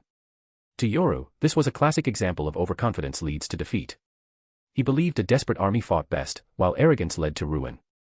But the Mizukage wanted to seize the momentum in one decisive push, to crush Konoha and turn Mist's current advantage into total victory. Lord Yagura, what do you think? Yoru rolled up the scroll and looked directly at Yagura. A general in the field does not always follow orders to the letter. As the supreme commander of the Mist's frontlines, Yagura had the authority to adapt plans based on battlefield conditions. The Mizukage makes a valid point, Inoki won't share the glory. So are you ready to face a targeted tailed beast bomb from the 9 tails? Yoru cut him off sharply. Don't forget Jinan Town, just one blast from the 9 tails killed over 100 of our shinobi. There's no doubt Minato left flying Thunder God markers at Higashimatsuyama. If we step into that zone, he can teleport a tailed beast bomb right on top of us. You tell me, what then? And if we end up clashing with the Iwagakure anyway, won't we still have to face their tailed beasts? Both of them. Yagura countered. The tailed beasts themselves aren't the problem. The danger is when their power is combined with time-space ninjutsu. Are you really telling me you don't understand that, Lord Yagura? Yoru's tone dropped cold. If it were just the beasts alone, I'd have 10,000 ways to counter them head-on. Yagura narrowed his eyes and said quietly, then are you suggesting we disobey the Mizukage's orders? I'm trying to protect the lives of every Mist shinobi. Yoru did not back down. Their eyes locked. After a long silence, Yagura exhaled slowly. I understand your concerns, Yoru. But we can't openly defy a direct order from the Mizukage. Besides, if we're worried about tailed beast bombs, we'll do what we did last time. You'll keep the 9 tails Jinchuriki busy, or better yet, cause enough chaos that Konoha focuses entirely on you. We won't even go through Higashimatsu directly. We'll engage the enemy on open ground. If Konoha wants to tailed beast bomb their own people, let them. Yoru went still. You're willingly throwing away our advantage, Yagura. This is the Mizukage's command. But you are the field commander. Yoru said, voice rising. You are the general. Then why are you still questioning my orders? Yagura snapped. The Mizukage has spoken. And I agree with him. Just because your plan was rejected, you think that's reason to rebel? Yoru stared at him in disbelief. A few hours ago, Yagura had supported his logic. But now. So this was it. Political convenience. A decision made to curry favor. A power play masked as strategy. You'll regret this, Yagura. I'm in command here, Yoru. His expression froze. Without another word, Yoru turned and left the war tent, cold and silent. Yagura remained seated, face darkening, his thoughts unreadable. At the entrance, the Mist ANBU on guard stood so still they barely breathed, cold sweat already soaking through their uniforms. Back in Yoru's personal tent, Meitarumi frowned. The Mizukage really rejected your strategy. Didn't you explain what happened with the 3 tails? I did, Yoru said flatly. Even if Yagura held anything back, the Mizukage should have gotten the full report from Yuki Kiyomi. Then why? Mei trailed off. If the Mist leadership knew the enemy had precision, long-range tailed beast bomb capabilities, and they still insisted on a head-on charge, this was no longer arrogance. This was delusion. Or worse, they genuinely believed Mist's forces could crush Konoha outright. But Konoha had Minato Namikaze. And the 9 tails. That combo could obliterate a nation. Even if Mist somehow won, how many would be left standing? Mei looked like she wanted to argue more, but Yoru simply shook his head. Then, with ice in his tone, he spoke. My anger and disappointment aren't because my plan was rejected. It's because I no longer see a future for this village. Do you understand, Mei? What's rotten here isn't just the intel network. It's everything. From the top down. From the inside out. Rotten to the core. Absurd policies. A deluded leader. Corrupt administration. Self-serving subordinates. Everything born of the blood mist has led to a village drowning in tragedy. That's what I'm angry about. That's why I'm disappointed. Yoru. Chapter 69. Chapter 69. Let blood and death wash away the bloody mist that shrouds this village. Mei Terumi knew Kirigakure was in a terrible state, truly terrible. Compared to the other great shinobi villages, the hidden mist was like a crumbling facade, held together only by cruelty and fear, pretending to still be a major power when in reality, it was hollow on the inside. Even so, Mei still held hope. Because no matter how twisted the blood mist had become, this was still her home. And she wasn't alone. Many in the village were trying, fighting, to make things better. They had gone to war to secure resources, to stop being strangled by the other villages' influence. They had believed that by gaining ground, Kirigakure could rise again. Now, with back-to-back victories, they had finally seen a glimmer of that dream. If things continued like this, maybe, just maybe, they could reshape this broken place into something closer to their ideals. But Yoru's words tore through that illusion, ripping off the warm, idealistic mask and exposing the blood-stained truth underneath. So what are you planning to do? Mei asked softly. Overthrow Yagura. Seize command and lead us to victory, then return home and dismantle the corrupted regime. Rebuild the village from scratch. Yoru gave her a look like she'd just suggested writing fanfiction. You've been watching too many stage plays. That one sentence deflated the emotion Mei had been building. She almost laughed from how absurdly dismissive it was. The further you go down the wrong road, the further you are from success, Yoru said flatly. Besides, I can't lead the mist to victory. That's just not realistic. Minato Namikaze and the Nine-Tails Jinchuriki, those two together are practically unbeatable on the battlefield. The fact that we've managed to last this long against them isn't because I'm some genius, or because our forces are strong. It's because Konoha is too wrapped up in their own rules, friendships, and moral codes to fight at full capacity. But if those two ever decide to fight with no restraints, just those two alone could end the third great ninja war. Mei opened her mouth to argue. But she couldn't find a single point to refute. Spacetime ninjutsu with unparalleled mobility. Combined with the raw power of the strongest tailed beast. That's not just a threat, that's a walking natural disaster. There's no countermeasure, she asked quietly. In theory, there were many ways to neutralize Flying Thunder God. But in actual combat, useless. Minato's reaction time is too fast. Even during the Fourth Great Ninja War in the original timeline, he was able to instantly teleport 5 truth-seeking balls away from Madara, while assisting Might Guy in 8-gate form. That kind of reaction speed. Even Yoru had to admit, the guy was a timing monster. What about genjutsu specialists like Itachi? Maybe. A top-tier illusion like Tsukuyomi could hypothetically work. But reality? Probably not. You imagine a tense, careful duel, Minato wary of genjutsu, feinting, probing for an opening, but in reality, it might go like this. Itachi sees a kunai land by his foot. Doesn't even finish lifting his eyes. Minato's already behind him, blade through his neck. After all, even Obito, empowered by Hashirama's cells and Mangekyo Sharingan, couldn't track Minato's movements. What chance did anyone else have? Sure, if it was just Yoru versus Minato one-on-one, he'd win. Hyarinmaru's abilities were a natural counter to flashy speed tactics. And once Minato teamed up with the Nine-Tails Jinchuriki, without full Bankai, even Yoru had to retreat. It's simple, unless someone at the level of Madara or Hashirama showed up, no one could stop them. And even those two, they'd have to catch them first. The best way to deal with spacetime jutsu is sealing and barrier techniques, Yoru said. But not just any, you'd need the most elite Fuinjutsu and Fuinjutsu specialists out there. He shook his head. But if the enemy travels with Kushina Uzumaki, then forget it. Her sealing skills, and the Nine-Tails itself, make traditional barriers basically useless. There's nothing we can do, except hope they keep holding back. That's why I shifted strategies, he continued. Play to our strengths. Avoid direct confrontation. Build momentum elsewhere. Fighting them head-on is suicide. There's really no counter. Mei murmured. What about persuading Lord Yagura? Yoru gave her a look. Why do you think I'm this pissed? No one can stop someone who's desperate to rise to power, he said coldly. The third Mizukage is old. Yagura's made a ton of mistakes during this war. If he doesn't cash in on the momentum now, he has no shot at becoming the fourth. He knows the risks. But he believes in my strength. He believes Mist will win this war. And as long as he thinks we'll win, he's willing to risk any number of lives to get his promotion. Yoru's lips curled into a bitter smirk. The problem is, I think we'll lose. Not because I'm throwing the fight, but because I'll go all out and still lose. Mei stared at Yoru, his face cold and detached. There has to be something we can do, she said quietly. We can't just sit and watch it happen. There's nothing, Yoru replied. When an illness has rotted to the bone, the only cure is to scrape it clean. Burn it away. Tear it down and start over. If this war fails, many will die. Mei's lips trembled. There's really nothing we can do. Yoru looked at the pale-faced girl and slowly shook his head. I know it's hard to accept. But that's the reality. That's what's coming. Of course, I hope I'm wrong. If Yagura somehow wins big after all this, I'll congratulate him myself. But if it goes the way I expect, then let blood and death wash away the cursed mist that shrouded this village for too long. Chapter 70, Konoha has gone mad. Mei Terumi walked out of Yoru's tent in a daze.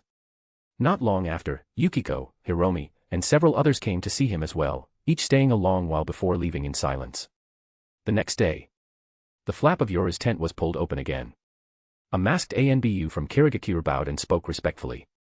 Lord Yoru, Lord Yagura has called for a pre-battle strategy meeting. He requests your presence. Understood. Yoru gave a calm nod, straightened his uniform, and made his way to the command tent. Yagura, seated at the head of the table, greeted him with a satisfied expression. But, some seats were noticeably empty, Mei Terumi, Mangetsu Hozuki, and a few others were absent. Still, Yagura didn't seem to care. Once enough people had gathered, he rose and began. Everyone's here. Based on Lord Mizukage's orders and our analysis of the current situation, we finalized a new battle strategy. In the next phase of the war, we'll launch a series of coordinated attacks on Konoha's front lines. The offensive is divided into 3 main phases. As Yagura laid out the plan, the room remained silent. Yet many eyes drifted toward Yoru. The new strategy was the exact opposite of what Yoru had proposed days before. Still, he sat there, calm and unmoved, without the slightest change in expression. Everyone present was sharp enough to pick up on the implications, but no one said a word. They simply listened as Yagura outlined the plan. The plan was simple. Since no one could confirm whether the Nine-Tails Jinchuriki would appear alongside Minato Namikaze, Yoru would lead a squad of Kirigakure elites and strike at Konoha's stronghold, Misawa Bridge. If Minato or the Jinchuriki showed up, Yoru would engage and neutralize them. Meanwhile, the bulk of Kirigakure's army would march toward Higashimatsuyama, pushing deeper into the Land of Fire. Everyone nodded in agreement. Yoru made no objection. The key to this mission lies with you, Yoru, Yagura said, his eyes locked onto him. I trust you can hold back either Minato or the Nine-Tails. But if they avoid you, then turn Misawa Bridge into another Jinnan town. Another Higashimatsuyama. Freeze it over. Yoru gave a mild reply. I'll do what I can. Boom. Yoru's words were cut short. A deafening explosion tore through the sky, shaking the very ground. An overwhelming surge of energy erupted in the distance, its sheer force consuming half of Kirigakure's entire camp. The light from the blast outshone the sun itself. For a moment, the world fell utterly silent. The very air grew heavy with dread. Across the base, Kirigakure shinobi turned toward the source in stunned disbelief. They had never imagined something like this, not once. Tents, fortifications, supplies, everything in the blast zone was wiped out in an instant. The ground cratered inward from the impact. It was as if divine punishment had descended upon them. Most of the shinobi didn't even have time to scream. They were vaporized on the spot. When the light faded, half the camp was gone. The air was thick with ash and debris.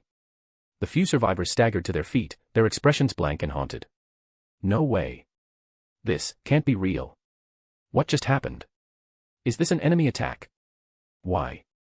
And then, they all saw it. The battlefield stretched before them, empty, barren, desolate. Tents, defenses, weapons, food, everything had vanished. It looked just like what had happened at Jinnan town. The attack had come too fast. They hadn't even had time to react. This was the very same front line that had brought Kirigakure multiple victories, the very ground where they'd once felt sure of their dominance. And now it was a graveyard. How could this? Several high-ranking shinobi arrived on the scene. Among them, Yagura stood with clenched fists, his face contorted in rage, but his eyes betrayed a deeper truth. Shock. And fear. It was a tailed beast bomb, said one of the barrier core shinobi grimly. Our sensory seals did detect an intruder, but the bomb detonated before we could even react. Those bastards. How dare they? How dare they? Yagura roared. He never imagined Minato would actually go through with it. That he'd do exactly as Yoru had warned, and bring the Nine Tails right into their base to unleash a tailed beast bomb. This wasn't the Konoha they knew. This wasn't Konoha at all. Yagura searched the horizon for signs of the enemy. But there was no trace. They were already gone. Everyone turned to look at Yoru. They remembered what he'd said in the strategy meeting days ago. Under the pressure of mounting losses, the fall of Higashimatsuyama, the death of Hiruzen's eldest son, Konoha might snap. And when they did, they would retaliate without restraint. Yoru had wanted to avoid this. He'd urged them to abandon their current positions and redirect their strategy. But no one had listened. And now Konoha had snapped. In the center of their gazes, Yoru stood silently. Expressionless. Cold. There was not a flicker of surprise on his face. After a moment, he turned to leave. Yoru. Yagura's voice trembled, but Yoru didn't stop. Yoru, wait. You're the commander, Yagura. Yoru halted for just a breath. Instead of shouting in helpless rage, you should be treating the wounded. Reinforce the camp defenses immediately. He turned his head slightly, his voice calm but razor sharp. Because now that Konoha has lost control, the second strike won't be far behind. We got lucky this time. They didn't know the location of our main tent, so the tailed beast bomb missed. Next time, we might not be so lucky. Then what about you? Yagura shouted. Where are you going? Yoru placed a hand on the hilt of Hyarinmaru. His voice was cold. I can't stop you from throwing away Kirigakure's future. But I can make sure Konoha pays the same price. Chapter 71, Shimura Danzo. Minato did quite well. Inside Misawa Bridge, Shimura Danzo studied the latest battle report. A rare smile crept across his shadowed face. The Nine Tails Jinchuriki combined with spacetime ninjutsu. That kind of outcome is only to be expected. The repeated losses along the Kirigakure front weren't just wearing down Konohagakure's elite forces, they were also destabilizing other battle lines, causing immense pressure across the board. Danzo had even learned that in order to handle the situation with the Wagakure, Hiruzen had sent both Koharu and Hamura to the front lines. If we can pull off 2 more successful strikes, the battle here should wrap up soon. Then it'll be time to take Minato and Kushina to the IWA front. Danzo paused in thought, then asked in a low voice, have we located the one with wood release and the Mangekyo Sharingan? Not yet, replied Abirame Ryoma, one of Danzo's most trusted subordinates. He shook his head solemnly. But we did find residual traces from the individual Minato encountered. The samples contain extremely active material, closely resembling the first Hokage's cells. To be able to integrate first Hokage cells directly into the body and fight without rejection. Their progress with those cells isn't just on par with ours, it may even exceed it. Danzo's expression turned grim. Root had never stopped researching Hashirama's cells, but the results had always been disastrous. The cells were simply too active. Nearly all test subjects suffered from woodification, turning into living wood. The only marginal success was Tenzo. No, calling it a success was too generous. If it truly were a success, they would have been able to mass-produce wood-release shinobi like him. But after Tenzo, they hadn't managed to create a single viable subject, unless one counted those grotesque, monstrous wooden abominations as successes. Whatever it takes, find that individual. Danzo slammed his cane hard into the floor. Unleash your insect hives. If he isn't nearby, push deeper into the Kirigakure front. Go all the way into the village if necessary. He appeared alongside Yuki Yoru during the attack. That suggests a direct connection to Kirigakure. He might even be their creation. How like the shadows of the shinobi world to slander others so freely. A calm, dispassionate voice interrupted him. Yoru appeared out of thin air, a faint smile on his face as he looked at Danzo and Abirame Ryoma. Tell me, did Konoha's White Fang take his own life because of baseless accusations just like these? You're younger than I expected. Danzo glanced at the newly arrived Yoru with no surprise, as though he had anticipated his presence. Thanks for the compliment. I suppose it was you who convinced Namikaze Minato to attack our Kirigakure forces with the Nine Tails Jinchuriki. Yoru offered a cold smile.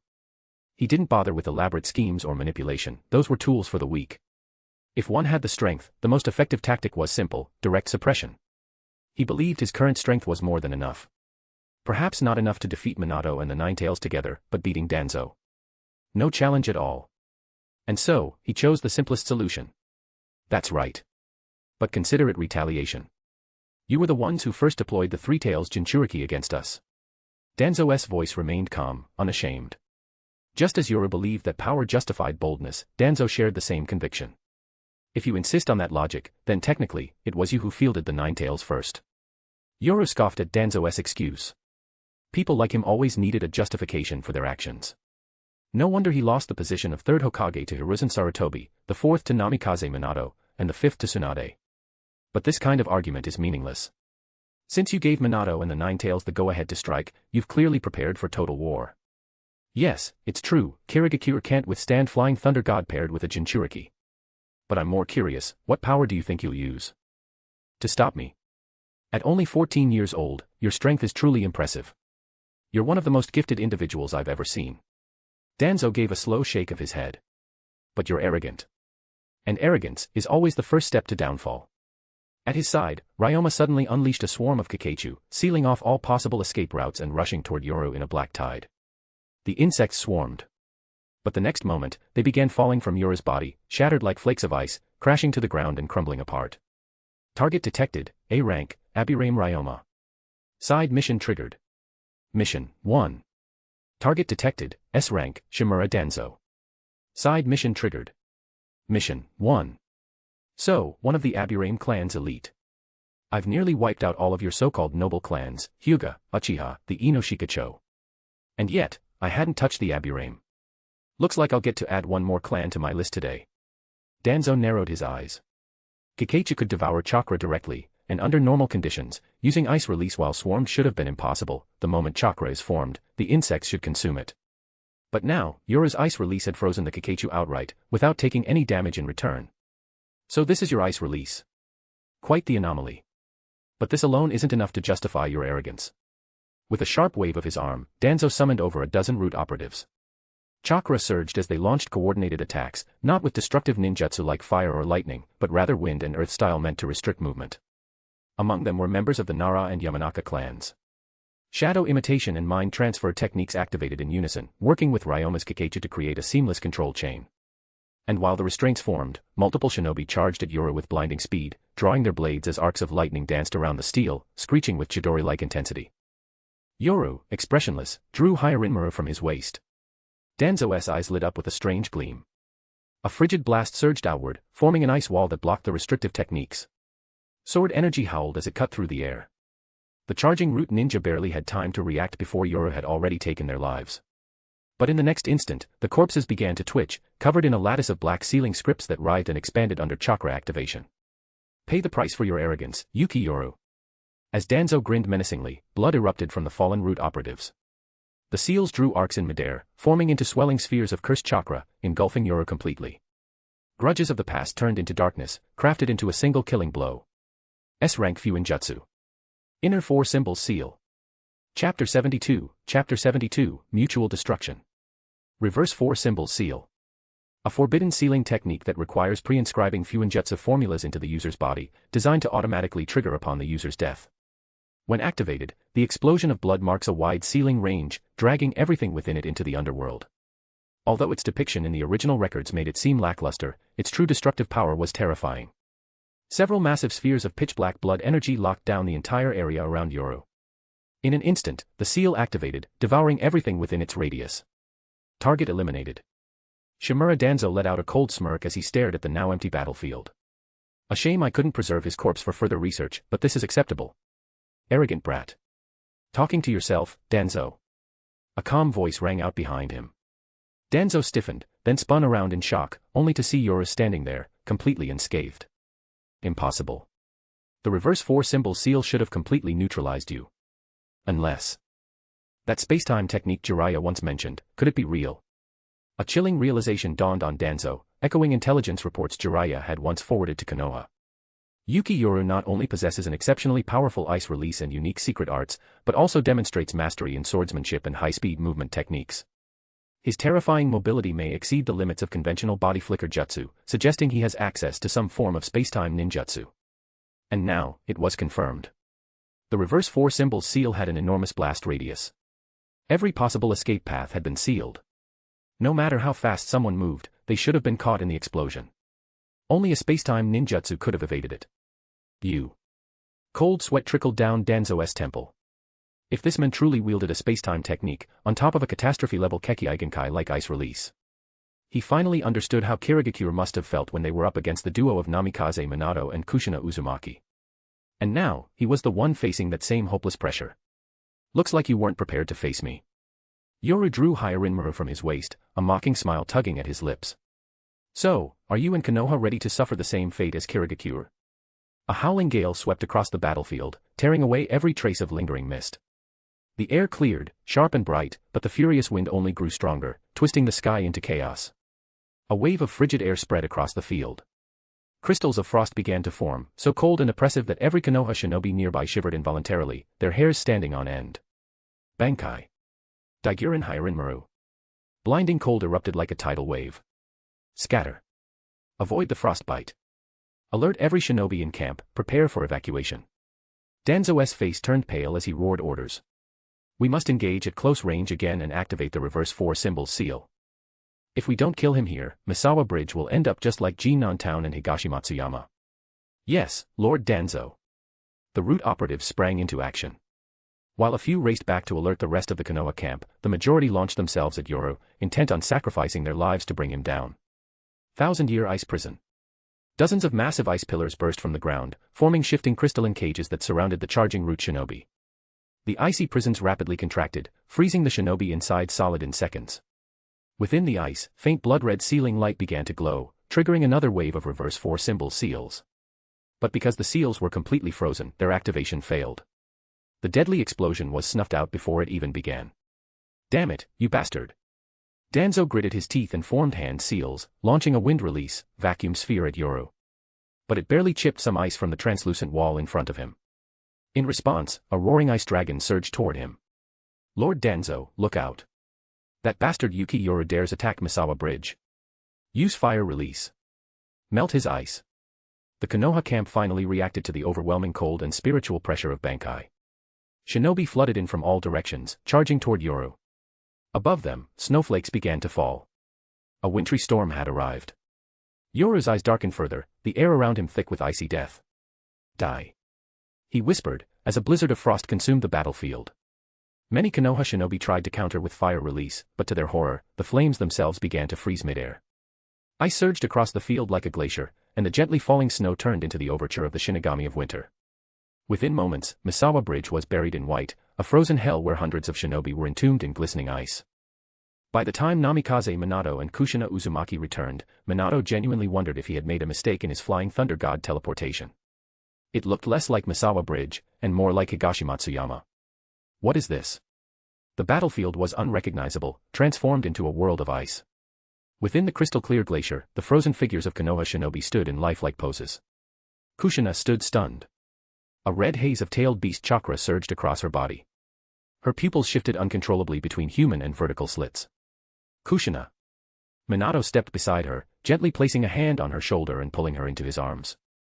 Her rage and grief threatened to tear her apart, but his presence grounded her, steadied her. Even so, a deep anguish lingered in her heart. Minato. Minato. Kushina. A weak voice echoed from within the ice. Shimura Danzo staggered forward, breaking through a sheet of frozen crystal, bruised and bloodied. Lord Danzo. Old Man Danzo.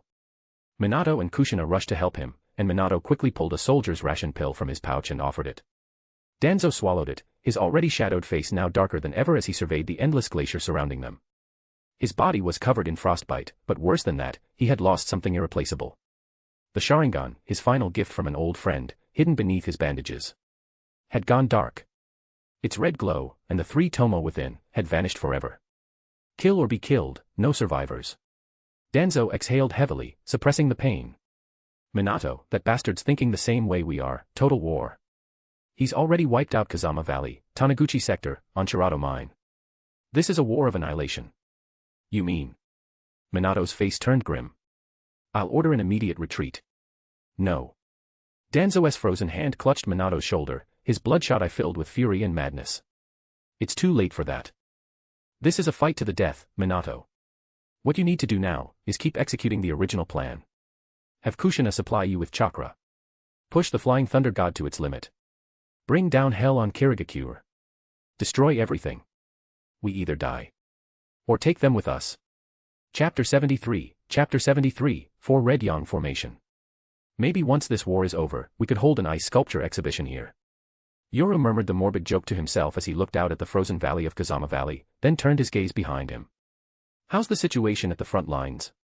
It's a bloodbath, Lord Yoru, replied Uzumaki Hiromi, her red hair streaked with ash and chakra residue. The tailed beast bomb hit indiscriminately. The Nine-Tails Jinchuriki's power far exceeded any standard beast. The entire base has been destroyed. Captain Terumi Mei and Mangetsu survived only because you ordered them to withdraw with their elite squads in advance. Aside from that, only Lord Yagura and a handful of elite shinobi made it out alive. After all, it was half of the Nine-Tails bullying 5 other tailed beasts. That Sage of Six Paths guy clearly played favorites when dividing up the Ten-Tails chakra. Yeah, 8 of the beasts got 1 share each. The Nine-Tails got the remaining 92. There's also this, Hiromi said, producing a sealed scroll. These are the remains you asked me to collect from the fallen elite jonin on the battlefield. There are samples from nearly 100. Yoru's eyes lit up as he took the scroll. He channeled chakra into the seal, and several jars containing blood and tissue samples materialized in front of him. A satisfied smile appeared on his face. Hiromi, curious, tilted her head slightly. Lord Yoru, are you planning to perform some forbidden jutsu? Or are these for research? It's not quite research, Yoru replied. I'm using them as conduits, to summon certain things back. Summon? What back? Hiromi blinked in confusion at the phrasing. This world functions differently. When someone dies, their soul is pulled directly into the Pure Land, never lingering in the physical world. I need these samples to pull their souls back from that place. Yoru resealed the jars and tucked the scroll into his ninja tool pouch. I've had some ideas, some theories. If I can make them work, it could help you and Kirigakure's future immensely. But I don't have enough data yet, so I need to run some experiments. Spiritual experiments. Hiromi didn't show fear, only deep curiosity. After all, Kirigakure had conducted its share of body-related experiments, like transplanting organs and Kekkei Genkai, and studying how to trigger or suppress bloodline reactions. As Yoru's personal medic and confidant, she had been exposed to such research, especially around genetics and biology. She even had some understanding of chakra flow and mental energy, but the soul. That was completely outside her scope. Still, if Yoru said he could do it, she believed he could. WHSSSSHK. A uniquely shaped kunai suddenly whistled through the air. Yoru and Hiromi both vanished in a flash of movement, narrowly avoiding the surprise attack. The next instant, a yellow flash ripped through the sky. Namikaze Minato descended with a glowing raise-non, smashing it down where Yoru had just been standing. Dust and frost burst into the air as 2 more figures arrived. Minato stood atop the now-frozen landscape of Kazama Ridge, tightly gripping his flying thunder god kunai. Beside him, Kushina Uzumaki radiated intense chakra, visibly shaken. We're too late. Don't make that disgusting face, Minato. Yoru said coolly, his hand resting on Hyarinmura's hilt. If you'd come straight here, maybe you could have done something. But no, you chose to wipe out our forward base first. So now, all you get is the aftermath. Welcome to the ice sculpture exhibit. He narrowed his eyes. I'm curious, though. You've avoided facing me this entire war. Now, when things are this far gone, you show up. What's the matter? Still need time to mentally prepare to fight the men who killed your teacher? Minato didn't answer. He simply raised his kunai in a reverse grip and began forming a raise-non in his other hand. At the same time, Kushina clapped her hands together, adamantine chains erupted from her back, whipping through the air and charging toward Yoru. In that very moment, Minato vanished again, reappearing above Yoru, raise-non crashing down from above. Adamantine sealing chains. Kushina shouted, but her technique was blocked by a matching set of chains. At the same time, Minato's raise-non struck, but Yoru had vanished. That speed. Minato's eyes widened, but he quickly located Yoru a short distance away. Shadow Shuriken Clone Jutsu. He hurled a shuriken, which multiplied into a rainstorm of deadly steel, covering the entire area within 100 meters. But Yoru danced through the storm, his movements flawless, dodging every blade. And in the blink of an eye, he was once again directly in front of Minato. Raise-non. Minato reacted instantly, slamming another raise-non toward Yoru's abdomen. This time, Yoru didn't dodge. He took it head-on. But what happened next shocked Minato to his core. Yoru's flak jacket shattered under the impact, but his body. Unharmed. The raise-non had landed clean. But it might as well have hit solid steel. Surprised. Yoru's voice whispered at Minato's ear. A flash of steel. Minato teleported back, just in time, but not before a deep cut slashed across his chest. Blood soaked his jonin vest. Minato. Kushina cried. He's different now, Minato panted. He's fully mastered spacetime ninjutsu, and his body, it's like reinforced armor.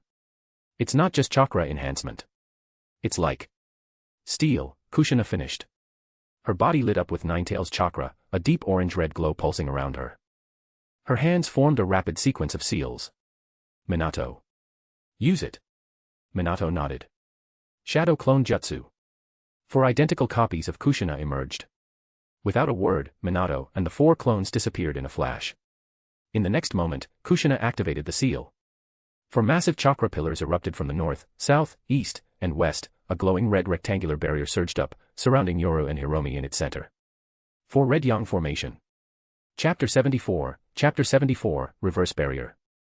Massive waves of chakra poured out from Kushina Uzumaki as a crimson barrier rose violently from the ground, sealing Yoru and Uzumaki Hiromi inside the blazing cage of the 4 Red Yang Formation. So they pre-marked this whole area with Flying Thunder God seals. Yoru narrowed his eyes as he glanced beyond the barrier, locking his gaze on the panting Kushina outside. To produce a barrier of the scale alone, as expected of the Ninetales Jinchuriki. Normally, the 4 Red Yang Formation required 4 Kage-level shinobi to maintain. But Kushina had brute-forced it by splitting her chakra through shadow clones, a feat only someone from the Uzumaki clan, empowered by the Ninetales, could possibly pull off. But inside the barrier? How are you planning to kill me now? The 4 Red Yang Formation sealed everything within. Nothing gets in. Nothing gets out. As long as Yoru didn't touch the barrier walls, he was in no danger. How are you holding up, Kushina? Minato looked at her with concern. I'm fine. That damn fox is just getting irritable again. Kushina said, taking a sharp breath. 4 tails of fiery chakra erupted behind her. Only 4 tails, huh, stupid fox. Of course, Kushina could force more chakra out of the Ninetales, but their relationship was less than cordial. Just maintaining the barrier at the scale had already pushed her control to its limits. Any more, and the Ninetales would start influencing her own. Still, even with just 4 tails, the oppressive chakra pressure radiating from her was overwhelming, palpable even through the barrier. So that's what they're planning. Yoru squinted as realization dawned. They're going to detonate a tailed beast bomb inside the barrier. Even with my reinforced defense, a direct hit from a tailed beast bomb would be fatal. But with this barrier in place. FWWSHH. Suddenly, a tear opened in the barrier for just a moment, barely perceptible, and through it, Minato reappeared with 4 tails cloaked Kushina, blinking directly into Yoru's face. What? Yoru's expression froze. And in that split second, the tailed beast bomb exploded at point-blank range. Boom. The explosion's force ripped through the inside of the 4 Red Yang Formation. Because the barrier was airtight, all that energy was trapped, colliding, compressing, and multiplying, becoming far more devastating than a normal tailed beast bomb. Outside the barrier, Minato and Kushina reappeared again just in time, panting heavily. Kushina staggered and dropped to one knee, spent. But upon seeing Minato faltering, she grit her teeth and forced herself up, helping him to stay upright. They both stared at the raging, distorted energy storm inside the barrier. Their expressions were a mixture of exhaustion and disbelief. It's over. Yeah. That bastard is finally dead. A war like this, kill or be killed. Minato's voice wavered as he looked at the frozen ruins of Kazama Ridge in the distance.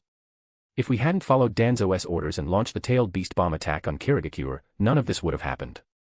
But Danzo wasn't wrong, was he? Kushina muttered. They were the ones who bombed Higashimatsuyama first. We just struck back. Still, taking it this far. Minato sighed. A war where both sides suffer ruin, was that really victory? Kirigakure had been devastated, but they could retreat overseas if necessary. Konoha, on the other hand, had lost too many elite shinobi. Their manpower was dangerously depleted. And worst of all, this wasn't even the only war they were fighting. There's no such thing as a reset button, Minato. A cold voice rang out from within the storm. Both Minato and Kushina stiffened.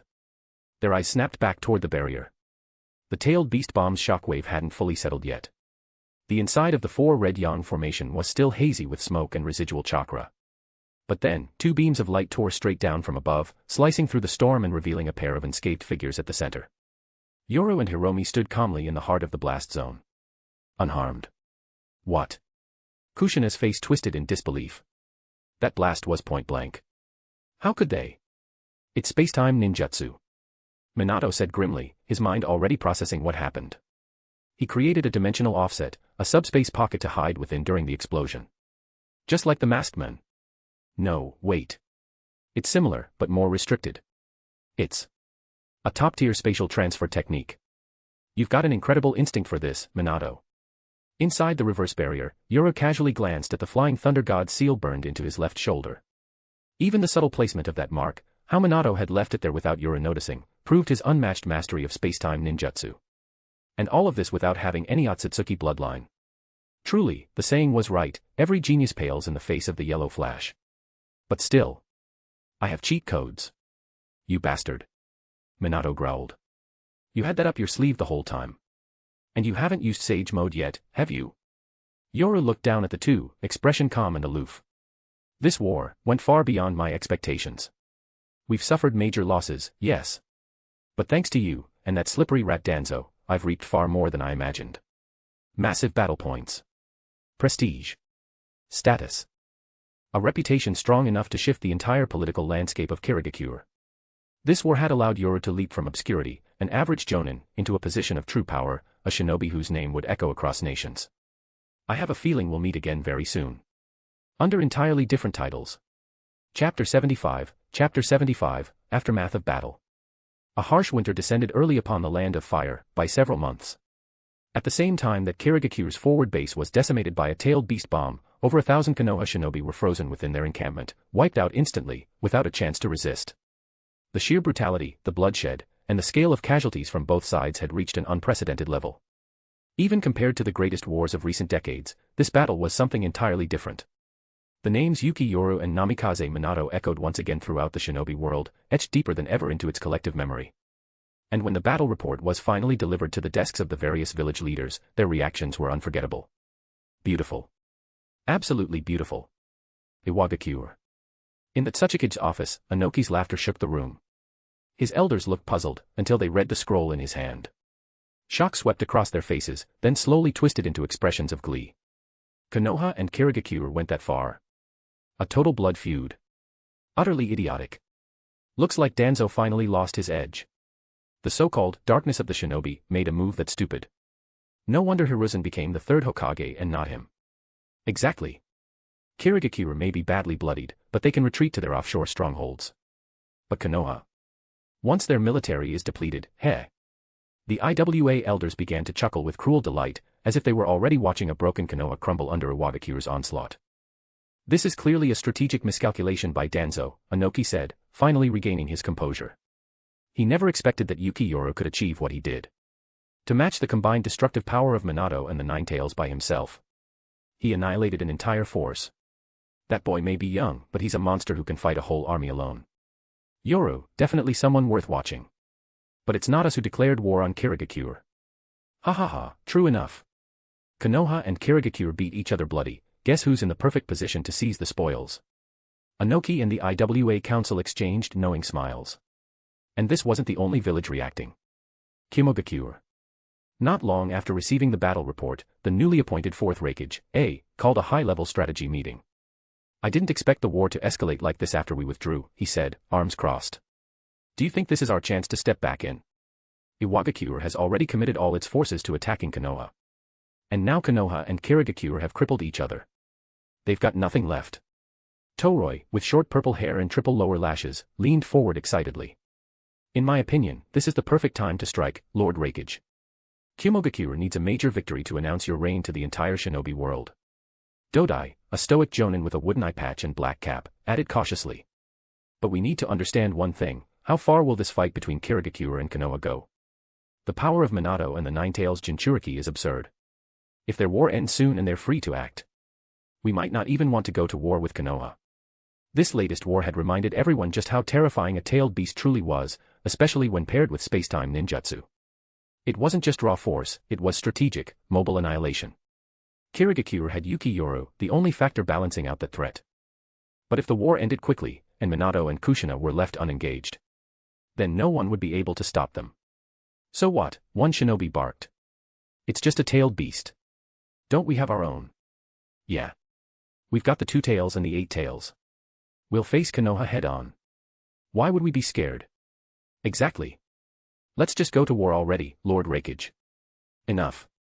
The room fell silent at the cold command of Mabui, standing at the Raikage's side. A's golden eyes scanned the room. Finally, he shook his head. Yujito still can't fully control the 2 tails. B is training in the Valley of Clouds and Lightning. Right now, we don't have the tailed beast strength to match the 9 tails. He exhaled. Let them finish killing each other. This war is far from over. Iwagakure, Kirigakure, Konoha, they're all bleeding.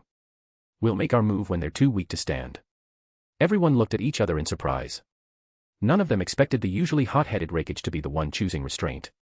And yet, rather than disappointment, what followed was approval. This wasn't just the strength of a man, it was the wisdom of a Kage. Yes, Lord Reikage. Meanwhile, how did it come to this, Danzo? Why has it spiraled this far out of control? In the Hokage's office, Hiruzen Sarutobi was seething, glaring at the heavily bandaged figure in front of him.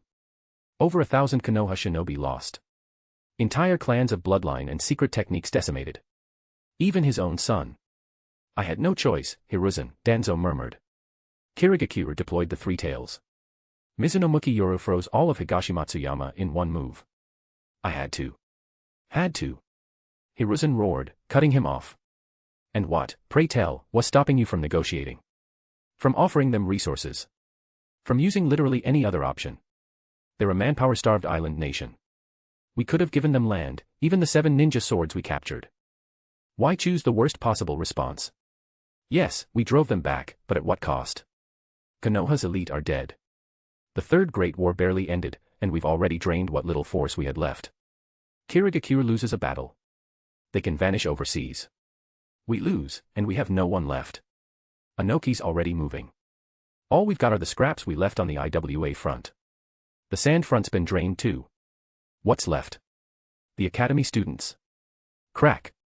Hiruzen slammed his pipe onto the desk, shattering it with a bang. Wood chips scattered. His fury was uncontrollable, but in all his rage, he never once mentioned his fallen son.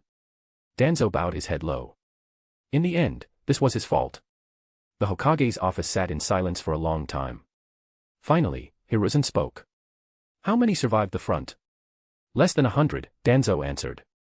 But Kirigakure's losses aren't much better. Boom.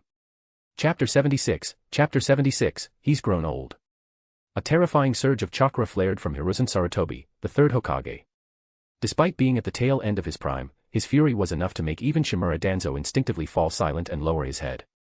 After a long silence, Hiruzen finally spoke, his voice cold and restrained. Where is Yuki Yoru?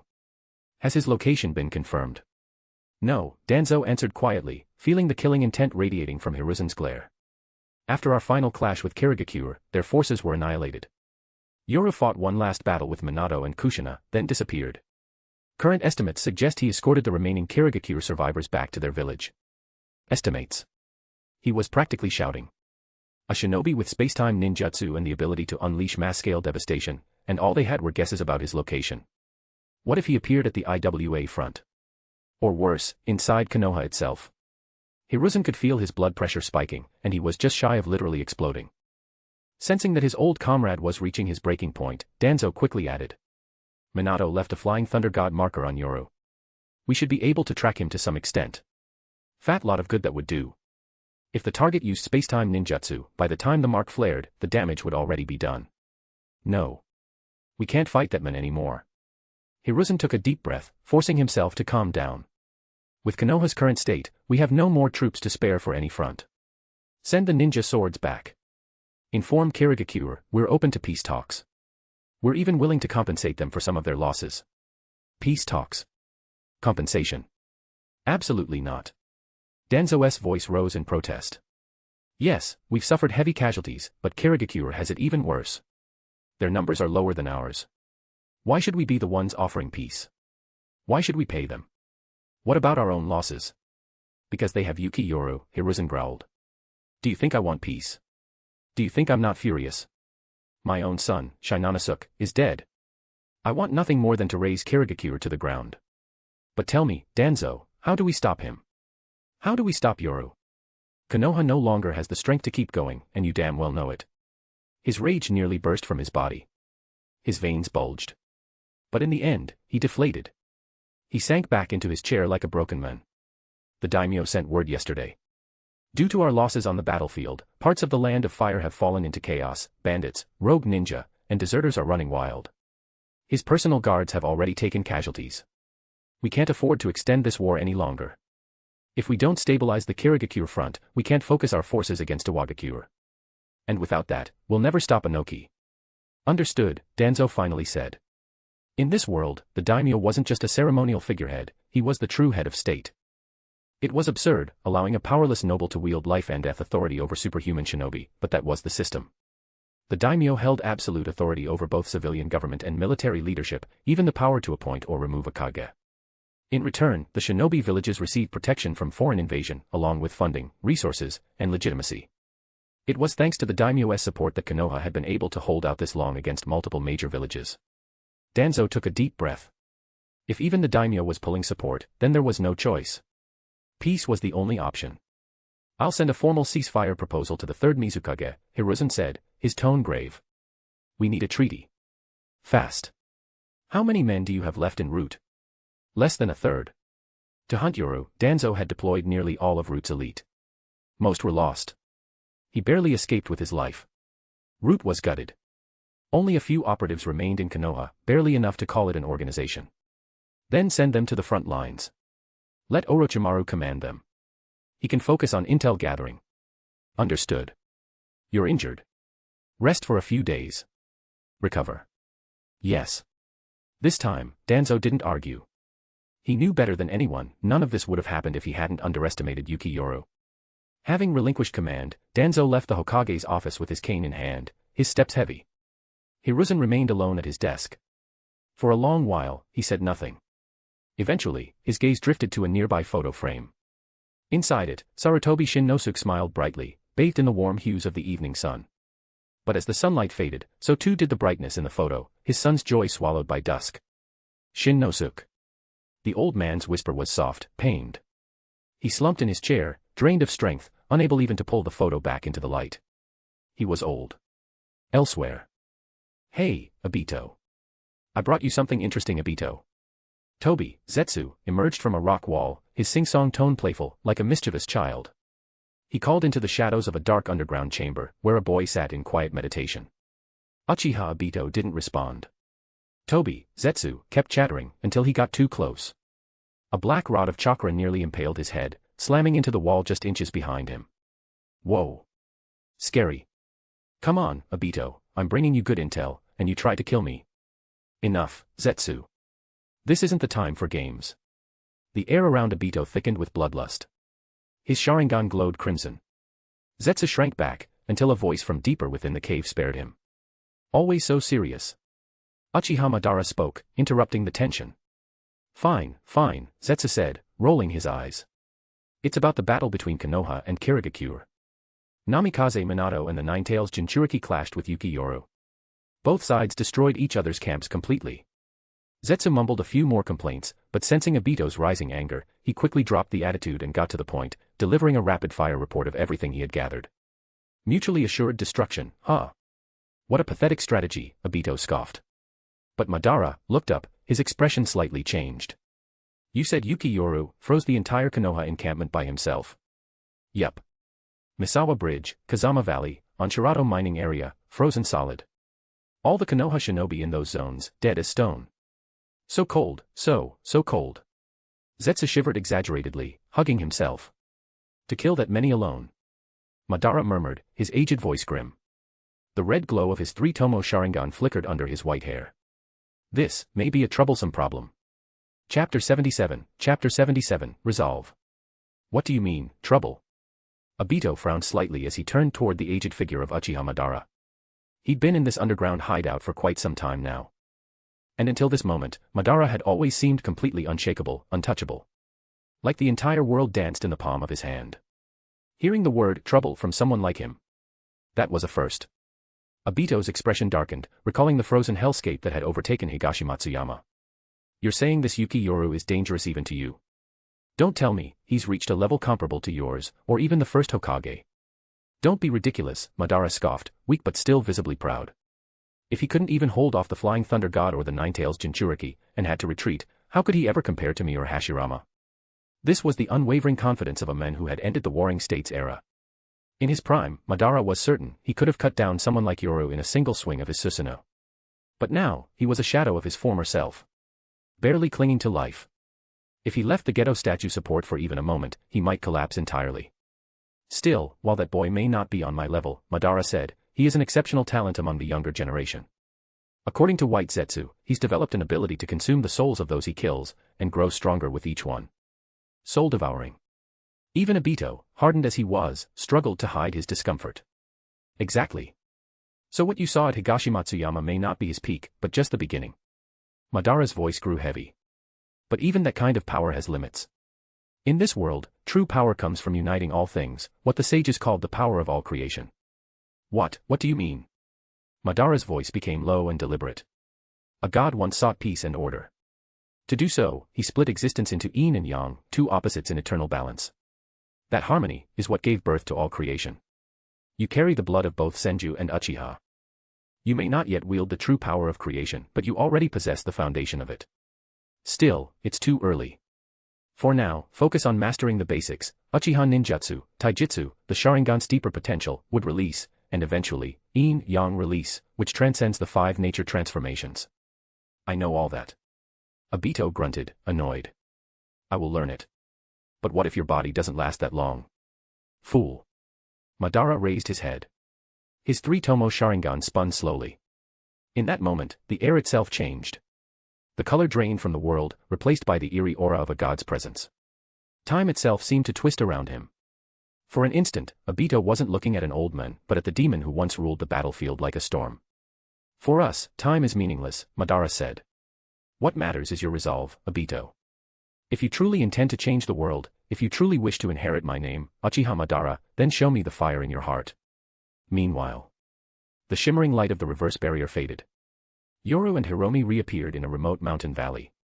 Waiting for them were Terumi Mei, Funa Yukiko, and several other shinobi who had followed Yoru's earlier warning and evacuated before the tailed beast bomb devastated Kirigakure's camp. They had barely escaped. If they'd waited even minutes longer, they would have been consumed by the blast. Now, the survivors had regrouped here, and begun establishing a new forward base, though with barely a few dozen left, it was a ghost of a unit. Yoru. Lord Yoru. They rushed over, expressions a mixture of relief and excitement. They had faith in him, but he had still walked alone into the heart of Konoha's main camp, facing the yellow flash and the 9 tails. The fact that he returned alive was near miraculous. Of course, curiosity burned in all their eyes. What had become of the Konoha base? Frozen solid, obviously. Hiromi beamed with pride, as if she had won the battle herself.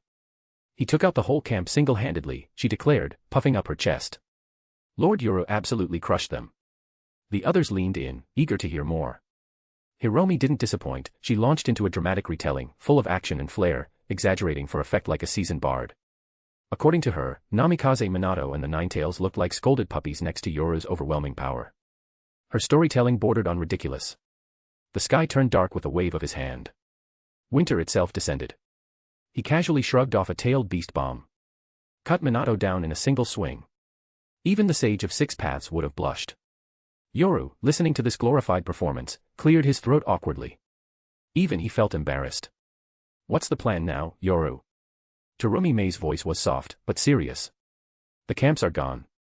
Lord Yagura has ordered a full withdrawal back to the village. What about you? If the general's pulling back, what can I do?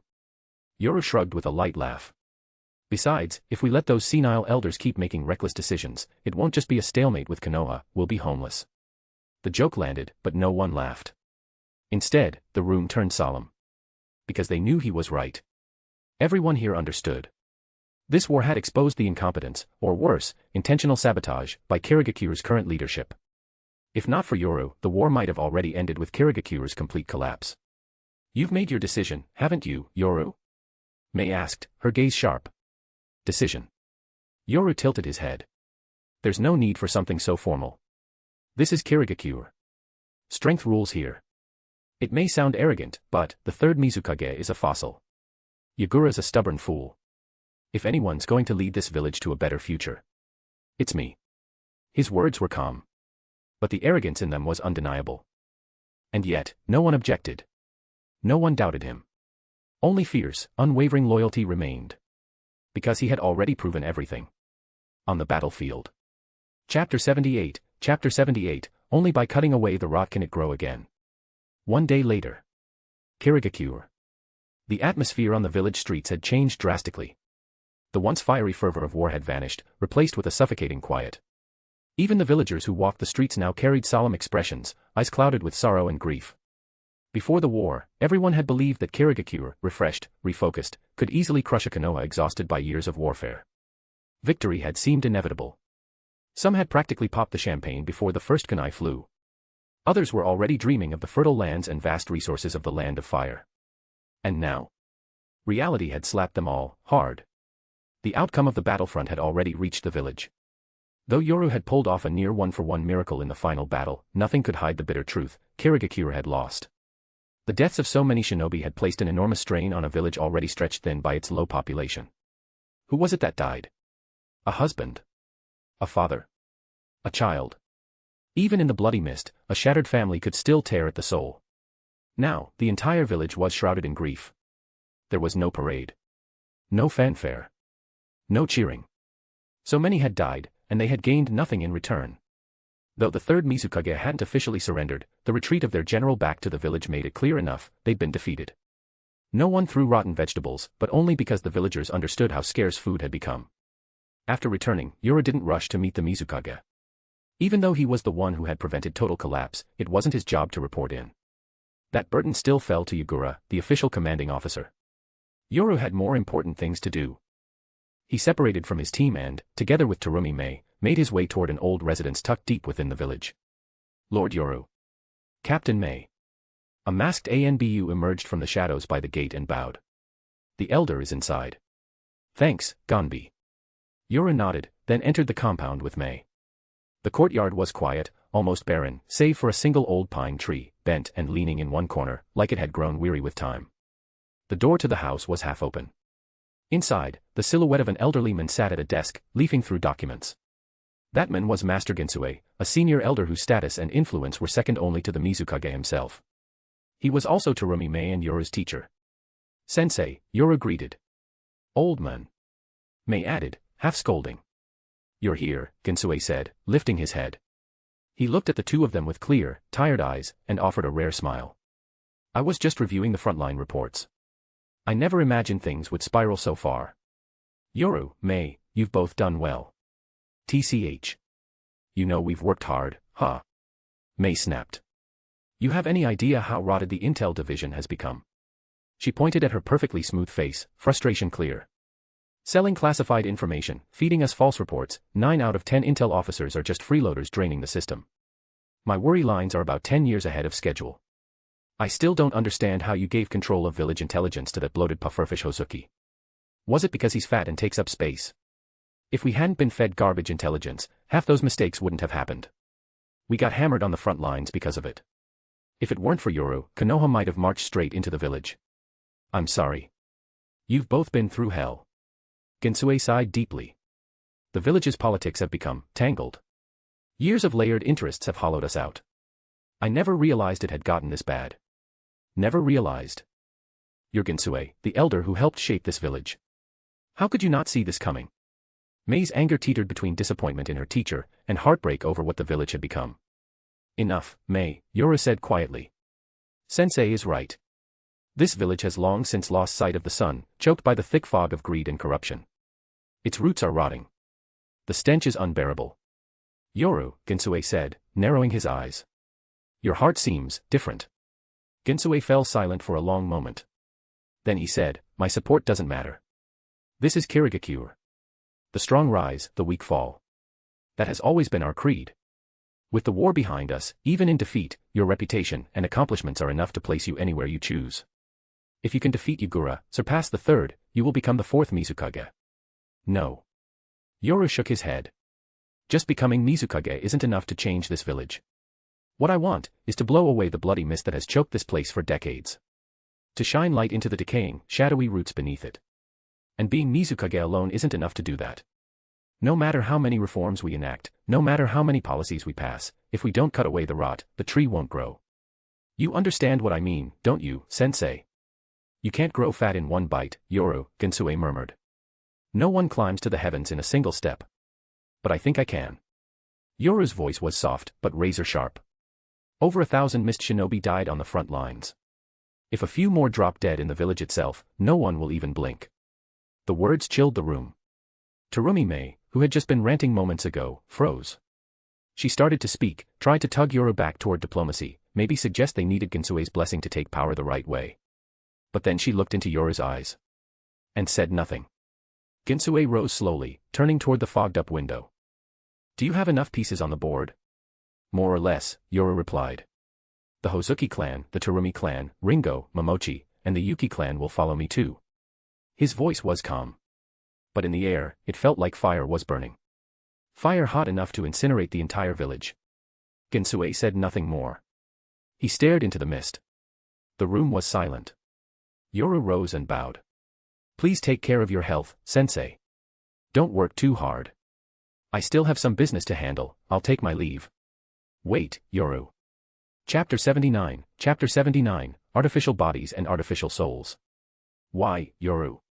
If Master Ginsue were on your side, wouldn't it make taking the Mizukage seat, and everything after, that much easier? As they stepped out of Ginsue's estate, Mei Terumi looked at Yoru, baffled. To her, Ginsue was one of Yoru's greatest political assets. With the most powerful elder in Kirigakure behind him, paired with Yoru's battlefield exploits and overwhelming reputation, his ascension to the fourth Mizukage was practically guaranteed. With Ginsue's endorsement, Yoru could rule from a position of strength and stability. But instead, Yoru had rejected the support, and in doing so, turned it into resistance. Why? Because I never wanted just the title of Kage. Yoru came to a stop and glanced calmly at Mei. You think the bloody mist that suffocates this village came from the Third's policies alone? No. Corruption here runs deeper than that, entangled in every level of power. There are no clean hands in this mire. He looked ahead. Becoming Mizukage, only to be strangled by the same old rotting institutions. No thanks. I've got no use for elders who stood by and let the blood mist thicken. Even if one of them is my teacher. Yoru. Mei frowned. Then the pressure on you will only get worse. Yoru-sama. A clear, feminine voice called out from nearby. Mei's expression tightened as Yuki Kiri, her long white hair fluttering, approached with a warm smile. She bowed low. Yoru-sama. May I request your company, back to our clan compound? Yoru gave her a passing glance and continued walking without a word. Mei, arms crossed, matched his pace. As they passed Kiri, she scoffed. Funny. Some people throw things away early on, only to want them back later. Shame it costs so much more the second time around. Kiri clenched her lips, then bowed again. Then I'll pay the cost. As Yoru disappeared around the corner, she turned and hurried off toward the Yuki clan compound. Later. Mei followed Yoru through winding village streets. They stopped by several vendors and filled their bags with food. Eventually, they arrived at Yoru's home. It was humble. Far from the central district, tucked into the village's outskirts, Yoru's apartment was small and quiet, more like a civilian's dwelling than a shinobi's. When he had been exiled from the Yuki clan, Yoru's mother had spent nearly all their savings to settle here. Even after being accepted into the academy with Ginsue's help, and later recruited into ANBU, Yoru had refused the village's offer of upgraded housing. Mei herself had once invited him to live in the Terumi clan estate. But he turned her down, saying, "It's quiet here. Good for training. And I'm used to it. Training in Kido, Zenjutsu, Shuinpa, techniques not meant to be witnessed in crowded places, was far easier in isolation." Fine, then. Tonight, you get to experience my specialty, grilled eel rice. Mei was almost too enthusiastic, throwing herself into cooking with the energy of a war general. She even used shadow clones to dust and clean the entire house, while she began preparing the ingredients they'd bought. Yoru's brow twitched slightly. Last time she made eel rice, it tasted like charcoal. Burnt, bitter, sour, how did she even manage that? Still, seeing how fired up she was, he could only hope her cooking had improved. At worst, I've got backup ramen, he muttered, slipping into his room. He sat down, reached into his storage scroll, and retrieved a dark crystalline shard. Spatial lock crystal. Item rank, A. Description, locks a spatial coordinate. Can be combined with other dimensional techniques for various effects. Cost, 10,000 points. It wasn't flashy, but it was essential. Techniques like negation or gargantia required a spatial anchor like this. A one-time use, permanent effect. Worth every point. Yoru embedded the crystal into the space around his home. A new node instantly appeared in his dimensional sense. Now he had a reliable teleport point here. A safety net. With that done, he opened the long-ignored system panel. Endless lists of items and techniques appeared, some familiar, many new. He first checked his point total. Point balance, 565,200. After slaying Kakashi Hatake, his score had finally broken past the 500,000 mark. Though he'd nearly emptied it all by unlocking Bankai, the subsequent battles had more than replenished him. Some of it had gone toward essentials. Iron Body, He Arrow, for defense against teleporting assassins like Minato or Obito, 50,000 points. Sonido, faster than Shuinpa and just as spatially warped, 50,000 points. Negation, the anti-space barrier for emergencies, 50,000 points. A few spatial lock crystals and supplemental gear. Add it all up, and he'd spent over 100,000 points. True war profiteering, now this is what war gains should look like. He now had 560k plus left. Not infinite, but not lacking either. But with no half-price banners like when he first got Hyarinmaru, his options were more limited. He skimmed through the reward list. Kido. Shinigami Tech. Hollow or Quincy abilities. And then 2 entries caught his eye. Artificial Body Technology, Jigai. Artificial Soul Technology, Jiken. He stopped scrolling. His eyes narrowed. Now things are about to get interesting. Chapter 80, Yoru, what do you think of Yuki Kiri? The war had earned Yoru a staggering sum of system points, but it had drained Kirigakure of something far more valuable, manpower. Kirigakure, already the most underpopulated of the 5 great hidden villages due to years of the Blood Mist policy, had lost over 1,000 shinobi on the battlefield. Now, only a handful of stationed forces remained back in the village. This wasn't something that even becoming the 4th Mizukage tomorrow could fix. Reform. Innovation. Dispelling the blood mist. None of it could replenish what was lost. It would take decades, a full generation of peace and growth, just to begin to recover.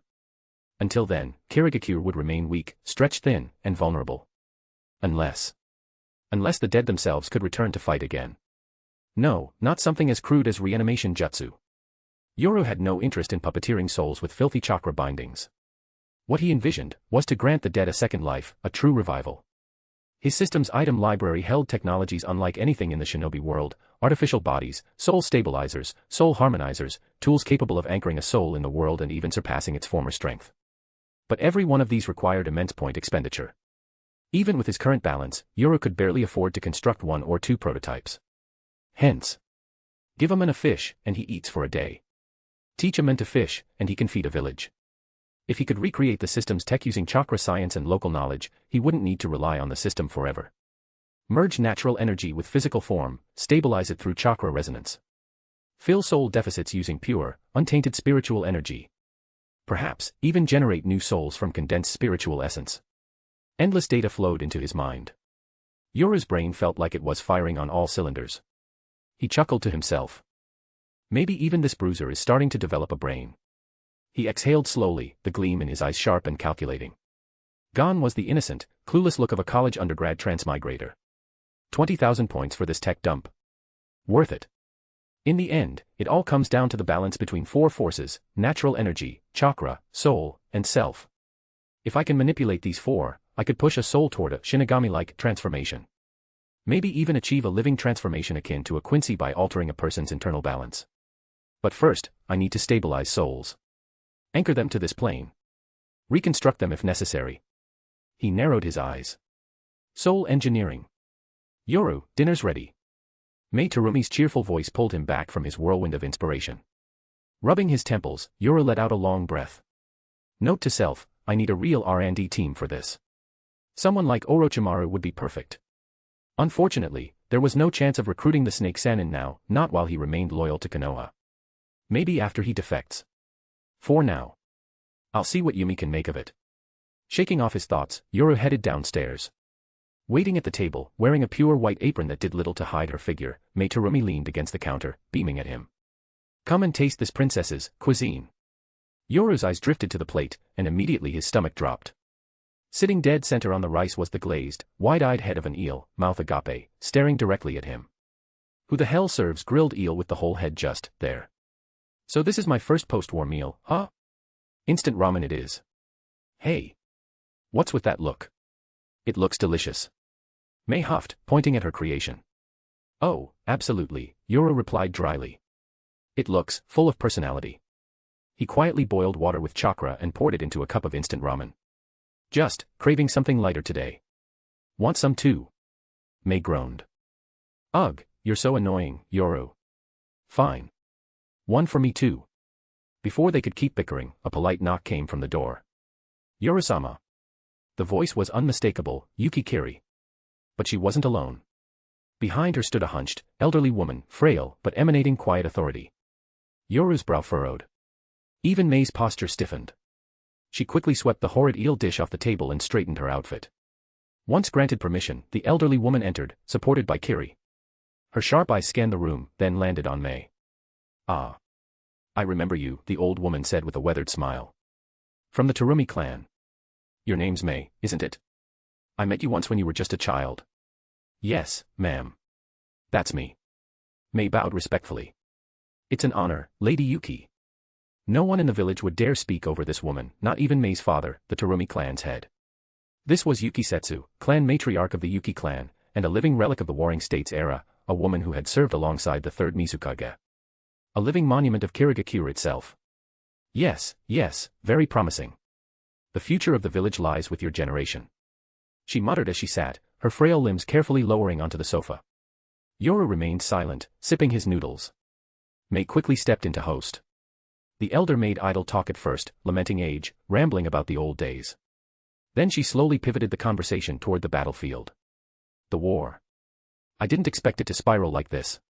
Konoha remains as mighty as ever. Even back in our day, we were always outmatched by them. Even with Lord Byakuren leading us. She glanced at Yoru. This time, it was thanks to you, wasn't it? If not for you, the Yellow Flash and the Ninetales Jinchuriki would have been on our doorstep by now. Yoru didn't respond. He just enjoyed his ramen in peace. The old woman chuckled softly. Elders do get a bit chatty, don't we? She wasn't offended by his silence. She had expected it. After all, the Yuki clan had once turned their back on Yoru and his mother. And if they could exile him back then, they should be prepared to be ignored now. Still, she chatted with Mei a little longer. Then, unexpectedly, she turned to Yoru. "Yoru, what do you think of Kiri?" Chapter 81, Yoru's Yuki clan. The sudden question left the room in stunned silence. Even Kiri was taken aback, blinking in confusion at her grandmother. Mei, on the other hand, clenched her toes so hard she nearly jumped out of her seat, only to be stopped by the oppressive aura of Yuki Setsu. Awkwardly glued to her seat, her eyes darted between Yoru and Kiri. That couldn't be it, right? There was a 6-year age gap between them. Then again, Yoru did seem to prefer more mature women. Mei glanced down at her own figure, one of her proudest features. Even though she was a year younger than Yoru, she was already curvy and well-developed. But compared to her, Kiri had that graceful, polished air, like a flawless piece of carved ice. A nearly perfect blend of looks, poise, and talent. Combine that with her pedigree and abilities. Forget Yoru, even Mei had to admit, if she were a guy, she wouldn't be able to resist either. Yoru finished slurping his instant noodles. Without looking up, he cast a faint glance at Kiri. "I've never really given it any thought." No comment. "I see." Kiri Setsu murmured softly, then suddenly dropped a bombshell. "I had originally intended for Kiri to succeed me as head of the Yuki clan. But I've realized she's not suited for it. She has talent in governance, in clan management, even in strategy and long-term planning. But she lacks what matters most. She's too weak. In this world, only power defines legitimacy. And Kiri doesn't have the strength to be the next head of the Yuki clan." Mei blinked, stunned. She glanced at the elderly matriarch, then at Kiri, who sat silently, head bowed, and finally at Yoru, whose expression remained unreadable. Wait, was this woman trying to make Yoru the next clan head? No way. Yoru had been cast out, disowned by the clan. Even if he'd awakened the ice-release Kekkei Genkai, and now possessed unmatched strength, achievements, and influence, even if he was the prime candidate to become the next Mizukage, okay, when she thought about it that way, maybe it wasn't so far-fetched. Sure enough. After a long-winded lead-in, Yuki Setsu turned to Yoru and said clearly, "I want you to become the new head of the Yuki clan, Yoru." Yoru let out a soft chuckle. "You want someone who doesn't even exist on your clan register to become the clan head?" "That's irrelevant," she replied without hesitation. "I know you don't like the Yuki clan. Everything that happened in the past, we were in the wrong. I'll say it plainly, I apologize." Then, supporting herself with her cane, the frail old woman, whose back was already hunched with age, bowed deeply. Kiri quickly followed suit, lowering her head alongside her grandmother. "It doesn't mean anything." Yoru's voice remained detached. "Apologies won't fill the void in my heart. And they won't bring back the dead. I understand." Yuki Setsu slowly straightened up. "But we want to make amends." I know you hate the Yuki clan, just like you hate this village, shrouded in blood and darkness. But for certain people, for certain hopes, you've chosen to change the village. To reshape it into something like what it was during the first Mizukage time. The Yuki clan can change too. We can become what you need us to be. Her words carried no pride, no hesitation, just total, reckless sincerity. May could only stare, dumbfounded. This was one of the top 3 clans in the entire Hidden Mist. And she was just handing it over. This wasn't just sincerity. It was guts. The kind of audacity only someone who'd lived since the Warring States era could show. Yoru's eyes flickered slightly, but he said nothing. Yuki Setsu wasn't in a rush. Leaning on her cane, she walked slowly to the door. To have such a brilliant descendant as you. I'm already grateful, she said. Kiri's cooking is excellent, and she's great at managing a household. I'd like her to stay by your side, to help take care of your daily needs. Kiri looked like she wanted to help her grandmother, but Yuki Setsu waved her off. The old woman made her way to the door. Only when her figure was nearly out of sight did Yura finally speak. Bring the clan register tomorrow. And as for daily life, mine's simple. I don't need anyone looking after me. Yuki Setsu paused, just for a second. Then her pace picked up. Despite leaning on a cane, she moved with surprising speed, and there was even a faint chuckle echoing in her wake. Kiri, looking unsure of herself, lingered for a moment before running to catch up. Once the guests were gone, May immediately slumped over the table with a dramatic groan. She didn't sit up again until Yura placed the now overcooked noodles in front of her. No wonder you were so confident with our teacher. You already knew the Yuki clan would back you, Bleg, they're all swollen.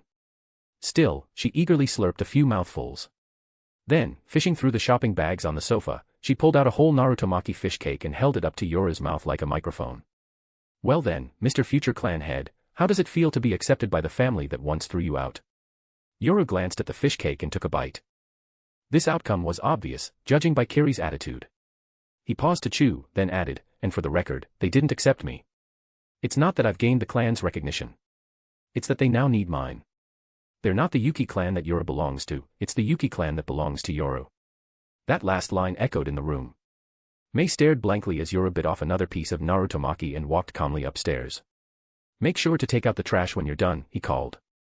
Thanks, dear May. Chapter 82, Clan Head Yoru. Yuki Setsu kept her promise. The very next day, she brought the clan registry, along with all the remaining members of the Yuki clan, to Yora's modest home. The succession ceremony was held on the spot. This is the clan seal, symbol of the Yuki clan head. From within her robes, Setsu produced an ice blue seal and solemnly offered it to Yoru. But Yoru didn't take it immediately. His gaze instead swept across the courtyard, landing on the assembled clan members, fewer than 100 in total. This was all that remained of the Yuki clan, the second largest family in Kirigakure. And even among them, a third were elderly, infirm, or young children. The blood mist policy, combined with their recent defeat on the front lines, had devastated the clan. In fact, many smaller families had fared far worse, some were reduced to only 1 or 2 survivors. Others had lost their bloodline entirely. The entire Hidden Mist village was now facing a critical population crisis. Everyone. Yoru's eyes passed over familiar faces. Some of them he'd worked alongside in the ANBU. Others had fought beside him on the battlefield during the war. Now, all eyes were on him. Even powerful figures like Yuki Hisashi wore complex expressions, torn between shock, confusion, and acceptance. That the title of clan head would fall to Yoru, a former outcast, was something none of them had expected. And yet, given his wartime achievements, his immense strength, and the prestige he had accumulated, it also made perfect sense. After a long silence, Yoru finally reached out and accepted the seal from Setsu. Starting today, I will take up the mantle of clan head. Objections. His voice wasn't loud, but it echoed clearly in the ears of every single member of the Yuki clan. There was a moment of hesitation, until a bright, clear voice rang out from the crowd. I support clan head Yoru. It was Yuki Kiri. As the former heir apparent and granddaughter of the previous clan leader, her open support carried tremendous weight. Others quickly followed her lead. Soon, the entire crowd was calling out Yoru's name in support. It might have seemed like a hasty, almost theatrical handover, but in the Hidden Mist, a village that revered strength above all, such transitions were commonplace. As long as your strength was undeniable, you had every right to lead. Even those who had their doubts had to admit, Yoru's qualifications spoke for themselves. Very well. Let me say a few words.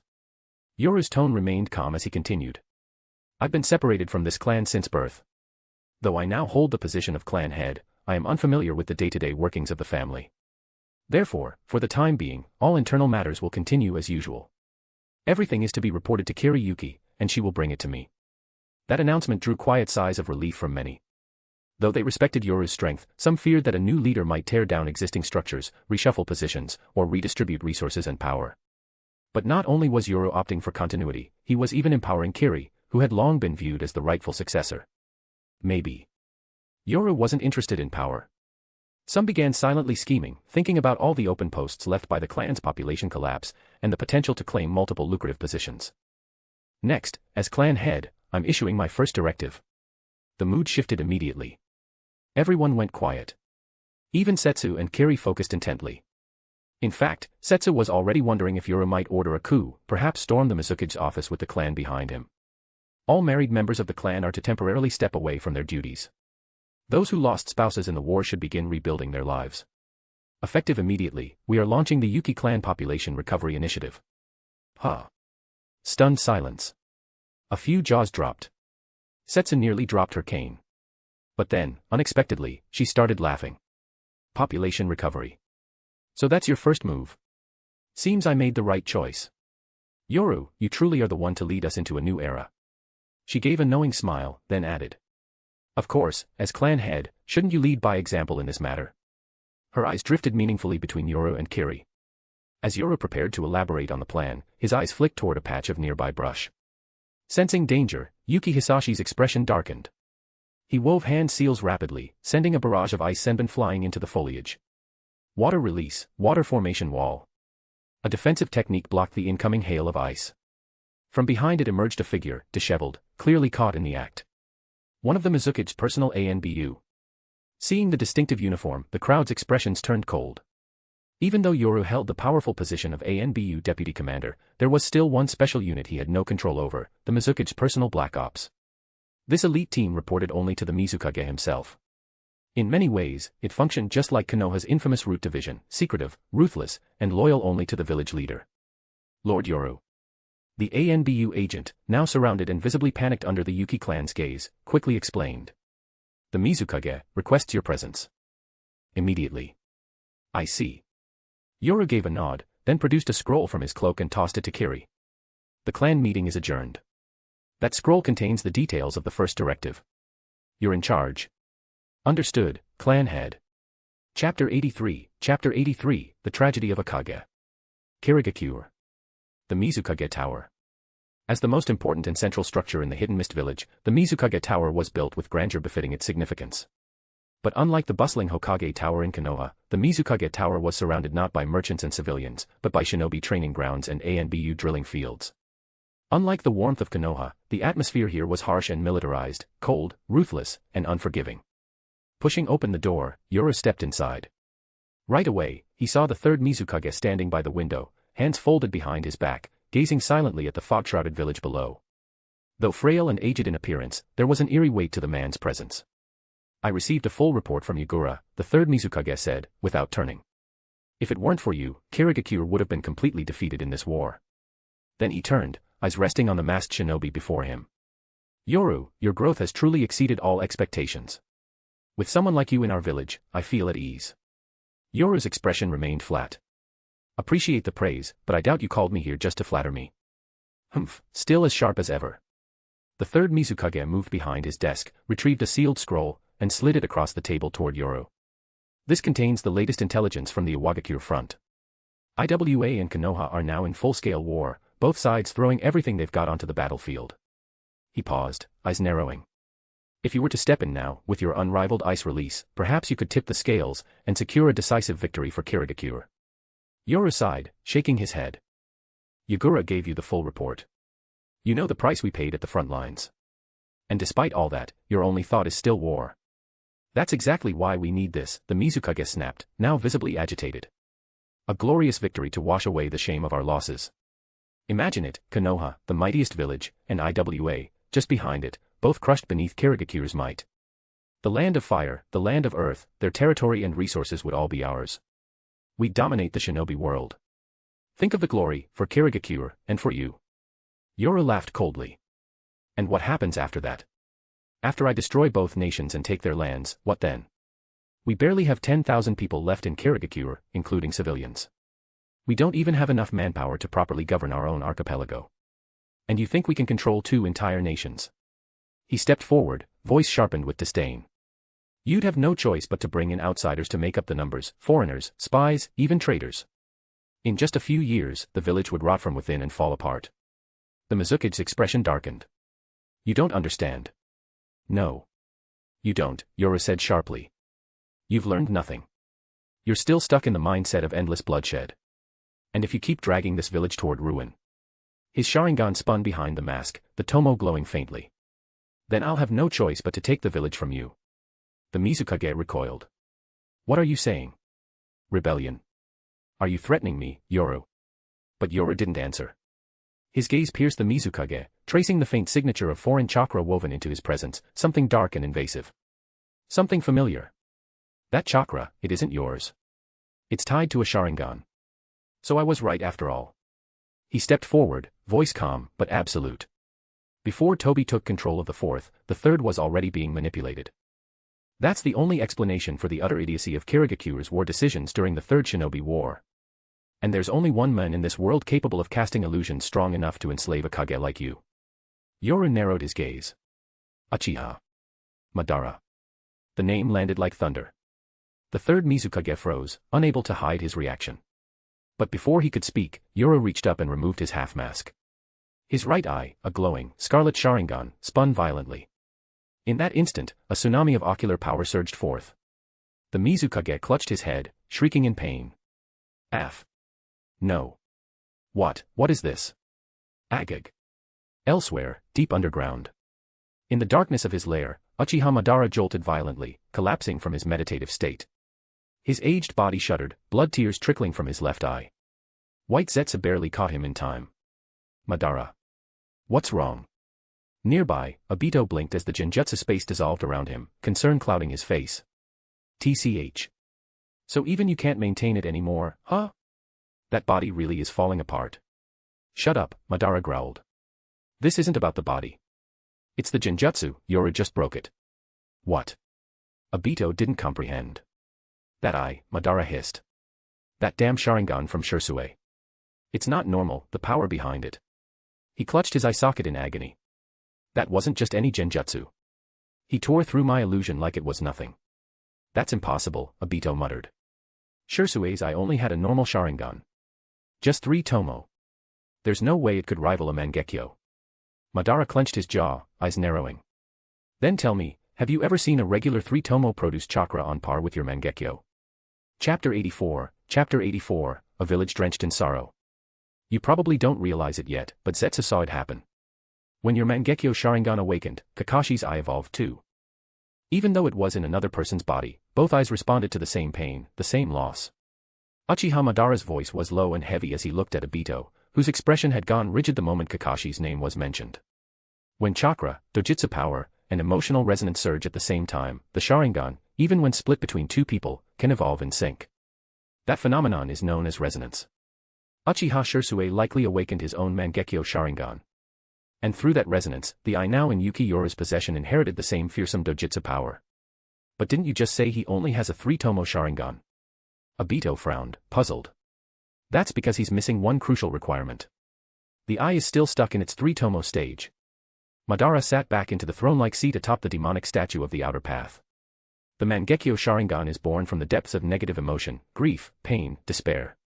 Yoru may have inherited a portion of the Mangekyo's chakra and power through resonance, but his rise since acquiring that eye has been nothing short of triumphant.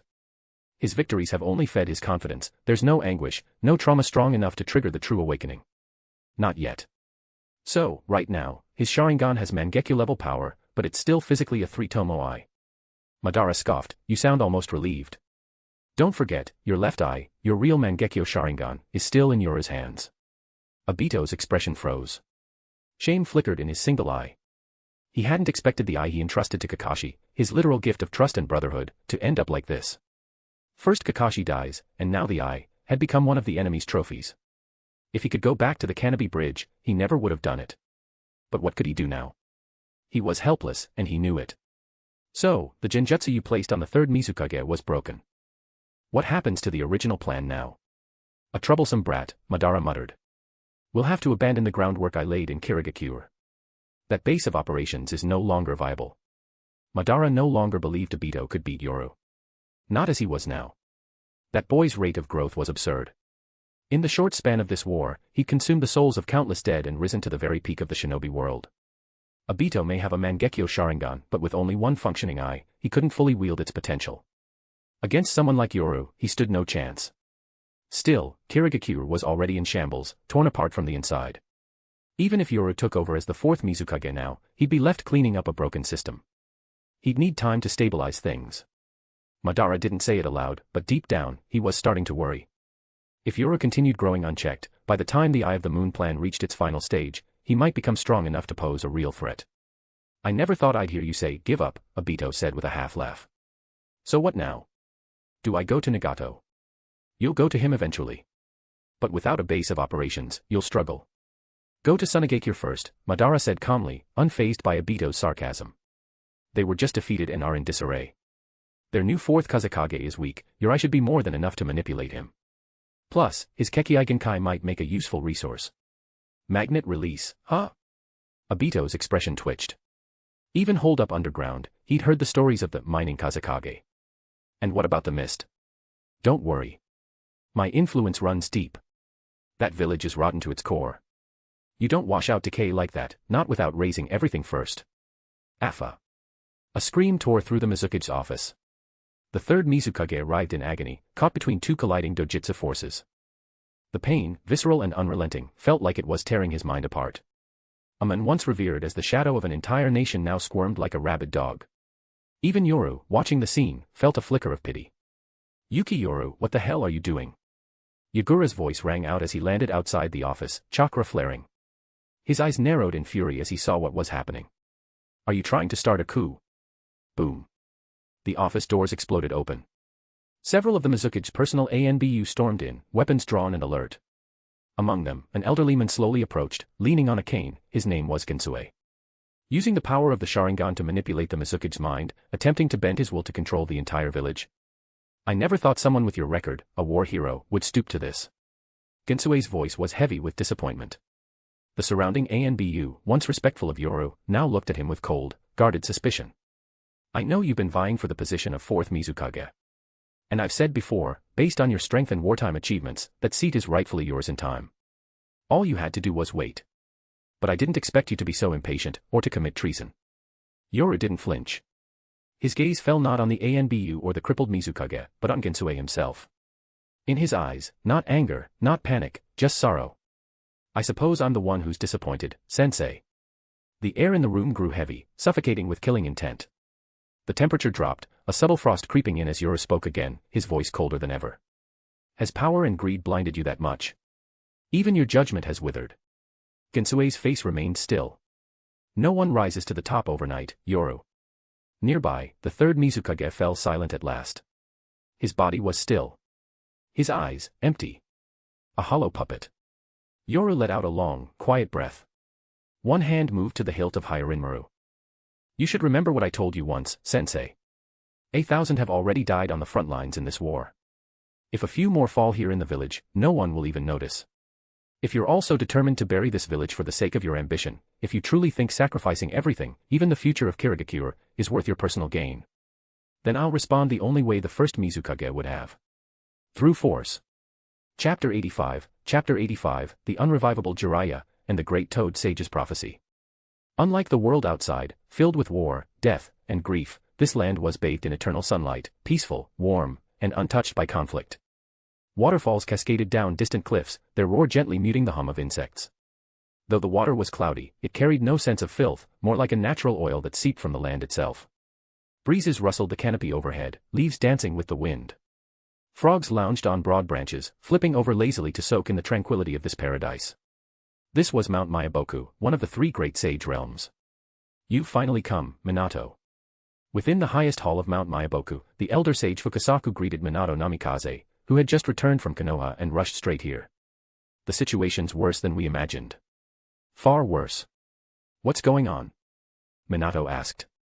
Follow me. Fukasaku led him into a deep cave at the peak of the mountain. As Minato stepped inside, his gaze fell upon a sight that shook him, the enormous, ancient form of the great toad sage, eyes open and staring silently at the stone floor. He actually awoke from his slumber. Minato's voice wavered. Nearby, on a bed of stone, stood another familiar figure, one he knew better than anyone. Jiraiya-sensei. His heart clenched. Jiraiya's body lay motionless, wrapped in a thick membrane of toad oil. The fatal wound at his throat had been healed, and his body brimmed with natural energy, as if some divine force had tried to breathe life into him. But the body was still lifeless. A shell. We tried to bring him back, Fukasaku said solemnly. He died, yes. But the great toad sage possesses the power to restore the dead, at least under the right conditions. Resurrect the dead. The word struck Minato like a jolt. He didn't respond with naive disbelief. No, he understood, to reverse death would require a cost no ordinary soul could bear. And, did it fail? Fukasaku nodded. Yes. Or rather, it was interrupted halfway through. He continued, the great toad sage restored Jiraiya's physical body. Under normal circumstances, with the body healed and a proper spiritual anchor, his soul should have returned from the pure land. But it didn't. Minato's brow furrowed. Why? What happened? Fukasaku's voice turned grim. Not just Jiraiya, every soul killed by Yuki Yoru, none of them returned to the pure land. What? In the shinobi world, it was accepted as truth, the soul of the dead returns to the pure land to rest. That's what made techniques like Edo Tensei possible in the first place. But now, this completely overturned that understanding. Are you saying Yoru took their souls? Minato asked, eyes wide. He already imagined terrible possibilities, dark soul experiments in the mist, forbidden techniques, secret rituals. If only it were that simple, Fukasaku said darkly. The truth might be even worse. He may have devoured them. Minato's breath caught. Devoured their souls. What kind of monstrous power was that? The very idea was taboo, something that transcended even the worst of the shinobi world's forbidden techniques. The pure land fades, the shapeless empire shrouds the world, the great toad sage spoke at last, his ancient voice slow, heavy. That child possesses the power to control souls. He is not the child of prophecy, but he may still reshape the world. Whether that change brings peace, or ruin, I cannot say. The power to control souls. Minato's thoughts spiraled. Now it made sense. Yuki Yoru wasn't just strong, he was unnatural. From the very beginning, all intelligence had underestimated him. What they thought was just a talented mist ANBU turned out to be a monster whose strength grew with every kill. He was devouring death. Killing to evolve. Minato felt a cold sweat rise at the base of his neck. A child raised in the Blood Mist village. A shinobi who fed on slaughter. There was no way such a man could bring peace. That boy, he might be the very calamity that destroys the shinobi world. Great Toad Sage, what exactly is Yuki Yoru? Before Minato could finish his question, the ancient sage's eyelids dropped, and he fell back into sleep. Fukasaku sighed. I know you have questions, but they'll have to wait. The next time he dreams, maybe we'll get another prophecy. He paused. No matter what you heard here, Minato, Jiraiya believed in you. You were his child of prophecy. The one who could end the chaos and bring true peace to the world. So whatever you choose, whatever path you take, believe in yourself. That's all that matters. Believe in myself, huh? Minato murmured the words, but his eyes were filled with doubt. Believe. He had failed everyone he swore to protect. Obito. Rin. Kakashi. All gone. He had failed his comrades too. Akimichi Dodo had died in his arms.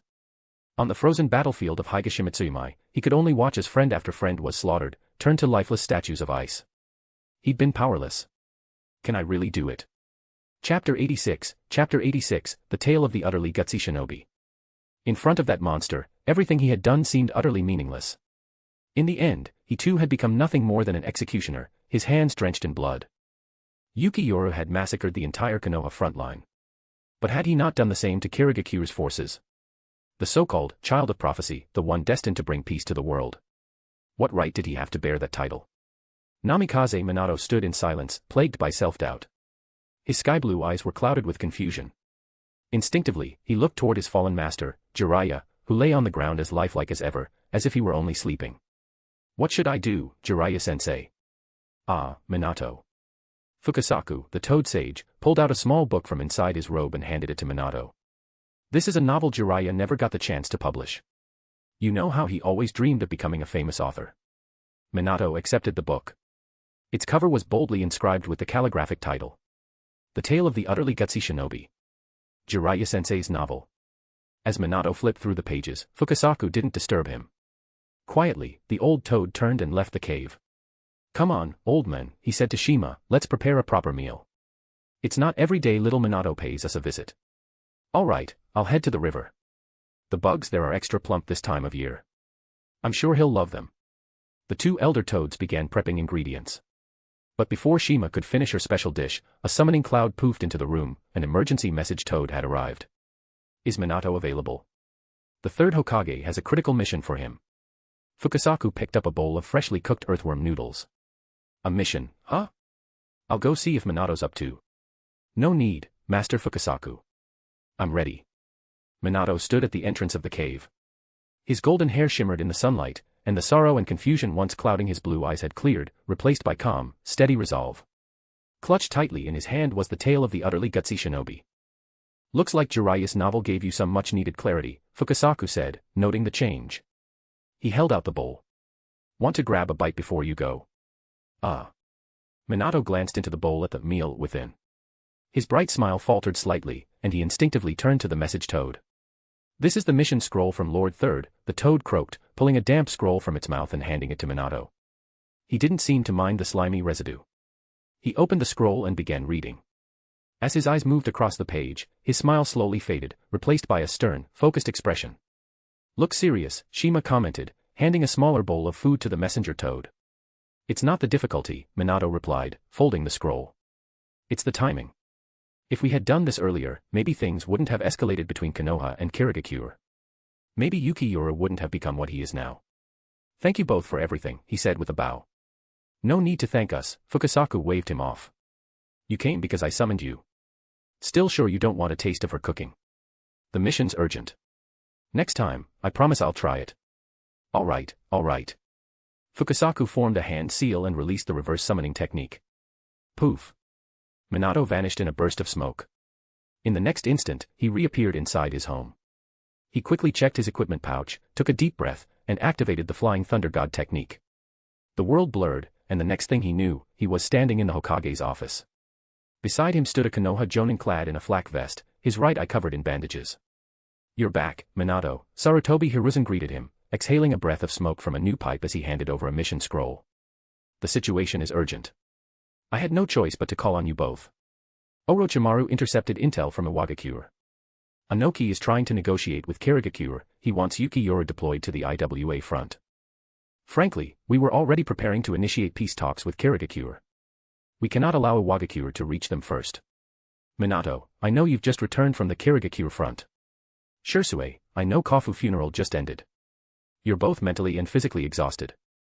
But right now, you two are the fastest ninja Konoha has. This mission falls to you. I need you to deliver the ceasefire proposal to Kirigakure immediately, and intercept the IWA envoy before they make contact. Do whatever it takes.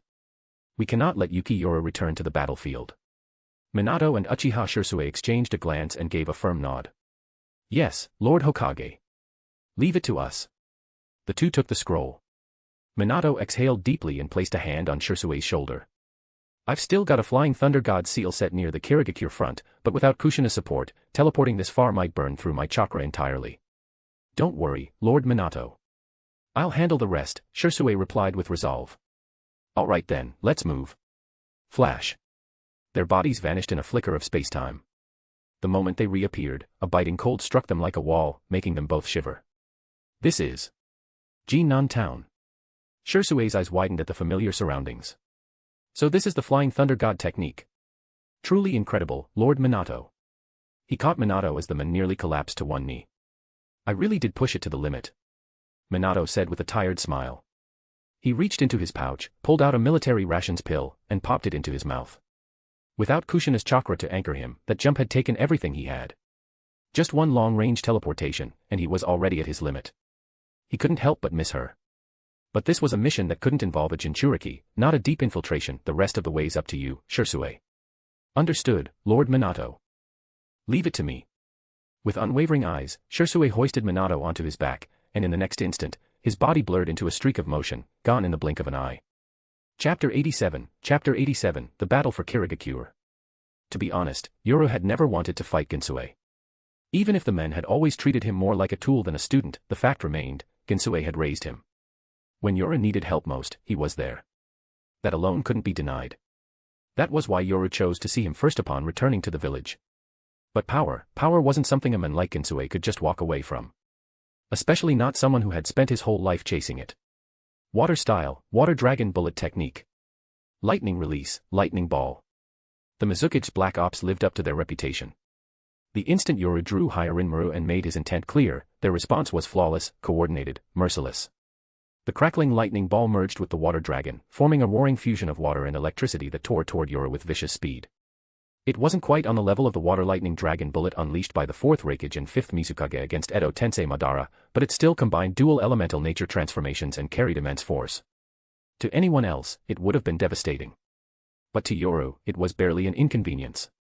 You've never seen me fight. You weren't on the front lines.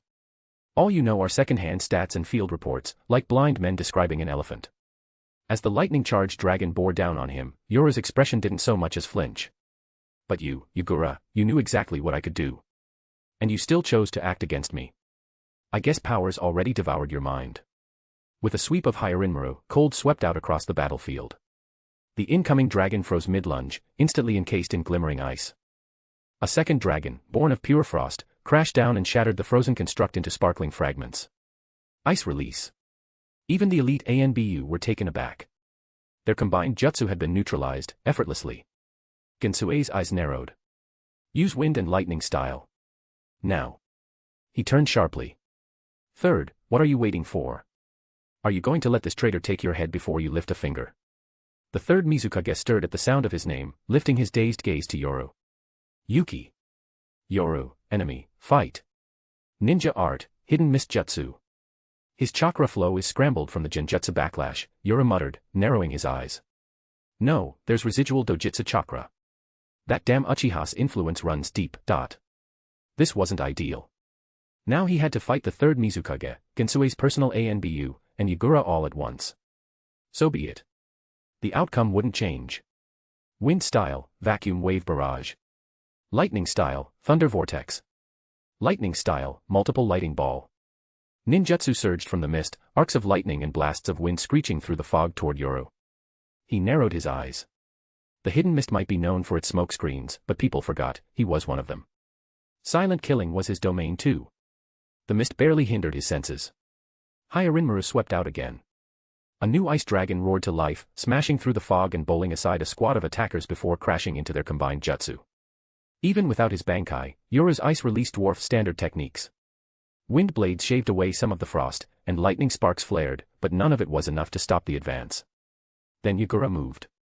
He appeared in a flash before the incoming dragon, staff raised. With a sharp sweep, a shimmering water mirror appeared, water mirror technique.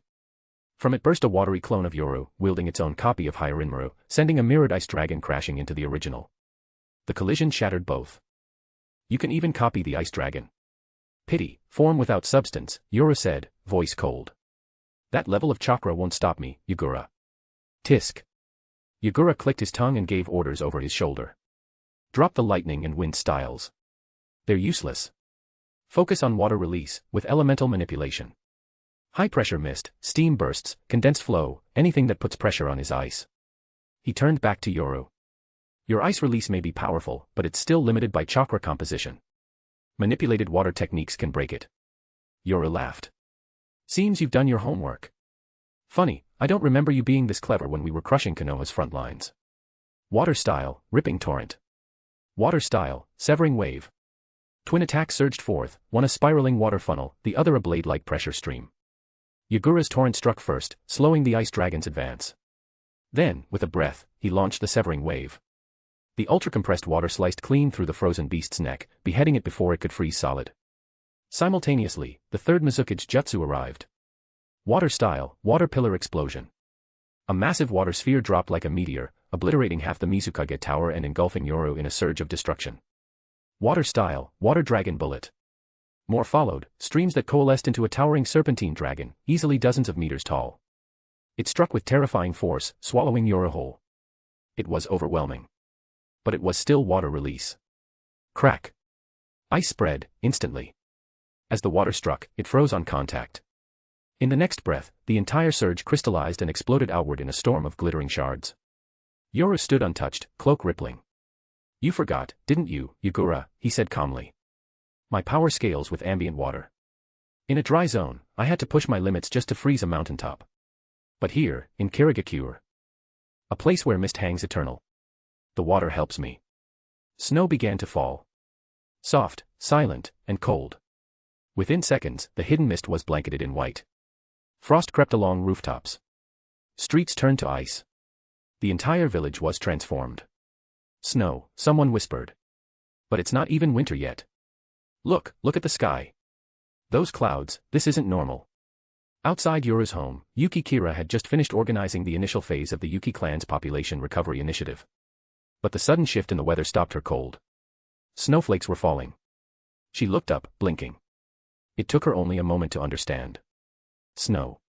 "This chakra, it's him," she said, voice tight. "Grandmother, it's Yoru. He's fighting." "I can feel it," murmured Yuki Setsu. She opened her hand. A snowflake landed on her palm and turned to ice. Looking toward the Mizukage tower, her eyes gleamed. "So it's begun. The passing of power. Let's go," she said, straightening her back despite the weight of years. "Time to witness the coronation of the Yuki clan's next era." Elsewhere. Snow. Terumi Mei looked skyward, stunned. "It's coming from the Mizukage tower." Yoru. Her heart skipped. "Gather the Jonin. All of them. With me, now." "But, Lady Mei, what's going on?" "No time to explain, move." All across the village, the same scene played out. The Hozuki clan. The Momochi. Surviving ANBU. Elite Jonin. One by one, the high-ranking forces of Kirigakure began moving, drawn by the phenomenon. The mist itself turned white. High above the battlefield, Ginsue and Yagura could feel the tide turning. Their ambush had failed. Yoru hadn't just withstood their combined assault, he had dominated it. Worse, more and more witnesses were arriving. With every second, control slipped further from their grasp. It was clear now, if Yoru displayed overwhelming strength, the title of traitor would vanish. Instead, the village would rally behind him. He was a war hero, after all. The strongest shinobi in the village. The one who had won battles no one else could. He embodied everything the people wanted in a Mizukage. "This is a joke, right?" Ginsue growled. "This is the threat level you described?" He glared at Yagura. "He's calling the weather, you idiot." "If I'd known he was this strong, I wouldn't have started this," Ginsue muttered bitterly. "He's one of my disciples. I could have stepped back, let him rule, and kept some influence. Now, if we lose..." Yagura bit his lip. Maybe he really is a bloodline prodigy, like Hashirama. "No." Ginsue snapped. "Normal strength won't stop him now. We need to use that." Yagura's eyes widened. "No. We're in the heart of the village. If it goes out of control, then we're all dead anyway." Ginsue shouted. "The third is compromised. We pin it on him. But if we don't act now, we lose everything."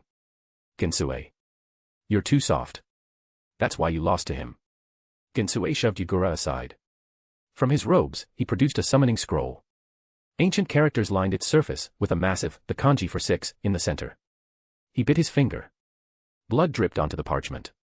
With a surge of chakra, he slammed his palm down. "Come forth." Seiken.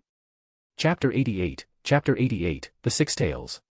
The existence of the tailed beasts was well known across the shinobi world. Even among civilians, tales of these monsters had been passed down through myth and legend for generations. But to actually witness one in person, that was a privilege, or a curse, very few ever experienced, even among the most elite shinobi. And today, no one in Kirigakure ever imagined they'd see a tailed beast, much less one summoned in the very heart of the village, on top of the Mizukage tower. Boom. Roar. A deafening explosion erupted as a massive shadow surged upward in a blast of white smoke, collapsing the entire Mizukage building beneath its weight. A guttural shriek tore through the village as the wind exploded outward, flattening nearby structures and hurling stunned villagers across the streets. From within the smoke, a towering white beast emerged, colossal in size, slug-like in form, but with limbs and a grotesque, mucus-coated body that shimmered with corrosive fluid. What is that thing? It can't be. It's the Six Tails. That's the Six Tails. Someone shouted the name, and panic spread like wildfire. The villagers screamed, fleeing in all directions, desperate to escape what felt like the wrath of a god. Yoru narrowed his eyes at the massive creature now looming over the ruins of the tower. The Six Tails. He hadn't expected Gensue to go this far. To summon a tailed beast, not a Jinchuriki, but the actual physical beast, within the most populated sector of the village. This wasn't desperation. This was madness. The Nine Tails rampage in the original timeline brought Konoha to its knees. A fully manifested tailed beast let loose in a village, the damage would be unimaginable. So this is what you've become, old man. Lost completely in your thirst for power. Yoru exhaled sharply. Behind him, waves of water surged into the air. Water release, water colliding wave. Streams of high-pressure water bullets rained toward him. But the moment they reached his proximity, they froze midair, shattering into harmless shards. You're still trying to fight me. He sighed again. So much for loyalty. The third Mizukage's mind has clearly been under control for years. Uchiha Madara's influence runs deeper than I thought. Six Tails, kill him. Gensue roared. The slug beast let out another horrific screech, rearing back before vomiting a deluge of corrosive acid that poured across the battlefield. SSSSSSHHHH. Anything the acid touched was instantly eaten away. Even skilled shinobi couldn't counter it fast enough. But then. Crackle. A freezing storm swept across the air, locking the acid mid-flow in sheets of glittering ice. The Six Tails thrashed. The cold, it hated the cold. It loved moisture, humidity. This bitter frost was torture. And then it began to charge, chakra swirling, growing darker and heavier. A black orb of concentrated chakra formed before it. Someone gasped. That's a tailed beast bomb. Are they insane? Why would they let this happen in the middle of the village? That'll wipe out half of Kirigakure if it detonates here. Chaos erupted. Shinobi poured into the plaza, clan leaders, ANBU, Jonin squads, all rallying in disbelief as they stared down the monster. They weren't afraid of the beast. They were afraid of where it was. A tailed beast bomb detonating at the village's core. Extinction. Damn that old man Gensue. Mei Terumi shouted, turning to the nearby ANBU. Don't just stand there. Evacuate civilians, now. Yes, ma'am. Mei spun toward the crowd. Everyone else, take the Six Tails down. That bomb cannot detonate. Jutsu flew through the sky in all directions, water, lightning, ice. But none of it seemed to matter. The Six Tails regenerated from most attacks instantly. And its acidic mucus neutralized nearly everything else. The tailed beast bomb continued to grow. Until. Then let it be destroyed. Yoru slowly raised Hyarinmaru. And the temperature plummeted. The air grew still. Even the Six Tails hesitated. Bankai. Daiguren Hyarinmaru. Ryusenka. Wings of ice bloomed from Yoru's back. With a surge of speed, he launched forward, right arm transformed into a jagged ice dragon's claw. The moment he slashed. Boom. The forming tailed beast bomb detonated prematurely. But Yoru's freezing blade had pierced its core just in time. The explosion stalled, halted mid-burst. Bakudo number 81, Danku, full perimeter. An invisible barrier snapped into place, sealing the Six Tails and the bomb within its sphere. And then. Krakum. Blinding light. Ear-splitting sound. Every shinobi watching instinctively shielded their eyes. They waited for the searing pain of death. It never came. When the light faded and they realized they were still alive, many simply collapsed, overwhelmed with relief. The blast's heat and shockwave had been completely contained by the barrier. Inside the barrier, raw power whipped in every direction, shredding the Six Tails from within. Outside, only cold remained. We're alive. We survived. So cold. The survivors, frozen in fear, now shivered in the chill of the aftermath. Everywhere they looked, ice. Snow. Frost coating every surface. The entire hidden mist was buried in a glistening winter. So this is Yoru's power. Someone whispered. Among the crowd, Yuki Setsu stood in awe.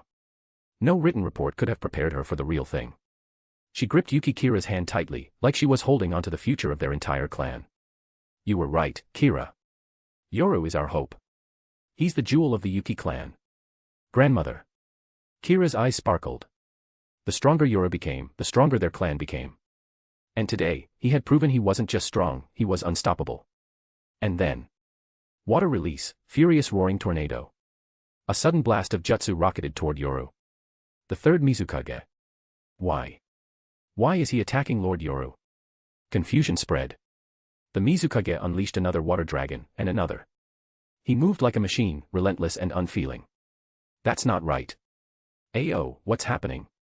The Byakugan wielder squinted, face grave. There's foreign chakra in his brain. Something powerful, invasive. A genjutsu. Strong enough to enslave a Kage. It can't be. Before panic could spread, Yoru vanished, and reappeared behind the Mizukage. Thwack. A single strike to the neck. The third collapsed, unconscious. Yoru turned to Yagura, who stood frozen nearby. Kill me. Yagura said bitterly. Just get it over with. But instead of death, something soft hit his chest. The Mizukage. Yoru dropped the men into Yagura's arms. You. Yoru turned his gaze toward the true enemy, Gensue. You bastard. Crack. With one sweep of icy chakra, Gensue was frozen solid, his final words cut short, his life extinguished. Ding. Eliminated, Jonin, reward, 2,000 points. Ding. Target, Gensue, completed, mission complete. The system chimed in his mind. Yoru turned to the beast, the Six Tails, still stunned from its own explosion. Target detected, Biju, Seiken, Six Tails. Side quest activated. Capture/control absorb the Six Tails, reward, 100,000 points. Kill the Six Tails, reward, 500,000 points. Same reward as the Nine Tails. Looks like it's more profitable to kill you outright and let you respawn in the wild. Ruair. The Six Tails let out a furious howl, enraged. Its acidic slime burst toward Yoru. But the attack froze midair. 1,000-year ice prison. Yoru brought Hyarinmaru down.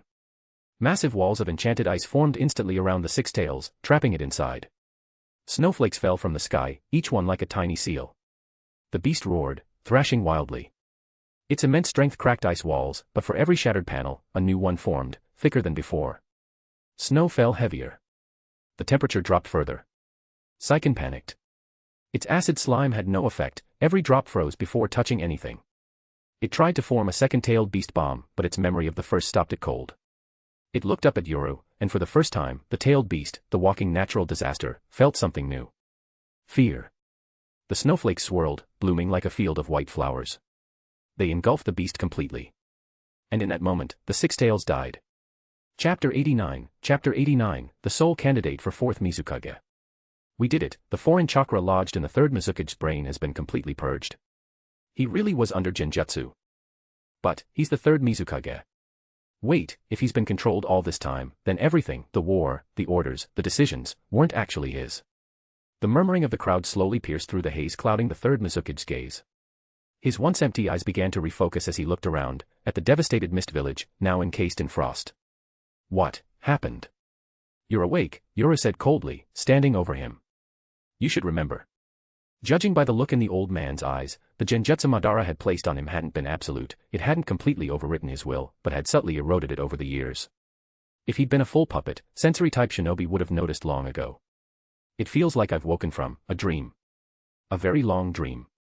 The 3rd Mizukage murmured, staring at his hands. Did I do all this? The first thing you do is deny responsibility. Yoru scoffed. No wonder the 2nd Mizukage took the position instead of you, even though you were the first chosen successor. No, it's not denial, just disbelief, the old man said softly. I never thought I'd escape that endless nightmare, that Sharingan. Sharingan. Genjutsu. The word sparked a chain of shock through the crowd. They'd fought Konoha to the brink of annihilation, suffered massive casualties, and now they were being told their leader had been under enemy control the whole time. Was there a crueler joke in all of shinobi history? It really was the Sharingan, Yoru muttered, not surprised. No wonder my own eye sensed a familiar chakra inside your mind. Yes, those eyes. Just one glance in the darkness, and everything I was disappeared, the 3rd Mizukage said bitterly. I'll never forget them. His voice was filled with self-loathing. The damage he'd caused was nothing compared to what the village had lost. Under the 2nd Mizukage's reforms, they'd almost reached Konoha's level. But in his hands, Kirigakure had been twisted into a place of slaughter and paranoia, a living nightmare. Compared to that, what were a few decades of lost time? Yoru, he said, looking up, if it weren't for you, who knows how many more decrees I would have passed, how many more lives I would have ruined. I've already saved this village multiple times, Yoru replied bluntly. Your suicidal orders were so ridiculous, they made me wonder if you'd actually been hit in the head. The 3rd Mizukage gave a strained laugh. I apologize, to you and to everyone here. The fault lies with my weakness. If it weren't for me, there would have been no blood mist policy, no chaos among the elders, no mass exodus of villagers. If we just followed the second's blueprint, Kirigakure might be on par with the Wagakure or even Konoha. His hands trembled as he stood, barely able to keep balance after decades of physical and mental stagnation. Then, before the entire village, he knelt on the frost-covered ground. I accept full responsibility. Clang. A kunai clattered to the ground, knocked from the hand of a fool who'd tried to kill himself in the name of remorse. Yoru sneered. Suicide. That's your grand gesture of atonement. That's not responsibility, that's cowardice. The third looked up at him, his face tired and defeated. I no longer have the strength or mind to fix any of this. The Mizukage said bitterly. This broken, aging body has been nothing but a puppet. What else can I do but die in penance? No one asked you to keep being Mizukage. Yoru turned his gaze to the villagers, the shinobi and civilians alike still gathered outside the ruined tower. This village is in shambles, and our biggest issue is population. He paused. No, I'm not asking you to have kids. I'm saying we fix this from another angle. You're still the former Mizukage. Issue a formal apology, acknowledge your mistakes. Begin the Kirigakure restoration plan. Reach out to the people who fled because of the blood mist era, bring them home. Even becoming a teacher to raise the next generation is more useful than dying in disgrace. And let's not forget the Sharingan Genjutsu, Yoru continued. Konoha's Uchiha clan is weak now, none of them should have this level of power. This whole situation could serve as leverage in the coming peace talks. So if you really want to atone, then stay alive. That's the first step. The third Mizukage stared at him, speechless. Around them, the shinobi of the village said nothing. But in their eyes, Yoru no longer wore white uniform robes, he wore a blue and white Mizukage Heiori, and a hat bearing the kanji for fourth. Even Yagura, still pinned by ANBU restraints, could only offer a bitter smile. You really are the one most suited to be fourth Mizukage, Yoru. Compared to him, Yagura was just a power-hungry fool. You're right. Suicide really is the act of a coward, the third Mizukage muttered. He rose shakily, walked to the ruins of the Mizukage's office, and retrieved the hat that had fallen in the battle. He dusted it off, and placed it on Yoru's head. I'll submit my resignation to the daimyo, and recommend you as the sole candidate for the fourth Mizukage. And good luck cleaning up my mess.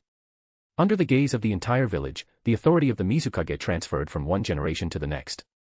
Though not yet formally ratified by the daimyo, it didn't matter. In Kirigakure, strength had always been the ultimate measure of leadership. The strongest leads. And now, the strongest was Yuki Yoru. The village was in ruins. Its numbers were at an all-time low. But for some reason, everyone felt a strange sense of relief. As if a choking fog had finally lifted. Lord Yoru. Third Mizukage. A blur of motion disrupted the calm. An ANBU arrived in a flash, panic written all over him, even through the mask. Minato Namikaze has appeared outside the village. What? The yellow flash of Konoha. He's the one who massacred us on the front lines. Why is he here? Don't tell me, the Nine Tails again. Fear gripped them at the mention of Minato. His coordinated attacks with the Nine Tails Jinchuriki had devastated their forces. He was a living nightmare on the battlefield. No, he's alone. There's no Nine Tails with him, the ANBU quickly corrected. He says he's here to deliver a peace proposal. A peace proposal? Yoru touched the brim of the Mizukage's hat, unsurprised. Only Kiyomi knew that Minato had marked him with the Flying Thunder God seal. If Minato had really come to destroy the village, he would have appeared directly inside with a tailed beast bomb, not at the gate. Well, guess I'm not even officially in office and I'm already fielding diplomacy, Yoru muttered. Come on, Lord Third. Let's go. He glanced at the ruined Mizukage tower. Too bad we'll have to host our guest at the ANBU base. This chakra residue, it's thick. Did a war just happen here? Minato's sharp gaze swept the village as he followed the ANBU escort. Snow blanketed the streets. Buildings were half ruined. The air still carried lingering traces of powerful chakra. He felt it immediately, something huge had gone down just moments before he arrived. Even the Mizukage tower. He whispered. The moment he saw the destroyed tower, Minato's eyes narrowed. No matter the village, the Kage's building was a symbol of strength, of unity, of pride. And it had been leveled. If this was an internal power struggle, then why are the people smiling? That was what confused him most. The villagers and shinobi he passed weren't distraught. They weren't mourning. They were smiling. Only when they looked at him did their faces turn grim. Something didn't add up. That was, until he saw them. The third Mizukage in his robes. And across from him, Yoru, wearing the Mizukage hat. No way. Surprised, Namikaze Minato. Yoru said with a faint smile. Told you we'd meet again. Though I said it would be, under different circumstances. You staged a coup? Minato asked, stunned. Please, Yoru scoffed. Have you ever seen a coup where the former Kage sits peacefully beside the successor? I'm clan head of the Yuki, deputy commander of the ANBU, and the war hero who led us through hell against your forces. I'm the only candidate left for 4th Mizukage. Why would I need a coup? As for the Mizukage tower, it was ugly anyway. Needed remodeling. You came to offer peace, right? Then wipe that suspicious look off your face. Apologies. Minato sat down, pulled a scroll from his cloak, and hesitated. He didn't know who to hand it to. Yoru took it with a smile, and passed it to the 3rd Mizukage. The old man opened it and began reading slowly, while Minato explained. This war has devastated both our villages. We've all suffered. This isn't victory. It's mutual loss. And so, our Hokage wishes to end it here. As a sign of goodwill. I brought these. He placed another scroll on the table. Yoru opened it. 3 familiar blades materialized, same hata, kiba, and the executioner's blade. This is a good start. Yoru nodded approvingly, then took the peace proposal scroll from the 3rd and began to read. After a moment, he looked up. But it's not enough. Chapter 90, Yoru, you're damn right I'm threatening you. What did you say? You expect this war to end with a peace treaty, just by returning 3 of the 7 ninja swords that rightfully belong to Kirigakure. Honestly, Konoha, you're dreaming. Yoru resealed the 3 blades into a scroll, slipped it back into his pouch, and tossed the peace negotiation scroll back at Minato Namikaze with a casual flick. If you want peace, show more sincerity, or better yet, pay reparations. That's impossible. Konoha isn't the one who lost this war. Minato's voice sharpened instinctively. Aside from certain fallen empires that paid no matter the outcome, reparations have always been the price losers pay to victors. But Konoha hadn't lost this war.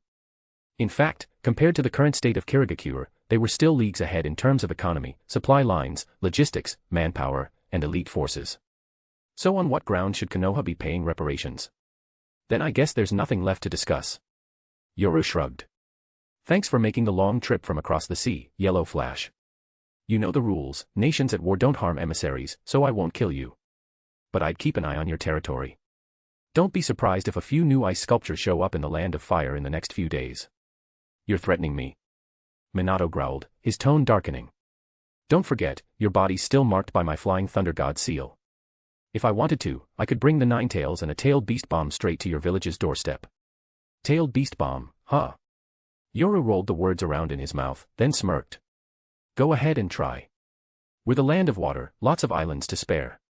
I just hope the climate in Konoha is as hot as Sunagakure's. Would be a shame if my ice sculptures didn't melt anytime soon. The 3rd Mizukage watched in stunned admiration. Here they were, sitting in a negotiation with their village in ruins, barely recovering from the Six Tails rampage, with their own leader still marked by the enemy's teleportation jutsu. By all rights, they should be the ones begging for peace. And yet, here was Yoru, openly threatening the strongest village in the shinobi world. The same Konoha that hadn't lost a war since the Warring States era. It was utterly insane, and somehow, inspiring. Minato's face twisted with anger. Yoru's brazen attitude, his utter lack of fear, his defiant smirk, all of it made his blood boil. The way he spoke, like he could attack Konoha at any moment and damn the consequences. He wasn't bluffing. He wasn't afraid. After a long pause, Minato exhaled slowly and said, if we're both here to talk peace, then we don't need to keep hurling threats at each other, do we? This isn't a negotiation, Yoru said calmly. Your scroll made that clear. Your 3rd Hokage wants peace. He sent you to offer it. That means Konoha is the one backing down, not Kirigakure. His gaze sharpened.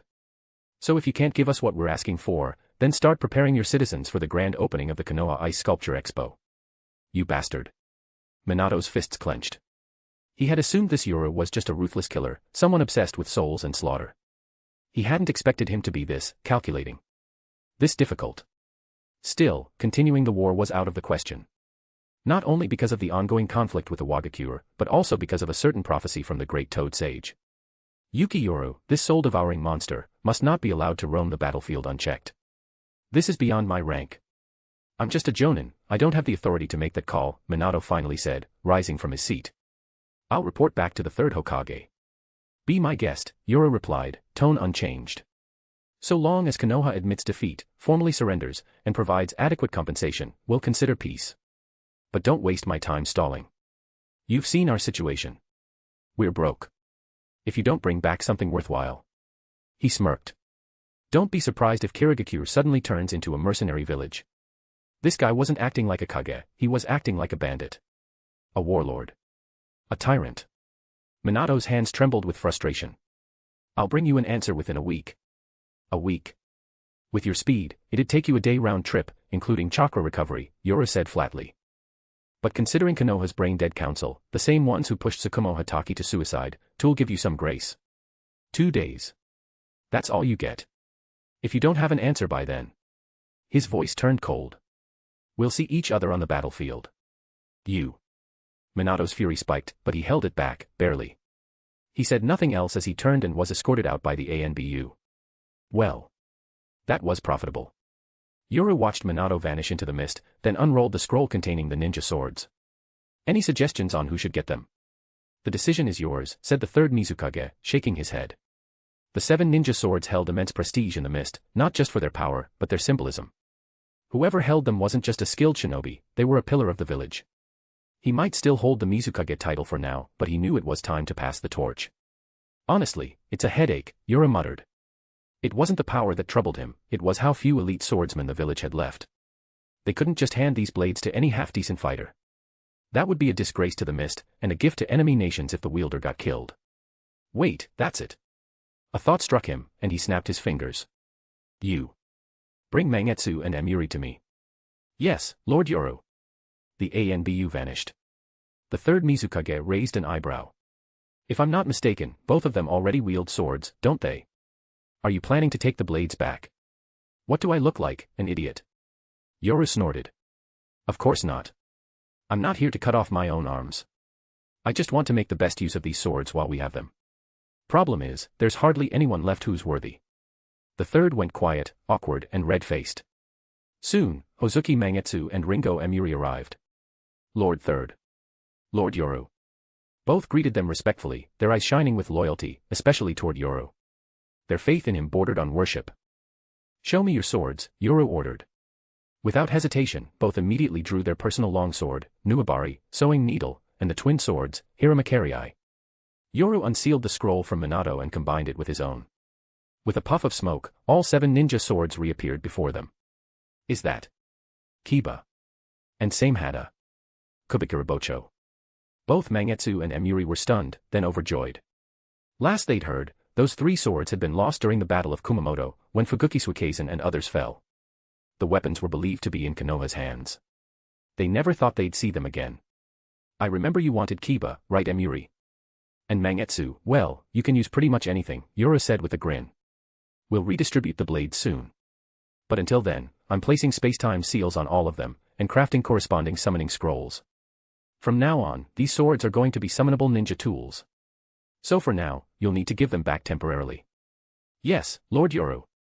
We follow your command. They had no objection. The blades were only in their hands because of Yoru to begin with. And his plan made sense, if a wielder died in battle, the weapon could be reclaimed immediately through the summoning seal. Even the third Mizukage silently nodded in approval. Why hadn't he thought of this when he was distributing the ninja swords? Ah. It must have been because he was controlled by the Sharingan back then. Damn those evil Uchiha. As night fell and fog thickened, hiding the moon, Minato reunited with Uchiha Shisui on a small island just outside the mist. Shisui sat beside the fire, blood on his sleeve, and noticed Minato's grim face. Didn't go well, he asked. Minato shook his head. Kirigakure's situation is strange. I think they just went through a civil conflict. The entire village is covered in ice. Even the Mizukage tower was destroyed. More importantly, Yuki Yoru has taken full control. It won't be long before he officially becomes the 4th Mizukage. But the strange thing is, no one in the village seems unhappy about it. They're not angry. They're not afraid. If anything, they seem relieved. That guy, he might actually have their full support. What? 4th Mizukage? Yuki Yoru. Shisui's eyes widened in disbelief. Isn't he, like, 14? Kirigakure's gone insane. They've always followed the law of the strongest, Minato muttered. And make no mistake, he's strong. Stronger than most adults I've fought. His composure, his attitude, he doesn't act his age. Just remembering Yoru's smug face made Minato grit his teeth. And he's greedy. He demanded that Konoha publicly declare defeat and pay war reparations. Otherwise, he said Mist would continue the war. What? Shisui froze. That's insane. We're the ones winning the war. Why would we surrender and pay reparations? He's delusional.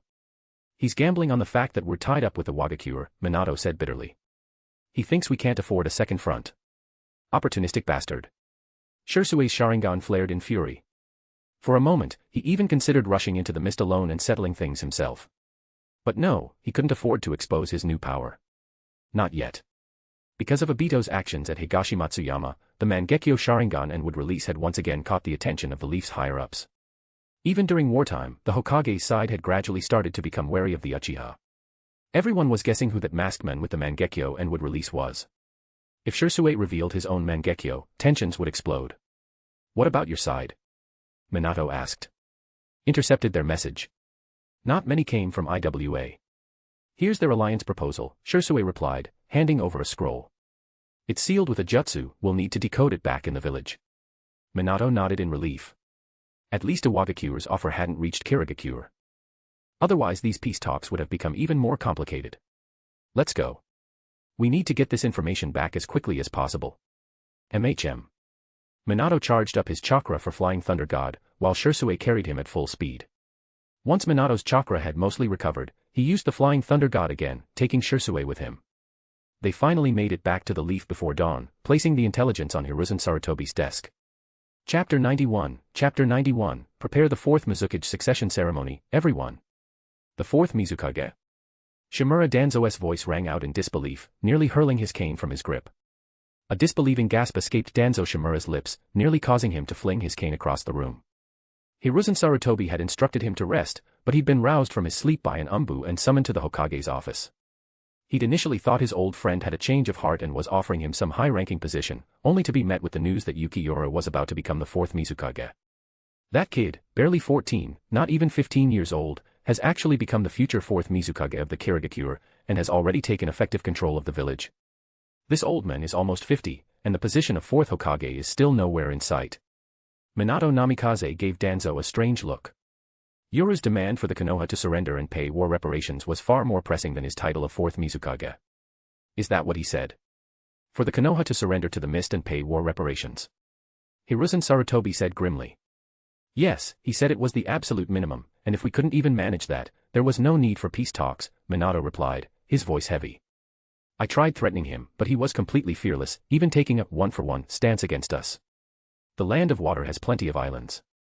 Go ahead and bomb them. Of course, I do hope Konoha's climate is as warm as the land of winds, otherwise, my ice sculptures might not melt so easily. Recalling Yuki Yoru's attitude, even Minato, with his usual composure, couldn't help but feel a surge of anger. Beside him, Shisui Uchiha gritted his teeth, fists clenched, his face ablaze with fury. Lord Third, we absolutely cannot agree to their demands. Shisui exclaimed. Those guys are clearly taking advantage of the situation. We're the winning side, yet they want us to surrender and pay reparations. This act will not only severely damage the Konoha's prestige, but it will also make the Kirigakure believe they have us cornered. If they then demand even more, are we supposed to agree to that too? Shisui is right. Danzo, recovering from his shock, looked at the third Hokage and spoke in a low voice. He had always been a hardliner for the Konoha. Hiruzen calling him from his rest clearly meant he wanted his stance. In my opinion, the Kirigakure has suffered heavy losses, with a severe shortage of troops, and their leadership has undergone a power change. At this time, they cannot and absolutely will not launch another war. This must be a bluff. Once we agree to surrender and pay reparations, not only might the Kirigakure take advantage of the situation, but other ninja villages will surely believe our village has reached its limit and is weak and easily bullied. At that point, all the major ninja villages will stir, and this war will likely escalate even further. You also think we should refuse, then? Hiruzen Sarutobi looked at Danzo, taking a deep breath. All right, if that's the case, Minato, I'll have to trouble you to visit the Kirigakure again. I accept the condition of the Konoha surrendering to the mist, but the specific terms of war reparations still need careful discussion. If possible, it would be best for both sides to sit down and talk in detail. What? All three present looked at Hiruzen Sarutobi in shock. Danzo was completely bewildered, then felt a wave of anger. What do you mean? You also think we should refuse, and then you immediately agree. What is the meaning of this, Hiruzen?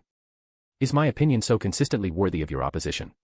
Danzo's face turned pale, then red, before he finally suppressed his rage and growled, Hiruzen, are you really going to surrender? You should be clear that once we surrender, not only will everything we just discussed come to pass, but yourself will likely surrender. Since the first Hokage founded the village, the Konohagakure had always been the most powerful and prosperous ninja village in the entire shinobi world. Other villages coveted the Konoha's prosperity and repeatedly waged war against it, but they never gained any advantage from the Konoha's hands. The first Great Ninja War, the second Great Ninja War. And now, if the decision to surrender was made, the third Hokage would become the first Hokage to surrender since the Konoha's establishment. Regardless of the premise, the third Hokage, Hiruzen Sarutobi, would be forever nailed to the pillar of shame.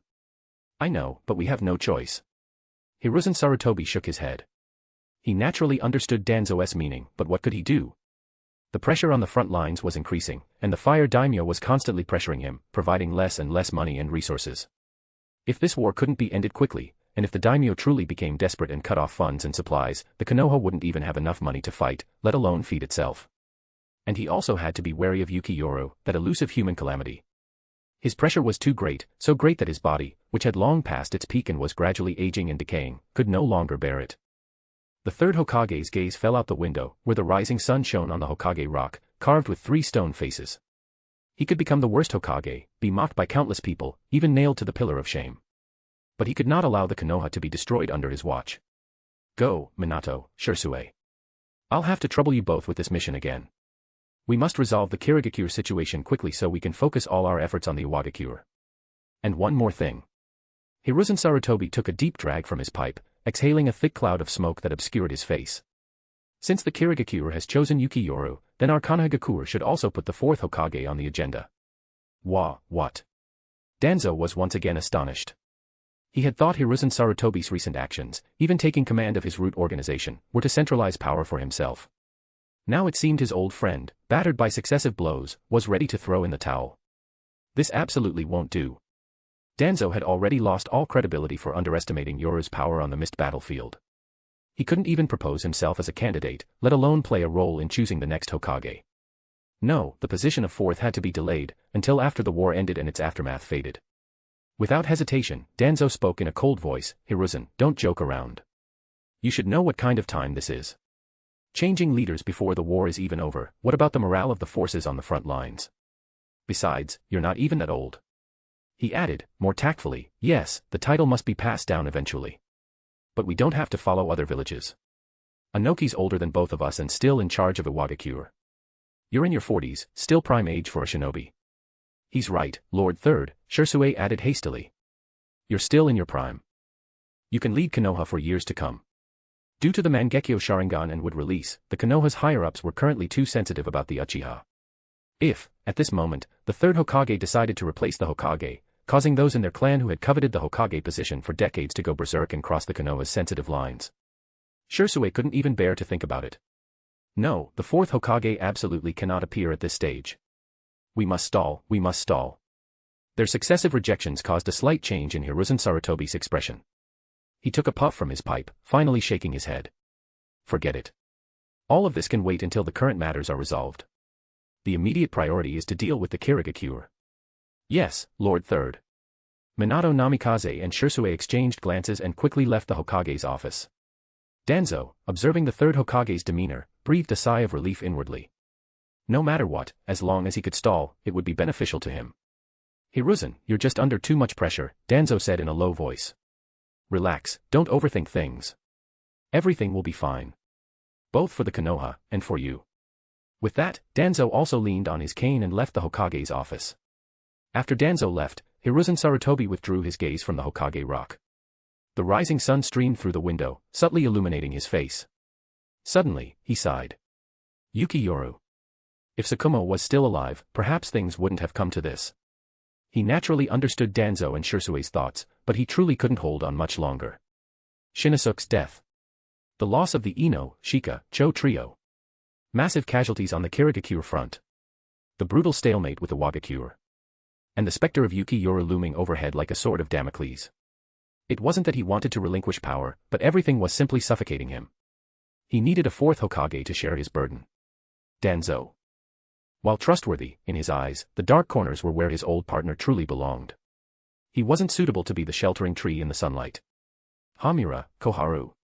Loyalty was sufficient, but their abilities were lacking. Tsunade.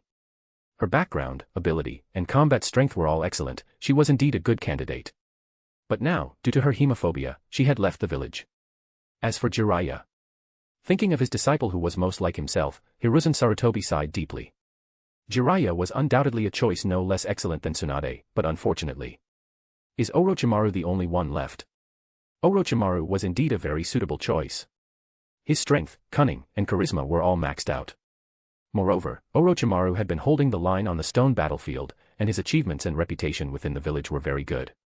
But he'd grown too close to Danzo. Since pulling root out of Danzo's hands, Hiruzen had uncovered too many things. Human experimentation. Secret studies of wood release. And Orochimaru's fingerprints were all over it. It wasn't the time for doubt. But that doubt was growing. Besides them, who else is there? Suddenly, Hiruzen Sarutobi's eyes lit up, and a supremely suitable candidate immediately came to mind. A top-tier Konoha genius with high resolve, immense potential, and a young age, a leading figure on the battlefield with immense renown. Most importantly, that kid was also someone who inherited his will, someone who inherited the will of fire, and he respected and trusted him enough. This way, even if he gave up his position, everything would still be under his control. Minato Namikaze. You won't disappoint me, will you? Meanwhile, before Minato could even deliver Hiruzen's surrender offer to Kirigakure, another powerful figure had already reached the village. The daimyo of the Land of Water had arrived. Almost the day after the third Mizukage delivered all the information to the Land of Water's daimyo, including the changes that had occurred in Kirigakure, his resignation due to culpability, and Yuki Yoru's petition to become the fourth Mizukage, the daimyo swiftly arrived in Kirigakure. Unlike the other nations, the Land of Water's daimyo and kage didn't merely cooperate, they were tightly intertwined. Due to the bloody mist policy and the nation's unique geography, over a third of the country's economy relied on missions performed by Kirigakure shinobi. I know you are shocked, but everything is as I reported. The third Mizukage recounted the general causes and consequences of the Kirigakure, without shirking any responsibility. In the disbelieving eyes of the Land of Water's daimyo, the third Mizukage let out a faint sigh. As a criminal of the Kirigakure, I am no longer fit to hold the title of kage. Moreover, Yoru's power has completely surpassed mine, so I hope you can certify Yoru as the fourth Mizukage. This is truly an unbelievable fact. If you hadn't told me yourself, I would have thought this was a play, and a comedic one at that. Controlled by Sharingan for decades. Was there any story more absurd? I have also seen Yoru's power through battle reports. I am pleased that the Land of Water has such an outstanding genius, but, regarding his age, isn't it? Of course, I'm not saying it's bad to have a young leader manage the Kirigakure, but you all know the current situation of the Kirigakure. Young people have hot tempers, and if they act on impulse. The village was in ruins, and after lifting the bloody mist, it needed stability above all else. Having the third Hokage, who had corrected his past mistakes, continue to rule would actually be very good. But letting Yoru, this 14-year-old brat, take over, anyone would have some reservations. I understand your concern. The third Mizukage glanced at Yoru beside him.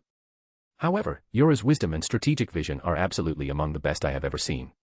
Furthermore, even if he did act on impulse and do something, I believe, with Yoru's current power, he has the capital and confidence to do so. You might not know this, but decades ago, when I attended that meeting in the Land of Iron with Lord First, I saw that person, someone who, by himself, pacified everything. And now, I feel that same sensation from Yoru again. Is that so? Then there's nothing more to say. The daimyo nodded. With these words spoken, he had no further reservations. Prepare the fourth Mizukage succession ceremony, everyone. Chapter 92, Kirigakure's Population Recovery Plan, the First Soul Experiment. With the daimyo's official approval, Yoru's appointment as the fourth Mizukage was all but finalized. Ministers from the Land of Water began publicly promoting the title of fourth Mizukage, and preparations for an auspicious succession ceremony were already underway. Of course, these matters have little to do with Yoru himself. He has far more important things to attend to right now. Like rebuilding Kirigakure from the ground up, implementing a new administrative structure, reforming policies, overseeing village logistics, and unearthing the secrets left behind by previous Mizukage, along with all classified information and contingency plans of the village.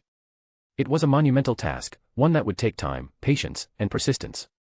These scrolls contain our most restricted archives, banned techniques, forbidden jutsu research, confidential planning left by former Mizukage, even internal clan dossiers and intel networks from the outside world.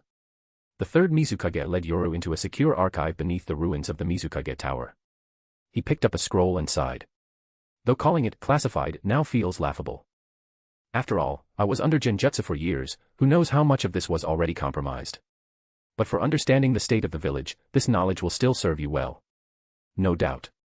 Learning from the past is the first step to securing the future. To me, this entire archive is a treasure trove. Water Clone Jutsu. Yoru formed hand seals, summoning several water clones to begin sifting through the mountain of information. Seeing Yoru's unceremonious approach, the third Mizukage smiled and shook his head. While using water clones to absorb information is good, taking in too much information at once might put too much strain on your mind. Never mind, with your power, my words seem meaningless. There are also some human experimentation and bloodline research materials within the village. You were already aware of these when you were in the ANBU.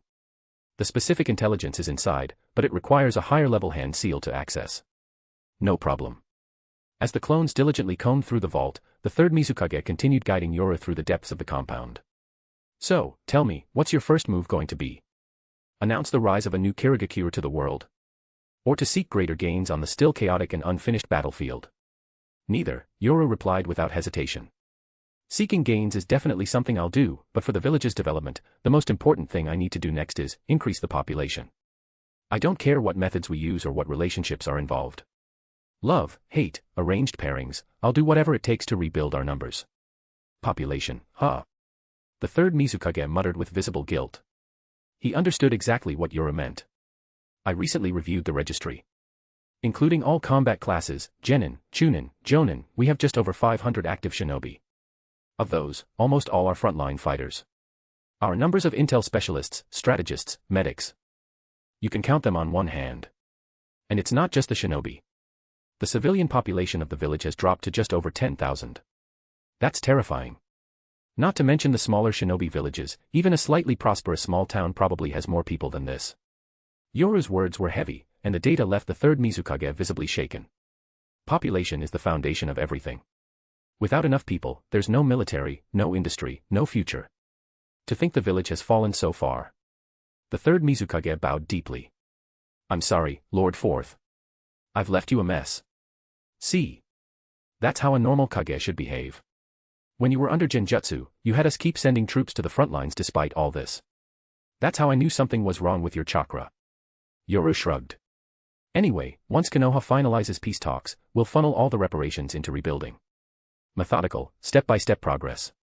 That's all we need. Then why did you act so aggressive with Minato? The third Mizukage was genuinely puzzled. Weren't you afraid Konoha might go all out against us? People value their lives, third, Yoru said with a smirk. Especially Konoha, with its bloated infrastructure. If they push for mutual destruction, they lose more. They're already locked in a brutal fight with the Wagakure. Peace with us is their only option, and I'll use that leverage to squeeze out every advantage I can. You truly are the right man to wear the hat, Yoru. Lord Yoru. A voice called out. It was Hiromi. Yoru turned and gave the third Mizukage a wave. Excuse me. Go. You've got a village to run. With that, Yoru vanished alongside Hiromi in a swirl of mist. The next instant, they reappeared in a shadowy underground facility. Is everything prepared? Yoru asked. Yes, Lord Yoru. We've repurposed the old Kekiigenkai research lab near the ANBU southeast quadrant. It's better equipped and easier to relocate materials to. Well done. Yoru opened the invisible barrier before him with a special jutsu, then pushed open the door. Immediately, a world filled with jars, bottles, and various organ specimens appeared before Yoru's eyes. Two figures identical to Hiromi were inside, processing something. Don't misunderstand, they weren't clones, but water clones. Water clones worked similarly to shadow clones, though they were more fragile and required a humid environment, like Kirigakure's constant mist. Perfect conditions. The artificial soul, Jikin, and artificial body, Jigai, technologies you gave me are the most intricate and groundbreaking frameworks I've ever seen. Separating chakra, analyzing and researching the human body and soul individually. This is the peak of scientific ninjutsu. Hiromi led him to a tank, where one of her clones was calibrating controls on 2 nutrient vats. Inside each floated a curled-up adult-sized body, asleep like newborns.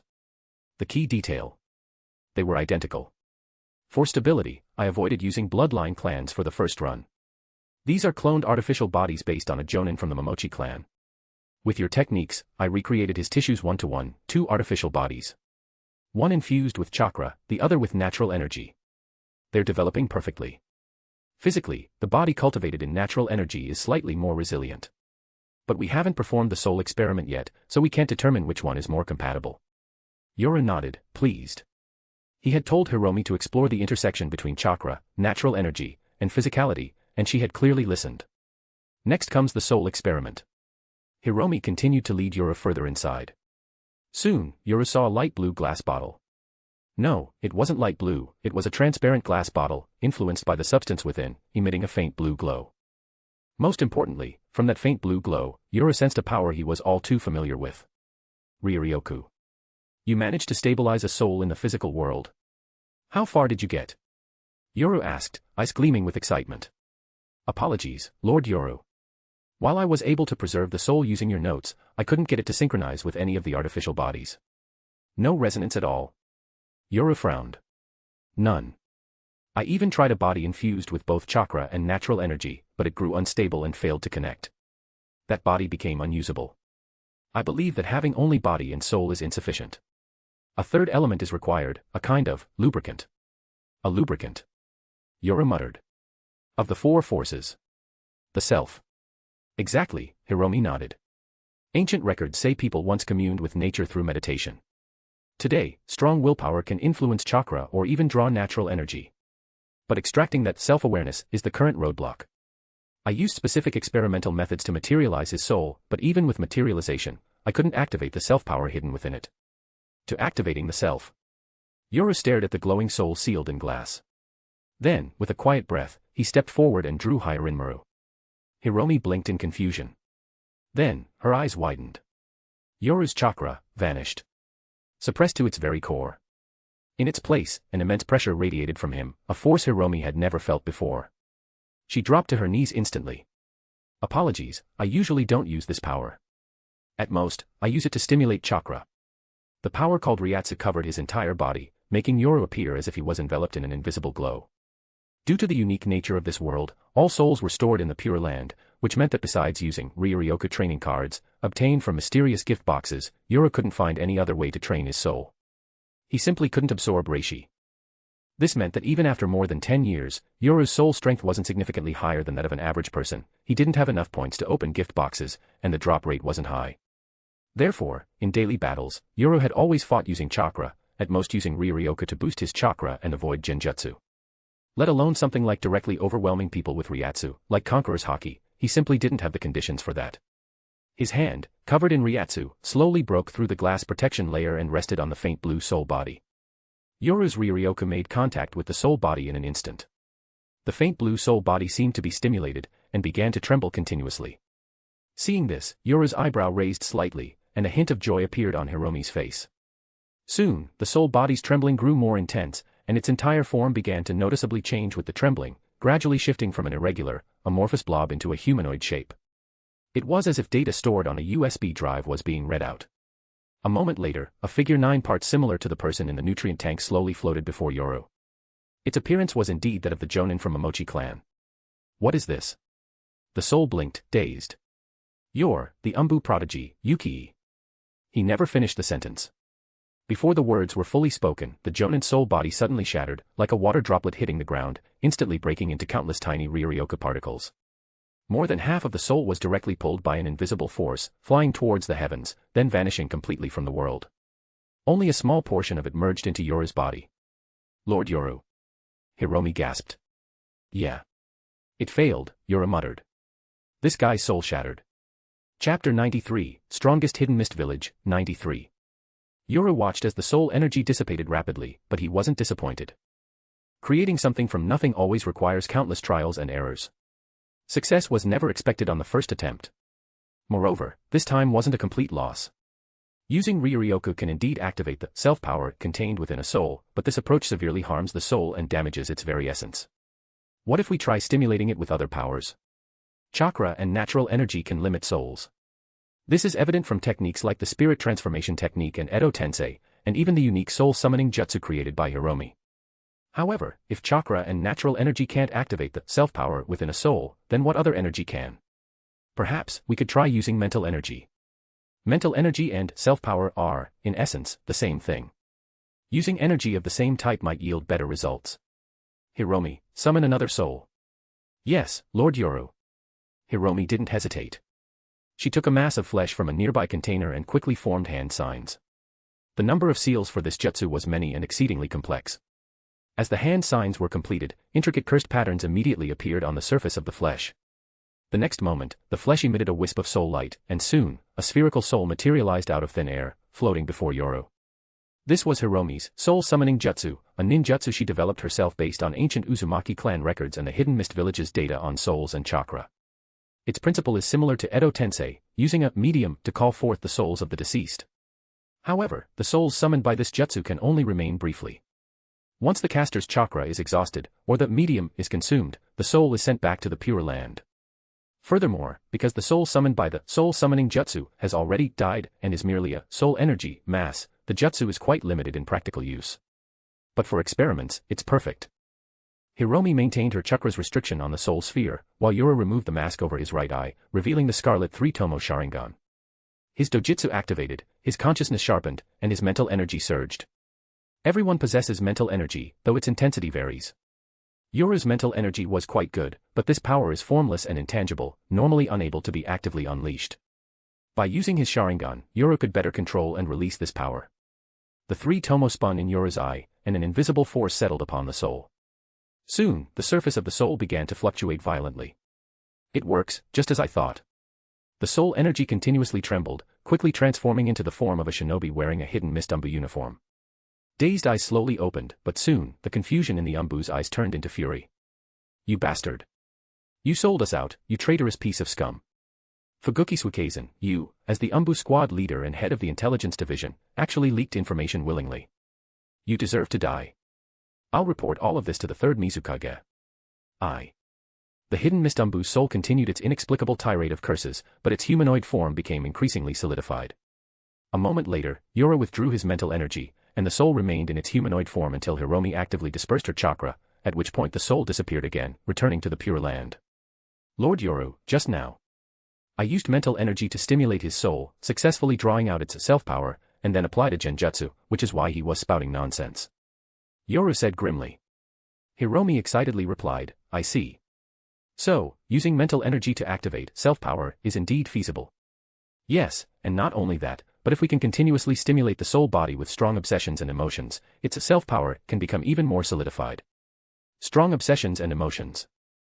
I understand. You can summon souls, then stimulate them with genjutsu, and then conduct the soul experiments to completely solidify and fix their self-power. Oh, Minato Namikaze is here. Never mind, I'll send a water clone to deal with him. Let's continue. However, this process will likely be extremely painful for the souls, and we can't keep torturing the souls of our village's elite shinobi like this. As the soon-to-be fourth Mizukage, Yoru, while performing soul experiments, showed a touch of concern for the village's deceased. Let's use the prisoners in the jail and war captives first. That way, we can also compare the souls of those who died with unresolved obsessions versus those pulled directly from the Pure Land. Yes, Lord Yoru. Land of Fire, inside the Hokage's office. Minato Namikaze, having returned, spoke gravely, detailing the latest developments. Lord Third, Yuki Yoru has accepted the ceasefire agreement. As for the specific amount of war reparations, he stated he doesn't want to waste too much time and demands that we directly have our Kage negotiate. Yuki Yoru requests both sides hold a Kage summit in the Land of Iron. Also, to prevent any disruptions, only the Kage and one escort will be allowed. The summit is scheduled for 3 days from now. Setting the location in the Land of Iron, Hiruzen Sarutobi murmured, his expression complex. The Land of Iron is one of the few neutral nations in the shinobi world, so choosing that location isn't an issue. However, that location, combined with only bringing one escort and the special designation of a Kage summit, couldn't help but stir some memories in Hiruzen. Decades ago, after the initial establishment of the 5 great shinobi countries, to discuss the distribution of the tailed beasts, the first Hokage, Hashirama Senju, invited the first 4 Kage from each country to attend the unprecedented first 5 Kage summit in shinobi history. The location of that meeting was also in the Land of Iron. All Kage could only bring one escort, and the meeting's name was also a Kage summit. This kid, is he trying to liken himself to the first Hokage? Danzo also picked up on the hidden meaning in Yuki Yoru's demands, his expression deeply shadowed. Perhaps, but I must say, it is indeed a good suggestion. In the land of iron, it will certainly avoid many complications. As for my escort. Hiruzen Sarutobi shook his head, not dwelling on the choice much. His gaze shifted, eventually settling on Minato. Minato, I'm afraid I'll have to trouble you with this escort mission. Minato was startled for a moment, then nodded firmly, speaking with conviction. I will protect Lord Third with my life. Although this was a humiliating meeting involving surrender and reparations, it was still a direct negotiation between Kage. For a shinobi of the leaf, escorting the Hokage to a Kage summit was something that must be done with their lives, no matter what. Minato is indeed a good choice. The leaf truly didn't have many options left. Moreover, Minato, wielding the Flying Thunder God technique, could effectively ensure Hiruzen Sarutobi's safety. If Yuki Yoru tried anything, Minato could retreat with the Hokage instantly. Danzo nodded, not thinking much more about it, but then seemed to notice something and spoke grimly, Hiruzen, then for these next 2 days, while you're not in the village. For these 2 days, I'll have to entrust the village to you, Danzo. What? Danzo's body stiffened, and his single eye gleamed with an incredibly brilliant light. His old friend truly hadn't abandoned him. Everything about taking away his root's control was just a misunderstanding. Their relationship was truly the best in the world. Rest assured, I will absolutely not let anything happen to the village. Danzo could hardly contain his excitement, making a solemn vow. Seeing this, Hiruzen Sarutobi smiled, patting his old friend's shoulder. With you here, I'm very much at ease. The distance between the hidden leaf and the land of iron was considerable, and Minato hadn't left a Flying Thunder God technique mark there. Furthermore, Yuki Yoru had set the deadline at only 3 days. Therefore, the third Hokage and Minato Namikaze departed from the village that very day. After seeing his old friend and Minato Namikaze off, Danzo Shimura instantly body flickered back to the Hokage's office. After dismissing everyone, he walked step by step towards the seemingly ordinary Hokage's desk. And then, he took the seat. Ha ha ha ha, ha ha ha ha ha. Feeling the feedback from the chair beneath him, gazing at the thick stacks of documents on either side of the desk, a deeply satisfying laugh burst from his lips. In that moment, tears even welled up in the corners of Danzo Shimura's eyes. So this is what it feels like to be Hokage. Danzo Shimura couldn't describe his inner turmoil at that moment, he felt his entire body trembling. It was a good thing he had dismissed the surrounding ANBU. Otherwise, if they saw him in such a state, his long-cultivated image as the darkness of the shinobi would surely crumble. After a long while, Danzo Shimura finally calmed his agitated emotions. He opened a document before him and began to examine it. With just one glance, Danzo's brows furrowed deeply. 1, then 2. Half an hour later, Danzo Shimura slowly rose from the Hokage's seat, his hands clasped behind his back, looking out the window. So this is what the village looks like from here, not bad. However, such fleeting thoughts were immediately suppressed. Danzo's gaze was incredibly solemn, his brows tightly furrowed. He hadn't realized the front-line battle situation and the pressure from the daimyo were so severe. No wonder Hiruzen had even accepted surrender and reparations, just to appease the hidden mist as quickly as possible.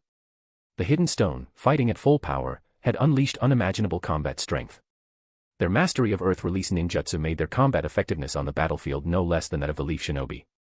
They had multiple times more shinobi, 2 elite Kekkei Genkai, explosion release and lava release, plus the 4 tails and 5 tails Jinchuriki. For the leaf to have endured this long, merely suffering gradual retreats and shrinking battle lines instead of a complete rout, purely by relying on Orochimaru, was already a miracle among miracles. No, this absolutely cannot continue. Even if the hidden mist is appeased, we still might lose this war. Danzo murmured. His first thought was to use Minato Namikaze's combat strategy, paired with the 9 tails Jinchuriki, again. But the hidden stone also possessed a highly mobile human calamity. The third Tsuchikage, a Noki of the both scales. Though that old man didn't possess spacetime ninjutsu, he could fly, and his mastery of dust release was a Kekkei Tota, superior even to a Kekkei Genkai. Undoubtedly, Anoki was a calamity no less fearsome than Yuki Yoru. Once Minato Namikaze and the 9 tails Jinchuriki combined, Anoki would surely intervene, and everything that happened on the hidden mist battlefield would likely repeat itself. Is this the pressure you've been carrying, Hiruzen? Danzo took a deep breath.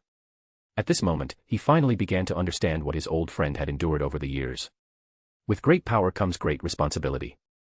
Perhaps this is why Master chose you and not me. But now, I feel your pressure. I can't do nothing. After pondering for a moment, Danzo took a scroll from his robe and began writing. A moment later, Danzo sealed the entire scroll with special incantations. Someone, come in. Lord Danzo. An ANBU appeared. Seeing it was an ANBU member and not from Root, Danzo paused. Send Shisui to me. Yes, Lord Danzo. A moment later, Shisui entered the Hokage's office. Seeing Danzo Shimura seated in the Hokage's chair, Shisui was slightly startled but quickly bowed respectfully. Lord Danzo. Shisui, I'm afraid only you can undertake this mission. Danzo picked up a scroll and pushed it towards Shisui. Deliver this scroll to Hanzo in Omegakure. Omegakure, you mean Hanzo of the Salamander? Yes, that very man. Danzo nodded, stating gravely, we previously had contact and a cooperation agreement with him. We would help him deal with an emerging faction within his village, and he, in turn, would help us alleviate pressure on the Hidden Mist battlefield. But no one expected the Hidden Mist battlefield to escalate to this extent, causing the cooperation to be shelved. And now, the situation on the Hidden Stone battlefield is dire. We need Omegakures' assistance. If we can get Hanzo to deploy his forces to help us, we can significantly alleviate the pressure on the front lines. Danzo generally explained the situation. If it were a Root shinobi, he would simply issue orders, but it was different now. As the acting Hokage, he had to handle matters properly and reasonably. Because this involves acting against a target faction, you alone will certainly not be enough. But the village doesn't have many spare personnel available. So, Shisui, I hope you can mobilize a portion of your Uchiha clan members to assist you in this mission. I see, I understand. Shisui nodded with a serious expression, taking the scroll. I will complete the mission, please rest assured, Lord Danzo. Good, I'm counting on you. Chapter 94, Strongest Hidden Mist Village, 94. The Land of Iron. This nation is extremely unique. Despite bordering large shinobi countries like the Land of Fire, the Land of Waterfall, and the Land of Rice Fields, it remains a neutral country with its own distinct culture, independent authority, and independent military strength. Unlike the other countries that relied on shinobi, the Land of Iron was a nation of samurai. Its completely different system, coupled with its neutral stance, made it one of the few neutral nations in the shinobi world. Furthermore, the first Hokage once held the first 5 Kage summit here. As a special nation that witnessed this major historical event, where the first Hokage and the first Kage of the other 4 countries formed an alliance and distributed the tailed beasts to each nation, the Land of Iron became the shinobi world's universally acknowledged permanent neutral nation. While the outside world was engulfed in deadly shinobi wars, the Land of Iron seemed detached, living its own peaceful life. However, these past 2 days, the nation has become bustling. The reason is simple, the Hidden Leaf and the Hidden Mist are about to negotiate peace. Upon learning that the third Mizukage had designated the Land of Iron as the location for the peace talks, the immensely excited General Mifune of the Land of Iron immediately accepted the Hidden Mist Commission. He enthusiastically began arranging the meeting venue and preparing ceremonies to welcome the Hokage and Mizukage. This was a golden opportunity to make a name throughout the shinobi world and greatly boost tourism and commerce. The location where the first Hokage, Hashirama Senju, and the other 4 Kage held their meeting long ago had already become a historical landmark. Tourists who came to pay homage to the glory of the ancestors brought significant additional revenue to the Land of Iron each year. Now that such a good thing was happening again, how could the Land of Iron refuse?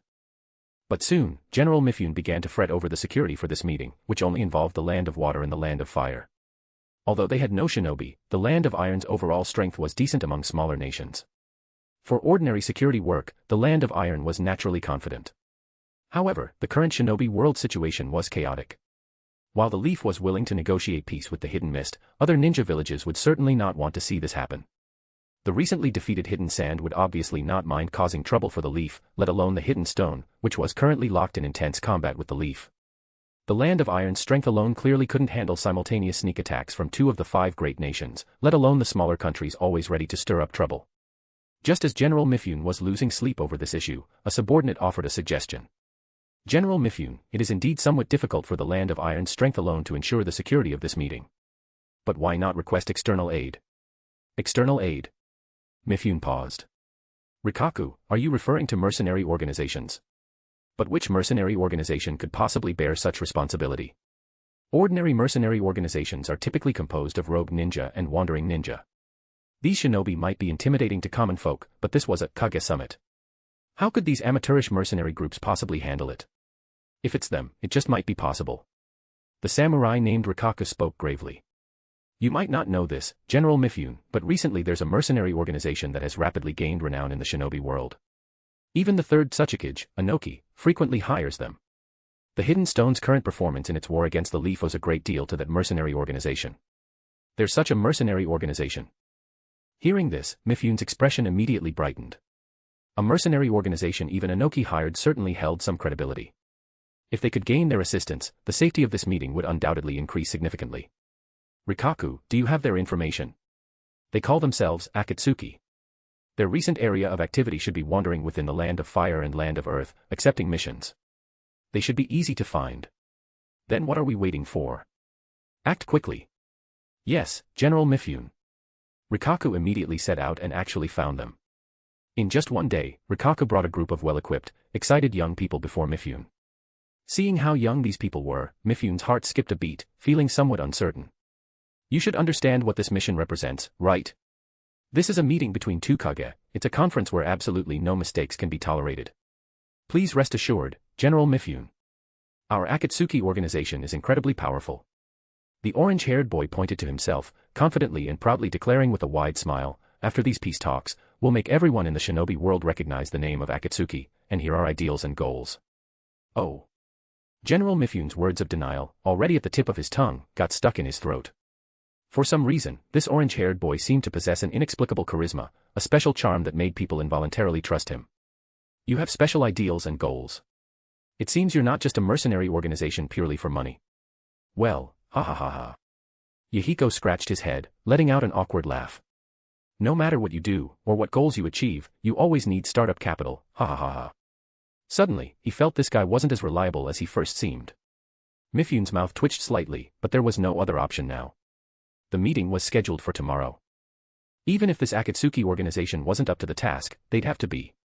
Damn Rikaku, I hope this mercenary organization you recommended is really as strong as you say, otherwise our land of iron might become the laughingstock of the entire shinobi world. Alright, if you can manage it, I can offer you a reward of 10 million ryo. How much? Yahiko's eyes lit up. Even the usually silent, reddish-orange-haired boy behind him stirred slightly, clearly surprised by the sum. In this pre-Third War economy, 10 million ryo was a massive payout. Sure, you might say that someone like Asuma Sarutobi once had a bounty of 35 million ryo, but that was decades later, and Asuma was a high-level jonin, son of the third Hokage, and a member of the 12 Guardian Ninja. Back in this era, he'd fetch maybe half that on the black market. Please rest assured, General Mifune will make sure nothing goes wrong. Very well, then I leave security in your hands. No problem. Yahiko's boundless enthusiasm still left Mifune a bit uneasy, but once the Akatsuki began laying out chakra-based traps, sealing barriers, and layered detection nets, even Mifune had to admit, they were professionals. They're truly worthy of being the mercenaries Inoki has hired multiple times at high prices. They certainly have skill. Next, all that remained was to wait for the meeting to commence. Later that day. So, this is the land of iron, huh? The environment of the land of iron is quite unique. Being located near the northern region and adjacent to the ocean, it experiences snow 3 seasons a year. Although it was only autumn now, the land of iron was already draped in silver, covered in a white blanket. In the wind and snow, the third Hokage adjusted his Hokage hat. Their clothing was thin, but they felt no cold. While chakra cannot completely ward off heat or cold, it can significantly mitigate severe temperatures. When Lord First and Lord Second came here, it was with an absolute, commanding presence. I never expected that I, the third, would come here to surrender and pay reparations. The third Hokage's face showed a bitter, self-deprecating smile. Compared to his two masters, he felt as if he had completely shamed the title of Hokage. Don't say that, Lord Third. Everything you've done is for the Hidden Leaf. Minato Namikaze couldn't help but interject. In his eyes, sacrificing his reputation for the future of the Hidden Leaf made Lord Third truly worthy of the Hokage's name. Listening to Minato's words, the third Hokage sighed lightly, slowly exhaling a large puff of smoke, suppressing the melancholy in his heart. Let's go. I wonder if the Hidden Mist representative has arrived yet. Yes, Lord Third. Before long, the two arrived at the samurai's main base. General Mifune personally came to greet them. After a few formal exchanges, the third Hokage was invited into the meeting room. At this moment, there were no others in the meeting room, the Hidden Mist party had not yet arrived. Hiruzen Sarutobi was not in a hurry, silently taking his seat and waiting quietly. The defeated arrive first, the victors hold the leverage. As it was now, it was perfectly reasonable. An hour later. Fast as expected. No wonder they call you the Yellow Flash. A faintly mocking voice echoed through the corridor as two figures stepped into view. Minato Namikaze's face darkened, while Hiruzen Sarutobi's eyes narrowed as he assessed the two figures, one old and one young. This was his first meeting with the third Mizukage and Yuki Yoru. The aged third Mizukage appeared much older than himself, which was not surprising. In the first 5 Kage summit, the third Mizukage had already participated as the first Mizukage's escort. In a sense, although the third Mizukage was a third like himself, this man had lived in the same era as Hashirama and Tobirama. In contrast to the frail third Mizukage, Yuki Yoru appeared perhaps too young. His handsome, youthful face still retained a hint of unfaded boyishness, but his exposed, amber-like eyes were filled with confidence, composure, and undisguised ambition. Undoubtedly, this was someone who surpassed his three disciples, surpassed Minato Namikaze beside him, someone with his own distinct ideology, who firmly believed in his chosen path, and would follow it through. For some reason, the moment he saw this young man, a figure involuntarily came to Hiruzen Sarutobi's mind. It was the first Hokage's strongest enemy, the Hidden Leaf's greatest taboo, Madara Uchiha. As the third Hokage assessed the old and young pair, Yuki Yoru and the third Mizukage also took their seats, accompanied by a samurai. "I'm old, my back and legs aren't what they used to be," the third Mizukage said with a faint smile, his gaze briefly lingering on Hiruzen Sarutobi and Minato Namikaze. "My apologies for making the Hokage-sama wait. We are all here for peace, this wait is nothing." "That's not necessarily true." Yoru's voice cut into the conversation between the Kage. To the astonishment of the surrounding samurai, he calmly stated, "If the reparations you offer don't satisfy us, then we can only let peace wait a while longer before descending. Oh, by the way, we met a few hidden stone ninja on the way here. They were quite enthusiastic." Hiruzen Sarutobi's face stiffened, then he nodded with a smile. "Naturally. That is our purpose for gathering here, isn't it? Truly worthy of being the third Hokage, capable of watching the hero of the Leaf Sun live like a dog for over a decade without batting an eye. He certainly has some depth." Yoru didn't expect his words to gain much advantage against these old veterans. His gaze fell on Mifune beside him. Mifune understood. He took his own seat and said, "All right, now that both Kage have arrived, the meeting can begin. As the initiator of this meeting, please, Mizukage-sama, state your demands. The Land of Water is an isolated island nation, inherently lacking resources. Furthermore, this war has inflicted immense damage upon the Hidden Mist." The third Mizukage spoke of the Hidden Mist's dire situation, simultaneously taking a scroll from his robe and placing it on the table. "This is the compensation plan we, the Hidden Mist, drafted based on our village's losses. Please, Hokage-sama, take a look." The scroll was handed to Hiruzen Sarutobi by a samurai. As the scroll opened, just one glance made Hiruzen Sarutobi's pupils sharply contract. His hands trembled, and veins pulsed on his temples. The entire peace agreement was divided into 3 parts. 1. Surrender and apology. 2. Reparations. 3. Diplomatic reforms. The contents included, the Hidden Leaf must publicly announce its defeat and surrender to the Hidden Mist to the entire shinobi world, and apologize for all Hidden Mist ninja killed by tailed beast balls on the Hidden Mist battlefield. Reparations of 200 million ryo in universal shinobi currency, and the Hidden Leaf must provide bloodlines from clans such as the Uchiha, Hyuga, and Senju to compensate for the massive losses of Hidden Mist shinobi. It also demanded that the Hidden Leaf revoke the bounties on Hidden Mist ninja, including AO, the Byakugan user killer. And in return for the Hidden Leaf paying these reparations, the peace-loving Hidden Mist village would open its closed Bloody Mist borders, open its ports for trade with the Hidden Leaf, allow merchants from the Land of Fire to conduct business in the Land of Water with reduced taxes, and permit regular exchanges between young shinobi. Item after item in the scroll made Hiruzen Sarutobi's hands tremble, and veins pulsed on his temples. This was no peace agreement, this was outright plunder, blatant plunder. Chapter 95, Strongest Hidden Mist Village, 95. The Hidden Mist's demands for reparations were outrageous and exorbitant, practically bleeding the Hidden Leaf dry. Of course, Hiruzen Sarutobi couldn't possibly agree. The only reason he was willing to admit the Hidden Leaf's defeat, surrender to the Hidden Mist, and even offer war reparations, was to alleviate pressure so he could fully dedicate himself to the Hidden Stone battlefield and minimize the Leaf's losses. Now, look at this. If he agreed to the terms in this scroll, there would be no need to fight the war at all, because their entire fortune would already be gone. Beside him, Minato Namikaze noticed Hiruzen Sarutobi's expression and, intrigued, glanced at the scroll. One look was enough to make him almost overturn the entire negotiation table. Impossible. Minato Namikaze roared, "You have no intention of negotiating. We cannot agree to these terms." "See, you're getting agitated again." Yoru smiled calmly. "So-called negotiations are essentially bargaining. I make an offer, you make a counteroffer. Add a bit, subtract a bit, and the negotiation is done. Now that we've made our offer, it's your turn to counter." Minato Namikaze was choked by Yuki Yoru's retort, but his emotional outburst was understandable given the Hidden Mist's overly harsh conditions. Not only did they demand surrender and apologies, but they also sought to strip the Hidden Leaf of its Keki Igenkai, a condition the Hidden Leaf would absolutely never accept. "We can accept the terms regarding surrender and apology. As for the diplomatic reforms, trade cooperation, and so on, we gladly accept those as well." Mutual benefit and peaceful development are outcomes we are more than willing to see, Hiruzen Sarutobi stated gravely.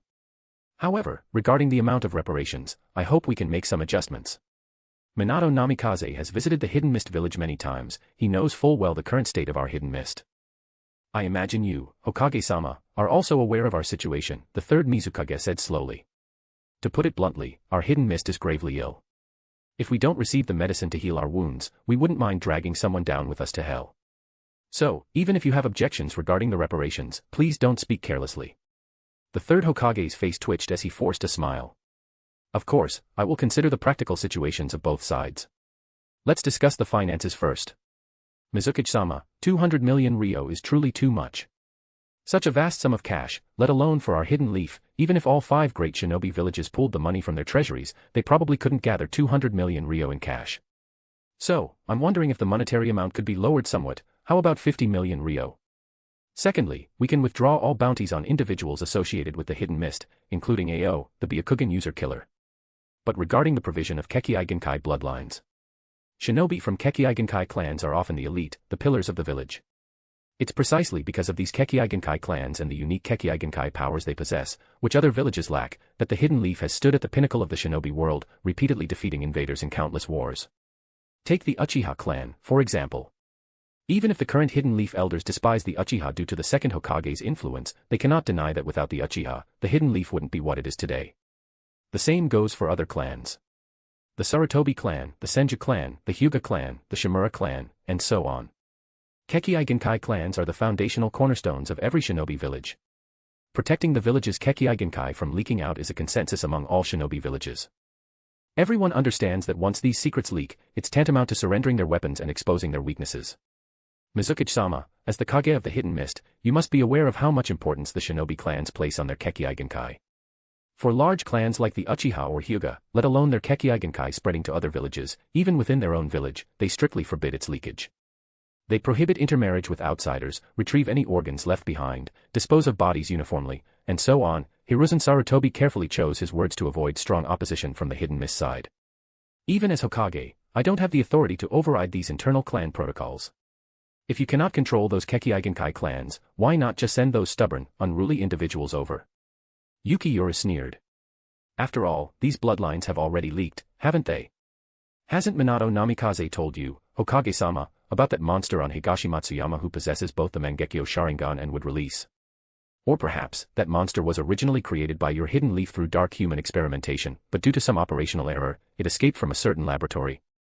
Yuki Yoru spoke as if he had suddenly understood something, with a look of realization. Wait, is it really as I suspect? After all, I'd never heard of that guy before. Possessing such terrifying power yet appearing so suddenly, it truly seems like something released from a laboratory. And that guy started chasing and attacking your Hidden Leaf shinobi the moment he appeared on Higashimatsuyama, completely ignoring me. So, Hokage-sama, you wouldn't be saying you can't control the shinobi clans in your village, while secretly you've already flayed and dissected the Kekkei Genkai clans within your village, even researching their cells thoroughly, would you? He sounds like he's exposed something incredible. At these words, not only did Hiruzen Sarutobi and Minato Namikaze's composure break, but even the Land of Iron Samurai acting as escorts revealed shocked and curious expressions, all turning their gaze towards the 2 Hidden Leaf shinobi. Mangekyo Sharingan and would release. What were those? They were the ultimate powers that pacified the Warring States era and founded the Hidden Leaf. But after the 2 predecessors passed away, the Hidden Leaf lost these powers. The Uchiha only had 3 Tomo, and as for the Senju, let alone would release, there were barely any members of the clan left with names. And now, these 2 powers had reappeared in the world, becoming the Hidden Leaf's enemies. The very powers that created the Hidden Leaf now sought to destroy it. Could it be that everything was truly as Yuki Yoru claimed? An experiment subject created through inhumane human experimentation, accumulating endless pain and resentment, accidentally escaping its cage, and then beginning a journey of revenge against the Hidden Leaf. Various spectacular dramatic scenarios continuously flashed through everyone's minds, and their gazes towards the third Hokage and Minato Namikaze grew increasingly peculiar. Yuki Yoru, please don't make wild conjectures. Hiruzen Sarutobi suppressed his anger, growling, the Hokage is a mighty tree protecting all citizens of the Hidden Leaf, they would never conduct such inhumane experiments. Is that so, heh heh? A mocking scoff escaped Yoru's lips. Alright. So, according to Hokage-sama, that guy who appeared on Higashimatsuyama is a monster created by evil ambitionists because of your Hidden Leaf's poor management of Kekkei Genkai bloodlines, leading to their leakage. That should be it, Hiruzen Sarutobi said grimly, nodding. He wasn't lying about this. While the Hidden Leaf certainly had its share of dark human experiments, their progress was incredibly slow. He truly had no idea who was behind the creation of the individual on Higashi Matsuyama who wielded both the Mangekyo Sharingan and would release. After all, if they had managed to combine Mangekyo and would release into a single subject, they wouldn't be losing the war, they'd already have conquered the shinobi world. Susanoo clad in a Buddha, crushing the four great nations. Do you think that phrase is just a casual rhyme? As the third Hokage, who witnessed the era of the first, Hiruzen Sarutobi knew all too well the terror of the two predecessors who dominated that era. They were true, era-defining powers. In that case, your Hidden Leaf are victims too, aren't you? Yuki Yoru said coldly. Mangekyo Sharingan and would release. It seems there's a terrifying force hidden within the shinobi world that none of us know about. But then again, I originally wanted to give you a hard time. After all, our village suffered the torment of the Sharingan for quite some time. Now that you've said that, I almost feel bad asking for more from you. Suffered the torment of the Sharingan for quite some time. Minato Namikaze frowned deeply. What does that mean? It means exactly what I said. Yuki Yoru's tone was unfriendly, but the third Mizukage beside him let out a self-deprecating laugh. I suppose I should be the one to explain this. It's embarrassing to admit, but due to my weakness and incompetence, I, as Mizukage, was controlled by a Sharingan user through Genjutsu for some time. This led the Hidden Mist into immense suffering until I was awakened by Yoru recently. What? Controlled by the Sharingan, third Mizukage-sama, this. Hiruzen Sarutobi and Minato Namikaze showed the same shocked expressions as everyone else. For a village's Kage to be silently controlled was truly too horrifying to believe. Did the Sharingan truly possess such power? No, impossible. Even Fugaku and Kagami Uchiha in their prime didn't possess this level of power. Otherwise, if the clan had such power, they would have already taken control of all the Leaf's elders. Hiruzen Sarutobi's expression was one of deep suspicion and uncertainty. Then, recalling the monster with the Mangekyo Sharingan and would release. There truly are bad people in the shinobi world, and they are the ones who stole the Hidden Leaf's ultimate power. Go ahead and laugh. This is indeed what I, the incompetent one, deserve. Enough, third Mizukage. Yoru interrupted the third Mizukage, his gaze calmly fixed on the two before him. You've all heard our Hidden Mist village's great humiliation. To prevent this from happening again, our Hidden Mist must acquire the power to counter the Sharingan. Hokage-sama, you must know that the best way to deal with the Sharingan is to counter it with another Sharingan. Therefore, the Uchiha clan's Kekkei Genkai bloodline is something our Hidden Mist absolutely must obtain. This is non-negotiable. This. Hiruzen Sarutobi's face froze. If the Hidden Mist village's original intent was to covet the Sharingan's power, then now, the Hidden Mist wanted the Uchiha's bloodline to prevent its village from suffering further harm from the Sharingan. Although the result was the same, the different motivations entirely changed the meaning. Plunder versus protection. I understand your urgent feelings, Yuki Yoru, but this. Rumble. A deep rumbling sound echoed from outside, abruptly interrupting their conversation. It seems someone doesn't want us to conclude these peace talks. Yuki Yoru sneered. Hokage-sama, who do you think it is? The recently defeated Hidden Sand. The Hidden Cloud, who are observing from the sidelines. Or the Hidden Stone, who are currently locked in intense battle with you. Peace is hard won. No matter who it is, they cannot interrupt our peace talks, Hiruzen Sarutobi said in a low voice. Well said. Then, Hokage-sama, please use this opportunity to think carefully. A deathly silence fell over the meeting room, but the expressions of those present grew increasingly tense. General Mifune, who had been enjoying the spectacle, was now clenching his toes tightly, his eyes fixed on the meeting room door, hoping that the Land of Iron Samurai and the Akatsuki organization could hold off the invaders. As for Hiruzen Sarutobi and Minato Namikaze, one was caught in a difficult dilemma by Yoru's demands, while the other had already produced a flying thunder god kunai, ready to lead his Hokage to retreat at any moment. Only Yuki Yoru and the third Mizukage remained calm and unhurried. After a long while, the commotion outside gradually subsided. A samurai jogged into the meeting room, whispering into Mifune's ear, "General, our losses were quite severe, but thanks to the Akatsuki organization's help, all the assassins who came to disrupt us have been dealt with." Dealt with? That's good. Mifune breathed a sigh of relief.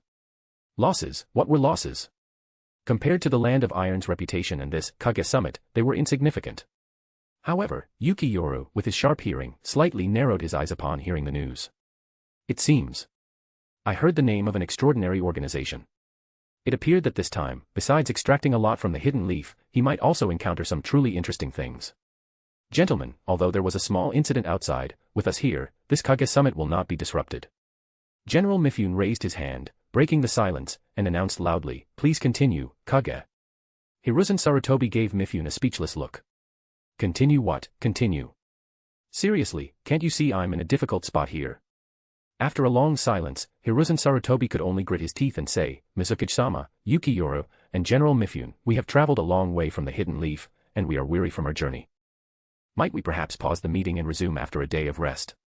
Chapter 96, Strongest Hidden Mist Village, 96. The first day of the Kage summit ended in a stalemate. Negotiation was a tug-of-war, a test of patience and resolve. Each side probed the other's bottom line, wielding both leverage and threats. The more desperate one became, the less likely they were to get what they wanted. Fortunately for Kirigakure, they had Yuki Yoru, a walking natural disaster. His very presence tipped the scales in their favor. Meanwhile, Hiruzen Sarutobi, the third Hokage, was left calculating trade-offs, trying to find the most strategic compromise. It wasn't easy. It required not just wisdom, but decisiveness. Back at their lodgings, Konoha's delegates were racked with anxiety over Kirigakure's outrageous demands. Yoru, on the other hand, was in great spirits. He strolled through the land of iron with the third Mizukage at his side. "This is my second time visiting this country," the elder Mizukage said with a chuckle. What left the deepest impression last time were the hot springs. Even though the negotiations hadn't reached a conclusion, the way things were going had clearly put him in a good mood. "They may not be as magical or diverse as the ones in the land of hot water," he added. "But the climate here creates some remarkable spring pools. Care to join me for a soak, Yoru?" "I'll pass," Yoru replied casually. "You go enjoy yourself. Hot springs are great for old bones, but I'd rather find some food." "That's a shame," the Mizukage laughed. Yoru waved him off and headed in a different direction. Sitting around naked with an old man was not his idea of a good time. "Welcome, customer. What would you like?" "One bottle of sake and a few of your best side dishes." "Right away. Where would you like to sit?" "Here's fine." Yoru casually made his way to a table already occupied by two young men in black cloaks with red clouds. Despite the awkward looks from both the waiter and the two seated figures, Yoru pulled out a chair and sat down. The orange-haired young man put down his skewer of chicken and peppers, his expression cautious. "The place isn't full. Did you really have to sit with us?" "I just wanted to have a chat with the people guarding the Kage summit." Yoru poured himself a cup of sake, sipped it calmly, and continued. "Besides, there's no bad blood between us, is there? Leader of the Akatsuki." That made the boy's fists clench. "I just don't like eating with strangers." "Fair enough," Yoru said with a nod. "Still, it's a bit surprising to see a descendant of the Uzumaki clan here. I've got one working under me too, quite capable, and very attached to the memory of Uzushio." At that, the red-haired youth next to him stiffened. "You've got the wrong person," Yahiko snapped, cutting him off. "There's no Uzumaki here. Red hair like that is hard to mistake. Only the Uzumaki have such a vibrant color." Yoru didn't drop the subject, but remained calm. "Of course, I understand you're just trying to protect your companion. But you must realize I'm not here to pry, I'm here to discuss a possible partnership. Are you interested in a new mission? One that could promote peace?" "Peace?" Yahiko scoffed. "Since when does Bloody Mist Village hand out peaceful commissions?" His tone was sharp, but Yoru didn't mind. He understood exactly where the hostility came from. After all, word of him killing Jiraiya had spread far and wide. "You're a bit behind on the news," he said lightly. "The Blood Mist days are over. If the daimyo weren't dragging out the formal succession, I'd already be the official fourth Mizukage. So, let me ask again, do you really want to reject the goodwill of one of the 5 great shinobi villages?" "You." Yahiko never expected that the seemingly so young Yuki Yoru was actually the Hidden Mist Village's future fourth Mizukage, with the succession ceremony already being prepared. This meant that this meeting with the Akatsuki organization wasn't just casual chat over drinks, but a prelude to cooperation between a mercenary organization and a great shinobi village. Their eyes met, Yahiko's guarded amber gaze locking with Yoru's calm, confident one. After a pause, Yahiko grumbled and shoved another skewer into his mouth, chewing aggressively. Then he grabbed Yoru's untouched sake and chugged it. "That was mine." "Call it a deposit," Yahiko said, wiping his mouth. "All right, future fourth Mizukage, what do you want from the Akatsuki?" "A lot." Yoru poured himself a fresh cup. "Kirigakure is rebuilding. We need help with trade, tax security, supply chains, construction." "We're mercenaries," Yahiko muttered, visibly annoyed. "No offense," Yoru said, "but aside from a few standouts, most of your members are average at best. You have admirable ideals, sure. But if I sent you all to the battlefield, how many of you would survive a single mission?" Actually, the tasks I mentioned aren't simple either. Rogue ninja, bandits, thugs, and even saboteurs from other shinobi villages, these guys are quite troublesome and headache-inducing. Coming from the men who single-handedly froze an entire battlefield and ended a war, the idea that he found these enemies troublesome was ridiculous. But Yuhiko had to admit that what Yoru said was true. Since its establishment, the Akatsuki organization had been operating by promoting its ideals across the shinobi world while taking on mercenary missions to secure funds and spread its message. In this era of war, the missions they could accept were naturally focused on killing, destruction, and assault. And almost every time they completed a mission, some members of their team would be lost. This continuous process of losing comrades caused Yuhiko immense pain. He even suspected he had deviated from his original purpose, creating Akatsuki for world peace. They were ostensibly advocating for peace, yet the missions they had recently undertaken only intensified the war. This was why, upon hearing that the Kirigakure and Konohagakure were preparing for peace talks, Yuhiko immediately rushed to the land of iron with Rikaku. Because this was, in his heart, the kind of mission Akatsuki should be taking, the kind of thing they should be doing. He took another drink, unsettled. Yoru didn't press him, letting the silence settle as he nibbled on grilled snacks. After a while, Yuhiko looked up again. Future Mizukage. Can I ask you something? Go ahead. Why do you wage war? This war, no, these continuous wars, when will they ever end? When will the shinobi world truly achieve real peace? Looking at Yuhiko, whose face was earnest, even solemn, as he gazed at him, Yoru suddenly felt a bit amused. Such innocence, such naivety. A boy surrounded by blood and ruin, yet still clinging to beautiful dreams. Is something funny to you? Yuhiko shouted, eyes blazing. We've seen it with our own eyes. Kumohagakure attacking Sunagakure. Kumohagakure against Konoha. Iwagakure against Konoha. And now you, Kirigakure, against Konoha. Every time a war starts to wind down, some other nation jumps in. The cycle never ends. It only spreads more hatred, more destruction. More children orphaned, more families wiped out.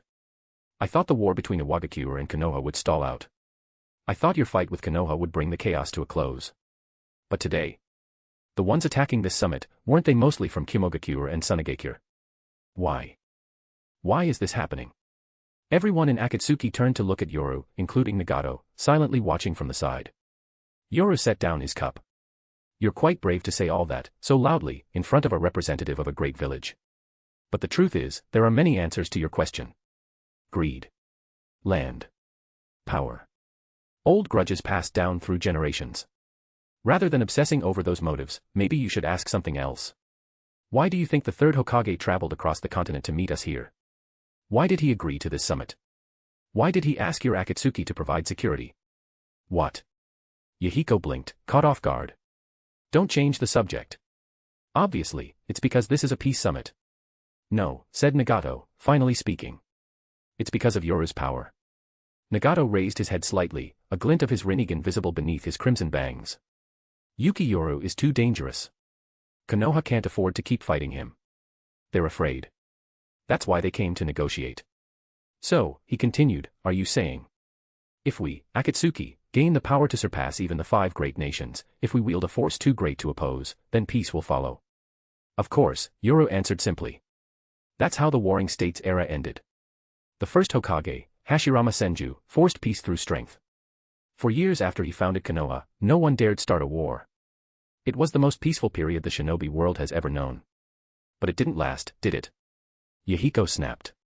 Hashirama died, and the cycle started again. Even if Akatsuki gets that power, one day we'll lose it. And then what? The world goes back to war. Naturally, Yoru said. But for however long you hold that power, there will be peace. If you're dreaming of some eternal peace, a perfect world that only needs one effort to last forever, then you're deluding yourself. As long as humans exist, so will desire. The desire to live.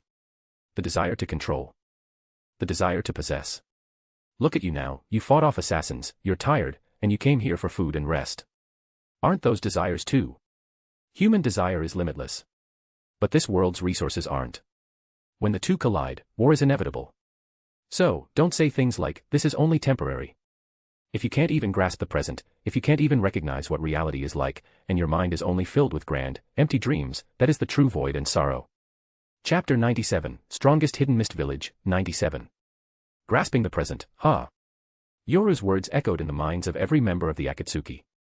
His voice was calm, almost casual, but it carried a weight that no one could ignore. And the more they thought about it, the more it rang true.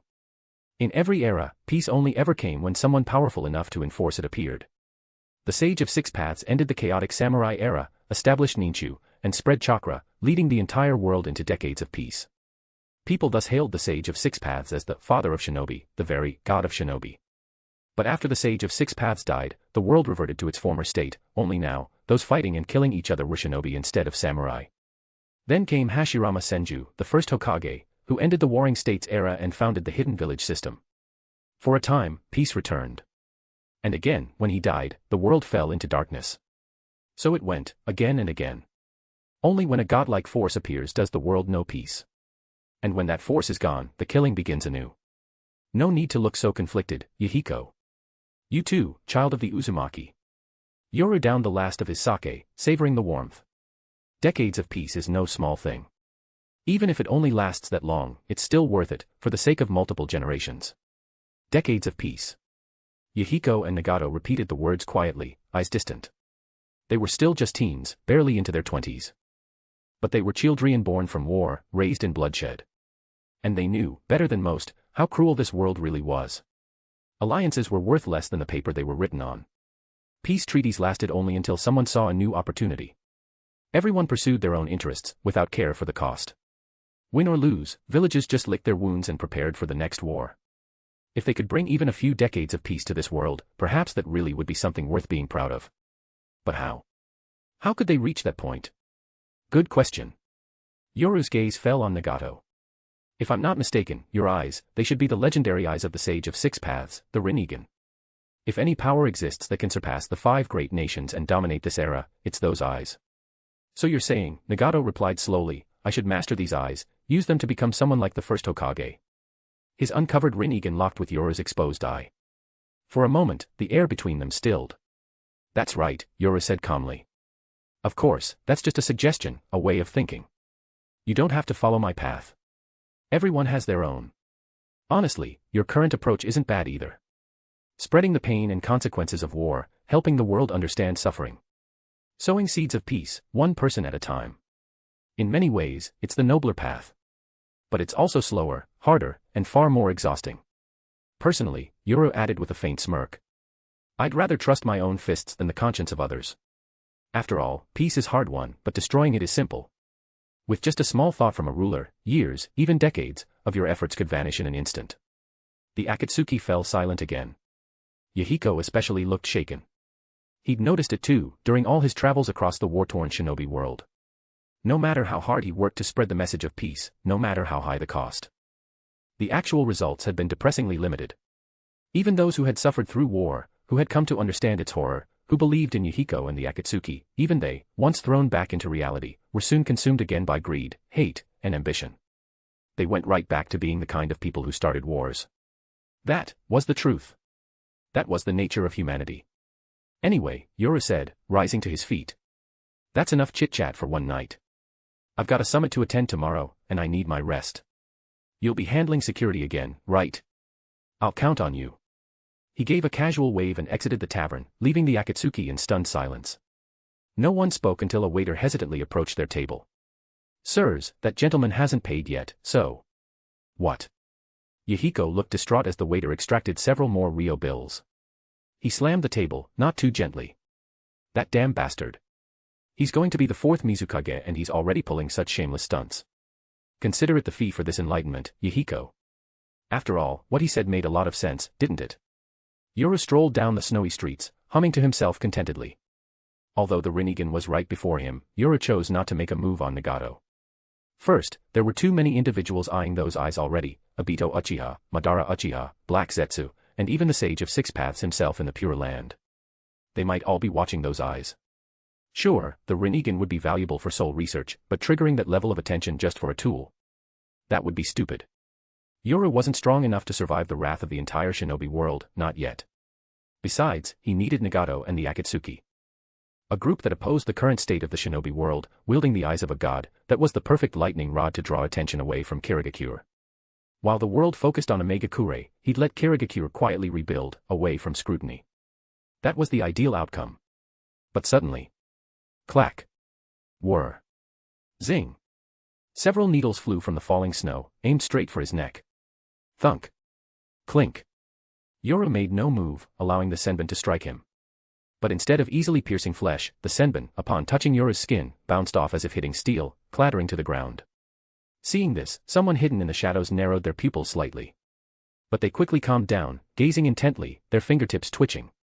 The next moment, two figures leaped into the air from different angles, kunai and short swords gripped tightly in their hands, and lunged at Yoru. Bakudo number 8, Seiki. A pulse of energy flared. The attackers were blown backward midair. But their bodies weren't flesh, they were wood, humanoid puppets with mechanical joints. Creak. Snap. Whir. To the horrified gazes of the surrounding residents, the two figures began to twist unnaturally, emitting strange sounds. Their limbs sprouted long blades and saw-like edges. Like killing machines, they charged at Yoru again. Cheap toys. Yoru didn't even raise an eyebrow. Heido number 32, Okasen. Twin arcs of yellow fire burst from his hand, slamming into the puppets and incinerating them on the spot. TCH. From the shadows, a puppeteer cursed and pulled back his chakra threads. He scrambled to unseal another puppet, but it was too late. Yoru was already standing right in front of him. You. The men had no time to react. Yoru's blade flashed. Blood sprayed against the wall. If you're going to come after me, at least gather some intel. Puppet chakra threads are painfully visible to the Sharingan. Yoru sighed helplessly. Behind him, several more shadows stirred. Accompanied by the clanging of mechanisms, several bizarre-looking puppets, some with their bellies open to reveal their inner workings, others with extended limbs and barbed appendages dripping venom, burst from the shadows like frenzied monsters spotting prey, pouncing towards Yoru. The puppeteers' skills varied, as did their numbers, but there were a total of 7 puppets. From front, back, left, and right, all directions. In an instant, all avenues around Yoru were completely sealed by these killing machines. In a flash, the puppets' attacks landed. However, the same situation as before on the street recurred. Yoru's body seemed to possess a mysterious energy layer.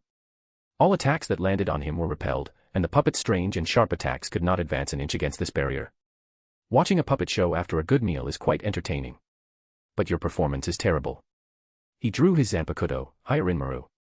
With one swing, the biting blade force directly turned all the puppets into scattered wood chips.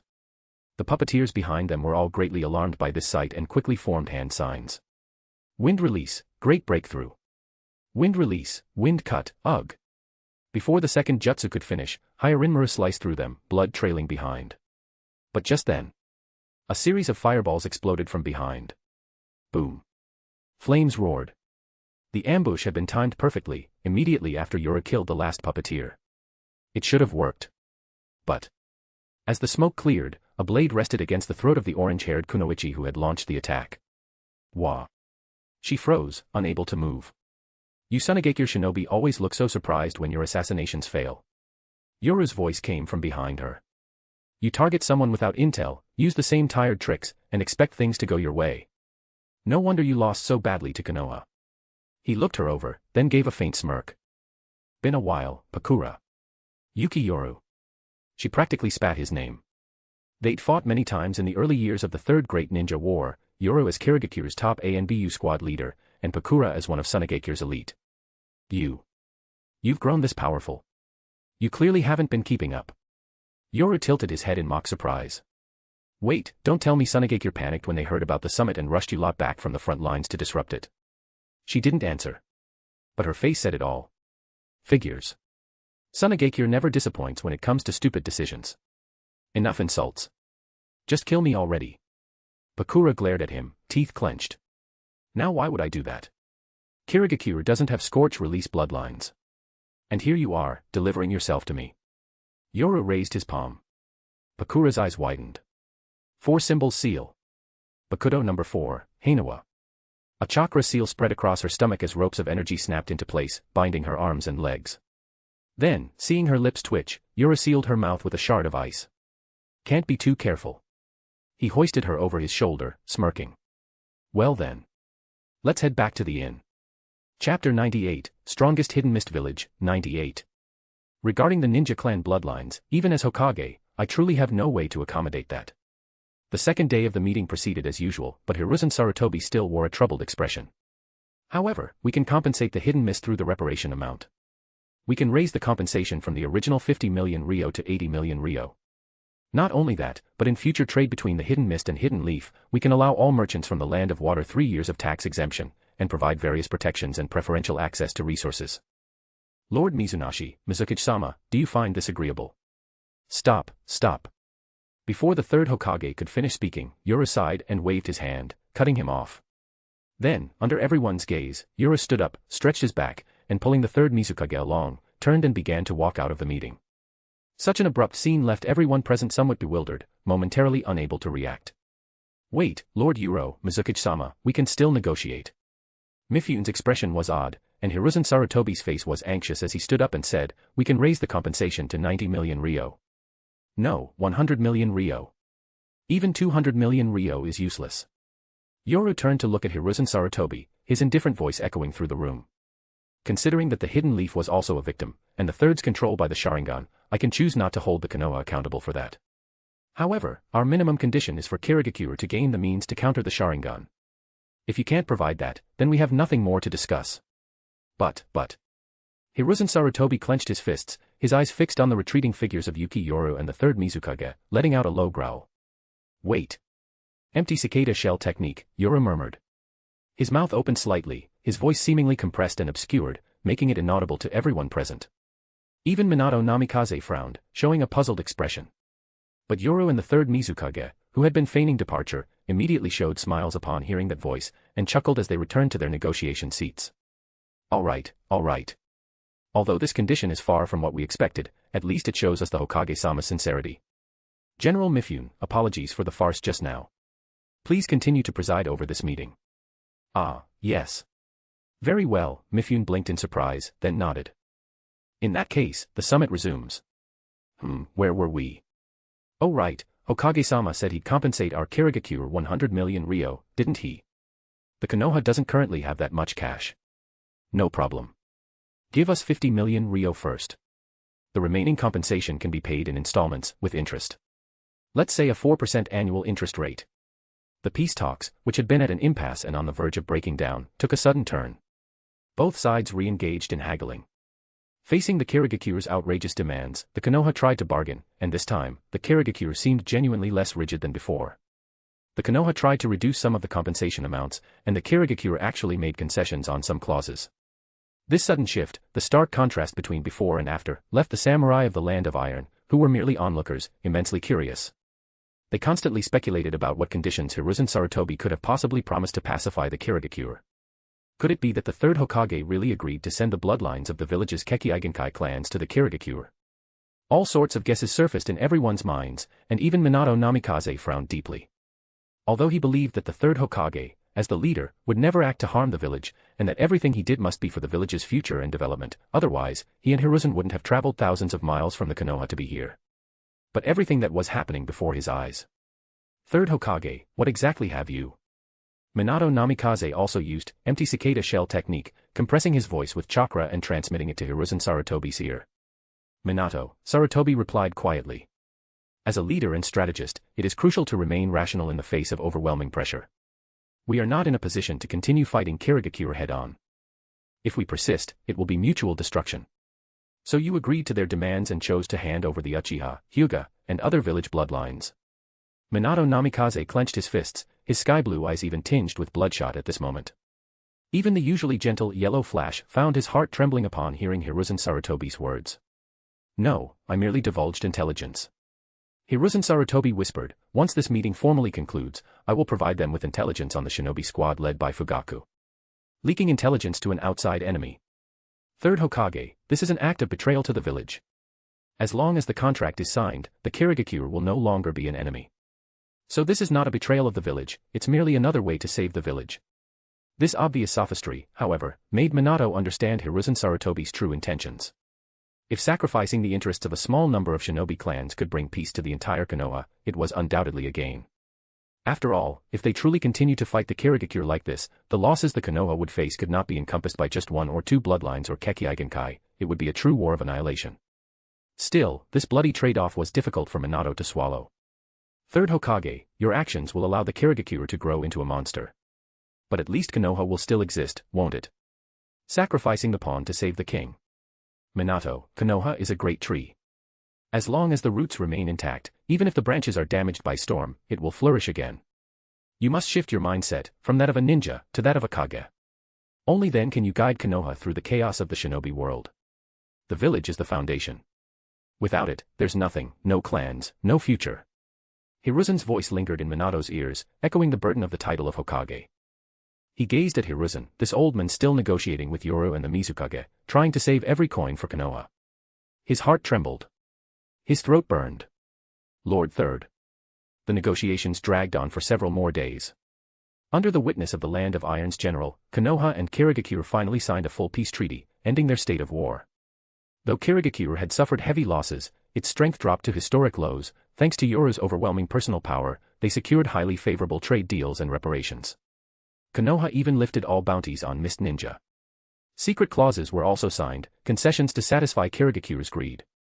And even though Konoha had technically won on the battlefield, it was Konoha who signed unequal treaties and publicly acknowledged its faults, effectively declaring itself the loser. But at least, the signing of this contract greatly alleviated the pressure on the Konoha's battlefield.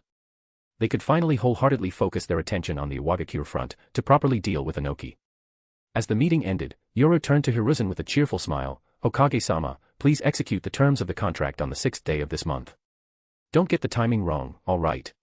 You want the Hidden Leaf's defeat to be your first achievement as the 4th Mizukage, don't you? Hiruzen gave Yoru a deep look. Then, with Minato, he vanished in a teleportation jutsu. He couldn't stand to stay there a moment longer. Let's go, 3rd Mizukage. Time to pack up and head back to the village. Yoru stretched. Besides the Konoha's compensation contract, I've had some unexpected gains this time too. That kunoichi in your room. You know. Did you forget our rooms are right next to each other? Everything's good in the Land of Iron, except the building construction quality isn't great. The soundproofing in these rooms is terrible. What nonsense are you spouting? I was researching the Scorch release Keki Igenkai. Sure. Still, as your elder, I must advise moderation. You don't want problems when you're older. You son of a. A few days later, Kirigakure. Preparations had been underway for days. From banners at the village gates, to lanterns lining the streets, to the newly constructed Mizukage Tower, it was clear how much the Mist Village looked forward to its new era. The blood-soaked mist that had long blanketed Kirigakure was about to be lifted. The village, long steeped in sorrow, was about to be reborn. I hope my tragedy won't be repeated in you. The aged 3rd Mizukage draped the blue and white ceremonial robe, embroidered with the title of the 4th Mizukage, over Yoru's shoulders. There's no need to dwell on the past, Lord Third. We must believe in the next generation. I suppose that's true. But still. And that's already enough. The daimyo of the Land of Water handed Yoru the Mizukage ceremonial hat. The future of Kirigakure and the Land of Water is now in your hands, 4th Mizukage. Understood. Yoru accepted the hat and placed it on his head. I won't let you down. Under my leadership, this village will rise to unimaginable heights. Then, he leapt lightly onto the ceremonial platform where Mizukage's successors were traditionally inaugurated. Below him, countless Mist Ninja and civilians had gathered. 4th Mizukage. 4th Mizukage. I love you, Lord Yoru. So damn cool. Cheers erupted like a tidal wave. Yoru raised his hand slightly, motioning for silence. The people quieted, their burning eyes fixed on the young man destined to lead them into a new age. In the past, we've stood at the peak and fallen into the depths. Our glory and hardship forged the Kirigakure we know today. They made us stronger. I won't pass judgment on Lord Third's reign, but when the illusion of the Sharingan faded from his mind, I saw his helplessness and sorrow, his regret for what the village had become. In that moment, I vowed that if I ever became Mizukage, I would never let such a thing happen again. Thanks to your trust and support, I've been given this once-in-a-lifetime chance. So tell me, Kirigakure, are you ready to embrace a new era? Oh. January 6th, year 49 of the Hidden Leaf calendar. Two explosive announcements shook the shinobi world. The 3rd Mizukage of Kirigakure voluntarily stepped down due to old age, naming his successor as Yoru of the Yuki Clan, a hero who had risen to fame during the 3rd Shinobi World War. At the same time, the newly appointed 4th Mizukage issued a formal statement condemning Konoha for its brutal actions during the war, particularly its use of the Nine-Tails Jinchuriki to slaughter Mist Ninja, calling it a disgrace to history and life itself. That afternoon, the 3rd Hokage Hiruzen Sarutobi publicly accepted Yoru's criticism. He apologized for the trauma caused by Konoha, issued a formal edict of contrition, and pledged compensation. He also took the opportunity to criticize Inoki's arbitrary use of Jinchuriki, explicitly stating that the first Hokage's distribution of the tailed beasts was intended for them to be symbols of peace, not tools of war, and that such erroneous forms of warfare were unacceptable. With both the Land of Fire and the Land of Water issuing coordinated statements, the ninja world was thrown into chaos. No one expected the two warring nations, locked in deadly conflict just days ago, to reconcile so abruptly. Even more shocking, it was Konoha who had backed down. Konohagakure and Kirigakure, whose assassination plots had failed and cost them several elite ninja, had no choice but to swallow their losses in silence. However, the mercenary organization responsible for protecting the Kage summit, known only as Akatsuki, had now caught the attention of both villages. And from that day forward, they would not be ignored. Chapter 99, Strongest Hidden Mist Village, 99. Land of Rain. Omegakure. A nation that seems cursed by heaven itself, where it rains endlessly. But once, even this weeping land had its moment of glory. During the Second Great Ninja War, Hanzo of the Salamander, hailed as a demigod and one of the strongest shinobi of his time, led Omegakure to display unparalleled might. He boldly provoked the Land of Iron, Konohagakure, and Konohagakure, actions that should have been suicidal for a small nation. But Hanzo defied all odds, using nothing but his own power and unyielding will to reshape the battlefield. Though Omegakure eventually fell to the overwhelming forces of Konoha and Suna, Hanzo's individual might transformed the country from a battered doormat into a recognized sixth major power, just behind the five great nations. Omegakure was no longer a toy for the great nations to trample upon, and Hanzo at that time proved a crucial point: the weak don't solely have the path of clinging to the strong. But that was a long time ago. The demigod who once challenged nations became a man drowning in paranoia and greed. That fierce warrior who once faced three nations with unwavering confidence was gone, replaced by a reclusive miser obsessed with his own security. He hired countless bodyguards, surrounding himself with layers of protection, acting like someone with persecution delusions, constantly fearing that everything he possessed would be overthrown or destroyed. Centralization and control.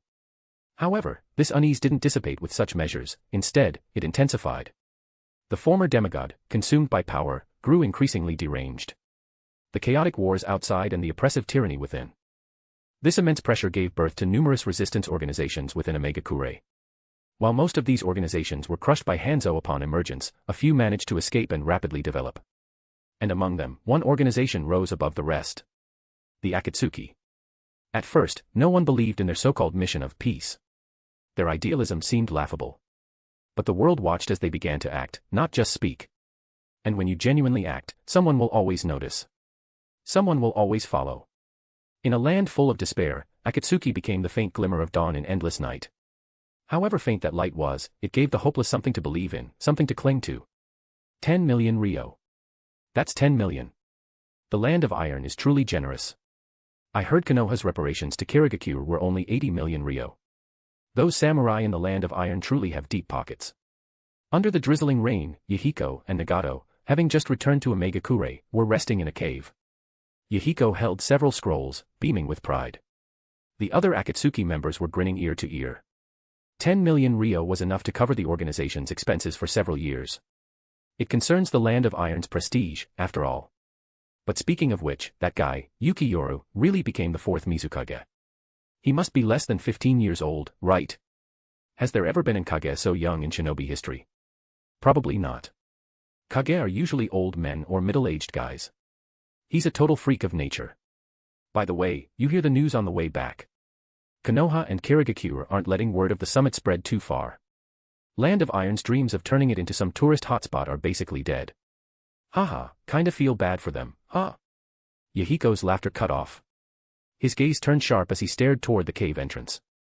A figure cloaked in a white, twisted substance stood at the mouth of the cave, slowly walking in. Hey, who the hell are you? The Akatsuki members instantly tensed. With so much cash in hand, they weren't about to let anyone suspicious near. Even Yahiko's voice dropped cold. If you're here for shelter, at least state your name first. Uchiha Madara. Obito stepped into the light, removing his cloak to reveal his iconic orange spiral mask. The moment the name left his lips, everyone stiffened. They'd just returned from guarding the Kage summit. That name, Uchiha Madara, was not one to be dropped lightly. Did you just say? Madara. Yahiko's tone turned mocking. Are you out of your mind? Madara's been dead for decades. You some kind of lunatic.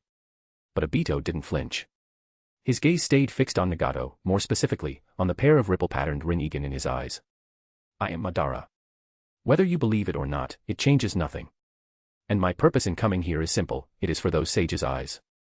As expected, he's after Nagato's eyes. Yahiko's expression hardened, and he coldly said, "We don't know what you're talking about, nor do we care about your purpose. Now, please leave." "You sure about that?" Obito glanced briefly at Yahiko, then locked eyes with Nagato again. "You've seen this world, haven't you? A world filled with war, mistrust, cruelty, and hate. The land of rain has been trampled by the great nations, consumed by power and vengeance. Is any of it fair? No. But that's reality. No one asks your opinion. The strong take, and the weak suffer. And the only one who can end that cycle is you, Nagato. The one who inherited the eyes of the Sage of Six Paths. You're the only one with the power to change this world." Obito's words were similar to what Yuki Yoru had said in the tavern, finding peace through power. No, compared to Yuki Yoru, this guy was more extreme and less reliable. This guy was clearly here for Nagato's eyes. Yahiko scoffed. "We've heard all this before. We don't need you, or your twisted version of peace. Let's go, everyone." "Very well." Obito's tone didn't shift. "It's hard to trust a masked stranger. That's understandable. But perhaps a token of sincerity will help. You're still talking." Yahiko didn't bother listening, already walking past him with the others. But Obito's next words made them freeze in place. "Even if that token is information about your friend, Conan." "What did you just say?" Yahiko's eyes flashed with killing intent. The entire cave went still. "How do you know about Conan? What did you do to her?" To ensure the Akatsuki's better development, Yahiko took Nagato and half of the Akatsuki members outside, taking on missions to earn money while spreading seeds of peace. Conan, one of the Akatsuki's 3 leaders, remained stationed in their headquarters in Omegakure, serving as the most reliable rear for the Akatsuki members. Undoubtedly, that angelic-like female leader held an irreplaceable position in the hearts of the Akatsuki members. And now, this guy was trying to use their angel to carry out some scheme. "Don't look at me like that, Akatsuki. I'm here to gain your friendship, not your enmity, so I'm willing to show you my sincerity." Obito's low voice resounded from beneath his mask. "While you were absent from Omegakure, Hanzo colluded with outside forces and attacked your organization." "That's impossible. Lord Hanzo has shown us a friendly and peaceful attitude. He supports us. How could he attack us?" Yahiko roared, absolutely refusing to believe his words. Although the current Hanzo was truly subpar, everything he had done to lead Omegakure still made him the most special person in the hearts of countless Omegakure citizens. Their rebellion was for better survival, and the person they were rebelling against wasn't Hanzo, but the suffering, war-torn world. If they could gain the acknowledgement of the former demigod through their rebellion, or even awaken the demigod with their ideals, that would be an unparalleled honor. Whether you believe it or not is up to you. If you don't, go see your base for yourselves." Obito said calmly, "How can one sleep soundly with another snoring beside their bed? The rise of your Akatsuki has threatened Hanzo's rule, so he naturally won't let you be. According to my intelligence, your base has been completely destroyed, all your members perished in poison gas, and your angel has been captured by Hanzo. If I'm not mistaken, once you fully enter the core area of Omegakure, you should receive an invitation for negotiations from Hanzo's loyal Aim. This can't be." Yahiko continued to murmur impossible, then suddenly, he spun around and plunged into the rain. "Yahiko. Leader." The Akatsuki members rushed to follow. But as Nagato passed by Obito, he suddenly heard the latter whisper, "This world is lost in darkness, Nagato. You don't have to believe me now. But one day, you'll understand. I'll be waiting for you here every day. Whenever you change your mind, my door will always be open for you, Nagato." Nagato paused for a moment, then also disappeared into the rain. Watching the gradually fading figures of the Akatsuki members, White Zetsu slowly emerged from the ground, having witnessed everything. "I never thought things would turn out this way. It seems it won't take much effort to guide Nagato over. All thanks to Hanzo.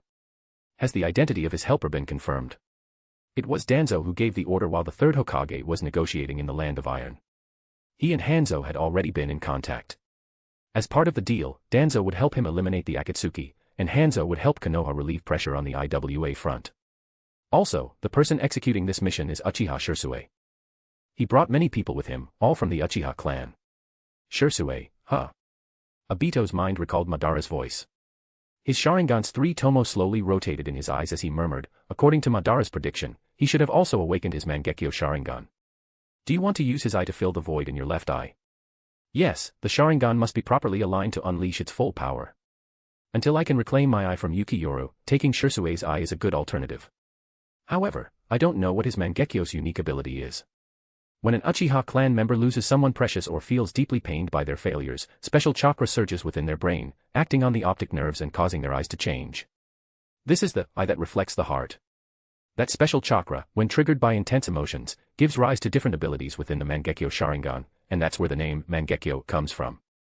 In his own case, it was because he saw the person he loved most killed by the teacher he respected. He couldn't believe what he saw, even developing the desire to escape this world. It was this profound shock and desire to escape that led to the birth of Kamui. I wonder what you lost to awaken your Mangekyo, Shisui. Obito murmured, the scarlet three-tomo behind his spiral mask slowly rotating. But it didn't matter. Regardless of why or what Mangekyo Sharingan ability it formed, he would get that eye. Through the meticulous guidance of Uchiha Madara in the Genjutsu realm. Obito was no longer the dead last he was when he graduated from the Konoha Academy. Now, he was the living Uchiha Madara, who had mastered the 5 basic nature transformations, yin-yang release, wood release, and the Sharingan, comprehended countless legends and secrets, and inherited the title of the Shura of the Shinobi world. The true Uchiha Madara.